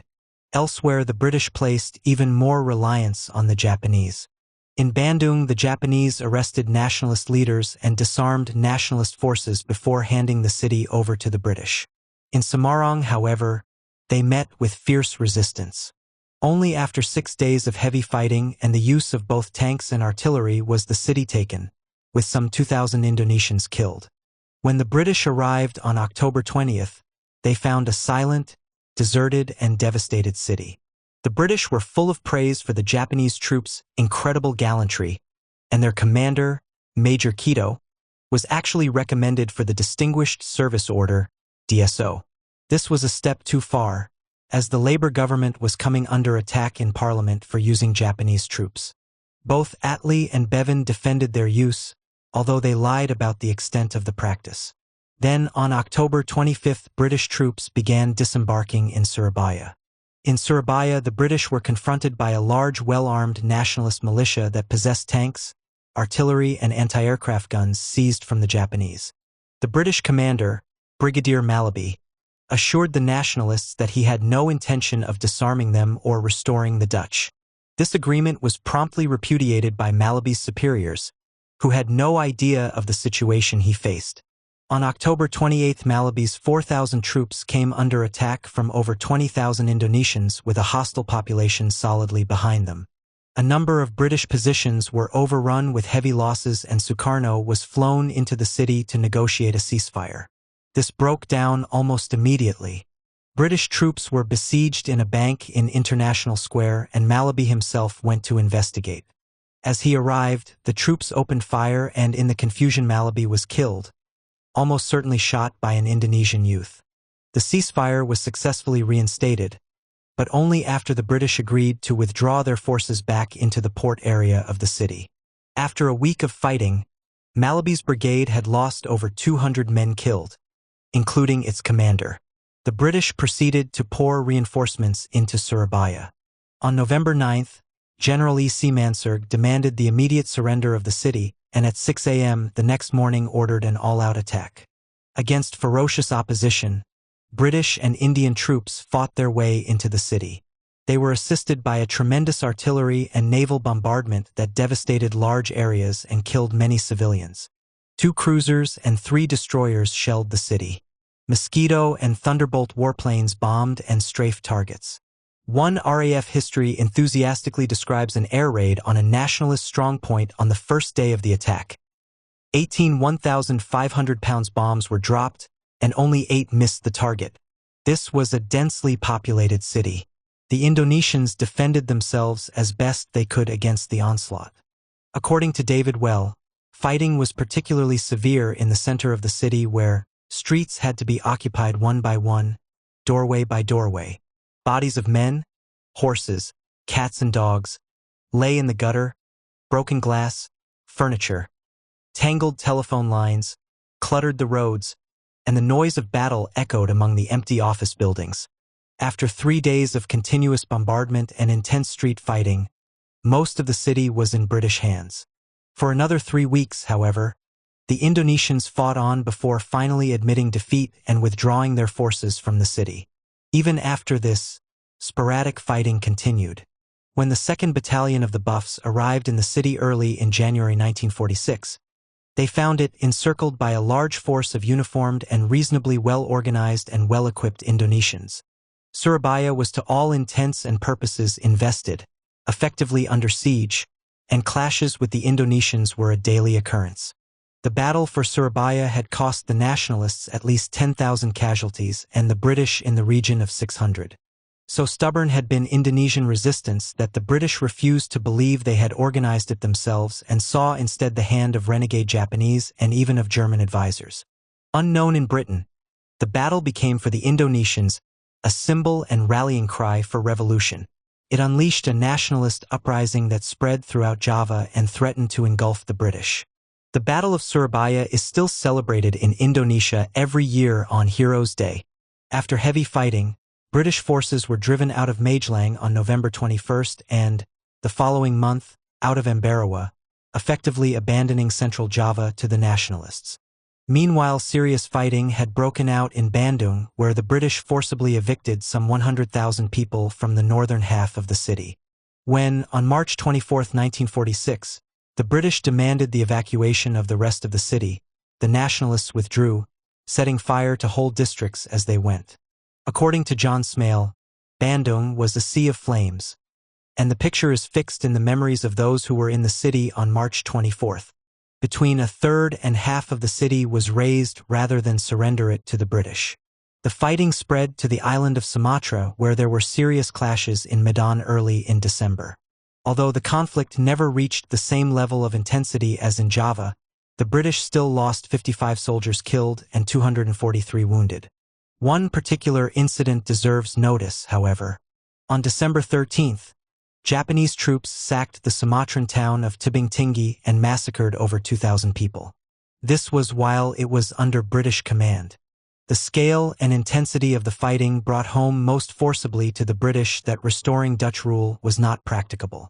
At the end of December 1945, Mountbatten informed the chiefs of staff in London that to achieve a military solution in Indonesia would require another 3 divisions in a full-scale war, which would be followed by a guerrilla war situation analogous to Ireland after the last war, but on a much larger scale. Instead, the British held on to their coastal bridgeheads, but abandoned the rest of the country to the nationalists. As late as September 1946, there were still 45,000 British troops in the country, but withdrawal was already underway as the Dutch built up their forces. The last British troops were evacuated by the end of November 1946. By and large, the Dutch forces were armed and equipped by the British by a Labour government, without whose assistance their offensives of the summer of 1947 and the winter of 1948–49 would not have been possible. Britain's Indonesian intervention had proven extremely costly. Over a 14-month period, some 620 British and Indian troops had been killed and 1,447 wounded. Another 327 were missing, most of them dead, but some Indian troops had defected to the nationalists. The 23rd Indian Division suffered heavier casualties in these months than in 4 years fighting the Japanese in Burma. Over 1,000 Japanese troops were also killed, fighting alongside the British, more than had been killed capturing Indonesia from the Dutch in the first place. Indonesian casualties have been estimated at some 20,000 killed. One would, naively perhaps, have expected this episode to have left the Attlee government's reputation in imperial affairs in tatters, but far from it. The whole episode is simply written out of the historical record. The Battle of Surabaya, so important in Indonesia, is almost completely unknown in Britain. Reoccupying Malaya. In Malaya, the British had cooperated with the Malayan Communist Party, MCP, and with the communist-led resistance movement during the Japanese occupation. By the time the Japanese surrendered, the Malayan People's Anti-Japanese Army had some 4,000 armed members, but a considerably larger support network, the Malayan People's Anti-Japanese Union. Rather than oppose the return of the British, the Malayan Communists, unlike the Vietnamese Communists and the Indonesian nationalists, decided to cooperate with the colonial power in the hope of securing a legitimate place in the post-war order. The election of a Labour government in London undoubtedly created serious illusions with regard to future developments in the colonies. Instead of fighting the British, a communist guerrilla unit actually took part in the victory parade in London, and Chin Pong, soon to be the most wanted man in Malaya, was actually awarded the Order of the British Empire, OBE. The communists proceeded to disband their guerrilla army and instead concentrated their efforts on building up a strong, militant trade union movement and on establishing a left-wing nationalist movement, uniting Chinese, Malays, and Indians. In retrospect, the decision to cooperate with the British seems a serious mistake. The communists could certainly have launched an insurrection in 1945, and the British would have found themselves seriously overstretched in trying to deal with it. The fighting in Indochina and Indonesia was a great drain on resources. A number of factors militated against it, however. First, communist support was largely confined to the Chinese minority of the population, about 38%. And, indeed, there were serious clashes between the Malayan People's Anti-Japanese Army and Malays in 1945–46. Second, the British would certainly have made use of Japanese troops to bolster their position. And third, although unknown at the time, the General Secretary of the MCP, Lai Tek, was a police agent who had worked for both the British and the Japanese. He argued most forcefully for a peaceful road. Nevertheless, the prospects for success in 1945 were considerably greater than they were to be in 1948 when the guerrilla insurgency was actually launched.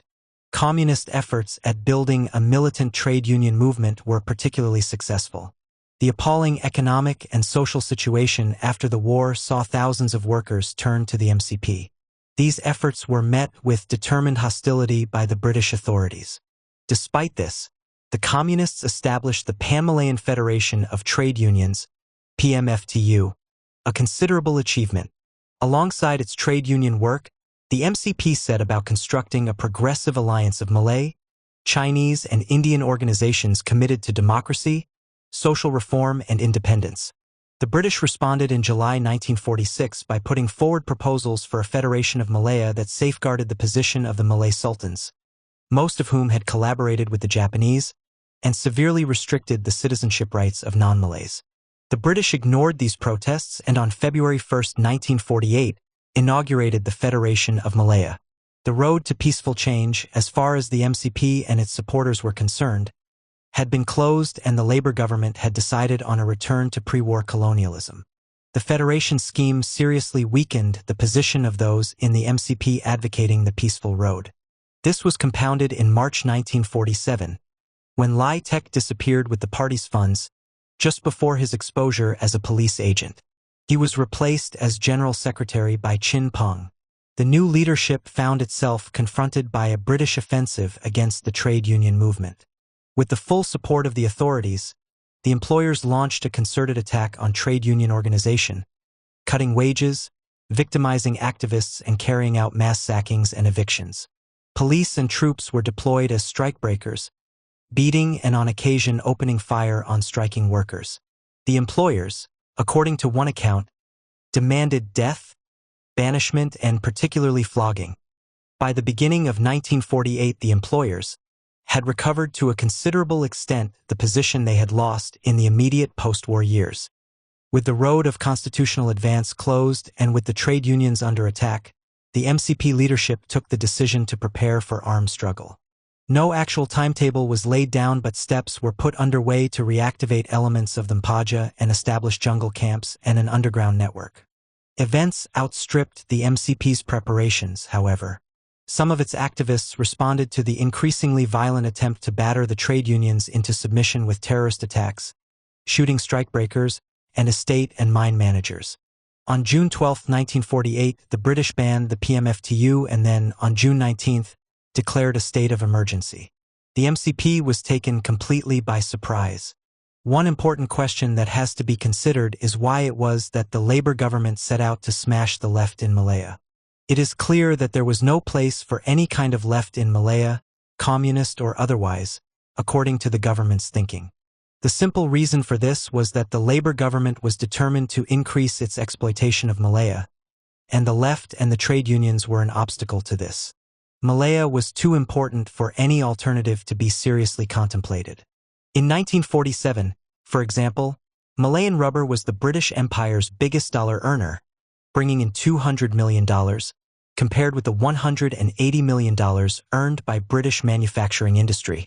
By 1950, Malayan tin and rubber were earning $350 million out of the sterling area's total dollar earnings of $2,385 million. It was under Attlee's government that British colonies were to be most ruthlessly and successfully exploited.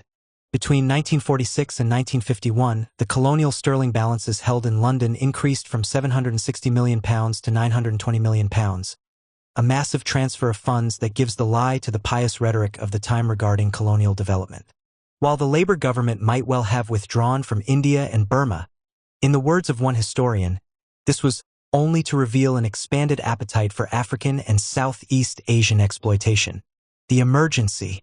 The British launched a wave of repression against the left. By the end of August 1948, well over 4,000 men and women had been detained, a substantial proportion of them Malays.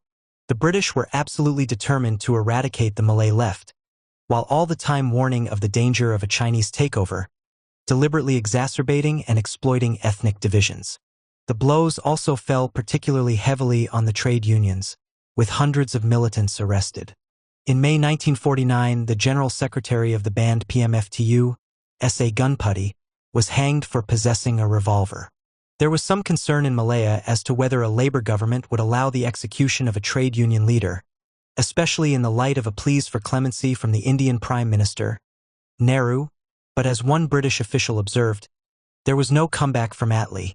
Union membership plummeted from 154,000 in April to 75,000 in September. As we have seen, the MCP was taken by surprise by the declaration of the emergency. Although it was in the process of embarking on a strategy of guerrilla warfare, preparations were still at an early stage. The MCP faced the problem of organizing its forces for revolutionary war with the full weight of the colonial state bearing down on it. Not until June 26 was it able to stage the first guerrilla attacks in response to the wave of repression. For their part, the British expected to be able to crush the MCP in a matter of months. Instead, the communists managed to find sanctuary in the jungle where they set about organizing their guerrilla forces, the Malayan National Liberation Army, MNLA, and re-establishing their underground support network, the Min Yuan. The MNLA rallied some 5,000 men and women, most of them unaccustomed to the jungle, poorly trained and armed with only light weapons. This force was too weak to establish liberated zones as was originally planned, but it did begin a campaign of assassinations, ambushes, and attacks. By the end of 1948, the MNLA had killed 149 troops and police, and wounded another 211. They had also killed over 300 civilians, mostly Chinese collaborators. Their own losses were 374 killed and another 319 surrendered or captured. By the end of 1949, incidents were averaging 400 a month, and the insurgency was beginning to have an impact. With the declaration of the emergency, the government imposed a police regime on Malaya. Between 1948 and 1957, when Malaya became independent, nearly 34,000 people were interned without trial. Thousands more Chinese suspected of rebel sympathies were deported from the colony, over 10,000 in 1949, and the government introduced a battery of legal measures, including the death penalty for a wide range of offenses, including possession of firearms. In the course of the emergency, 226 communists were hanged, a figure only exceeded in the post-1945 period by the judicial slaughter carried out in Kenya. All of this was introduced with the full consent of the Labour government. By the end of 1949, however, the MNLA had managed to seize the initiative. The guerrillas carried out hit-and-run attacks, striking and disappearing into the jungle. The British responded with large-scale cordons and search operations, combing the jungle with hundreds of troops and police, hunting an elusive enemy that had already slipped away. Unable to find the guerrillas, the British became increasingly brutal towards the Chinese civilian population. Suspects were routinely beaten and on occasions killed.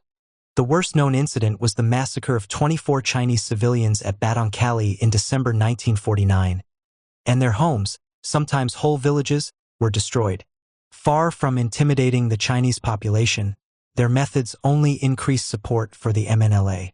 British methods attracted little criticism back home. When on April 28, 1952, the British Communist Party's Daily Worker carried the photograph of a smiling Royal Marine holding up the severed head of a dead guerrilla, the government expected an outcry. No other British newspaper made use of the photograph or took up the story. What broke the cycle of repression and resistance was the strategy developed by the new Director of Operations, General Harold Briggs, when he took over the conduct of the war in April 1950. The so-called Briggs Plan conceptualized the war against the communists as a competition in government, a competition for control of the population. Instead of trying to hunt down the guerrillas, the British determined to establish effective control over the Chinese rural population, the squatters, miners, and plantation workers, in order to isolate them. To this end, in June 1950, a massive resettlement program was launched. It was carried out with considerable determination and ruthlessness. By the beginning of 1952, over 400,000 Chinese had been resettled in new villages, surrounded by barbed wire, heavily policed, and effectively deprived of all civil rights. Parallel with this, mine workers and plantation workers were compulsorily regrouped in defended compounds, once again behind barbed wire. Resettlement and regroupment broke the back of the communist insurgency. By successfully isolating the guerrillas from the Chinese rural population, these measures made their defeat inevitable. This did not seem the case at the time, however. In 1950, the MNLA killed 393 soldiers and police, and in 1951, the figure was 504. They achieved their most spectacular success on October 6, 1951, when the High Commissioner, Henry Gurney, was killed in an ambush. The situation seemed desperate, but the tide had already turned. When General Gerald Templer took over as High Commissioner and Director of Operations in February 1952, he inherited a situation where the initiative had already passed into the hands of the British. With the guerrillas increasingly on the defensive, Templer was to develop the tactics and methods for hunting them down.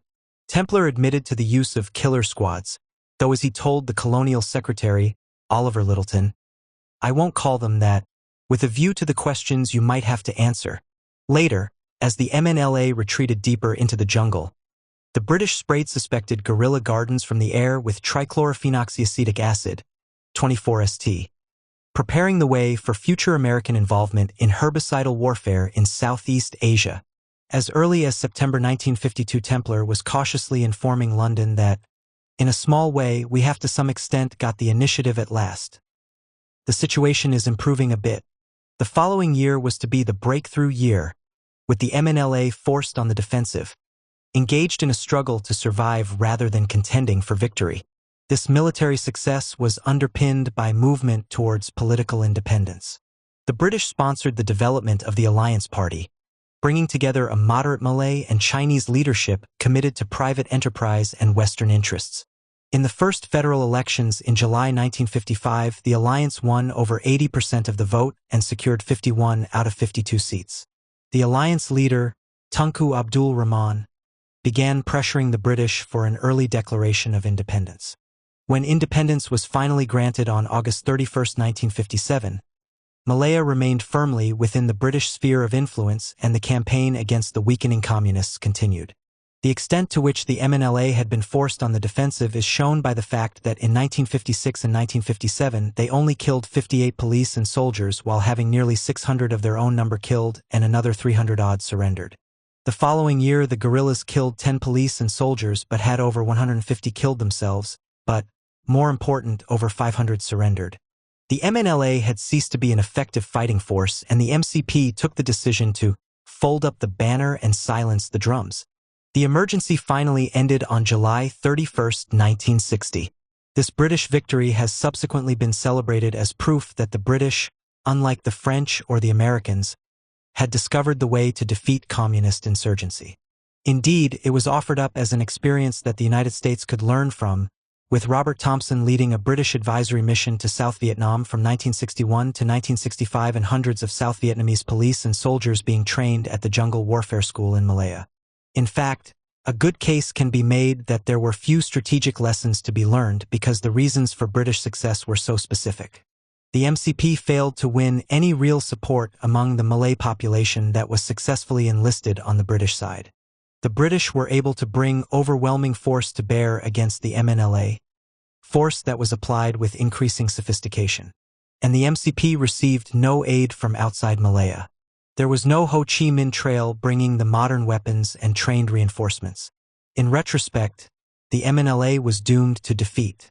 What was remarkable was the protracted nature of the resistance they put up against overwhelming odds in the most difficult circumstances. Confrontation.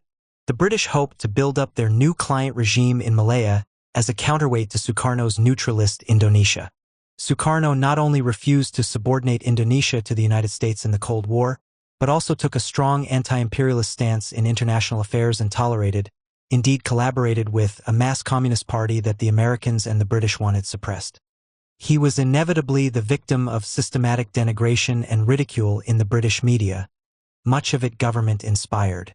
The British proposed the establishment of a Federation of Malaysia, bringing together Malaya, Singapore, Britain's two colonies on the island of Borneo, Sarawak and North Borneo, and the British protectorate on the island, the Sultanate of Brunei.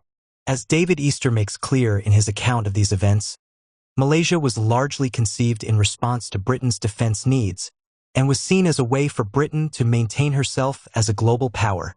As far as the Indonesians were concerned, this was a very real threat to their national interests.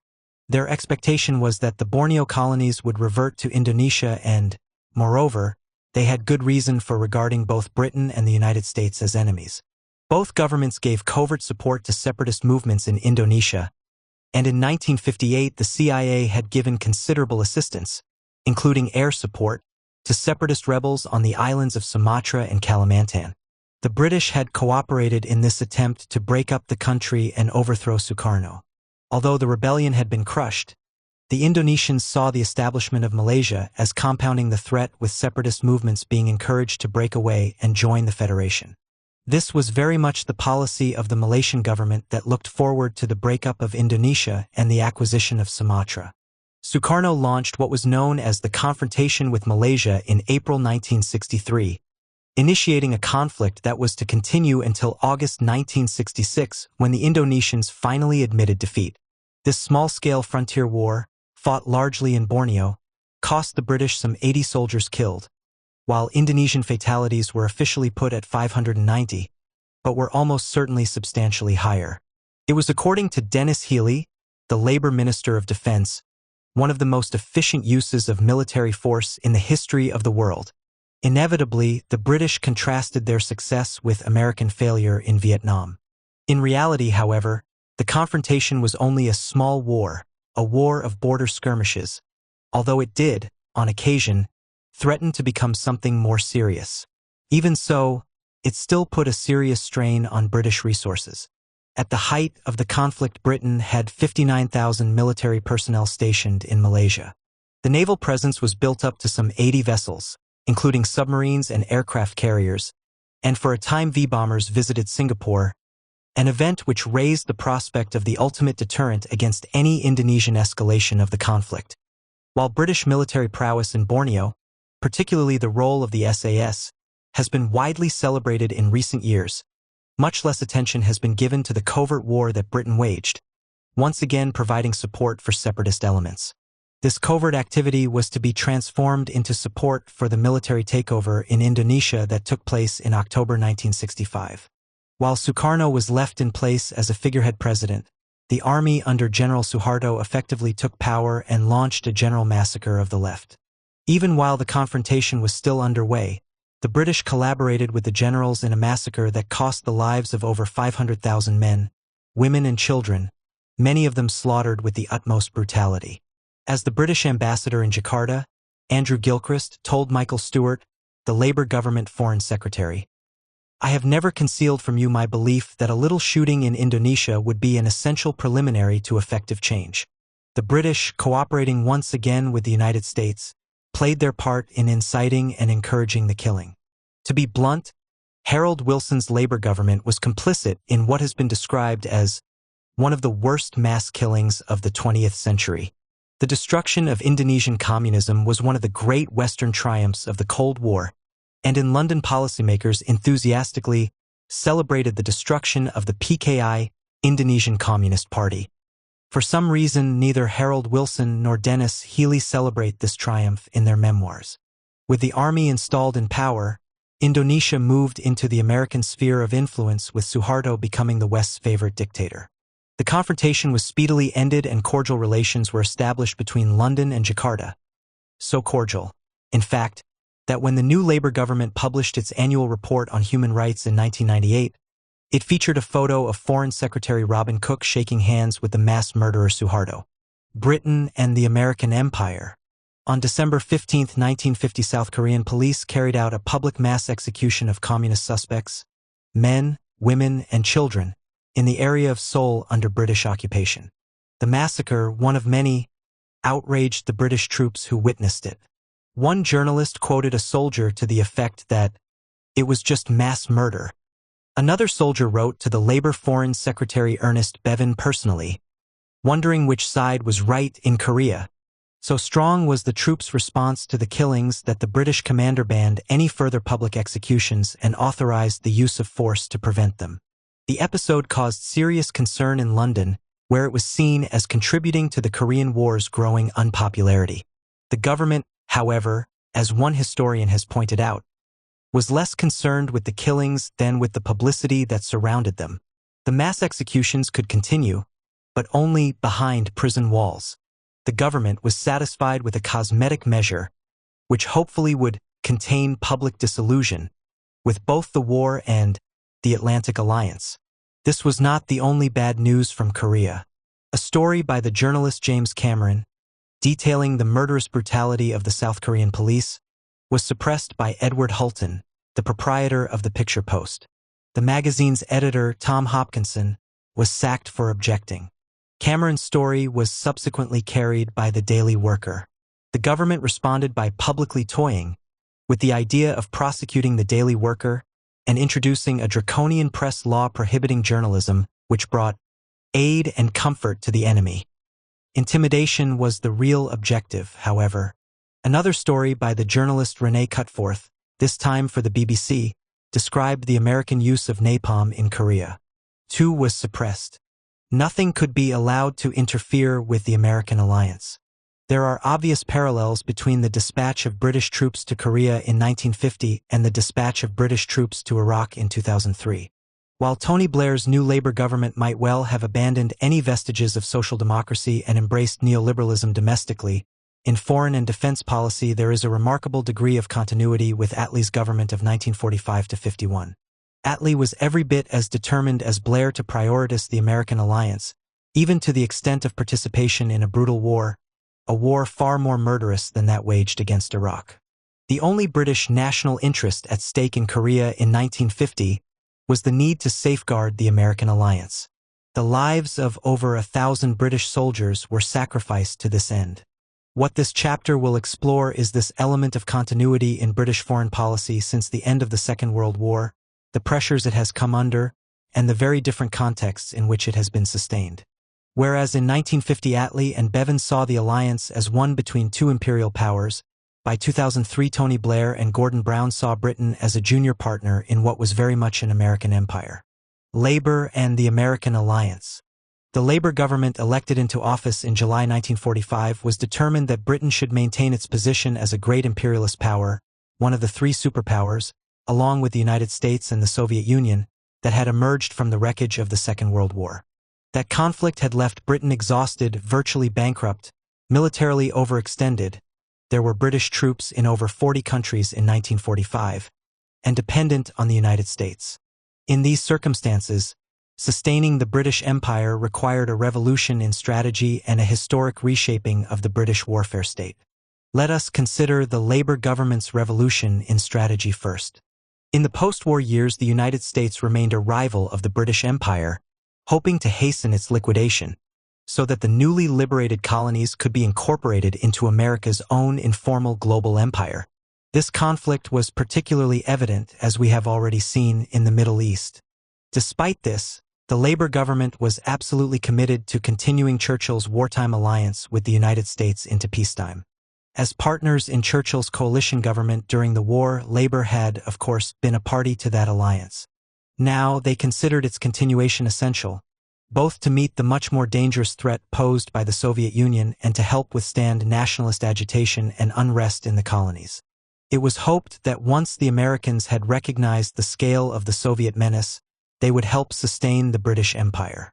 As far as the Attlee government was concerned, this post-war alliance was between two superpowers, albeit of unequal strength. Indeed, it was determined to make every effort to restore British power in the post-war period. As events were to show, however, the British need for the Americans was to prove far greater than the Americans' need for them. This unequal alliance was to involve the Labour government in historically unprecedented developments that were to decisively shape the post-war era. These developments have been successfully naturalized, so much so that they are completely taken for granted today. It is time to revisit them. Labour's part in the creation of the modern welfare state, most notably the National Health Service, is well known.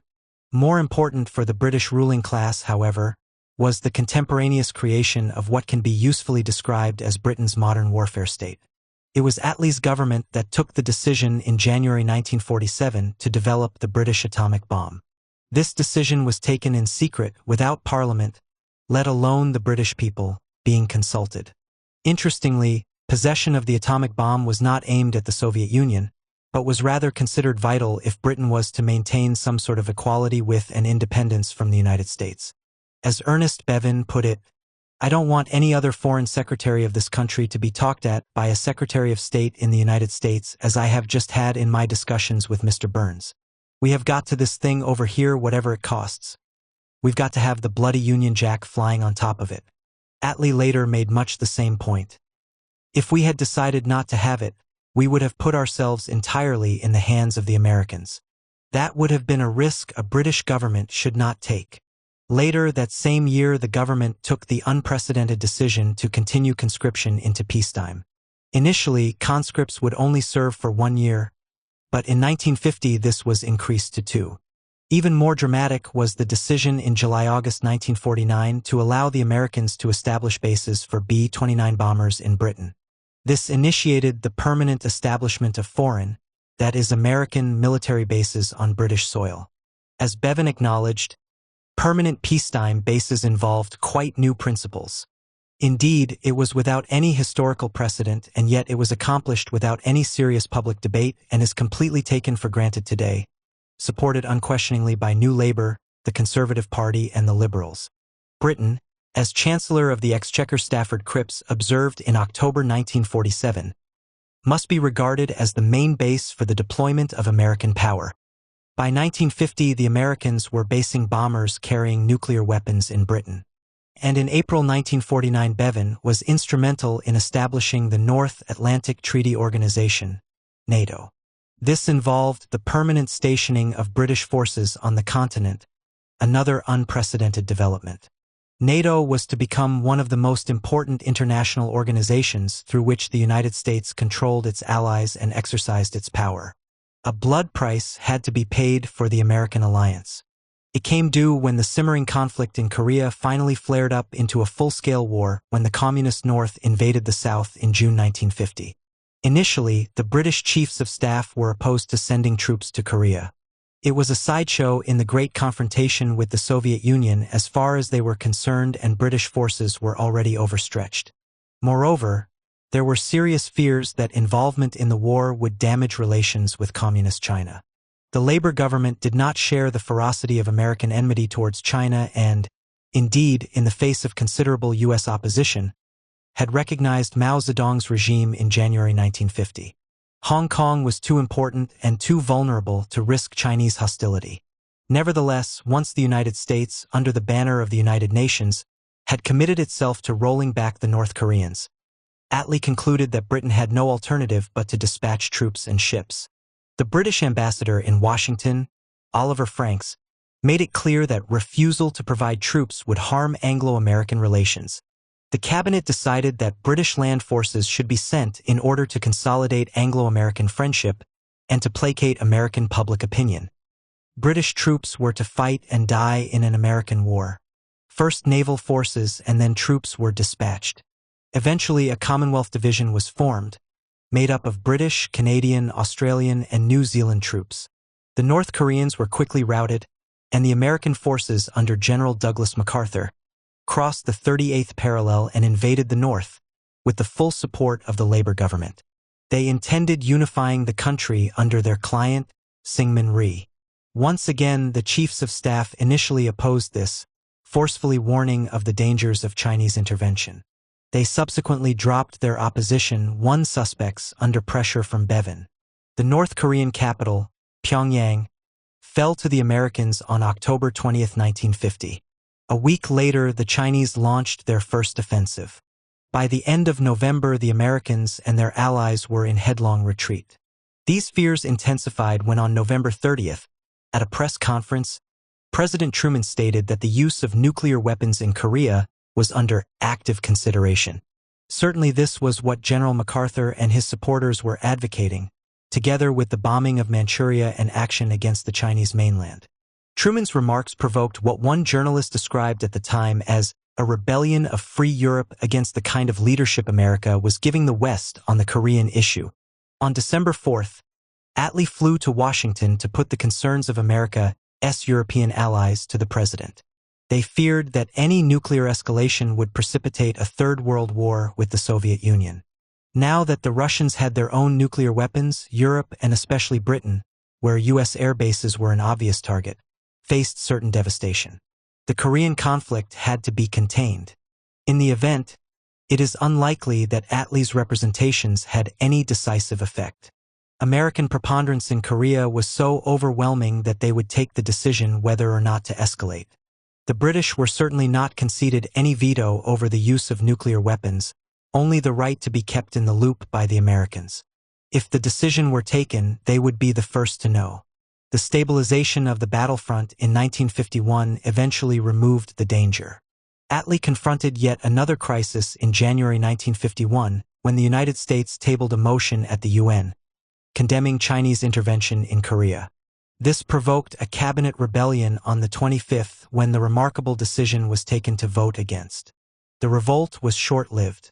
The decision was reversed the next day after the Chancellor of the Exchequer, Hugh Gaitskell, a fervent pro-American, threatened to resign.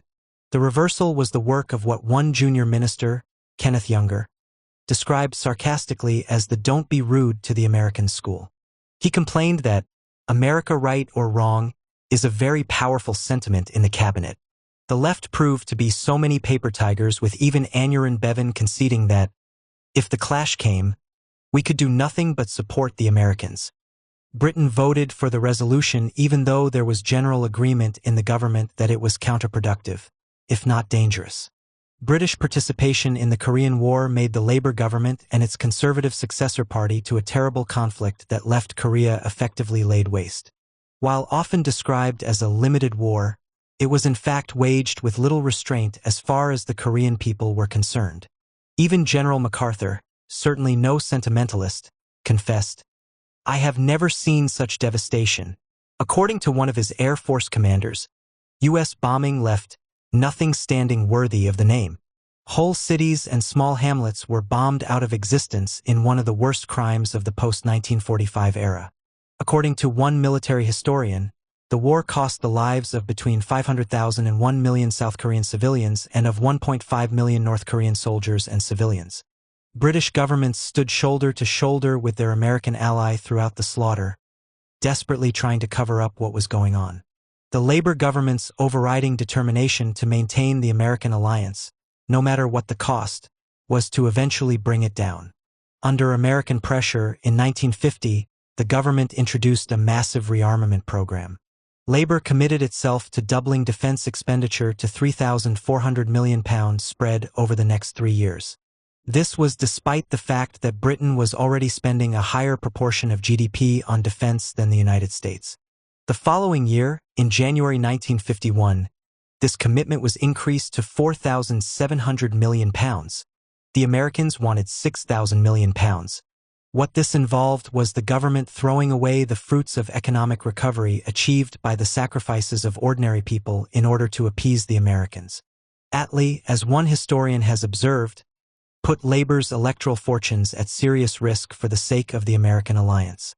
The massive increase in military spending was motivated less by fear of the Russians than by the need to keep in with the United States. Britain spent what she had to do to make the alliance secure. The economic consequences were disastrous. Whereas in 1950 there was a £244 million balance of trade surplus. By 1951 this had been converted into a £521 million deficit. The Chancellor, Hugh Gaitskell, proposed cuts in welfare to help pay for rearmament, the introduction of charges in the NHS, and increased taxes. The introduction of NHS charges split the government, with Bevan, Harold Wilson, and others resigning in protest. In the general election of October 1951, the Conservatives under Winston Churchill were elected into power. They quickly scaled down the rearmament program, from Suez to Vietnam. As we have already seen in Chapter 9, little more than a decade after the Second World War, the British position in the Middle East had been reduced from one of hegemony to dependence on the United States. The Eden government's futile attempt at reasserting British power in 1956, invading Egypt in alliance with France and Israel, was brutally cut short by American economic and political pressure. It is worth emphasizing that Britain's greatest post-war humiliation was inflicted not by the Soviet Union or by France or by Germany, but by the United States. And yet the British ruling class remained wholeheartedly committed to restoring and maintaining its alliance with the Americans, no matter what. Whereas the French response to the Suez humiliation was to look to Europe as a counterbalance to American power, the British embraced dependency. In 1966, President de Gaulle was actually to close down U.S. bases in France and order the removal of all U.S. forces from French soil. At the same time, the British were seeking a junior partnership in America's global empire. Even when Britain finally joined the European Economic Community, forerunner to the EU, in January 1973, it soon became clear, once the Heath government had fallen, that the American alliance still came first. In fact, Britain was a deliberate obstacle to Europe becoming a counterbalance to the United States. That remains the situation today. The different trajectories of the French and British states reflected the different interests of French and British capitalism. British interests were and are global. Whereas the British state had once been powerful enough to protect those interests, now only the United States had the necessary military might. From this point of view, the American alliance can be seen as a fundamental ruling class interest. This is not to say that there were not sections of the capitalist class who looked primarily to Europe. Indeed, the conflict between the protagonists of America and Europe was one of the factors that tore the Thatcher and Major governments apart in the 1990s. At the moment, however, this conflict seems to have been decisively resolved in favor of the American alliance, a resolution symbolized both by the failure to join the Euro and British participation in the invasion and occupation of Iraq under Blair. The government that determined Britain's particular trajectory was the Macmillan government. In the aftermath of Suez, Macmillan set about restoring relations with the United States. This determination had an important military dimension. As far as the chiefs of staff were concerned, Suez had shown that the Americans could not be relied on to defend British interests. The answer was to abandon any interests that conflicted with those of the United States. As G. Wyn Rhys has pointed out, the chiefs emerged from the Suez debacle with a determination not to seek greater independence, as might have been expected, but rather to seek closer cooperation with their Atlantic partner in order to avoid such a split ever recurring. They realized how dependent future overseas operations would be upon American support and resolved to tie Britain more closely to the United States. As Sir William Dixon, chairman of the Chiefs of Staff Committee, declared, "We and the Americans are the only two powers with global interests. There was no alternative." Indeed, an alliance with France had already proven incapable of defending British interests in Egypt. A partnership with the Americans on whatever terms was the only option. Dependence was even more marked as far as nuclear strategy was concerned.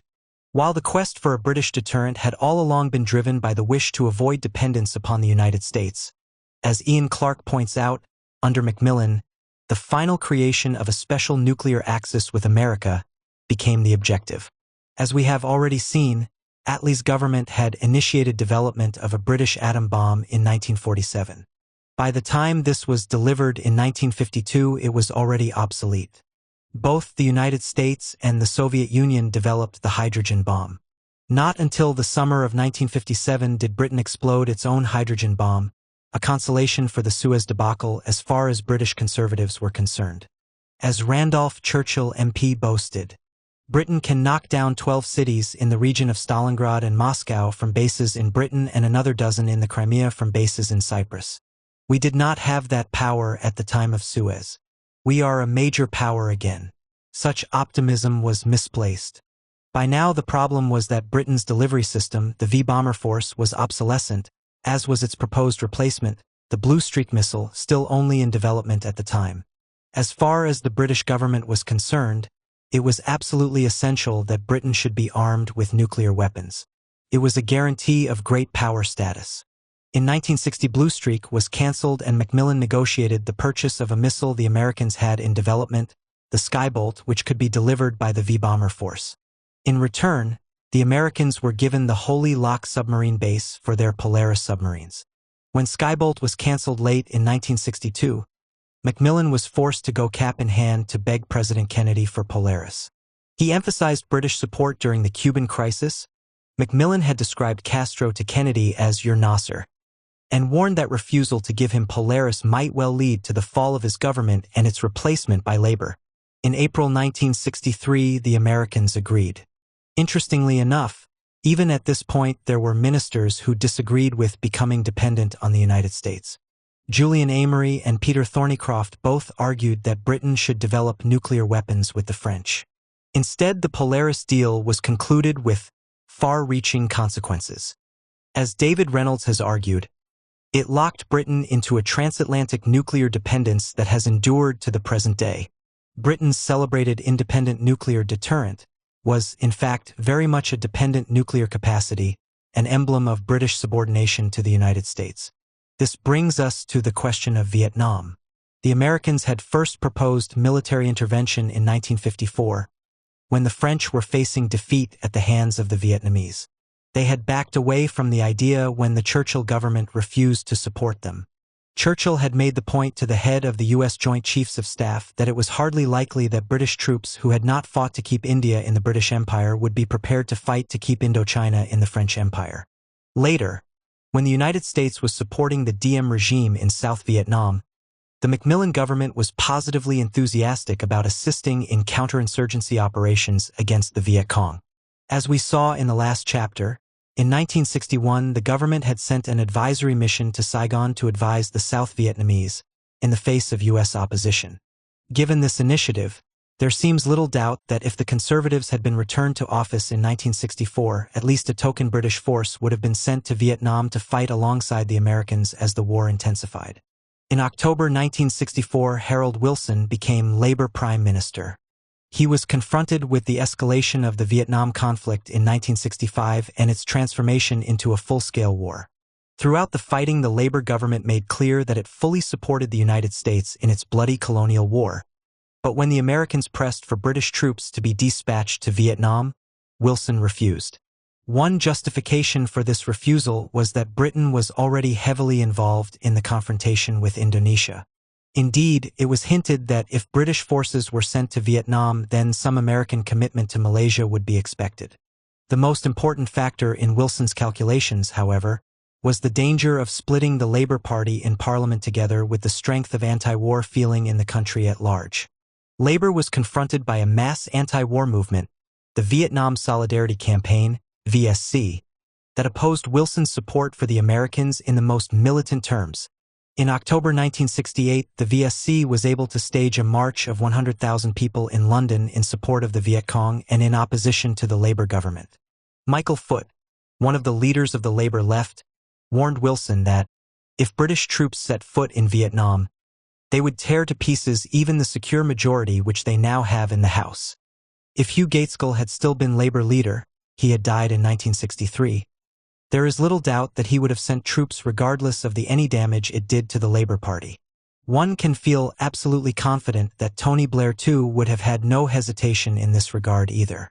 But while Wilson was concerned to keep the Labour Party together, he still gave full support to America's war. The Labour government defended the war as a war against communist aggression and only faltered in this respect on one occasion. In June 1966, the Americans stepped up their bombing of North Vietnam and Wilson publicly disassociated himself from the decision.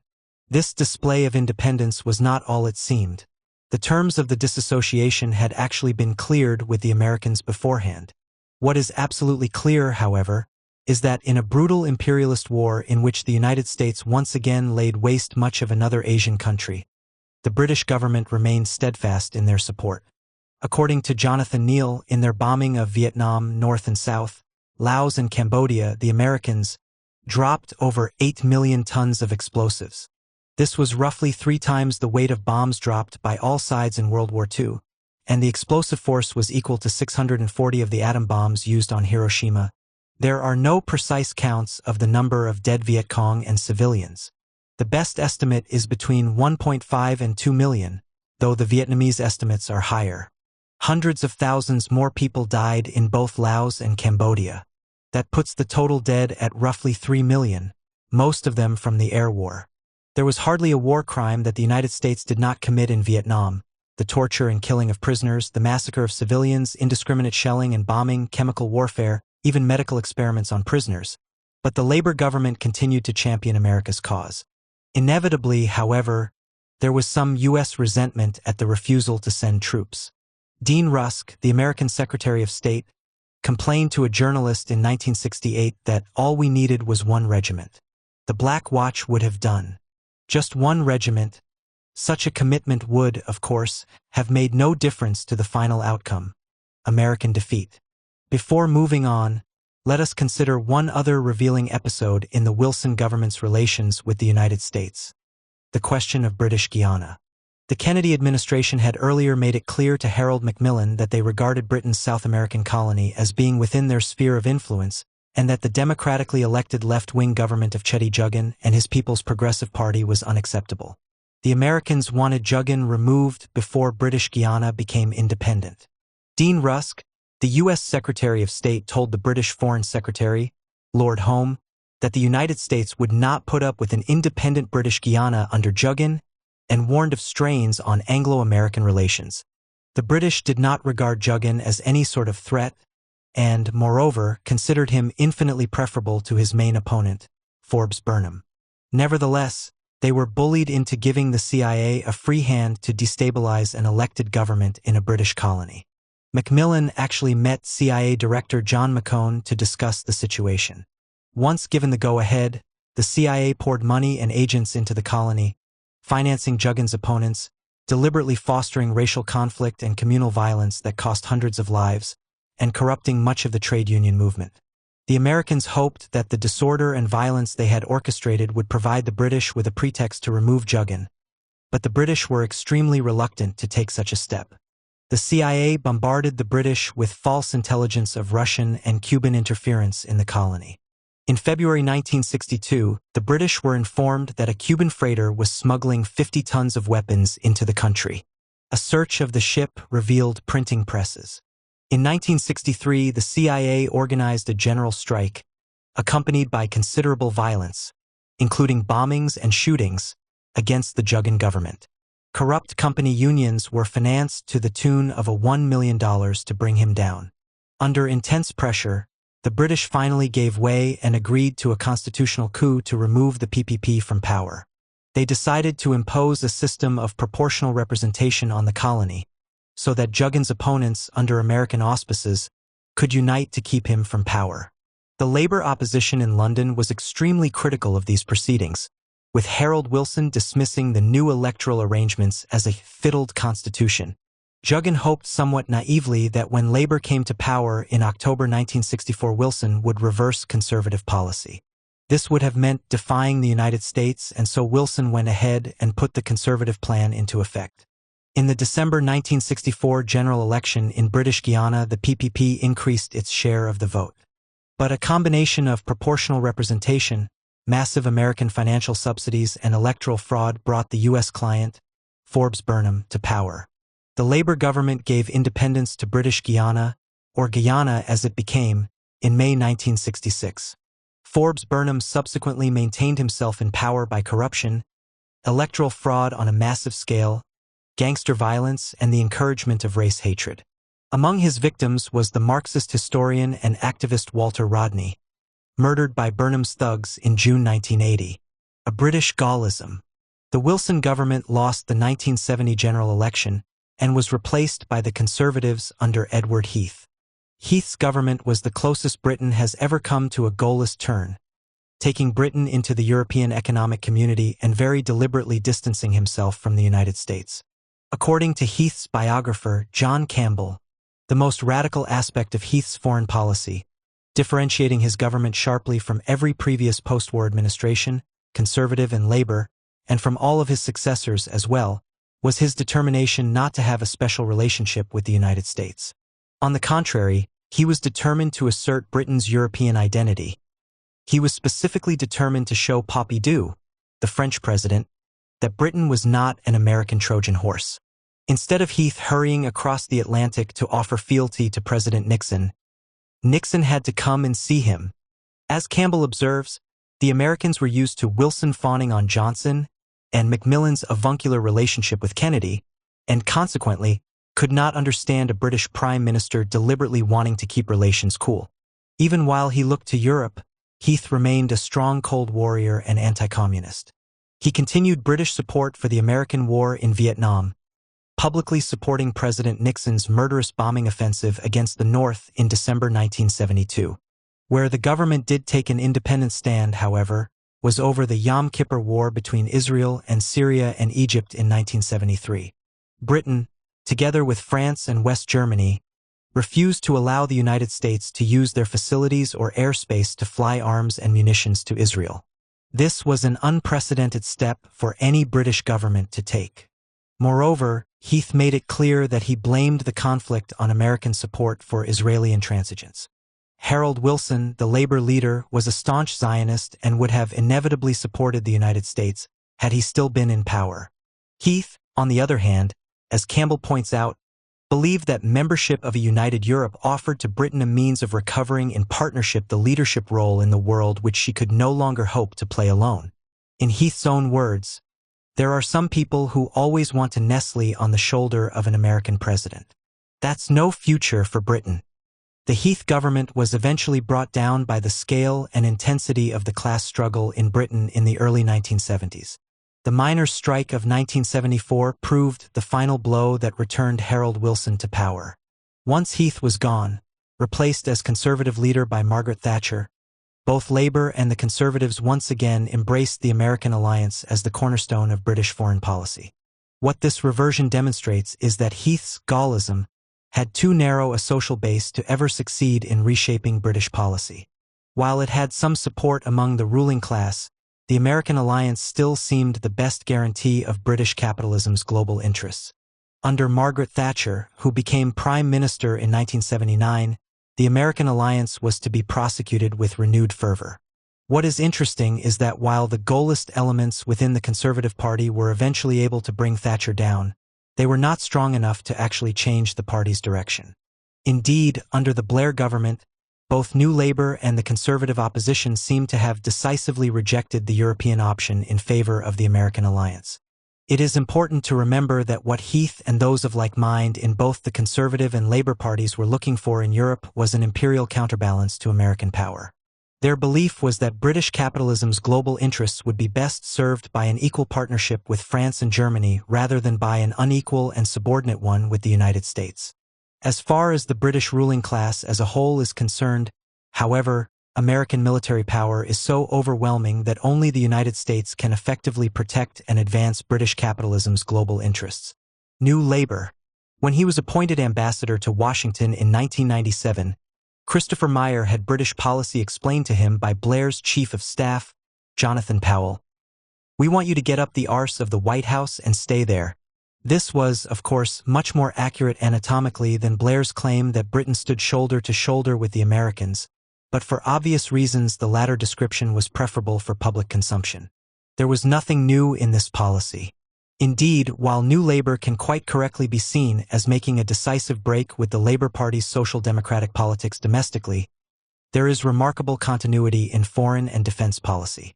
Just as Attlee sent troops to Korea to appease the Americans, so Blair sent troops to Afghanistan and Iraq.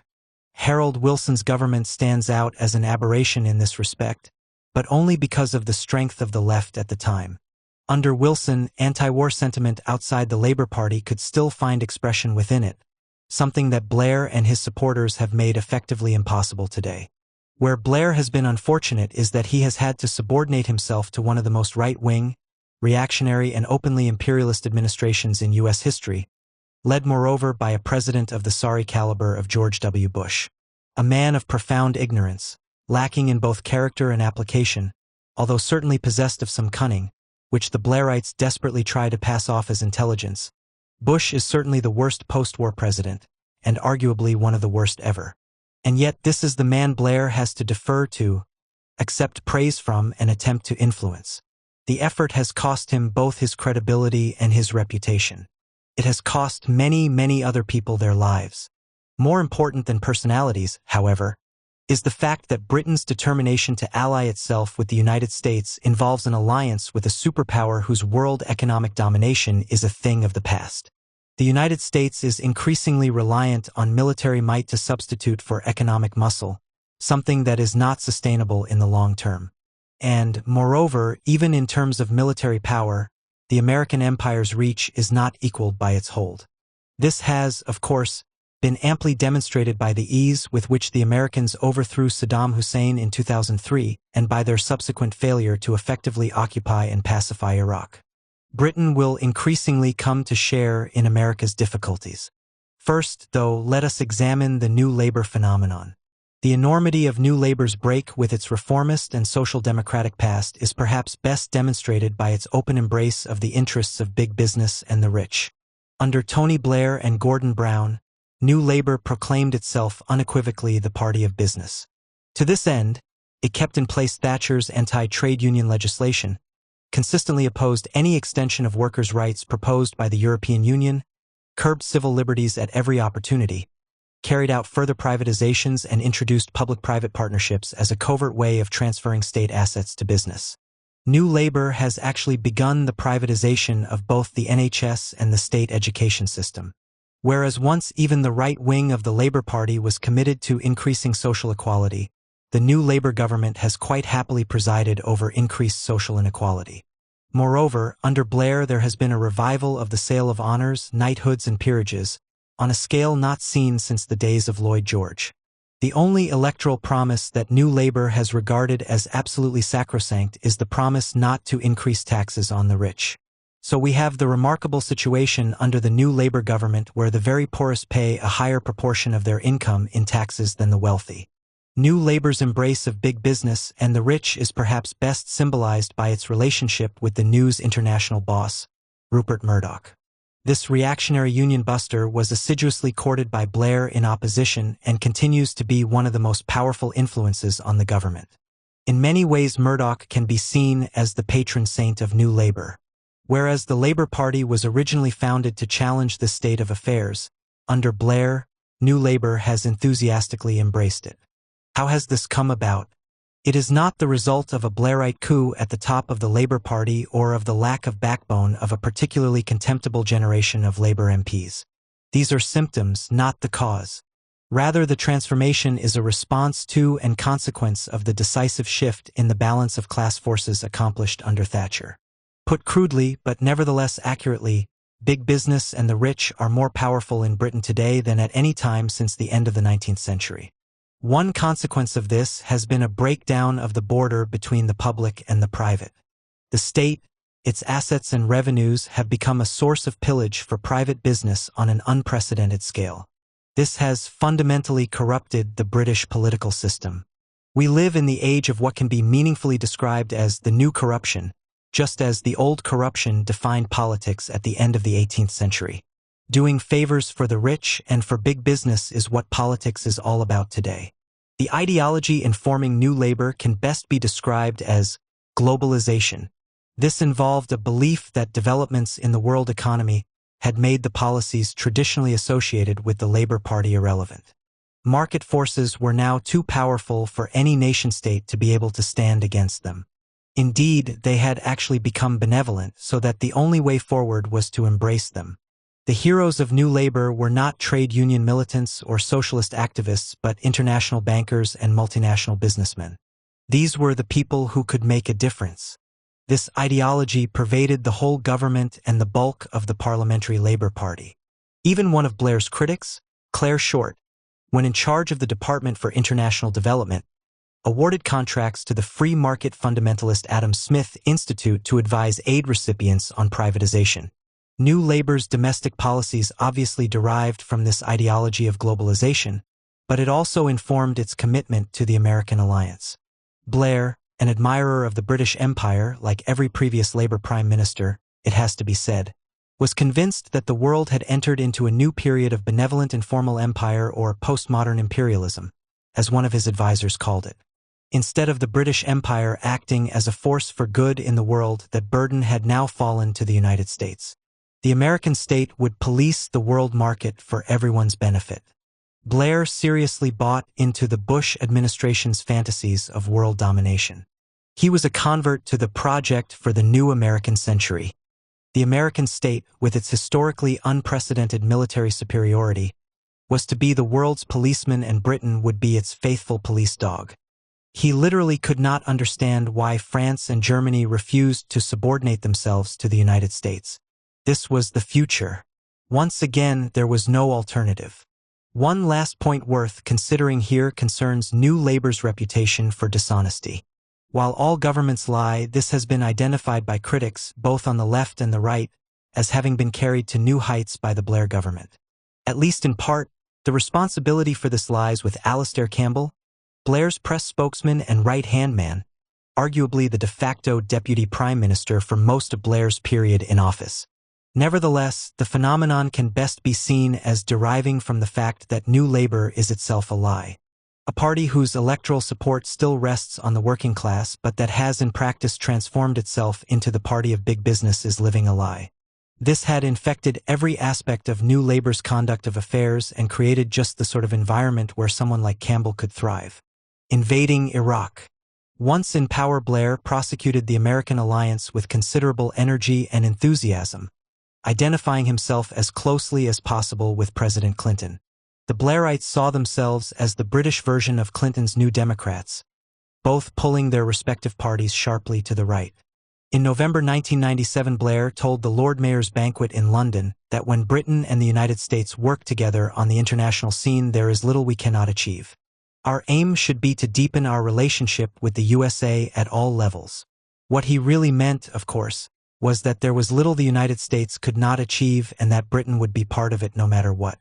An opportunity soon presented itself in August 1998. In retaliation for al-Qaeda attacks on the U.S. embassies in Kenya and Tanzania, Clinton ordered attacks on targets in Afghanistan and Sudan. In Khartoum, cruise missiles destroyed the Al-Shifa pharmaceutical factory, a target with no terrorist or military connections, but that produced most of the country's antibiotics. As John Kampfner, the chronicler of Blair's wars, observes, Blair was virtually alone in defending the action. He quotes an anonymous member of Blair's inner circle. Everyone knew that what Clinton was doing was wrong, bombing that plant, but we also knew that supporting him was right. America, right or wrong, was to be the watchword. Indeed, far from Blair being reluctant to support the United States, he actually thought Clinton was too reluctant to use military force, that the Americans were not aggressive enough internationally. So from day one, New Labour was committed to supporting American policy, any American policy, with regard to Saddam Hussein's regime in Iraq, regardless of the consequences. In December 1998, when Clinton launched punitive air raids, Operation Desert Fox, against Iraq, British aircraft took part in the attacks that hit 250 targets. The government supported UN sanctions that by 1996 were estimated to have killed some 500,000 Iraqi children. On one occasion, a shipment of vaccines to protect children against diphtheria and yellow fever was blocked. Kim Howells, a new Labour minister, told Parliament that the vaccines were blocked because they are capable of being used in weapons of mass destruction. One would have to be a satirist of the caliber of Jonathan Swift to plumb the depths of this moral universe. Blair's government was also an enthusiastic participant in the war the United States and Britain fought under the banner of NATO in Yugoslavia and Kosovo. In March 1999, when air attacks were launched that lasted for 11 weeks. The justification for this was that the Milosevic regime in Yugoslavia was committed to a massive program of ethnic cleansing, and the bombing was to prevent this crime being perpetrated. Blair was central to providing the ideological ammunition for this claim. In a speech in Chicago, he invoked humanitarian intervention as a new doctrine of the international community. The argument that this was a war being fought for no economic or strategic gain, but for human rights alone, was almost universally accepted in the media. Yet it was based on lies. The scale of atrocities in Kosovo prior to NATO's intervention was dramatically exaggerated. Jeff Hoon, a minister in the Foreign Office, claimed that 10,000 ethnic Albanians had been killed. There was even talk from some in U.S. administration of 100,000 being missing. But when a British government memo after the NATO bombing gave a figure for 10,000 people killed in Kosovo during 1999, Robin Cook, the Foreign Secretary, admitted that only 2,000 occurred before the bombing started. This referred to casualties on both sides of the brutal war between Yugoslav forces and the Kosovo Liberation Army. As Mark Curtis has said, the mass deaths alleged to be taking place before the bombing seem to have been a NATO fabrication. Worse still, the bombing itself precipitated mass ethnic cleansing, the very action it was supposedly preventing, with 850,000 now pushed out of Kosovo, dwarfing the pre-war numbers. There were two main reasons for the bombing of Kosovo. First was the desire by the U.S. administration under Clinton to deepen the process of reasserting U.S. military power, this time in the European Union's own backyard. Secondly, it was part of the process of expanding NATO eastwards into the vacuum left by the retreating Russian state following the collapse of the Soviet Union at the start of the decade. Blair's apparent rhetorical successes over Kosovo would soon be utilized by another U.S. president in the run-up to a much more serious assertion of U.S. military might. This time he would meet with rather less success. With the election of George W. Bush to the presidency, Iraq moved dramatically up the agenda. The new administration took office committed to the overthrow of Saddam Hussein by whatever means necessary and whenever the opportunity presented itself. This was intended to reestablish the American hegemony over the Middle East that had been profoundly challenged by the Iranian Revolution of 1989. Initially, though, the Bush administration was too weak to even consider launching foreign adventures. Bush was deeply unpopular and on the defensive domestically, having stolen the presidency by means of a coup carried out by the Supreme Court. The al-Qaeda attacks on September 11, 2001 were to change all that. The September 11th attacks were a terrible outrage that cost thousands of innocent people their lives. This is indisputable. The way that the outrage was seized on by both Bush and Blair in order to justify their later aggressions has no justification, however. The September 11th attacks were not the worst atrocity since the Second World War. American bombing in Korea and Vietnam killed hundreds of thousands of innocent people, outrages that completely dwarf September 11th. Moreover, by any objective criteria, the most dangerous terrorist organization in the post-war world has not been al-Qaeda, but the American CIA.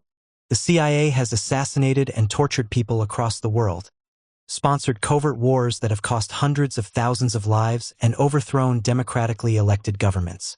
Indeed, a CIA-sponsored coup actually took place on an earlier September 11th in 1973 in Chile, overthrowing the elected president, Salvador Allende, and installing the brutal Pinochet dictatorship. And, of course, many of the perpetrators of the Twin Towers attack had actually been America's allies when they had been fighting the Russians in Afghanistan. The CIA, needless to say, is welcome in Britain, where it maintains a substantial secret establishment completely outside any parliamentary scrutiny. One of its representatives routinely attends meetings of the Joint Intelligence Committee. Moreover, today the new Labour government effectively condones the CIA use of torture, including, incredibly enough, the torture of British prisoners Moazzam Begg, Ruhul Ahmed, Asif Iqbal, Shafiq Rasool and others, held at the Guantanamo concentration camp. What was distinctive about September 11, 2001, one has to conclude, was not the enormity of the outrage, but rather who it was done to. The importance of the September 11th attacks was not that they revealed a massive terrorist threat to the very existence of the West, but that they provided an opportunity for Bush to go on the offensive, both domestically and internationally. There certainly was a terrorist threat to American imperialism, but it was not as dangerous as was claimed and, according to security specialists, what it required was an intelligence-led response. Instead, Bush proclaimed a war on terror that was to serve as a convenient vehicle for American imperial ambitions. American aggression anywhere in the world could now be dressed up as part of the war on terror and presented to the American people as self-defense. This was done with quite breathtaking cynicism. The Blair government wholeheartedly bought into this fiction. For the Bush administration, however, the opportunity to attack Iraq had finally presented itself. Iraq, which had had no involvement with the September 11th attacks whatsoever, was to be invaded and occupied as part of the war on terror. Ironically, not only did this mean neglecting the hunt for the actual perpetrators of the September 11th attacks, but it also gave their cause a tremendous boost. Iraq, since the invasion, has become a cockpit for terrorist activity and a potent symbol, rallying support and sympathy for al-Qaeda. The suicide bombings in London on July 7, 2005, for example, were a response to the invasion of Iraq and would never have taken place but for Blair's participation in America's war. This is not the place to go into detail with regard to the road to war. Instead, a number of salient points will be made. First, as should have become clear in the course of this book, all colonial wars are based on lies. The strong can only ever justify their wars of aggression against the weak by lying about the threat they pose or the offense they have offered, whether it was attacking China in 1842 and 1857, Burma in 1852 or Egypt in 1882. The Suez invasion of 1956 provides a particularly dramatic example of official mendacity. What would have been surprising, indeed astonishing, is if the Bush and Blair governments had not lied. The Bush administration took the decision to invade Iraq early in 2002 and Blair committed himself to support the attack in April of that year. Once he had committed himself, all of Blair's subsequent actions were intended to convince public opinion that Saddam Hussein was an imminent threat, that he was the aggressor, and that this would be a war for democracy. Blair's urging that Bush should seek UN sanction for the war was primarily for domestic purposes, to shore up support, because, as he well knew, the Americans would invade regardless, and British troops would be fighting alongside them. The now notorious dossiers of September 2002, Iraq's weapons of mass destruction, and February 2003, Iraq, Its infrastructure for concealment, deception, and intimidation were cynical attempts to manipulate public opinion and intimidate Labour MPs. The fact was that, if Iraq had actually possessed the weapons of mass destruction they were accused of having, there would have been no invasion. The invasion was actually premised on the assumption that Iraq was virtually defenseless, that the country had never recovered from its defeat in the 1991 Gulf War and had been crippled by sanctions thereafter. This was, as we have already said, a war to re-establish American hegemony over the Middle East. Blair was determined that Britain should share in the spoils. He was not trying to restrain the Bush administration, as some Labour MPs deluded themselves, but was actually urging them to use their military might to re-establish a domination over the Middle East from which he believed British capitalism would benefit. To this end, the British people were told a pack of lies. One unforeseen problem that confronted the new Labour government was the rise of a mass anti-war movement, the Stop the War Coalition. This was the most powerful anti-war movement in British history. It was able to stage massive demonstrations, including the Great February 15, 2003 demonstration, involving some 2 million people. This was the largest demonstration in British history, a demonstration against a Labour government about to launch an illegal war of aggression. New Labour's ability to go to war regardless of this mobilization is a good indication of how successfully the Blairites have severed the party's popular roots. Despite this, when the House of Commons voted on whether to go to war, 139 Labour MPs voted against and 20 abstained. Robin Cook, the former Foreign Secretary, 2 junior ministers and 6 parliamentary aides resigned from the government. Only one Labour MP, however, George Galloway, was to be expelled from the party for the ferocity of his opposition to this illegal war. Given the scale of the government's deception and the consequences that have followed, this is quite astonishing. A majority of Labour MPs, together with an overwhelming majority of Conservative MPs, voted for war. What Blair assumed was that a successful war would be popular after the event, but instead he has found himself presiding over an unfolding disaster that has exposed him as a liar and a hypocrite of historic proportions with the blood of thousands of people on his hands. It is worth noting one other indication of the atrophy of parliamentary democracy under Blair. On May 29, 2003, after Iraq had been occupied, the BBC Today program broadcast a report by journalist Andrew Gilligan, revealing that Alastair Campbell had sexed up the September 2002 dossier. This was the story of the decade. In the event, it was to cost Gilligan his job, led to the resignations of both Greg Dyke, the Director General of the BBC, and Gavin Davies, the chairman of the BBC's Board of Governors, and drove the government scientist David Kelly to suicide. It is as if the exposure of the Watergate scandal had led not to the impeachment of President Nixon and the jailing of his henchmen, but instead to the sacking of the journalists, Bob Woodward and Carl Bernstein, who broke the story, the resignation of the editor and senior executives at the Washington Post, and the suicide of Deep Throat.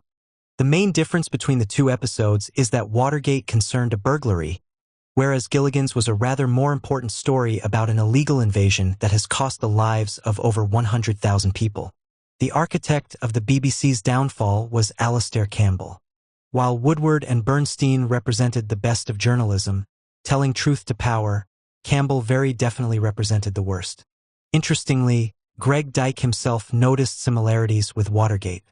In his memoirs, he wrote of how Campbell had turned Downing Street into a place similar to Nixon's White House. You were either for them or against them, and if you opposed them on anything, you became the enemy. I was quite shocked when writing this book by these similarities between the Nixon White House and Blair's Downing Street. The American political system, however reluctantly and belatedly, called Nixon to account. The British political system has signally failed with regard to Blair. The invasion of Iraq began on March 19, 2003. Its catastrophic consequences for the Middle East have been well documented.